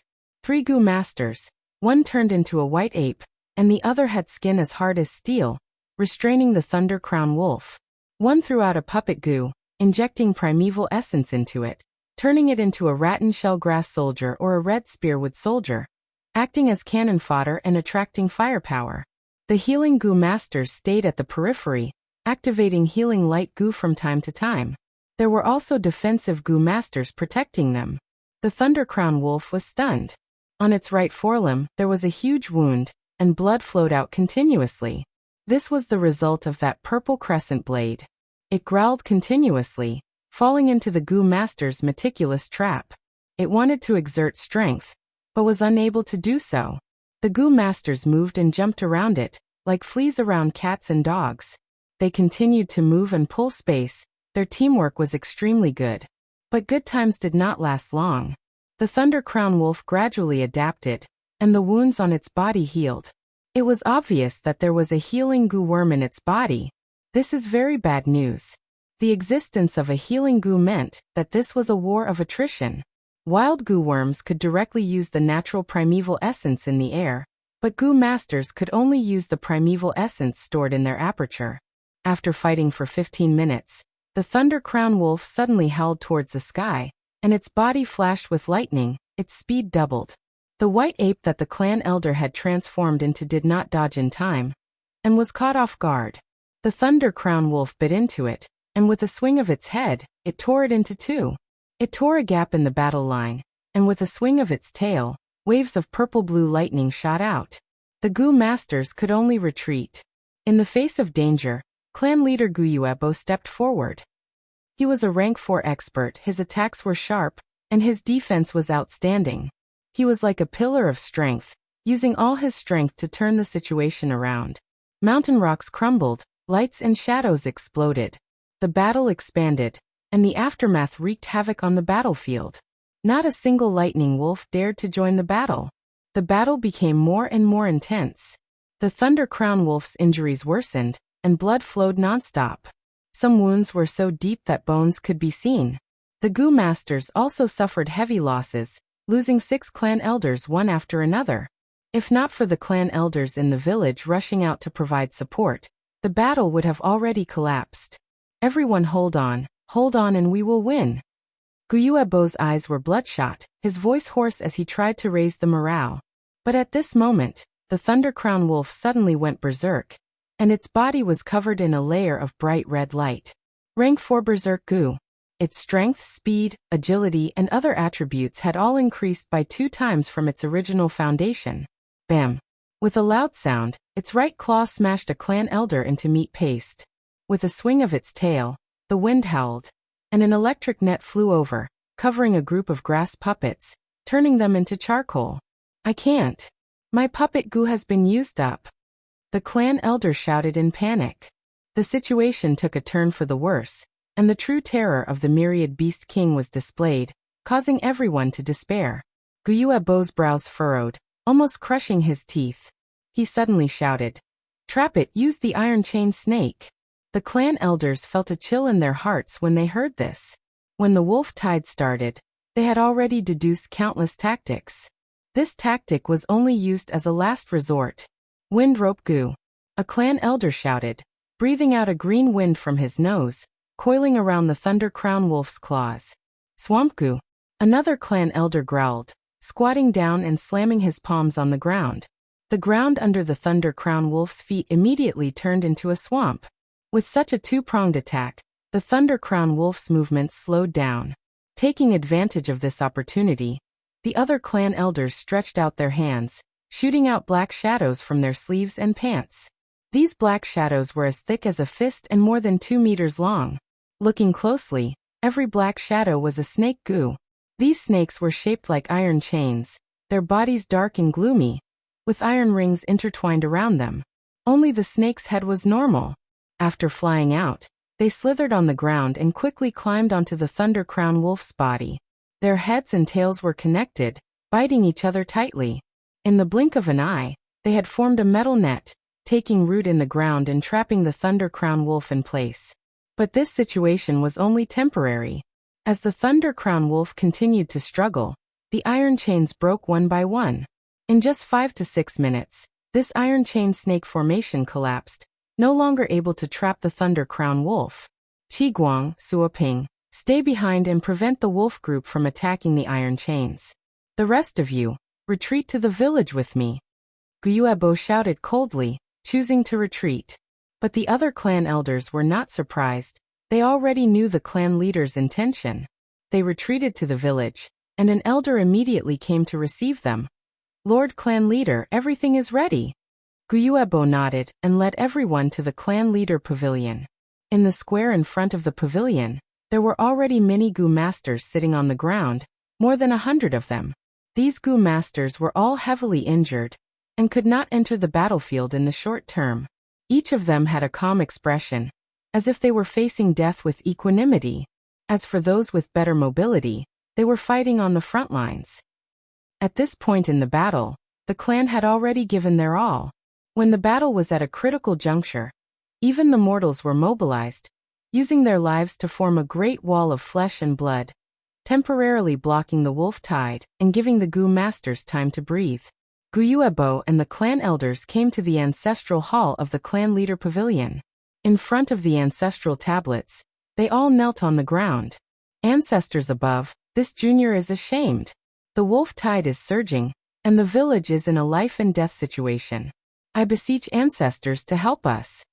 Guyuebo said in a deep voice, and the ancestral hall fell into a deathly silence. Drip, drip. The blood of some clan elders seeped out from the hastily bandaged wounds and dripped onto the ground. Guyuebo and the clan elders held their breaths, not daring to breathe too loudly. In the past, the first-generation clan leader had a premonition of impending death and left the village. Before leaving, he left behind his will. If the clan met with a calamity in the future, facing the danger of extinction, he could pray to his own tablet, and at that time, a Gu worm would descend from the sky and help the clan through the crisis. In history, the Guyue clan had met with several major crises and passed through them all like this. This was the final trump card of the Guyue clan. Chapter 169. The ancestral hall was deathly silent. The clan elders and clan leader lowered their heads, feeling like a huge rock was pressing down on their hearts. After a Gu master dies, the Gu worms they leave behind still have the will of the person. They cannot be considered wild Gu worms, and have lost the ability to directly use the primeval energy in nature. These Gu worms can be considered as the Gu master's life, continuing in another way. Everyone's heart was filled with unease. The first clan leader had passed away for close to 1,000 years.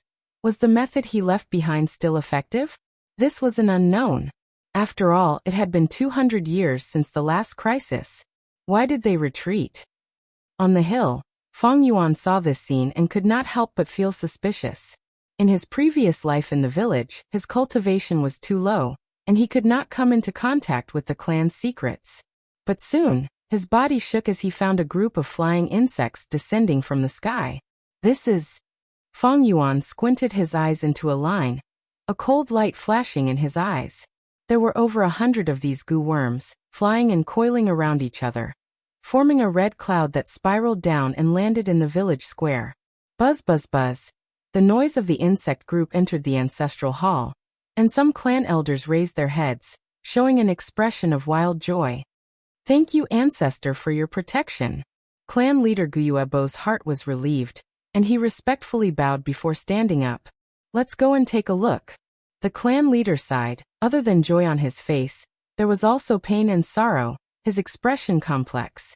Leaving the ancestral hall, standing in the corridor of the tall building, everyone saw that on the square, there was a red whirlwind blowing, and the Gu worms were wreaking havoc. These Gu worms were only the size of a fingertip, shaped like flying mosquitoes. They had a sinister appearance and were completely red. They burrowed into the bodies of the Gu masters sitting in the square, absorbing their blood and primeval essence, and in a few breaths of time, from one to several, the number of Gu worms increased, and there were constantly new flying Gu worms, burrowing through the Gu master's skin, flying out and burrowing back in. Screams and snorts could be heard in the square, but not a single Gu master escaped. Before they came, they had already been informed of this by the clan elders.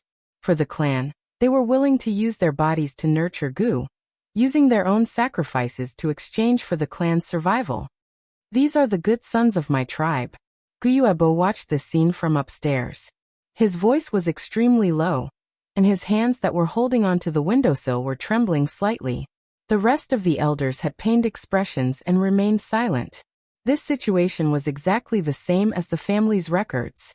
This group of Gu worms left behind by the first-generation ancestor had to be fed with the lives of Gu masters before they could be satisfied. Only then would they be able to help the clan resist external enemies. Soon this group of flying Gu were full. They flew up again. Their momentum was even greater, and in a short period of time, the swarm's numbers had increased by dozens of times. Leaving behind a pile of white bones on the square, they formed a scarlet hurricane that whistled towards the wolf pack outside the village. It really is the flying guillotine. Feng Yuan thought to himself as he watched the scene from the hillside far away. This blood guillotine was a rank 5 goo worm. Nurturing and using in one, it was extremely mystical. It feeds on Goo Master's vital blood essence, and after it is full, it will split and split, from 1 to 2, from 2 to 4. If it was hungry and could not find food for the time being, it would devour each other, reducing the size of the group to maintain its own consumption of life. When the flying guillotine was at its peak, the flying insects covered the sky and earth, able to destroy entire villages, and were even more terrifying than many rank 6 goo worms. When it was weak, there were only 1 or 2 of them, and they were all alone, not even comparable to a rank 3 goo. Especially when this flying guillotine evolved further, it would become the famous rank 6 demonic goo, blood deity. Among the top 10 demonic goo in the world, it was ranked 7th. When Feng Yuan created the Bloodwing demon sect in his previous life, the first thing he wanted to refine was not the spring-autumn cicada, but the blood deity. Unfortunately, there were many things in this world that he could not do anything about. Due to various reasons, he could only settle for the next best thing and refine the spring-autumn cicada. This group of flying guillotines numbered in the tens of thousands. They swept through the battlefield like a hurricane, and everywhere they went, the wolves howled. They swept left and right, drilling into the bodies of the lightning wolves. In just a few breaths, the blood of the lightning wolves was sucked dry by the flying guillotine. But this beast blood could not split the flying guillotine.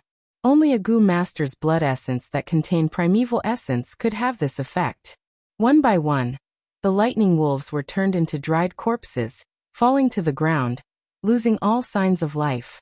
Only bold lightning wolves and frenzy lightning wolves could spit out electric currents that could restrain these flying guillotines. However, they usually only managed to electrocute a small group of flying insects before they were swarmed by the densely packed flying guillotines behind them, sucking them dry. Howl. The iron net broke, and the Thunder Crown Wolf regained its freedom, letting out an angry howl. The flying guillotines sensed it and gathered together, forming a large red cloud that covered an area of several mu, firmly covering the Thunder Crown Wolf. The Thunder Crown Wolf's tail swung around, and blue electric plasma burst out. Hundreds and thousands of flying guillotines were electrocuted into charcoal in an instant. The crackling sound was like firecrackers exploding. A gust of wind blew, carrying with it the unpleasant smell of the burning flying guillotines. The flying guillotine was indeed a rank 5 goo worm, but it was not controlled by anyone, and could only attack by force. On the Thunder Crown Wolf's body, there were many rank 4 goo worms, and some of them had a wide attack range, which countered the flying guillotine. The flying insects surged like a red cloud, and the Thunder Crown Wolf that was the size of a small mountain roared and struggled, howling as it moved. The Thunder Crown Wolf's huge body had become its weakest point, and was targeted by the fingertip-sized flying guillotines. The battle was intense, and large numbers of flying guillotines fell to the ground. The Thunder Crown Wolf's scales were broken, and some of the flying guillotines drilled into its body, sucking blood wantonly. The Thunder Crown Wolf had no choice but to spray electric plasma on its body, electrocuting these flying guillotines to death. This way, its muscles were gradually roasted, emitting a rich meaty aroma. The wolf tide's attack on the village had already stopped. Countless lightning wolves, under the Thunder Crown Wolf's call, charged towards the insect swarm. The Goo Masters could be said to have narrowly escaped death, and all of them held their breaths, nervously watching the grand and tragic slaughter in front of them. The insect swarm was like a whirlwind of death. Countless lightning wolves could not get far before collapsing. However, the lightning wolves sacrificed themselves, causing the insect swarm to expend their energy. The number of flying guillotines decreased, and the cloud-like density gradually turned into a thin mist. Towards the end, they only danced in the air like a whirlwind. The Thunder Crown Wolf struggled to get out, whimpering as it ran away. More than half of its blood had been sucked, and now its limbs were sore. Its running speed was not even a tenth of its original speed, and the electric currents on its body were sparse to the extreme. As the leader of the wolf pack, once the Thunder Crown Wolf left, the rest of the lightning wolves lost their will to fight. They also ran away with their tails between their legs. We finally withstood it. The Gu masters saw this and were stunned. Some of them collapsed on the ground, unwilling to get up. I'm actually still alive. Many Gu masters had complex expressions, some were happy, and some were sad. In the wolf tide, how many clansmen were sacrificed? Buzz buzz buzz. The sparse flying guillotine swarm flew into the sky, circling around the Guyue village once, and then disappeared into the clouds. Feng Yuan saw this, and his eyes flashed with a thoughtful light. With the Thunder Crown Wolf's defeat, the Guyue village was safe. In fact, the wolf pack was almost dead, and was no longer in scale. This wolf tide could be said to be over. However, the wolf pack was vengeful, and as long as this myriad beast king was not dead, it would come back again in the next wolf tide. After a few years of recuperation, it would be even more cunning and stronger. Right now, it was at its weakest. Killing it and taking the Gu worms on its body could make up for some of the clan's losses. Yao Zhong, Gu Yan, you two stay behind and deal with the aftermath. The rest of the clan elders, follow me and chase after the Thunder Crown Wolf. Guyuebo hurriedly made the arrangements, and immediately led the remaining 7 clan elders who could still fight out of the village, chasing after the Thunder Crown Wolf. Feng Yuan's gaze flashed, and he weighed his options. Although the clan's strength is weak, the situation is not chaotic. Moreover, these flying guillotines are suspicious. I should follow the clan leader and observe the situation. He concealed his figure and walked down the hill. The stealth scales Gu and Thunderwings Gu could not be used at the same time. Thunderwings Gu was a rank 3 Gu, and once activated, it would form a pair of lightning wings. The rank 2 stealth scales Gu could not conceal it. Against a rank 3 clan elder, the stealth scales Gu's concealment ability was not reliable. Feng Yuan could only follow the traces and follow from afar, not daring to get too close. When the Thunder Crown Wolf attacked, he was still in the Rock Crack's secret cave, and did not participate in the battle. If he suddenly appeared now, the clan elders and clan leader would be furious and question him. Moreover, there were many things that Feng Yuan could not explain clearly. The Thunder Crown Wolf's injuries were heavy, and its speed was not fast. After chasing for about half an hour, Feng Yuan could faintly hear the sounds of fighting and cursing in the valley ahead.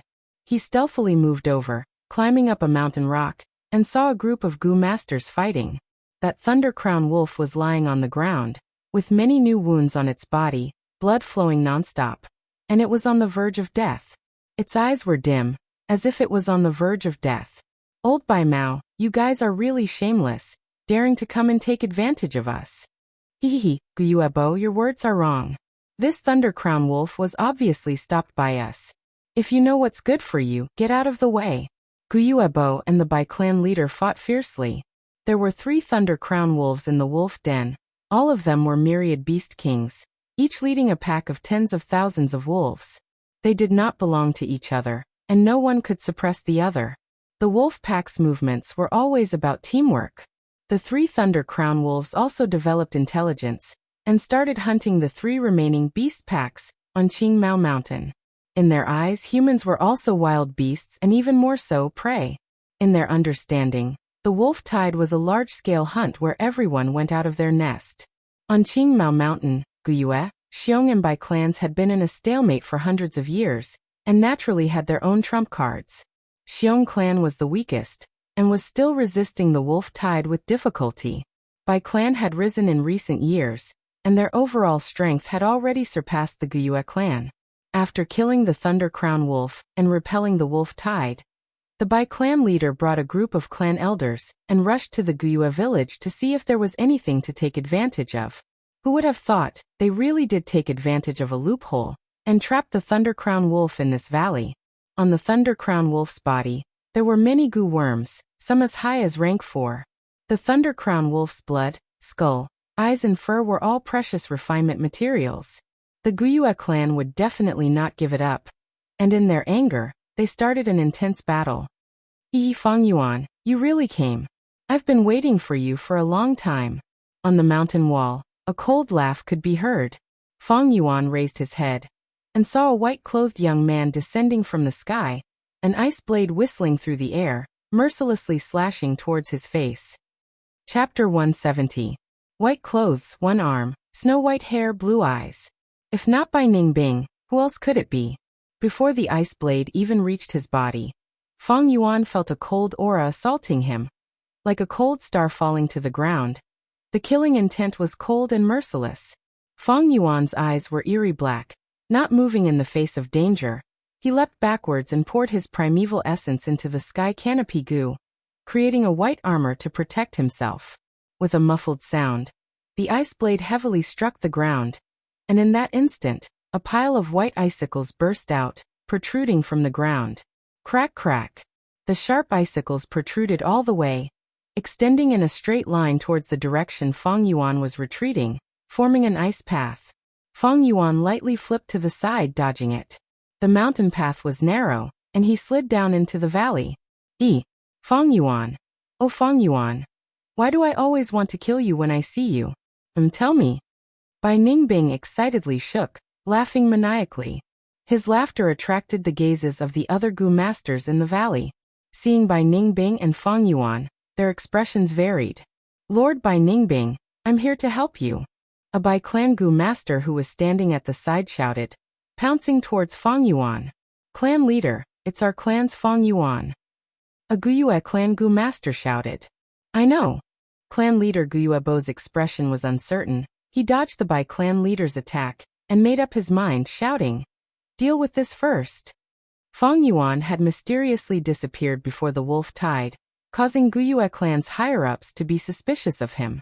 Adding on the huge pressure from the Bai clan Gu masters, no one went to help Feng Yuan. Bai Ningbing looked at the arrival of his helper, but he was furious, shouting at the person. Go away, this is my battle, don't interfere. Lord Bai Ningbing, you lost an arm, it is detrimental to your battle. You are our Bai clan's hope, we cannot touch you. Let me clear the obstacles for you. The Bai clan Gu master shouted. As he leaped, he charged in front of Feng Yuan. He activated his Gu, and an orange-yellow light surged out of his palms. Bang! He patted the ground lightly. When the yellow light entered the ground, a mound of earth immediately rose up. The mound moved rapidly towards Feng Yuan, growing larger and larger. Suddenly, the mound exploded. A yellow and muddy hand appeared. This hand was incomparably huge, and was as tall as an adult. It grabbed at Feng Yuan from afar, and its might was suffocating. Feng Yuan snorted disdainfully. The gigantic hand was about to grab him and kill him.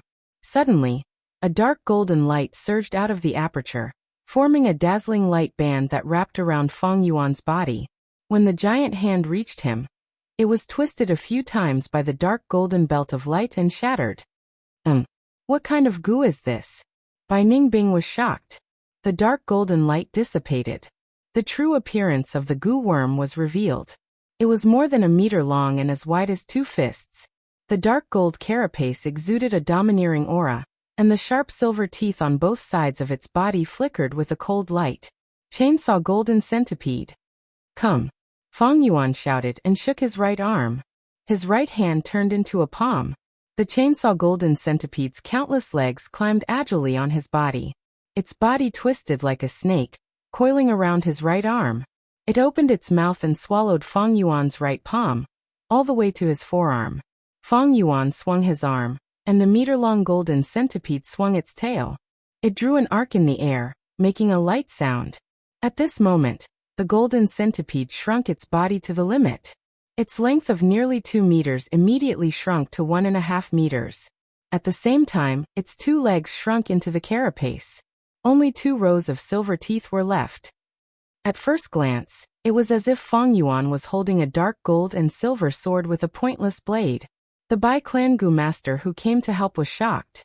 He had never thought that the chainsaw golden centipede could be used like this. Gu masters nurture Gu, refine Gu and use Gu. All of them were profound. Feng Yuan's usage could be said to be bold and imaginative, pushing the limits of one's imagination. In fact, this usage was not invented by Feng Yuan. In his previous life 300 years later, there was a new talent of the demonic path, known as the Chainsaw Mad Demon. He used the rank 4 Lightning Tooth Killer Centipede, which was one of the directions of the rank 3 Chainsaw Golden Centipede's advancement. But in this life, Feng Yuan's usage of it was unprecedented. I'll show you. Feng Yuan's lips curled into a cold smile, activating his aperture's primeval essence and pouring it into the chainsaw golden centipede's body. Buzz, buzz, buzz. The chainsaw golden centipede's 2 rows of silver teeth started moving crazily, letting out a manic sound that caused one's heart to tremble. Thunderwings goo. Feng Yuan's eyes shone with a sharp light, and a pair of eerie blue lightning wings formed behind him with a swoosh. Swoosh! The thunder wings flapped, and he shot out like lightning. Fast! Fast! Fast! This speed caused the Bai Clan Gu Master's pupils to shrink, a cold glint flashing in his eyes. The aura of death assaulted him, and he screamed, activating his strongest Gu worm. His body shone with a thick yellow light. The yellow light was like armor, but before it could fully form, Feng Yuan had already charged towards him. His black hair danced in the wind, his eyes like lightning, like a demon god coming out of a nightmare to kill his way into the mortal world. His movements were fierce, completely stretching out his muscles, and the strength of 2 boars burst out to the limit. The golden centipede was like a sword, drawing a beautiful golden shadow in the air. The sawteeth spun crazily, fiercely slashing at the Bai Clan Gu Master's waist. Crack, crack, crack. The yellow light armor was crushed by the sawteeth, and before it could fully form, it disintegrated in an instant. The sawteeth pierced into flesh like cutting butter. Feng Yuan swung, and his flesh was minced into pieces, his spine snapped, and his organs were instantly destroyed. The Bai Clan Gu Master's upper body flew up, but his lower body remained on the spot. Plop! His eyes were wide open, looking at his lower body in horror, and he died in extreme shock. This commotion caused the attacks of everyone in the midst of a fierce battle to stagnate. They looked at Feng Yuan, their gazes filled with shock and anger. This Bai Clan Gu Master was a rank 3 elder, and was quite famous. But Feng Yuan's attacks were wild, pressing forward with indomitable will, killing him in an instant. His body was covered in blood, and the Bai Clan Gu Master's flesh and bones were still on him. The chainsaw golden centipede's 2 rows of sawteeth spun crazily, such a ferocious might that people could not help but look at it. What a good Gu worm! Bai Ningbing shouted, his eyes suddenly shining with crazed excitement. Feng Yuan, you did not disappoint me. Let's fight! He shouted, his expression as passionate as fire, pouncing towards Feng Yuan. Noisy! Feng Yuan's expression was cold as ice. He turned around and counterattacked. Bam! The chainsaw golden centipede and the ice blade fiercely collided, and with a cracking sound the sawteeth cut into the ice blade. Ice shards flew in all directions. The next moment, the chainsaw golden centipede broke the ice blade and swept towards Bai Ningbing's face. Bai Ningbing's expression changed. He decisively gave up on the ice blade and retreated, pulling out a distance of over 2 meters. The chainsaw golden centipede was only 1.5 m long when shrunk. Including Feng Yuan's right arm, it was still a little short of Bai Ningbing's size. But Feng Yuan willed, and the chainsaw golden centipede suddenly extended its body. This! Bai Ningbing was shocked, not expecting such a change. He was hit in the chest by the centipede's tail. Even with the protection of the ice muscles, a large wound was still cut open. At that moment he felt a strong force surging towards him. He unavoidably flew backwards, crashing into a huge rock behind him. Blood splattered on the surface of the rock, but the ice muscles quickly stopped the bleeding. Bai Ningbing coughed violently, and was about to get up when he suddenly heard a thunderous wind. The wind howled in his ears. An unprecedented sense of danger filled his heart. Bai Ningbing's pupils shrunk, and without raising his head, he quickly rolled away. Bam! The next moment, the chainsaw golden centipede descended from the sky, carrying a fierce aura as it heavily struck the huge rock he was lying on. The silver edges of the blade moved crazily. The huge rock crumbled. If this attack landed on me, I'm afraid. Bai Ningbing felt a chill in his heart, and an unyielding anger rose in his heart. Ever since the battle with Guyue Qingshu, he did not suppress his cultivation, and allowed it to grow freely. Although he lost an arm, his cultivation was still intact, but he was actually suppressed by a rank 3 initial stage Feng Yuan. Unwillingness, humiliation, anger. Kill! He roared, and with a flick of his wrist, Primeval essence poured into the ice blade goo in his palm, creating a brand new ice blade. Seeing Bai Ningbing charging over, Fang Yuan sneered and went on the offensive. He had obtained the black and white boar goo, and his strength was above Bai Ningbing's. Right now, the chainsaw golden centipede was as light as a tree branch. Cut, chop, hack, twist, twist. The golden centipede's blade moved crazily, and in Fang Yuan's hands, it was sometimes agile like a bee, sometimes heavy like an elephant, sometimes fierce like a tiger, and sometimes soft like a snake. More importantly, the golden centipede moved according to Fang Yuan's will, shrinking and lengthening at times, sometimes long and sometimes short, sometimes straight and sometimes curved, making Bai Ningbing very uncomfortable and unable to defend against it. He screamed loudly, retreating step by step, his body full of injuries. His white battle robe had already turned into a ragged beggar's attire. Fang Yuan's black wind danced, and his expression was cold as he displayed his proficient sword skills, blade skills, axe skills, and rod skills. He combined all of them together, and the chainsaw golden centipede became a deadly weapon. Goo worms also depended on who was using them. Good one, Fang Yuan. Bai Ningbing screamed. Countless ice blades were destroyed, and he finally realized that he could not fight with Fang Yuan head-on. His body was bathed in blood, and his ice muscles' defense was almost broken, but this made him even more passionate for battle. If close combat was not possible, then long range. Bluebird ice coffin goo. Bai Ningbing pulled some distance away and spat. Birds flapped their wings, flying towards Fang Yuan. Fang Yuan was not flustered, and his expression did not change. With a flick of his left wrist, the blood moonblade intercepted these ice birds, causing them to self-destruct in the air. Others were usually only good at using one hand's moonblade, but with Fang Yuan's rich battle experience, he could use his left hand's moonblade skillfully and skillfully. Bai Ningbing saw that this did not work, and used icicle goo. Icicle after icicle flew out, and mixed with the bluebirds, forming a concentrated attack. Fang Yuan only had one long-range method, and could only choose to intercept the more threatening ice birds. As for the icicles, he dodged them, and used the sky canopy goo to block them. Bai Ningbing finally gained the upper hand, and was about to increase his battle prowess when he suddenly saw Fang Yuan sneer, and with a flick of his right hand, the chainsaw golden centipede left the ground, and quickly burrowed into the ground. The hidden threat was simply too great. Bai Ningbing was stunned. She cursed out loud and hurriedly leaped back. Chapter 171. You forced me to do this.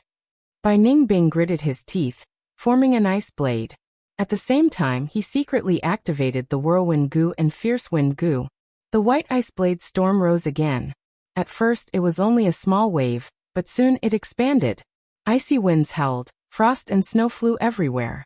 Ice spread on the ground, effectively restraining the chainsaw golden centipede's underground assault. This ice blade storm was Bai Ningbing's unique move. It also displayed the battle talent of this northern dark ice soul physique. This was the combination of the ice blade goo, whirlwind goo and fierce wind goo, forming the profundity of both offense and defense. Without the cooperation of two or more defensive goo worms, it was impossible to resist. The fierce winds howled, the blades froze, and the white storm spun like a huge beast awakening, opening its mouth and wanting to swallow Fang Yuan. This was the simultaneous attack of three goo. The attack was fierce and fierce, able to freeze all life. Even with the sky canopy goo's defense, Fang Yuan might not be able to block it. As the storm approached, Fang Yuan showed a disdainful expression. The lightning wings on his back spread, and he flew backwards like lightning, pulling a large distance away from this ice blade storm. Now was different from the past. If it was before, his movement speed would not be able to match this storm, but now, the storm could not catch up to him. Fang Yuan's eyes shone, and he nimbly made a turn in the air, flying towards the valley.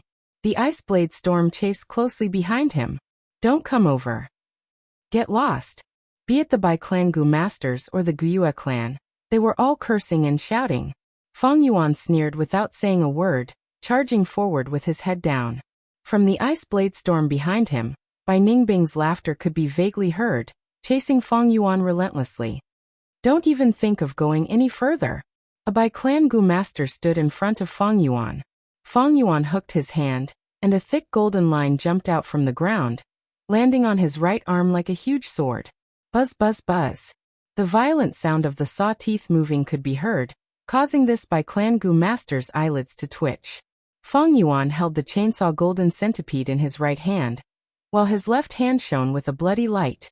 The Blood Moon Gu was ready to fire, and his whole body was covered with a layer of white armor. The lightning wings on his back shook violently, and his black hair fluttered in the wind. Behind him was a white storm the size of a small mountain.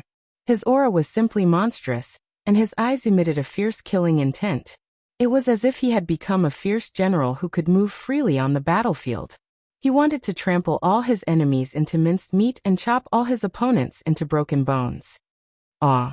That Bai Clan Gu Master felt an unparalleled pressure. Veins popped out on his forehead as he suddenly shouted, encouraging himself. But as he shouted, he saw Feng Yuan charging towards him with an indomitable will. He suddenly stopped shouting and started running. He was scared. The fear in his heart caused his fighting spirit to slacken. Feng Yuan didn't care about him. He rushed towards the dying Thunder Crown Wolf in the valley.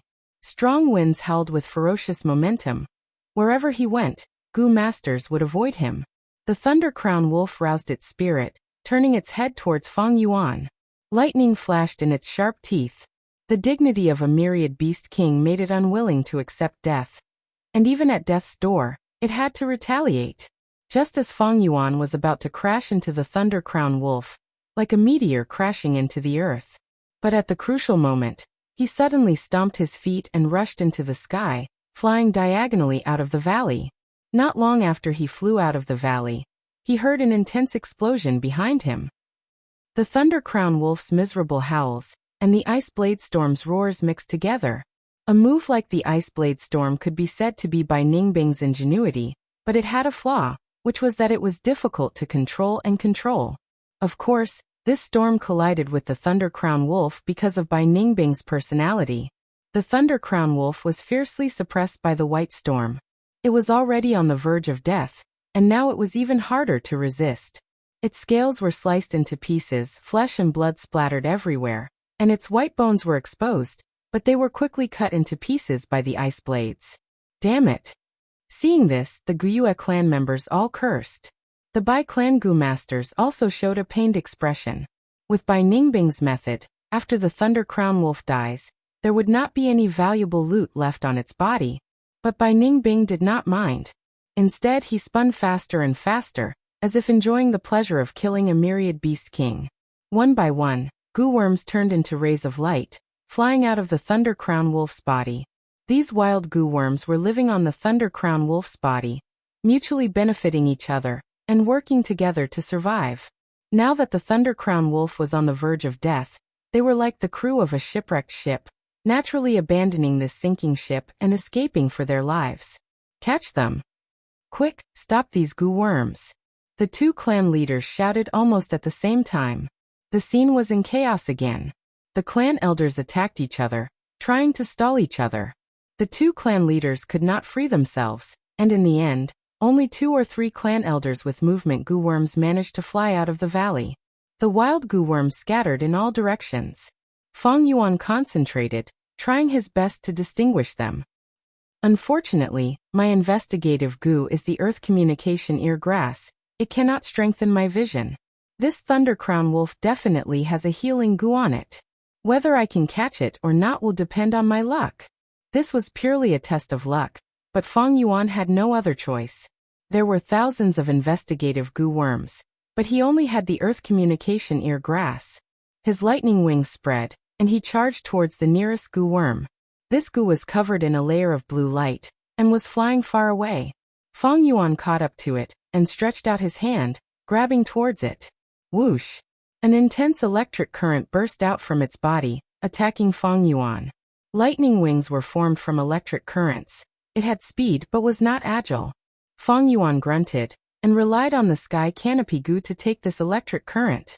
He could have gone against it and grabbed this goo, but he wisely chose to give up.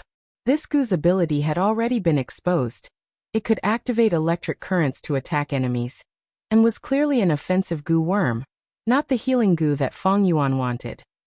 Fang Yuan gave up on it and pounced towards another goo worm. As he got closer, he could see the goo's full appearance. Its body was like a light blue glass flying in the air, and its semicircular shell had turtle shell markings. Thunder Shield Goo. This was a defensive goo, able to form a semicircular electric shield. Fang Yuan had already decided to let it go, and looked around, finding his third target. But at this moment, a white figure rushed out from the valley, holding an ice blade and shouting Fang Yuan's name. Fang Yuan sighed, knowing that luck was not on his side. He could only settle for the next best thing, grabbing the Thunder Shield Goo in front of him. The Thunder Shield Goo raised a lightning shield, and the eerie blue electric currents flickered, attempting to block Fang Yuan's hand. Fang Yuan laughed coldly, and the spring-autumn cicadas aura leaked out. This Thunder Shield Goo immediately withered, as if it had died. The shield dissipated, and it fell towards the forest below. Fang Yuan lightly grabbed it, and with a surge of primeval essence he refined it. Stealth Scales Goo. His body rippled like water, and he disappeared on the spot. Fang Yuan. Bai Ningbing shouted, lightning flashing in his eyes. This was the rank 3 Lightning Eye Goo, able to borrow the power of lightning to see through invisibility. But it did not have the ability to see through things. Fang Yuan paid attention this time, and although he was invisible he still used the rocks and forest to hide his tracks. Bai Ningbing looked around and roared in anger, finding nothing. Fang Yuan found a hidden spot, and immediately sat cross-legged, activating the Tusita flower, and spitting out the Yuan stone. Although he advanced to rank 3, the primeval essence in his aperture was only 42%. Although he had the upper hand in the battle earlier, he could not maintain it for long. Now there was only a thin layer of primeval essence left in his aperture, less than 30%. Goo Masters needed primeval essence to activate goo worms. Without primeval essence, a Goo Master's battle strength would plummet. In extreme situations, they could not even win against mortals. The Yuan stone continued to shrink, and natural primeval essence continuously poured into Fang Yuan's body, and the primeval sea in his aperture started to rise. When he was rank 1 and rank 2, he could use the Yuan stone to replenish his primeval essence at an impressive speed. But after reaching rank 3, because the quality of the Goo Master's primeval essence greatly increased, he needed to consume even more Yuan stone, and take a longer time to replenish it. The sounds of Goo Masters fighting could be heard continuously, and after 8 to 9 minutes, Fang Yuan finally filled his aperture to the limit. He came out from his hiding spot, and found that 5 clan elders had died in battle. Among them there were 3 from Gyue clan and 2 from Bai clan. Every clan elder was the pillar of the clan, and to think that so many had been sacrificed at once. Gyue Bo and Bai clan leader fought intensely, both feeling heartache over the losses, and their eyes were bloodshot. Other than that, there were 3 groups surrounding the wild goo worms. Ordinary Goo Masters did not have the help of the spring-autumn cicada, and it was very troublesome to capture wild goo worms. They had to capture the goo worms, but they could not be too heavy-handed, and had to have a sense of propriety. 8 to 9 goo worms flew out of the Thunder Crown Wolf's body, and no one knew how many the clan elders had captured, but there were still 3 left. The clan elders surrounded these 3 goo worms, chasing and intercepting them. If one side attacked, the other side would definitely interfere. This caused the situation to be in a stalemate, with no one gaining an advantage. Water Cage Goo Cover. A Bai clan Goo Master shouted, and spat out a water ball. The water ball expanded to over 2 meters, and covered the wild goo worm, trapping it within. Bam! At the next moment, a golden moonblade slashed the water ball cage, causing it to explode. The goo worm swaggered away, escaping without a trace. Seeing this goo worm fly far away, the Bai clan Goo Master scolded loudly. The goo worm was in their hands, and they let it go just like that. The Gyue clan Goo Masters were even more furious. All the goo worms were supposed to be their spoils of war, but the Bai clan interfered, and they did not get any benefits at all. Bai clan's grandson, despicable and shameless, die for me. Gyue clan, you can't hold on any longer. Our Bai clan will definitely rise up, and trample all of you under our feet. Both sides were enraged, and were in a frenzy of hatred. Their eyes were bloodshot, and they fought fiercely. Fang Yuan watched the goo worm fly away, and could only focus his attention on the other two groups. In the middle of each group, there was a wild goo worm. Maybe there was a healing goo, but the possibility was small. Feng Yuan knew that there was no such thing as having your wishes come true in this world, but even so, he still wanted to give it a try. However, just as he was about to charge forward, wolf howls came out like a bugle call, rising and falling. Following that, a horde of lightning wolves rushed over like a tide. There was no lack of bold lightning wolves and frenzy lightning wolves, but the most shocking one was a giant wolf the size of a small mountain. Thunder Crown Wolf. Is there a fourth Thunder Crown Wolf? The clan elders were shocked and shouted in fear. Chapter 172. The wolf pack surged forward, howling as it approached. The situation took a turn for the worse, causing the two clan leaders and the clan elders' expressions to change. Although the two clans had successfully resisted the wolf tide, they were in a precarious situation and barely held on. Now that such a strong wolf tide had appeared, they had no strength left to resist. At once, the clan elders and the two clan leaders stopped fighting. Didn't the report say that there were only 3 Thunder Crown wolves? An elder cried out involuntarily. That's not right, this Thunder Crown wolf is injured, and the size of the wolf pack isn't very big. Gu Yubo forced himself to remain calm. Don't tell me, this is the Thunder Crown wolf that attacked Xiong village? An elder slapped his forehead and shouted. The possibility of this was quite high, with an 80 to 90% chance. The clan elder's mood was still heavy, and someone said bitterly, "This wolf pack has already appeared here. Doesn't that mean Xiong village is already? Damn this Xiong village, why are they so useless? They can't even defend against a wolf tide." Someone cursed loudly. But there were also people who were optimistic. Look, this Thunder Crown wolf's front limbs are heavily injured. Its muscles and bones are all atrophied. Everyone looked towards the source of the voice, and their dejected morale was slightly raised. It was true. This Thunder Crown wolf's hind limbs were well developed, but its front limbs were short and its muscles atrophied. This caused it to only use its hind limbs when running, jumping like a kangaroo. Wait, this doesn't seem to be a Thunder Crown wolf. My clan leader suddenly thought of something, and his body shook. It's a lightning leakin. Feng Yuan already had an answer in his heart.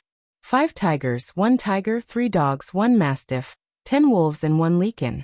The leakin was also a wolf, but it was much smarter than a wolf, and often acted as the wolf pack strategist. This lightning leakin in front of them looked like a Thunder Crown wolf, so it was normal for investigative Gu masters to misunderstand it. But it was a true myriad beast king, with intelligence no less than a human.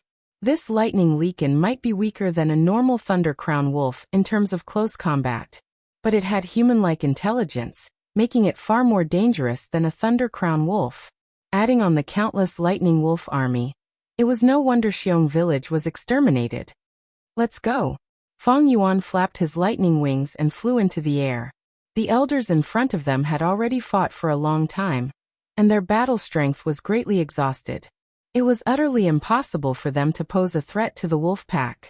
More importantly, they were suspicious of each other, and it was difficult for them to work together. Feng Yuan turned around and left. The myriad beast king was no joke. Even though there were still 2 wild goo worms flying around in the field, he did not care about them. They had to retreat, or else they wouldn't be able to leave. Knowing one's own limitations and being able to let go were the most important things in the world. Let's retreat. The wolf tide is too strong. We can't defeat it. Go back to the stronghold and set up the defenses.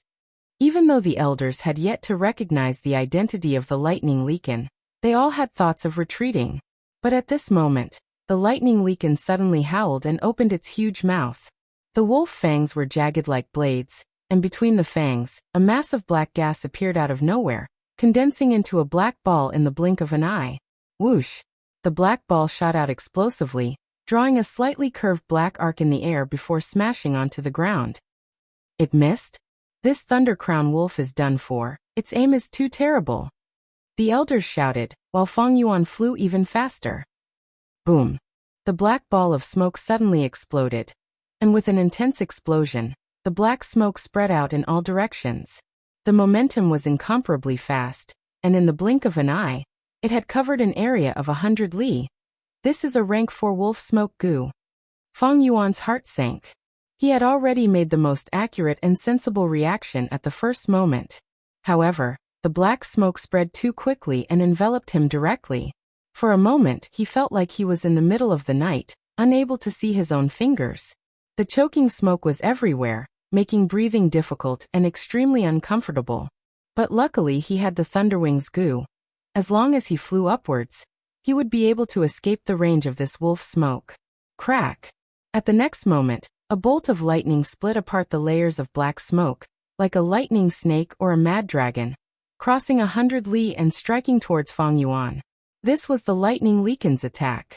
Lightning was so fast that it was hard for people to react.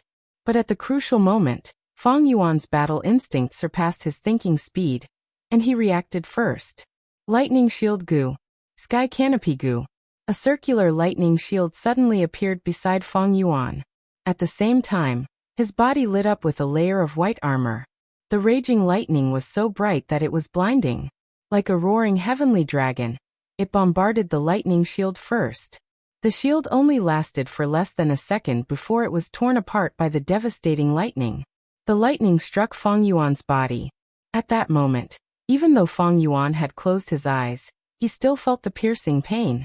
A huge force surged and knocked him down. He almost fainted. The lightning wrapped around him and numbed his muscles, almost making him forget to breathe. With a plop, he fell to the ground. Intense pain assaulted him, causing him to wake up.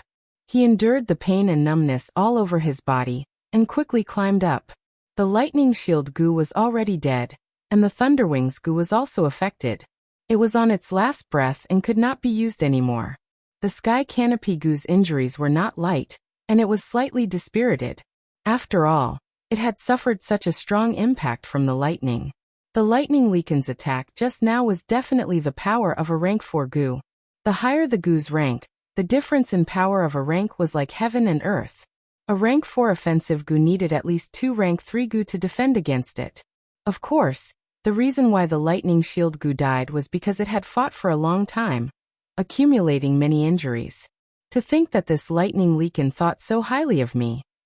Fang Yuan laughed bitterly, observing his surroundings.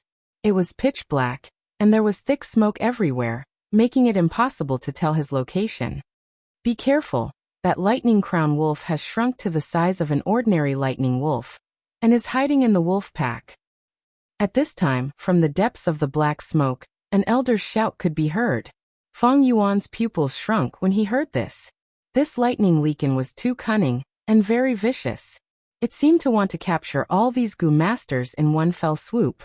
Just now, it targeted Fang Yuan, and did not want to let a single one go. The surroundings quickly lit up with countless pairs of wolf eyes. Low growls and the sound of the wolf pack's charging wind could be heard towards Fang Yuan. In such a pitch-black environment, the goo master's vision was greatly hindered. But the wolf pack had no problem, because these lightning wolves had abandoned their sense of smell and had excellent vision. I need to escape as soon as possible. Who knows if I will meet that lightning Liken?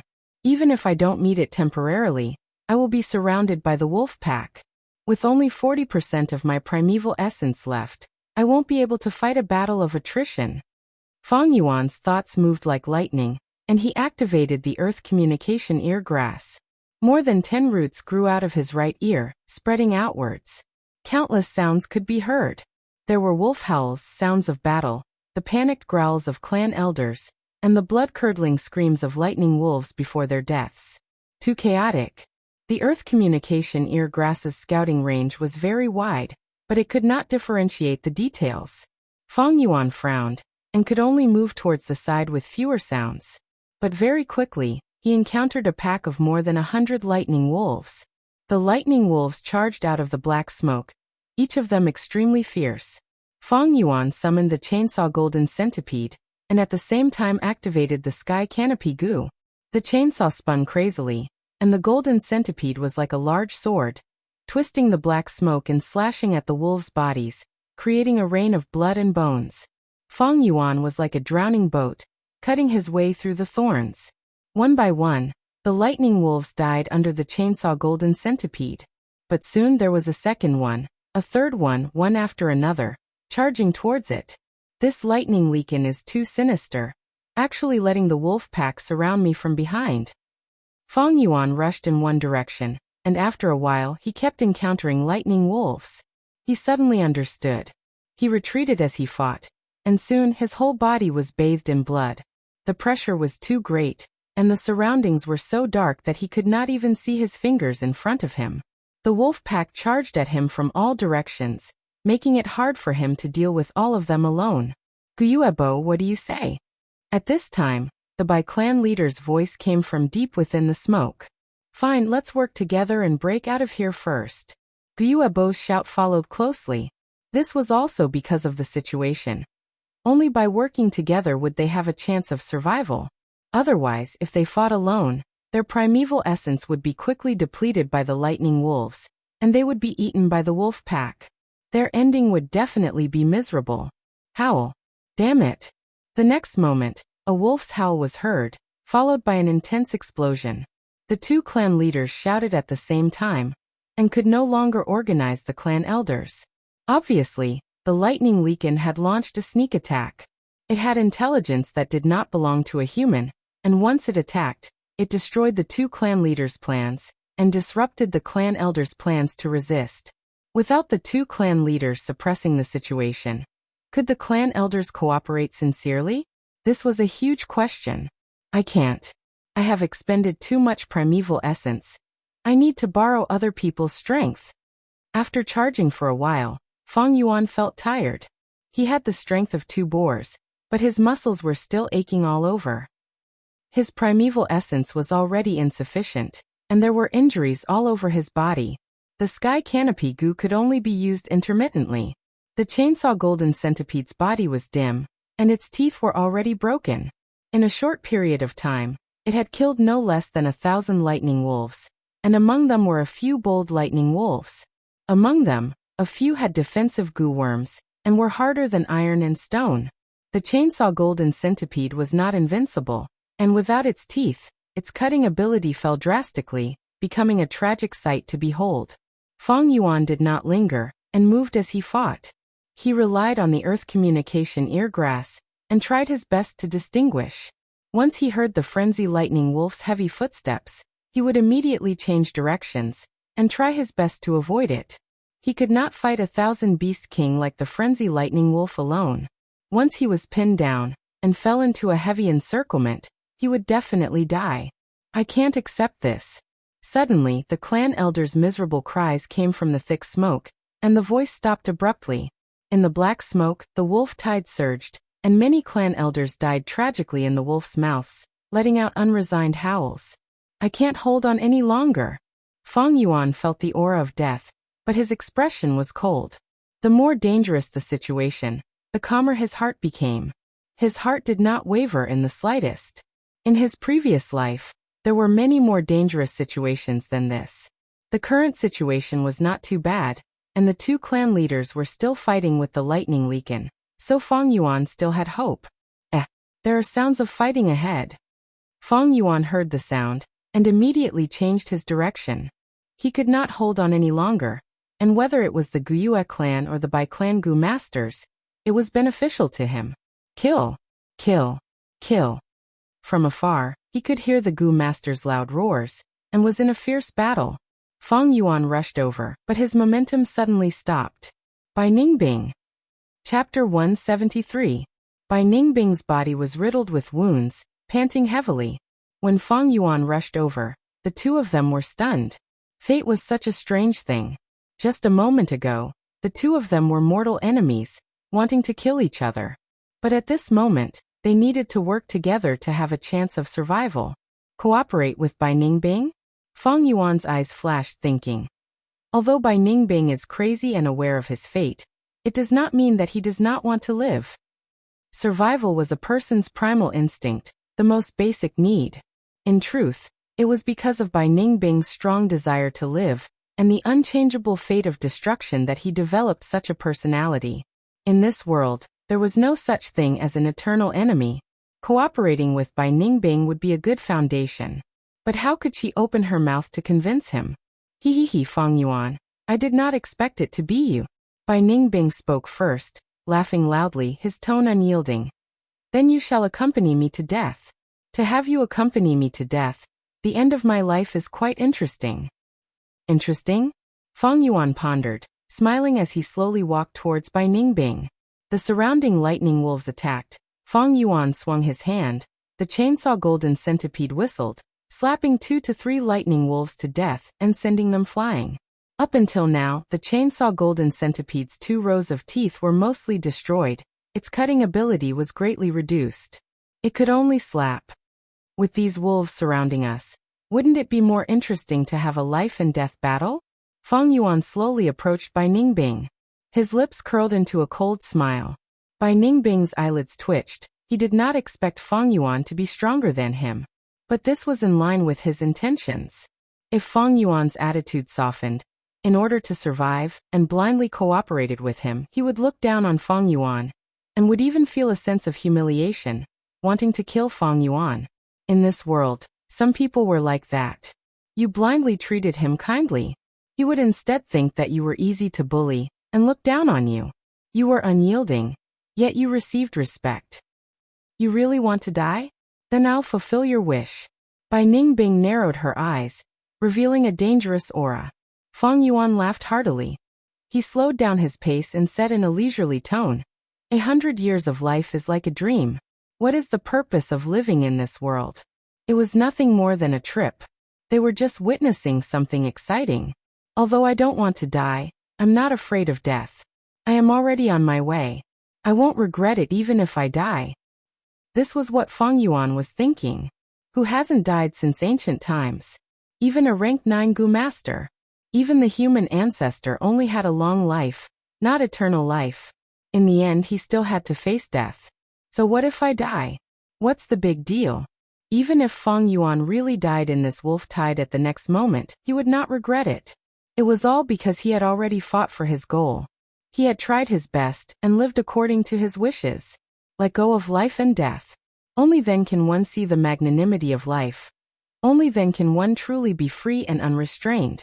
Bai Ningbing heard this. His entire body trembled violently. He kept saying that he wasn't afraid of death, but that wasn't because he was truly carefree. He just couldn't see through it and couldn't let go of life and death. When a person is afraid, he becomes a slave. To think that he, Bai Ningbing, was just a slave under life and death. But this couldn't be blamed on him, he was still too young. Many things needed to be experienced before one could truly see through them. However, Fang Yuan's words had opened a window for him who had been conflicted about this. Witnessing something exciting already on my way. No regrets even if I die? Bai Ningbing mumbled and suddenly asked, Path? What is a path? Fang Yuan sneered and continued to get closer. Everyone has their own path. I don't need to tell you my path. How would I know your path? In this world, many people don't have a path from birth to death. Some people walk on the path, constantly searching, walking towards the Holy Land in their hearts in the darkness. Bai Ningbing's sky-blue eyes suddenly burst out with a dazzling light. Path not bad, I want to find my path. At this moment, the excitement in his heart was hard for others to understand. It was like a man who bitterly chased after a girl but couldn't find her, and suddenly one day found the correct method. He was also like a treasure hunter who had been stuck at the last checkpoint for a long time. And one day, he suddenly found a way to break through. It was like solving a difficult problem, and bitterly pondering for many years without any progress, and suddenly found the correct method to solve the problem. Bai Ningbing had no path, and couldn't find the meaning of life, so he was lost. Fang Yuan couldn't directly dispel his confusion, but he beat around the bush and gave him hope. He gave him a consolation for facing death. As long as you are on the path, even if you die without regrets, death will not be scary. I feel that I'm about to find my path. Bai Ningbing clenched his fists. His expression became extremely excited. He looked at Fang Yuan and said meaningfully, I finally understand the difference between you and me. You are already on the path, but I'm still wandering. He suddenly laughed, and his excitement was bordering on malevolence. Fang Yuan, if you want to fight, I will definitely accompany you to the end, but not now. Why don't we work together? I have the lightning eye Gu. but my vision is obstructed, and I can only see for 30 steps. After we escape, we can choose another day to fight, and work together with our old enemies. Don't you think that would be more exciting, more interesting? Oh, how can I believe you? I'm not asking you to believe me. You can choose to believe me, or you can choose not to believe me. You can leave your back to me, or you can attack me at any time, and sneak attack me. Hee, it all depends on your mood at the time. Bai Ningbing laughed and shrugged his shoulders, giving off a carefree aura. Thick smoke billowed, and the surrounding wolves howled. Fang Yuan lowered his eyelids, as if thinking about Bai Ningbing's suggestion. Actually, convincing a person is very difficult, but also very simple. The key is to accurately hit the person's mind. All right. Fang Yuan stretched out his hand to stroke the chainsaw golden centipede's dark gold carapace, and raised his eyes. But you better be prepared for my sneak attack. Bai Ningbing opened his mouth, laughing evilly.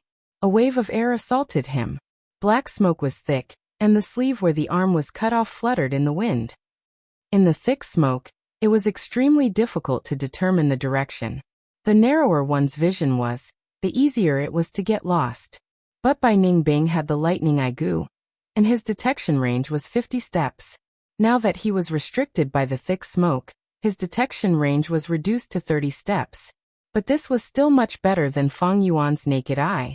But Bai Ningbing only had the lightning eye goo, and did not have a clear understanding of the big picture.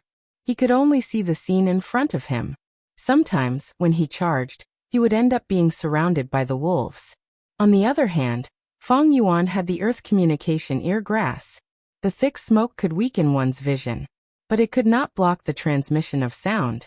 The surroundings were filled with sound, and the earth communication ear grass could detect up to 200 steps. But Fang Yuan could only go with the flow. His vision was too narrow. He could only see a tree and a rock beside him.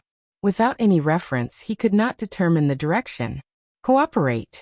Bai Ningbing's lightning eye goo, and Fang Yuan's earth communication ear grass. The two goo stacked together, complementing each other, and immediately slowed down the situation. This is the south. If we go in this direction, we will face your Guyua village. Bai Ningbing's eyes flashed with electricity. Then he said, No, there are too many wolves there. We need to take a detour. Fang Yuan's right ear whiskers fluttered in the wind. Then let's turn towards the southeast, how about it? Bai Ningbing licked his lips. Fang Yuan squatted down, his whiskers rooted in the soil, and listened carefully. During this time, the lightning wolves charged over, but were all repelled by Bai Ningbing. Fang Yuan listened for a while, and stood up straight. There is a gap in the southeast, but we need to hurry, it is closing up soon. Then let's charge, Bai Ningbing said, but was not in a hurry to move. He was still wary of Fang Yuan, and did not dare to charge at the front, exposing his back to Fang Yuan. Fang Yuan laughed coldly. He was also wary of Bai Ningbing. Finally, the two were 5 steps apart, and fought side by side. The lightning wolves howled, attempting to surround and kill them. But relying on the lightning eye goo and the earth communication ear grass, Fang Yuan and Bai Ningbing avoided the strong points and attacked the weak points, continuously moving around, seizing a good opportunity to break through. The advantage of information was undoubtedly displayed at this time. Either Bai Ningbing or Fang Yuan would be in a difficult situation if they were to fight alone. But now that they worked together, they actually had the initiative, and were able to move with ease. After fighting for a while, the view in front of them suddenly widened, and the bright sunlight caused the two to squint their eyes at the same time. We broke through. Bai Ningbing raised his head and laughed. Fang Yuan looked back, only to see a thick black screen behind him, like the bottom of a black pot covering a vast forest. Intense explosions and angry roars could be heard from the thick smoke. Obviously, the two tribe leaders were still fighting with the lightning leakin. To think that working with you is quite enjoyable. Bai Ningbing slightly turned his body, smiling. I feel the same. Fang Yuan's lips curled into a smile. But at the next moment, the two's eyes shone with sharpness. Ice blade goo. Chainsaw golden centipede. The long ice blade drew a cold light in the air. The thick golden centipede slapped horizontally, bringing with it a whistling wind. Bam!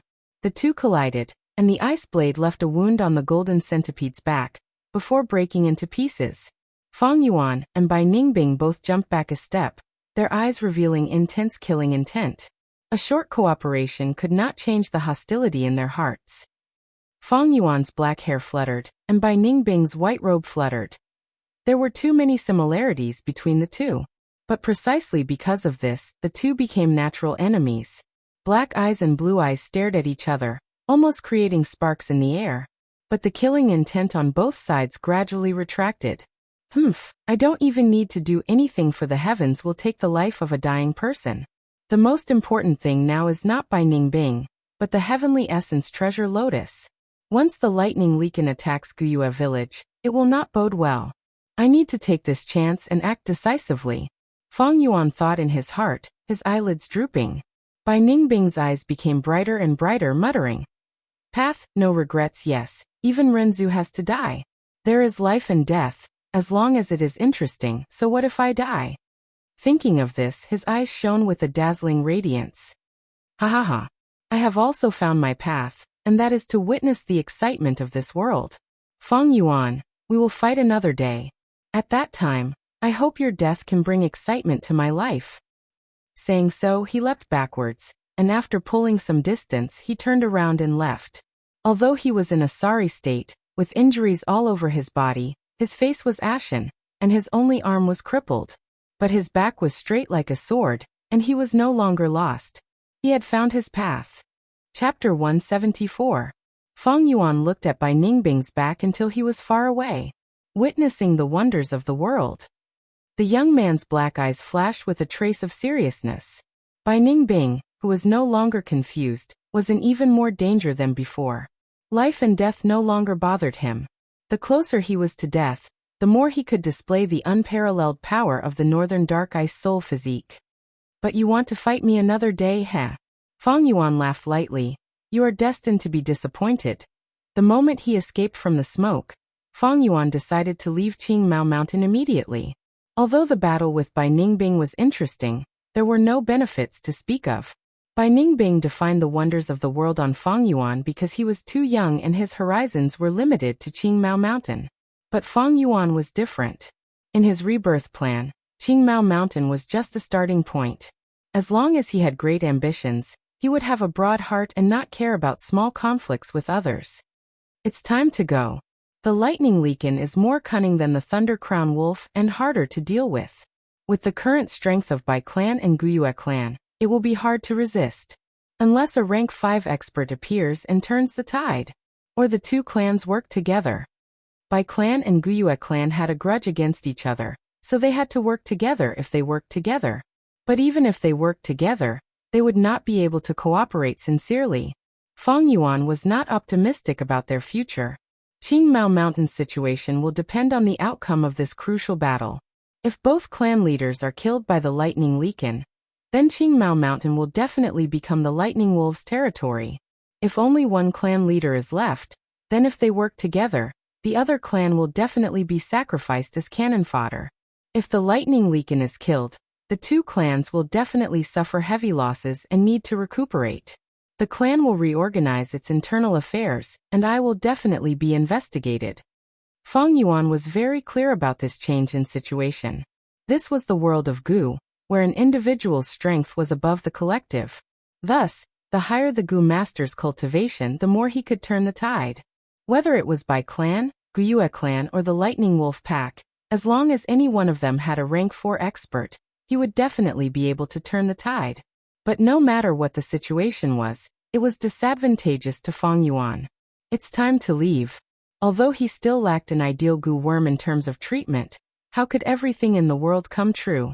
I will return to the village and take the heavenly essence treasure lotus, as well as a healing Gu from the clan treasury. Then I will be on my way. Fang Yuan took one last look behind him. There was still a violent roar coming from the black smoke. He turned around and left, heading towards Guyue's village. He had the status of a clan elder. He could use this to forcefully open the clan treasury and obtain Yuan Stone and Gu worms. This was the most turbulent period. Everyone was in a state of panic, and this was the best opportunity to take advantage of. But if this moment passed, regardless of the outcome of the battle, the overall situation would be decided. It was difficult for Fang Yuan to fish in troubled waters. The Thunderwings Gu could not be used for the time being, so Fang Yuan ran in the forest. The wolf tide washed away everything, making the dangerous mountain path safe. Soon the Guyue stronghold came into sight. Who is it? Fang Yuan suddenly stopped. Two strangers appeared in front of him. These two were dressed in Gu master attire. One was older, tall and straight, steady like a mountain and deep like an abyss. The most attractive part was that he wore a bronze mask on his face. This mask was simple and unadorned, revealing an ancient aura. There were 3 openings on the mask, revealing the wearer's eyes and lips. His eyes were filled with vicissitudes of life, revealing a dignified righteous aura.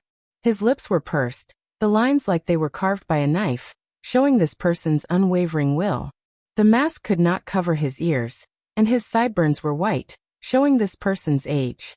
The other was a young man, his eyebrows were straight like swords, his eyes were clear and bright, emitting a sharp light as he looked around, like an eagle or a tiger. Looking at his appearance, this young man's age was similar to Fang Yuan's. But this person's belt had a silver plate, and on the silver plate was carved the word 3. At this age he was already a rank 3 Gu master. His cultivation talent could be seen. This was a young genius. But Fang Yuan's gaze only paused on the young man for a moment, before turning to the older man. This young man's skin was slightly dark, his lips were also pursed, and his whole body emitted a capable and vigorous aura, not to be underestimated. But her slightly bulging chest, the details of her hands, feet and throat, allowed Fang Yuan to see through her identity as a young girl. Fang Yuan never underestimated women, but compared to this heroic young girl, the middle-aged man beside her had such a great background that he could not help but raise his eyebrows. Tai Shueleng. Fang Yuan's heart shook, secretly revealing this middle-aged man's identity. He wore a bronze mask, and on the purple crystal plate on his belt, there was a word carved, 5. He was a rank 5 Gu master, the law enforcer of the world, solving cases like a god, the number 1 southern border divine investigator Tai Shueleng. He was impartial and emotionless. Many demonic cultivators had been captured by him, and many evildoers had been beheaded by him. He was a role model of the righteous path, traveling the southern border, solving countless cases, and had a great reputation. Little brother, please enlighten me. Tai Shueleng cupped his fists towards Fang Yuan. He had been famous for a long time, and was also a rank 5 Gu master, but his attitude was very polite and easygoing. I see little brother's body is full of injuries, and you seem to be in a hurry. Could it be that your clan leader and the elders have encountered some trouble? He continued to ask. Fang Yuan's expression naturally changed to one of anxiety, surprise, and even suspicion and fear. Who are you? How do you know this? That's right, we were chasing the Thunder Crown Wolf, and encountered some trouble. We met a lightning leakin. I was just about to rush back to ask for help. I am Tai Shueleng, a friend and not an enemy. I just came out from the Guyue village. Little brother, you don't need to go back to ask for help. Under the beast tide, humans are one, and we should advance and retreat together. I will naturally contribute my meager strength. Tai Shueleng immediately said without hesitation. Damn it, to think that I, Guyuebo, will die here today. Even if I die, I won't let this lightning leakin have an easy time. Guyue clan leader and by clan leader were full of injuries, and their primeval essence was almost depleted. They could feel the thick aura of death. The thick smoke had already dissipated, and the elders were all dead, leaving only the 2 clan leaders. The lightning leakin was not in a good state either, and some of the injuries on its body were so deep that bones could be seen. It gritted its teeth and hid behind the lightning wolf army. Its eyes shone with a cunning light, but it did not personally join the battle. Come on, you coward! The bi-family patriarch roared.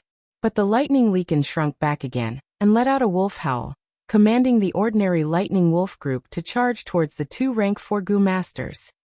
Cunning thing Sai.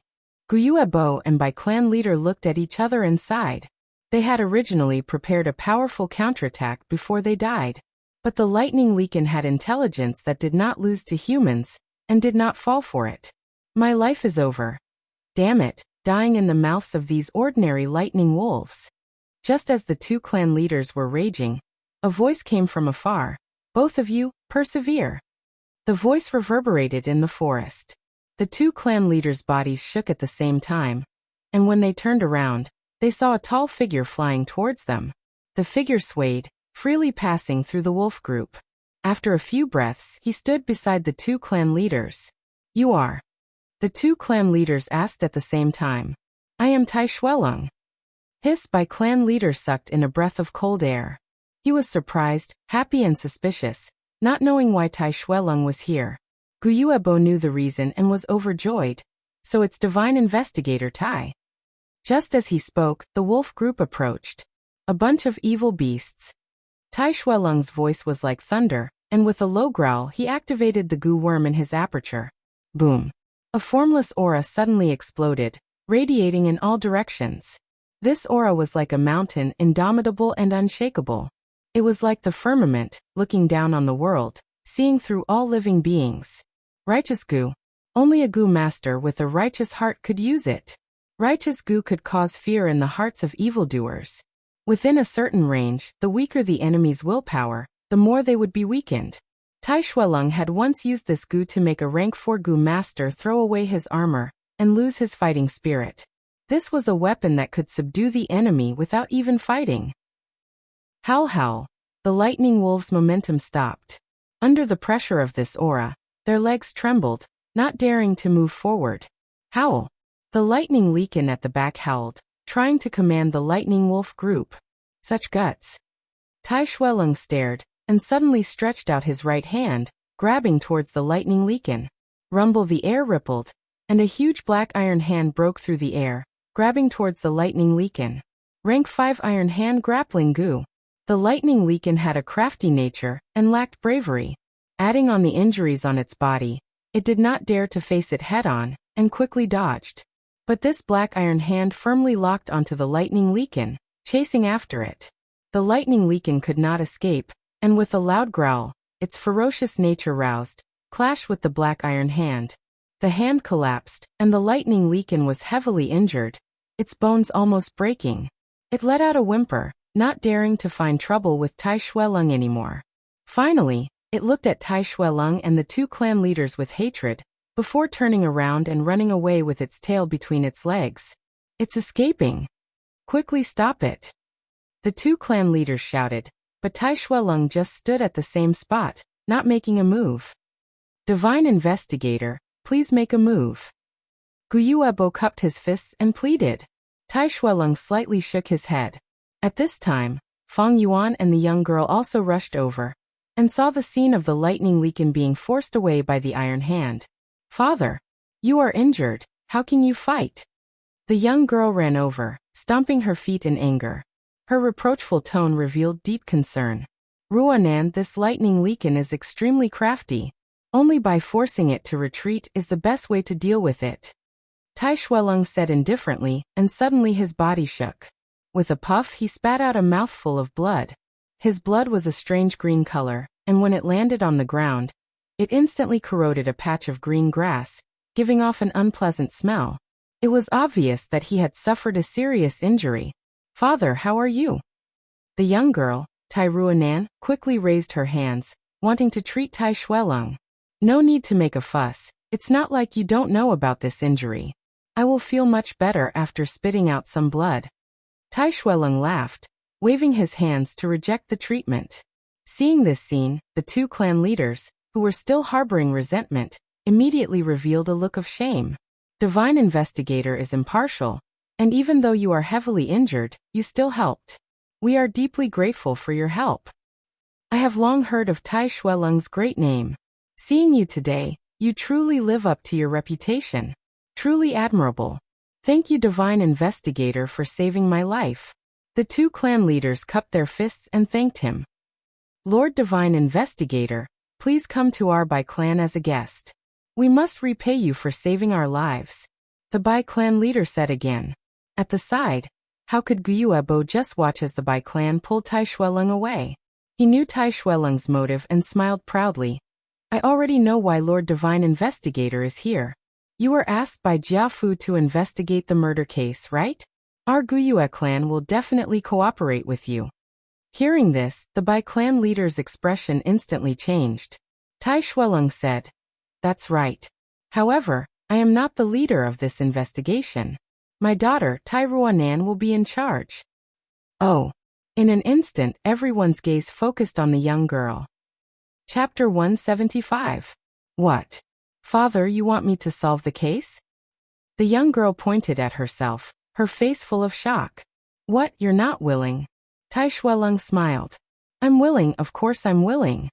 Tai Ruanan reacted and said excitedly. Tai Shuelong nodded and sighed. His tone was complicated. You are determined to walk the same path as me. These past few years you have been by my side and have been influenced by many things. Only when a young eagle flies independently can it truly grow up. Father is already old. This injury cannot be healed. I can't accompany you for the rest of your life. A new generation replaces the old. The rest is up to you. Father, don't be discouraged. Isn't there still hope for a cure? The young girl's voice trembled as she sobbed. You and I both know how slim this hope is. People need to learn to recognize reality, Ruanan. Tai Shuelong smiled and turned to face Guyuebo. Guyue clan leader, rest assured. My daughter has already learned 70 to 80% of my skills. With my guidance, I will not let your clan suffer any injustice. You're too kind. Guyuebo quickly cupped his hands. Young heroines are not inferior to men. They are heroic and are also the descendants of heroes. How can I not be assured? Please come to the village and let the two of you wash away the dust. The dishes were laid out on the table. The fragrance of the wine filled the air as it formed a line in the wine jar and poured into Tai Shuelong's cup.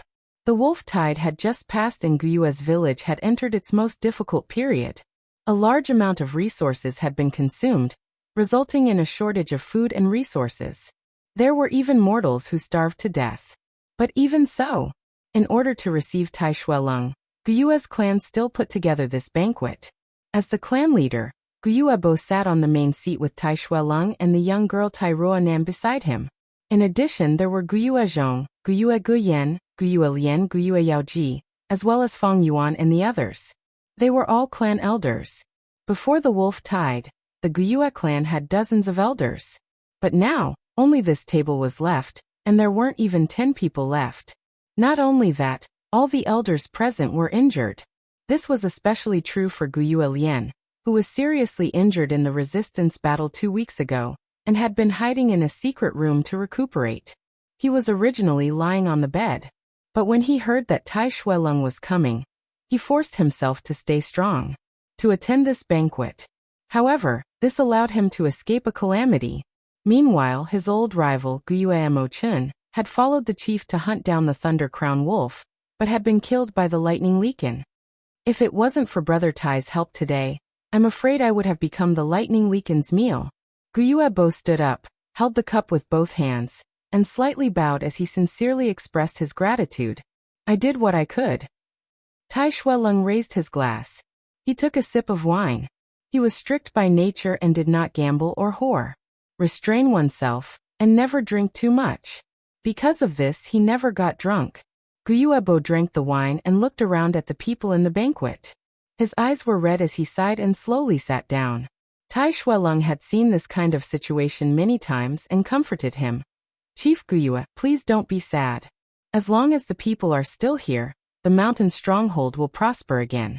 Furthermore, the Lightning Leakin is also injured, and the Lightning Wolf Pack is also greatly depleted. In the next few years, they probably won't attack again. This time, the wolf tide has passed. The worst period of the wolf tide had indeed passed. In the next few months, although there would still be lightning wolves appearing, their numbers would become fewer and fewer, and would not form a large scale. The wolf pack would no longer have the power to directly attack the mountain stronghold.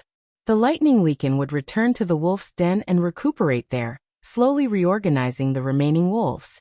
Many lightning wolves would be summoned back, and the death of a large number of lightning wolves would greatly reduce the wolf pack's need for food. The wolf pack could once again be self-sufficient.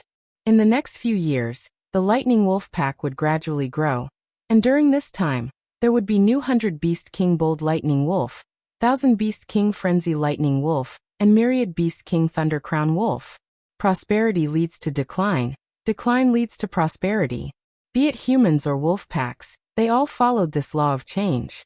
Although the young girl's words were correct, humans were not plants, how could they be emotionless? Chief Gyue knew this truth better than Tai Ruanan, but the pain and sorrow in his heart could not be avoided. The sacrifice was too great. Just the higher-ups of the clan had lost more than half. The Rank 2 and Rank 1 Gu masters had even more casualties. The entire Gyue mountain stronghold's strength was at rock bottom, and could not withstand any more disturbances. Why didn't you all counterattack and directly destroy the wolf's den? At the side, Tai Ruanan did not understand and asked in confusion. That is because there are over 10 thunder chi worms living in the wolf's den, numbering close to 1 million. There are also large numbers of wild Gu mixed in. It is hard to do anything unless the 3 clans join forces. Gyue Yaoji opened her mouth and explained. As she said this, she suddenly snorted, casting a sinister gaze towards Feng Yuan. But this possibility is too small. Even in our Gyue clan, there are clan elders who shrink back at the last moment. And when the wolf tide attacked, who knows where they hid? Hearing this, the other clan elders could not help but shift their gazes towards Feng Yuan. Earlier, Feng Yuan had been exploring the flower wine hidden treasure in the rock crack's secret cave, causing him to miss the battle against the wolf tide. In everyone's eyes, this was a sign of being crafty and being a coward. Thus, the clan elders looked at Feng Yuan with dissatisfaction, disdain, and a faint anger. Even Gyue Bo's expression was not good. As the clan leader, he hated people like Feng Yuan the most, who did things his own way, was mysterious, had his own plans, and did not let people feel at ease using him. The atmosphere at the table suddenly changed. The Tai father and daughter also felt this change, and followed everyone's gaze, looking at Feng Yuan. Feng Yuan's youthful appearance had already attracted the attention of Tai Ruanan as a peer. Feng Yuan calmly drank his wine. Even though everyone's gazes were focused on him, he did not seem to notice. His expression was indifferent, as he had already expected this situation. This matter is troublesome. He sighed in his heart. Although he was worried, he was not panicking. Tai Shuelong's appearance had seriously ruined his escape plan. If he took the Heavenly Yuan treasure lotus and destroyed the foundation of Gyue's mountain stronghold, this would definitely cause the Tai father and daughter to capture him. The name of Divine Investigator was not just a rumor. With his current methods and strength, as long as Tai Shuelong started to pursue him, there was absolutely no possibility of failure. Even if he did not take the Heavenly Yuan treasure lotus, his mysterious disappearance would still be investigated by the clan. Because it involved Jia Jinsheng's death, he would be investigated by the Tai father and daughter. If he left without saying goodbye, in their eyes, it would be a guilty conscience, fleeing to avoid punishment. Without any other choice, Feng Yuan could only choose to stay and observe the situation. Although he was blamed by everyone, this was not the worst situation. If he left directly, he would be messing up the situation and messing up the situation. Is the wine good? Gyue Yaoji laughed sinisterly, looking straight at Feng Yuan. Are you not going to explain? Feng Yuan slowly put down the wine cup, looking up at Gyue Yaoji's broken arm. It was said that the older one was, the wiser one was. In order to save her life, Gyue Yaoji cut off her own arm, using injury as an excuse to escape the clan's mission. This had happened in Feng Yuan's previous life. Who would have thought that Gyue Yaoji would do the same in this life? Her abandonment of the rook to save the king was indeed effective. To prevent being killed by the Thunder Crown Wolf, she did not participate in the pursuit, so her life was saved. She was now making things difficult for herself, partly because of old grievances, but mostly because she wanted to burn the fire on Feng Yuan, to reduce the attention of others. What do you want me to explain? Explain that you cut off your own arm in order to drag out an ignoble existence? Feng Yuan sneered. What? Gyue Yaoji was shocked and angry, suddenly standing up from her seat. She opened her eyes wide, pointed at Feng Yuan's nose and screamed, "You little bastard! You dare to bite me, slander me, and frame me! How can you be so despicable? How did our Gyue clan produce such a thing like you?" Gyue Yaoji. Gyue Bo's expression changed and he shouted, "Sit down, we have an important guest here. Where is the propriety of yelling?" Gyue Yaoji wanted to continue scolding, But seeing the Guyu clan leader's gloomy expression, she could only swallow her words back into her stomach. She angrily glared at Fang Yuan and angrily sat down. After Guyuebo dealt with Yao Ji, he shifted his gaze to Fang Yuan. Elder Fang Yuan, I need an explanation. When the wolf tide attacked the village, where did you go? Fang Yuan, he is Fang Yuan? Tai Shueleng's eyes flashed with a strange light. In Jia Jinsheng's mysterious disappearance, Fang Yuan played an extremely important role. Before Tai Shueleng came here, he naturally received a lot of information about Jia Fu, but he did not expect that this young elder was Fang Yuan. All of a sudden, Tai Shueleng's interest was aroused. He had solved countless cases, and was able to deduce the truth from the clues he had left behind. Looking at everyone's reaction, he guessed that Fang Yuan had retreated at the last minute. However, the facts that people know are often superficial. What is the truth? No matter what the truth was, Fang Yuan's answer would reveal a corner of his heart. This would be very helpful in solving the next case. Feeling Tai Shueleng's attention, Fang Yuan's heart tightened, but his expression did not change. He lightly swept his gaze over everyone, and a mocking smile appeared on his lips. There is nothing to explain. But since you've asked, I'll just say it directly. I was very scared at that time, and the pressure that had been accumulating for a long time, as well as the fear of death, had reached its limit. I could not bear it, so I was cowardly and hid in a corner, not daring to go to the front lines. When these words came out, everyone was stunned.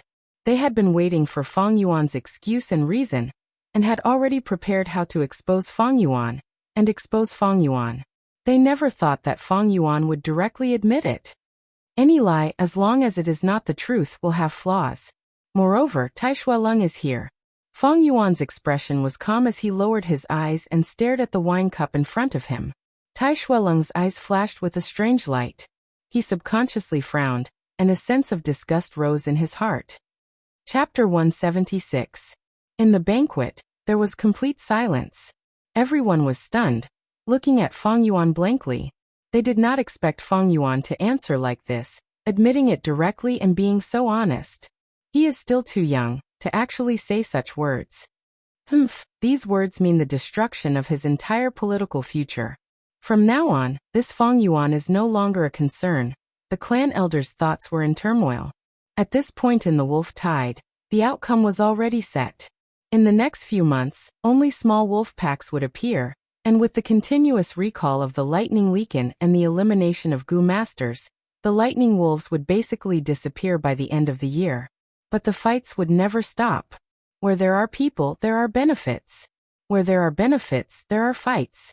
Under the wolf tide, there are fights between humans and wolves. Now that the most difficult part of the wolf tide had passed, the internal fights between the clans had surfaced, becoming the main conflict. When the wolf tide attacked the village, many Gu masters died, and the old forces were destroyed. The benefits that these forces originally controlled lost their original owners, and naturally needed to be redistributed and divided. In the Guyue clan's upper echelon, there were many elders who originally had a share of the entire village's profit cake. But now, only Fang Yuan and less than 10 elders were left, but the cake was still there. To split this big cake, there was naturally a need to compete. Political fights, although not as bloody as the wolf tide, plots and calculations, cold wind and traps, were deep and dangerous. Originally, Fang Yuan was the only newly promoted clan elder. He had great momentum and was in the limelight. But now that he admitted it, destroying his own political future, it was equivalent to giving up the chance to compete with the other clan elders for the profit cake. In an instant, the threat level of Fang Yuan in the hearts of the clan elders decreased by many times. The many gazes towards Fang Yuan, the pressure contained within was clearly reduced. At this time, clan leader Guyuebo sighed. Since Fang Yuan has already admitted it, then as the clan leader, I have no choice but to punish you for deserting.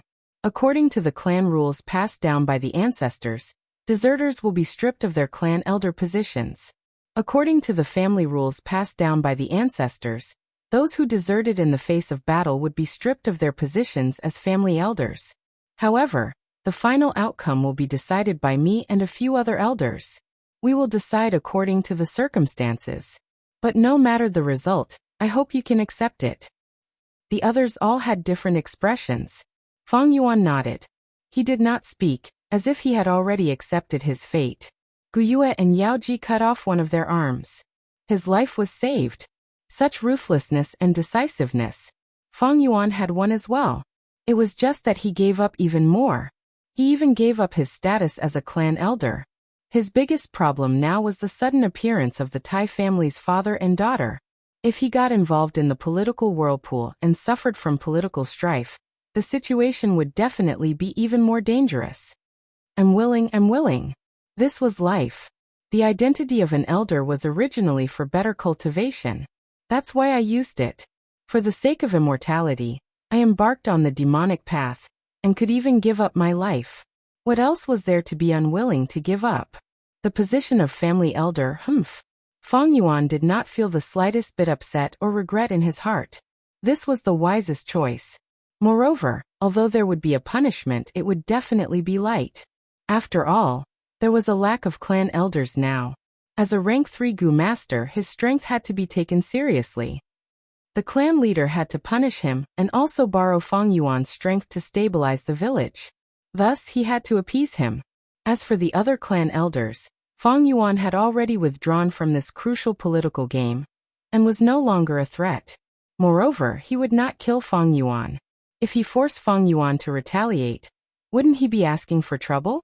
Although there is a clan system, what is a system? A system is a tool used by those in power to protect their benefits. On one hand, it is used to control and divide the benefits of those in power, and on the other hand, it is the rules of the game used by those in power. Fang Yuan sneered in his heart. Regarding these aspects, he could see them clearly. Right now, the most important thing is still the Tai family's father and daughter. Damn it, they actually came faster than I expected. They arrived before the wolf tide had even retreated. But such actions are in line with Tai Shuelong's character of hating evil and risking his life.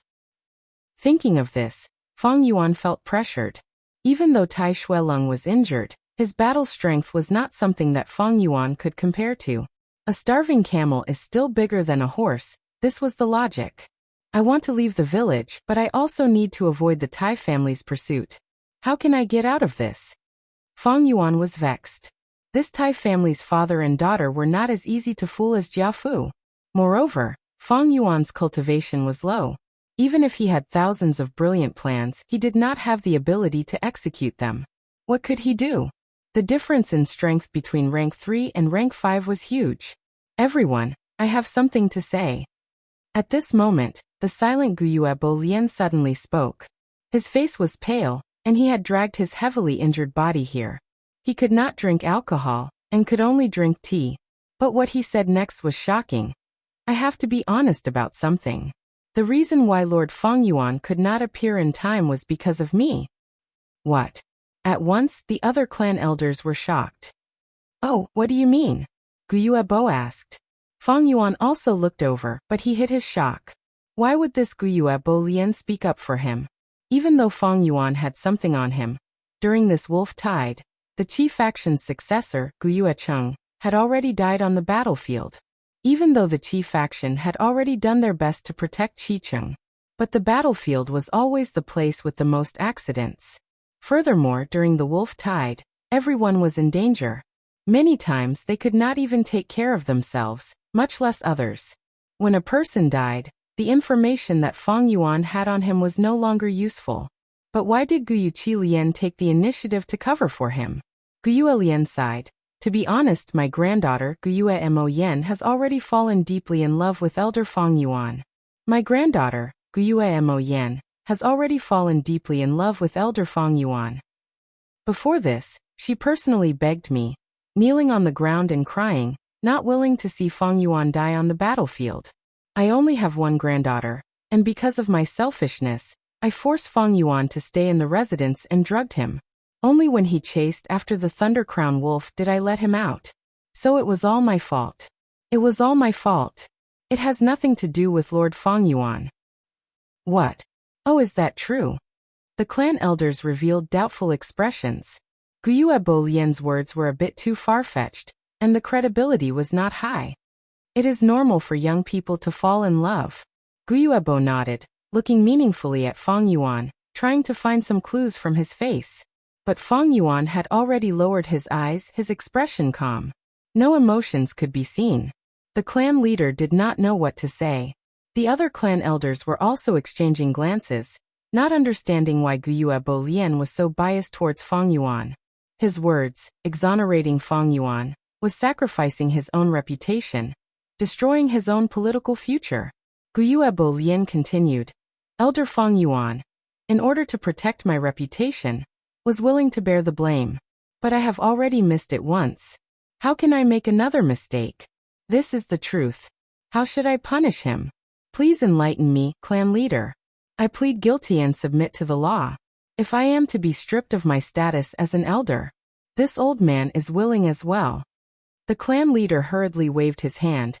Elder Qi Lian has worked hard and made great contributions. This is understandable. Humans are not plants. How can we be emotionless? Now that the clan has many things to do, we need a loyal official like you. But this is a personal affair. How to punish him still needs to be discussed. Today we have an esteemed guest. Let's not talk about this first. Brother Tai, this one and all the clan elders toast you. Saying so, Guyuebo stood up. The rest of the clan elders also stood up, raising their wine cups. Everyone is too polite. I will have to trouble everyone in the future. I hope everyone can understand. Tai Shueleng did not put on any airs, standing up and drinking a cup of wine. Inside the Qi faction's courtyard, the fragrance of plants, fake mountains, clear springs, the sound of flowing water. In the night sky, the bright moon hung high like a plate. The banquet had ended long ago. Feng Yuan sat in a pavilion in the courtyard, listening to the sound of the spring water as he calmly put down the teacup in his hand. Sitting opposite him was Guyue Lian. After the banquet ended, he invited Feng Yuan over for a chat. Come, drink another cup of tea. This bamboo leaf clear water tea is perfect to cure the hangover. Guyue Lian smiled, personally pouring a cup of tea for Feng Yuan. Feng Yuan's expression was calm as he watched the tea being refilled, only saying, It is indeed a tea to cure the hangover. Saying so, he shifted his gaze outside the pavilion. All he saw was a pale white moon, shedding a clear light. Under the moonlight, the courtyard was quiet and elegant, but with the mottled shadows in the wind, one could faintly see that the Qi faction courtyard was in decline. During the banquet, Feng Yuan had already seen through Guyue Lian's thoughts. Now that he saw this scene, he was even more certain. The Qi faction had no one left. With Guyue Cheng's death, the entire Qi faction would lose its heir. Although Qi Qing still had a sister, Mo Yan, the clan's rules were passed down from generation to generation, favoring males over females, and the family business would only be passed down to males, not females. Even if Guyue and Mo Yan became rank 3 in the future, they would be promoted to clan elder. But her family business did not mean that the Qi faction was legitimate, it only belonged to her. If she married in the future, the family business would be transferred to her husband's name. If a clan's political power lost its heir, it would have no future prospects, and no one would follow them. The Qi faction was already in a difficult situation, facing the danger of collapse. But the heavens always left a way out. The Qi faction was not in a hopeless situation. There was still a sliver of hope. This sliver of hope rested on Guyue and Mo Yan. Although she was a girl, she could still marry. If this son-in-law entered the Qi faction, his status would be justified, and he could inherit the Qi faction. Seeing that Feng Yuan did not show any signs of speaking, Guyue Lian cursed this sly lad in his heart, but he had no choice but to speak first. I wonder what Elder Feng Yuan thinks of my Qi faction. He had his own difficulties that he could not speak of. Ever since he was heavily injured, his cultivation had fallen to rank 2, and there was no possibility of him returning to rank 3. Right now he was only relying on goo worms to conceal his true aura. But paper could not cover fire. There would be a day when he would be exposed.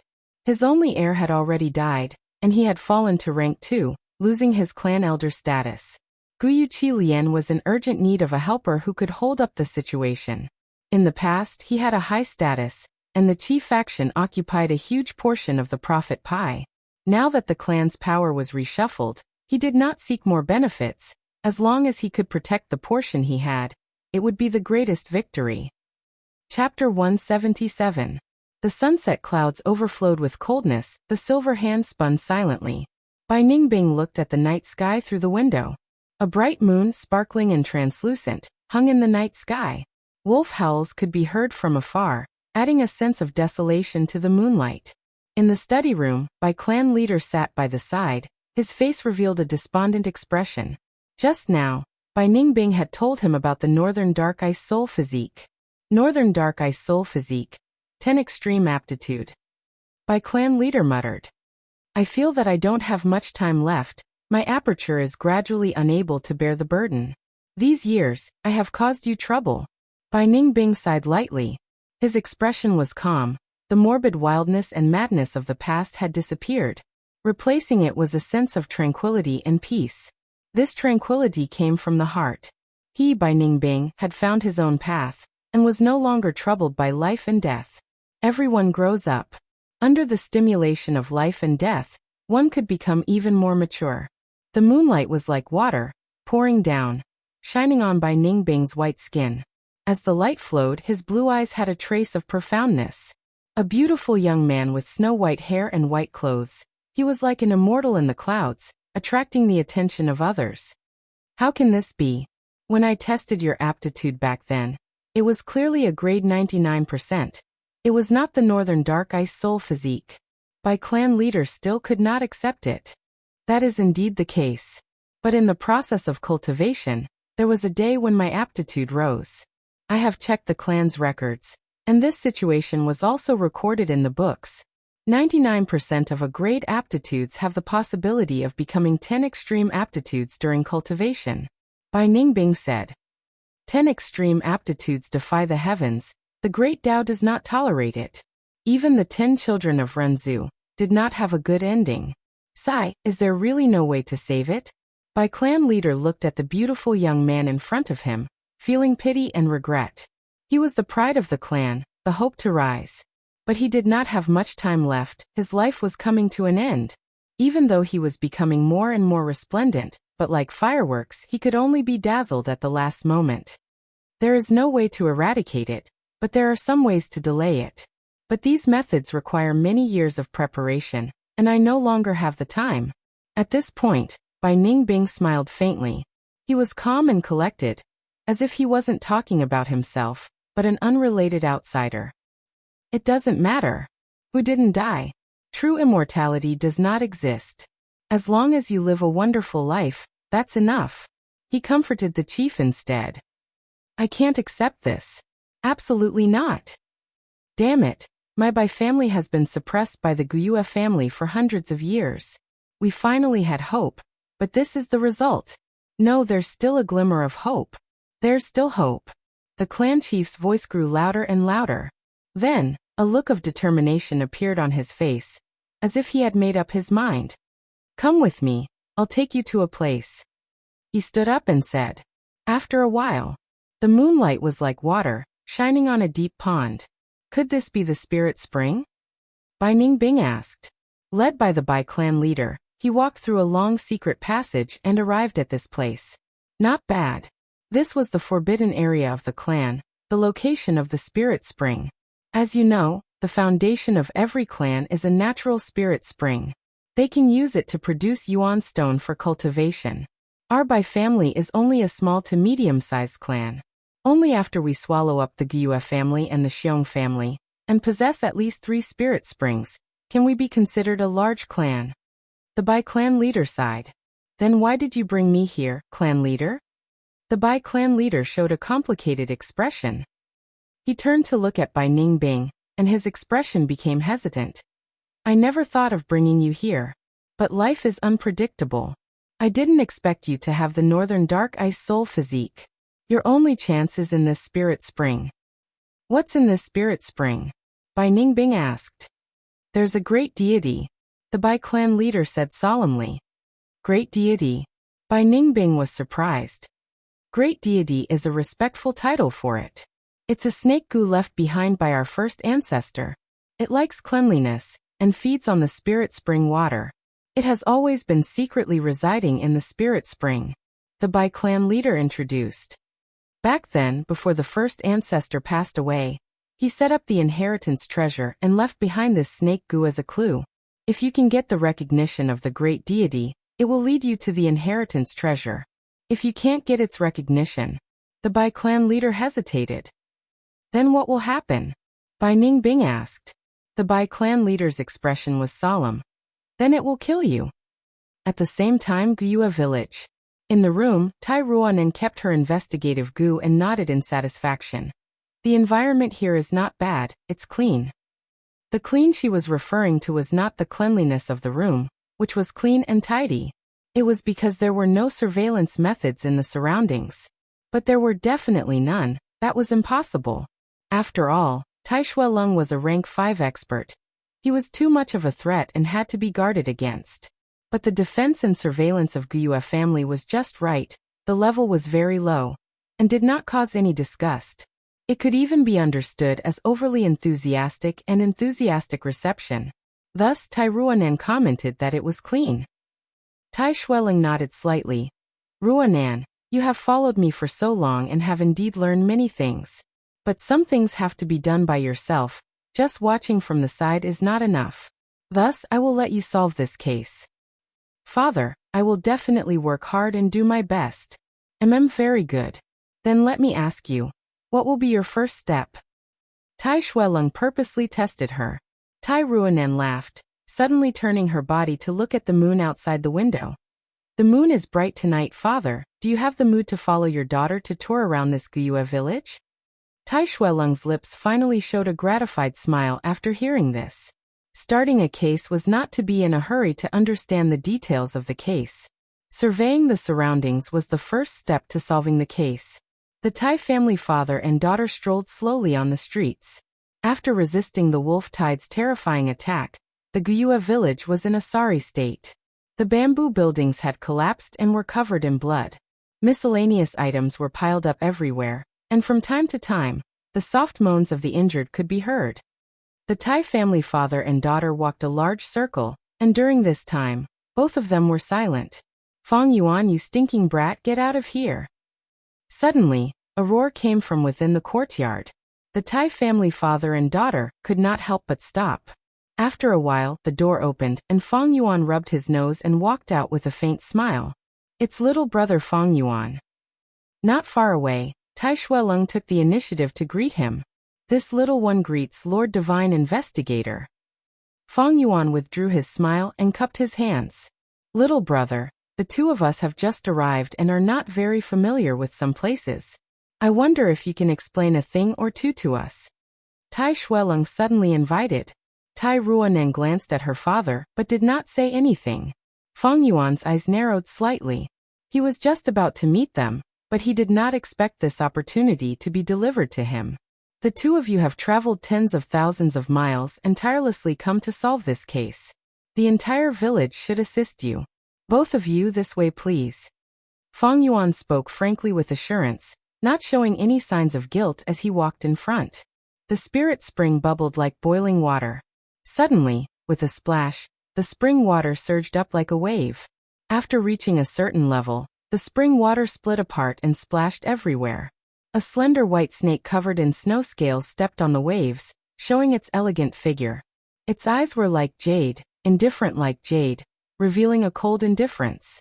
On both sides of its head, there was a pair of long whiskers that fluttered in the wind like an immortal's ribbons. Rank 5, White Form Immortal Snake Goo. Greetings to Great Immortal.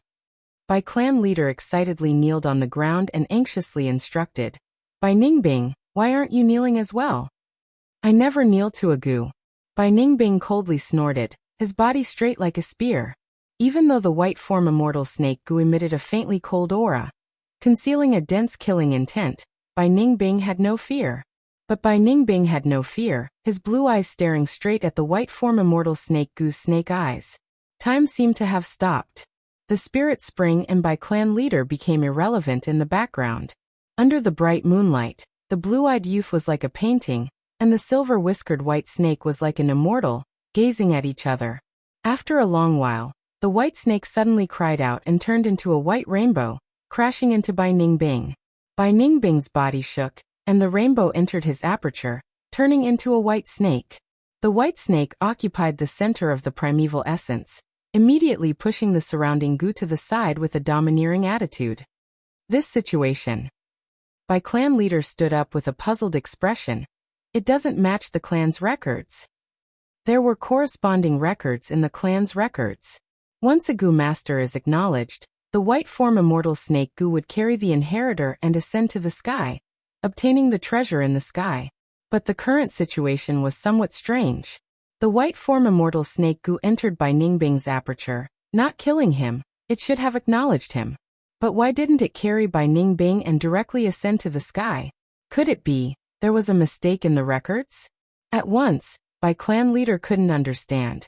Time slowly passed. Guyue village is like this. Then there was the underground Kars cave. But that is the clan's forbidden area. Outsiders can't enter. Fang Yuan said. He looked at the bright moon in the night sky and continued. It's getting late. Why don't you two rest early? You will have the energy to solve the case tomorrow, right? Hehehe, Elder Fang Yuan is right. Thank you, Elder Fang Yuan, for your guidance along the way. Elder Fang Yuan, please return. Tai Shueleng said. Since that's the case, I'll take my leave. Fang Yuan cupped his fists and left decisively.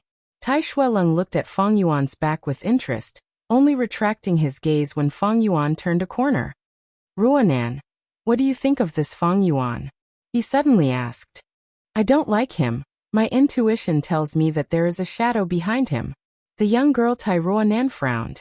Tai Shueleng nodded. I know you have the intuition goo, which can increase your intuition. But we pay attention to evidence when solving cases. Intuition alone won't convince people. Don't rely on your intuition too much. Don't use intuition goo to solve this case. Yes, father. Chapter 178. Tai Shueleng continued. Now analyze Fang Yuan as a person. Father, are you suspecting Fang Yuan? Tai Ruanan was stunned for a moment before continuing. He is a very rational and intelligent person. When he introduced the village to us, every sentence he said was appropriate and logical. Tai Ruanan suddenly sucked in a breath of cold air. She frowned. I didn't notice it earlier, but now that you reminded me, I realized it. This Fang Yuan is too good with words. Every sentence he says is the objective truth, abandoning his personal feelings. He calmly narrates from a spectator's perspective. No one can find any flaws in his words, nor can they find any clues beyond his words. His words are very, very, very clean. The young girl hesitated for a moment before finally using the word clean. Tai Shueleng nodded, then shook his head. He did not abandon his personal feelings. Everyone has feelings, even the most cold-blooded assassin has feelings. He just hid his feelings very well and controlled them very well. This young man has a demonic nature. Demonic nature? That's right. Think about it. He was frank during the banquet, saying that he was afraid and did not dare to go to the battlefield. Tell me, if it was any other person, would they do that? Tai Shueleng asked. Tai Ruanan shook her head. No. Goo masters view their clan's honor and their own reputation as more important than their own lives. But that might not be the case. There were many people who destroyed their own reputations in history, right? That's right. But who were those people? Tai Shueleng's gaze was deep. Tai Ruanan thought for a while, her expression slightly shaken. They were all outstanding people. That's right. In history, those who destroyed their own reputations only had two goals. One was to have a grand scheme, and compared to the goal, reputation is nothing. As for the other one, it's to protect himself, to avoid suspicion. Tai Ruanan's eyes brightened. Father, you are saying. You are overthinking. I just feel that this young man is very interesting. Unfortunately, he only has C-grade aptitude. Tai Shueleng said. This night, the moonlight was like water. Fang Yuan walked on the empty street, his footsteps heavy but firm. After interacting with Tai Shueleng, Xiaoqin knew that Tai Shueleng lived up to his name. This Tai Shueleng had eyes that could see through the affairs of the world, and his intelligence and shrewdness were unfathomable. He had roamed the southern border unhindered for decades, making a name for himself. He was truly an outstanding person. It was extremely difficult to get rid of suspicion in front of such a person. As long as they were given enough time, they would definitely find out the truth. We have to fight for time now. However, the recruitment of the Mo bloodline can indeed be used. Not long ago, in the courtyard of the Mo family, Fang Yuan had asked for an exorbitant price. He could marry Mo Yan, but he would need 100,000 yuan stone and 10 rare gu worms, each of which was at least rank 3. This request enraged Gu Yue and Mo Chen. I'm going to marry my precious granddaughter to you, but you're still pretending to be obedient. Furthermore, he shamelessly asked for betrothal gifts and was so greedy. This was truly intolerable. Therefore, the negotiation failed and Fang Yuan was chased out. Fang Yuan turned around and left without any hesitation. He knew Mo Chen's thoughts and was certain that he would compromise. As for him asking for an exorbitant price, it was nothing more than asking for an exorbitant price. However, this matter has both pros and cons. Although I have the Yuan stone, and can feed it to the heavenly essence treasure lotus, but my original plan of withdrawing from the political whirlpool has also been disrupted. During tonight's banquet, Gu Yue and Mo Chen sacrificed themselves in exchange for my political future. Next, I'm afraid there will be suppression from the various clan elders. Right now, the political situation of the Gu Yue village was like this. The clan leader was alive and one of the two ministers, Gu Yue Lian, was dead, but the chief faction was not without people. The heir Gu Yue Cheng was still alive, and there was also a clan elder like Gu Yue Zhong who came from the same faction. And the Mo faction had lost its heir and Mo Chen was heavily injured, falling to rank 2 and could not even keep his clan elder status. The two great forces of the past were now in decline. On the contrary, the medicine faction was mostly made up of healing Gu masters, and was at the back. There were fewer sacrifices and their strength was preserved, showing signs of rising. The medicine faction was originally part of the clan leader's faction, but now it had the qualifications to be independent. But regardless of whether Gu Yue and Yao Ji chose to be independent or continue to rely on the clan, to strengthen themselves, they would need to snatch and annex. The Qi and Mo bloodlines, which were in dire straits, were the best targets.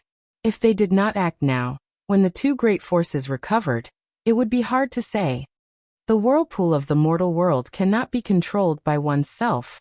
Riding the wind and breaking the waves for 30,000 li. This is the demonic path. Fang Yuan looked up at the moon and sighed bitterly. He wanted to escape from this political whirlpool, but Gu Yue and Mo Chen forcefully pulled him back. Pressure from all sides surged towards him. Tai Shuelong had already started to solve the case, and on the other side, Bai Ningbing had also obtained a new helper.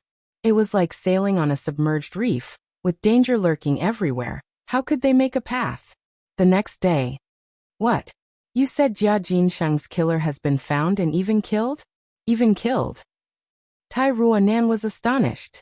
This morning, she woke up early and started to understand the case. But to think that the first news she got was that the killer had already been executed. That's right. The killer is a demonic Gu master.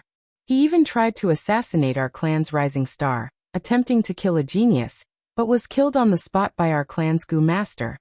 An elder provided clues. Is it really like this? Did he directly admit that he was Jia Jinsheng's killer? Tai Ruanan frowned deeply. Beside her, Tai Shuelong wore a bronze mask, standing silently like a statue. That's not true. But if it is not him, who else could it be?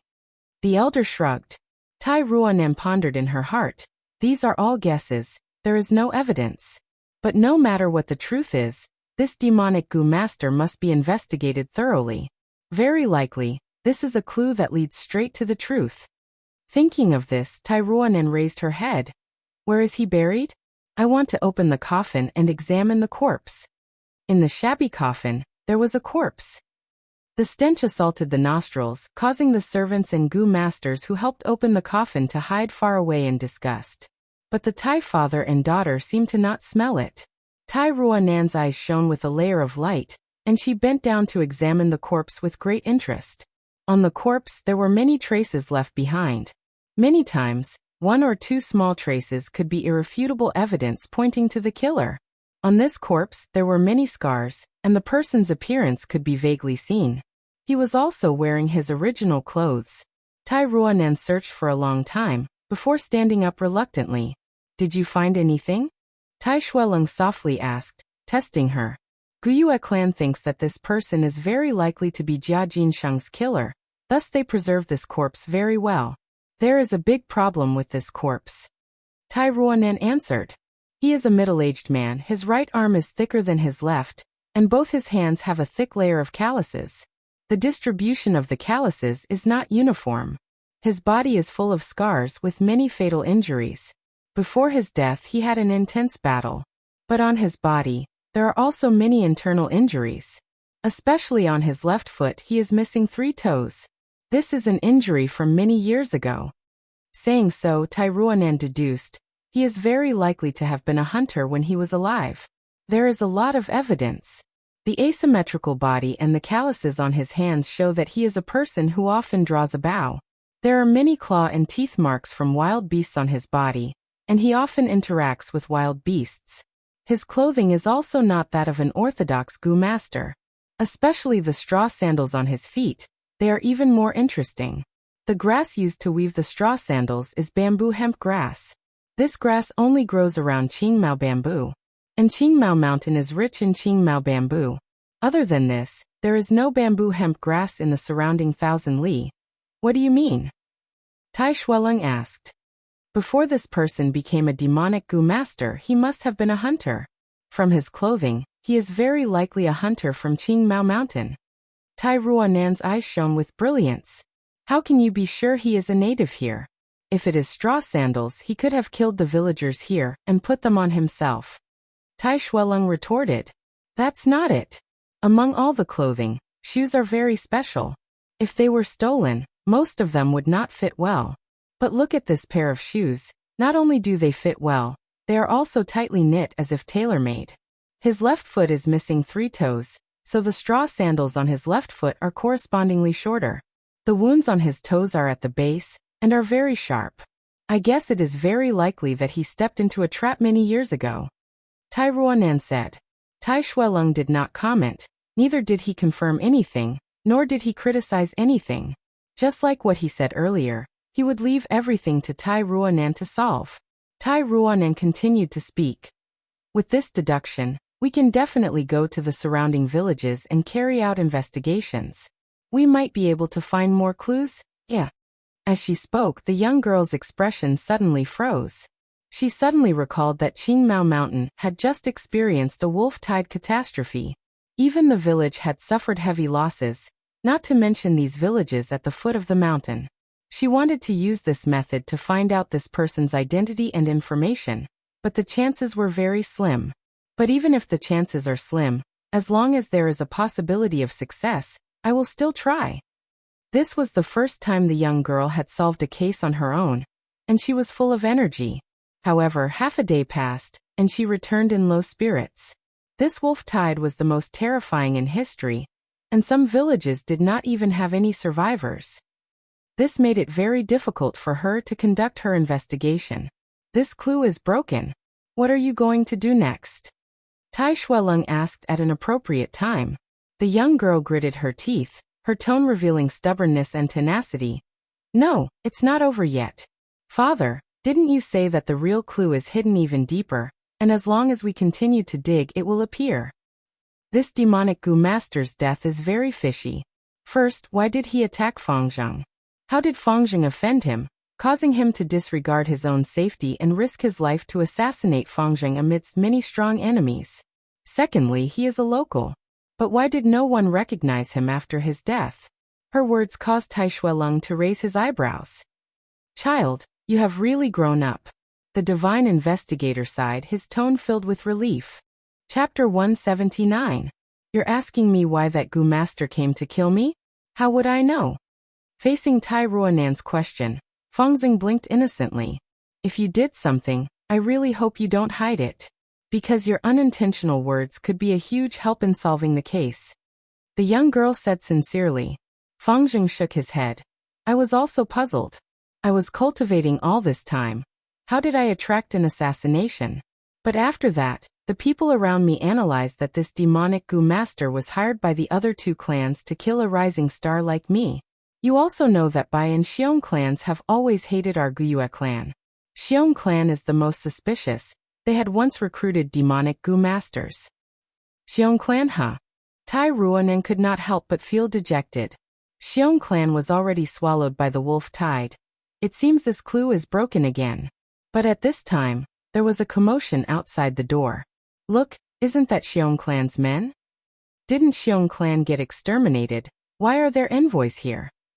The appearance of Xiong clan's envoys caused a huge commotion in the entire village. Everyone was discussing. Soon, there was news from the clan head pavilion. Xiong clan still has a large number of survivors. They retreated on their own, using a gu left behind by our ancestor. At the same time, they concealed many of their figures, deceiving everyone. This group of bastards, passively avoiding battle and letting the wolf tide spread to our side. These Xiong clan people are big and crude, but their hearts are actually very sinister. They want to use the wolf tide to weaken us. Too despicable. Guyue clansmen were filled with righteous indignation. The appearance of Xiong clan's envoys caused the entire situation of Qingmao Mountain to change drastically. Originally, they thought it would be a battle between Bai clan and Guyue clan, but to think it would still be a battle between three clans. But thinking about it, it was understandable. Xiong clan was a clan that had stood strong for hundreds of years, and similarly had a deep foundation. Which clan did not have an old ancestor, or a trump card? After Xiong clan's envoys left, Guyuebo immediately called for an elder meeting. These bastards from the Xiong clan village are really despicable. They actually retreated. I really can't look down on anyone. The Xiong clan has always been ranked behind our clan and the Bai clan, and is considered to be at the bottom of the Qingmao Mountain. But since they have such a scheme, we have to be even more careful in the future. They want to kill us with a borrowed knife, using the wolf tide to eradicate us. If it weren't for that lightning leakin, we wouldn't have had to sacrifice so many elders. These people deserve to die. If not for Divine Investigator Tai's appearance, I'm afraid that even the two patriarchs would have lost their lives. We can't let these people go for nothing. It's necessary to demand compensation. It was us and the Bai family who worked together to get rid of the lightning leakin. But as for how to ask for compensation, I still need to think it over carefully. The elders spoke one after the other, and finally came to a conclusion after the discussion. The Guyue clan would send an envoy to the Xiong clan. He must find out the truth about the Xiong family. If the Xiong family was strong enough, they would have to ally with the Bai family.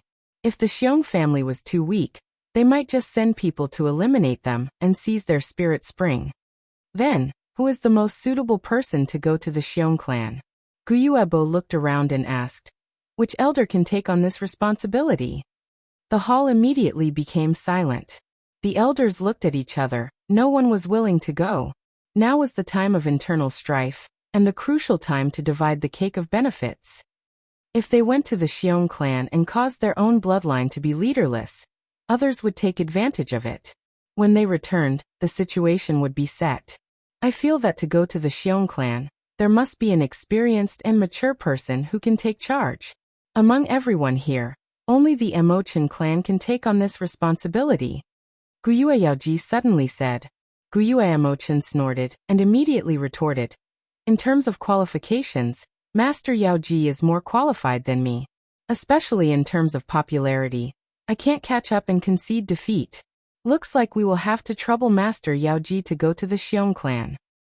Elder Emochin is right. I also recommend Madam Yaoji. A family elder stood up. I feel that Master Emochin is more suitable. Another elder immediately retorted. The scene was chaotic. Guyuebo sat on the main seat and watched coldly without making a sound. The medicine faction already had the intention of leaving him, and was no longer under his control. Therefore, he didn't want to help either side, and quietly watched the situation. This was the first contest between the medicine faction and the MO faction. Both sides had political allies. It could be seen that the leaders of both sides had made many compromises and exchanges of benefits. But overall, the medicine faction was slightly stronger. Guyue Yaoji's popularity and the Qi faction's inclination were the main reasons for this situation. Guyuebo watched coldly from the side, secretly remembering everyone's factions. As the clan leader, of course he didn't want to see power fall to someone else. These elders were all his opponents. But he decided to wait and see first and not make a move. The Mo faction has too many resources and power, and they lost an heir. Therefore, the medicine faction is in a hurry to jump out and take a bite. Therefore, the key to this battle is on one person. Guyuebo thought inwardly and moved his gaze to Feng Yuan. Feng Yuan had been sitting on his seat, not saying a word. It seems that this Feng Yuan and the Mo faction aren't very close and haven't reached an agreement of benefits. Otherwise, he would have helped already. Is this my chance? Guyuebo couldn't help but think. But at this time, Feng Yuan suddenly stood up from his seat. His action instantly attracted everyone's attention. Then he said something shocking. The mission to the village is very important. It concerns the rise and fall of our clan. I am willing to take on the mission and investigate the Xiong clan's situation for the clan. What? Feng Yuan is volunteering to go. What does he mean? Is he really dumb or pretending to be dumb? Isn't he afraid that by the time he returns, the benefits will have already been divided? All the elders were bewildered. Feng Yuan had his own plans. If he went to the Xiong clan, he might be able to find an opportunity to instigate a conflict between the three clans. Even if he couldn't, he would have a chance to leave. Wait a minute. Anyone can be the envoy, but not Feng Yuan. The door suddenly opened and Tai Ruanen rushed in. Feng Yuan turned around and his pupils shrunk. He saw the father and daughter of the Tai clan walking in with two people following behind them. One of them looked very similar to Feng Yuan. It was his younger brother, Guyue Fengzheng. The other was Guyue Jianghe. I wonder why Divine Investigator Tai is here? Guyuebo stood up to welcome them. His tone was slightly displeased. This is Guyue clan's internal discussion. How can you just barge in like this? Guyue clan leader and elders, I have already investigated the true identity of the demonic Gu master, who tried to kill Guyue Fengzheng. Tai Shueleng said. Oh, it's like this. Wasn't that demonic Gu master ordered by the Xiong clan? Could there be some kind of inside story? That's right. This demonic Gu master's true identity is actually a hunter in the village at the foot of the mountain. But due to a coincidence, he became a demonic Gu master. His name is Wang Er, and the reason why he tried to kill Guyue Fengzheng was because of Fengzheng's brother, Feng Yuan. Saying so, Tai Ruanen stared at Feng Yuan. Brother, to think you are such a person. Fengzheng clenched his fists, his eyes showing anger. Little girl, what do you mean? Guyue Mo Chen's voice turned gloomy. Don't tell me, Feng Yuan hired this demonic Gu master to assassinate his brother, Fengzheng? Guyue Yaoji said excitedly. Even Guyuebo's expression changed, slightly adjusting his posture in his seat. You are mistaken. Tai Ruanen shook her head. The real situation is that Fengzheng killed innocent people, and killed old man Wang's family, causing Wang Er to take revenge. But Wang Er did not know Feng Yuan had a brother, and mistook Fengzheng for Feng Yuan, so he killed him to take revenge. Little girl, everything needs to be based on evidence, an elder said. Of course I have evidence. Guyue Jianghe, tell us everything you know. Tai Ruanen came prepared, and was not flustered. Guyue Jianghe sighed, looking at the Tai father and daughter in fear, walking forward while trembling. He then knelt on the ground crying, this subordinate has failed in his duty, clan leader, please punish me. Guyuebo's expression was gloomy. What's the matter, say it first. Don't hide anything. Back then, when Feng Yuan killed old man Wang's family, it was under Guyue Jianghe's jurisdiction, and was discovered by him when he rushed to the scene. Because of the assessment, he had suppressed this matter and concealed it from the public. But to think that today, it was exposed by Tai Ruanan. That's what happened. Jianghe stammered. He didn't exaggerate the details. It was very simple and in line with the truth. At this moment he did not dare to lie. Feng Yuan was also an elder, he did not dare to exaggerate. I did not expect the truth to be like this. Feng Yuan killed Wang Er's father. Wang Er came to take revenge, and found Fengzheng. So it was like this. Fengzheng suffered an undeserved calamity, and blocked a calamity for Feng Yuan. The elders whispered to each other. Fengzheng clenched his fists even tighter, anger rising in his heart. He finally could not endure it, and shouted at Fang Yuan, "Brother, how can you treat human life like grass? That old man and girl are innocent mortals, how can you do this?" Facing his brother's responsibility, Fang Yuan was indifferent, as if he did not hear anything. Guyue Fangzheng was not the main point. Fang Yuan looked at the Tai father and daughter. To be able to dig out the truth in such a short time, they were indeed worthy of the divine investigator title. No matter what gu they used or what methods they used to make Jiang He yield and reveal his secret, they were indeed capable. Such ability made Fang Yuan even more certain that the matter of him killing Jia Jinsheng would be exposed by the Tai father and daughter. It was only a matter of time. After all, this was the world of gu. Gu could be used to commit crimes, and gu could also be used to solve crimes. You're tuning in to the Li Mei's Sword of Destiny YouTube channel. We're so grateful for your support, and don't forget to subscribe to join us on this incredible journey through captivating stories. Your generosity through donations truly makes a world of difference, as it's the primary source of revenue that allows me to expand and enhance this channel for you. Thank you from the bottom of my heart for being a part of this adventure.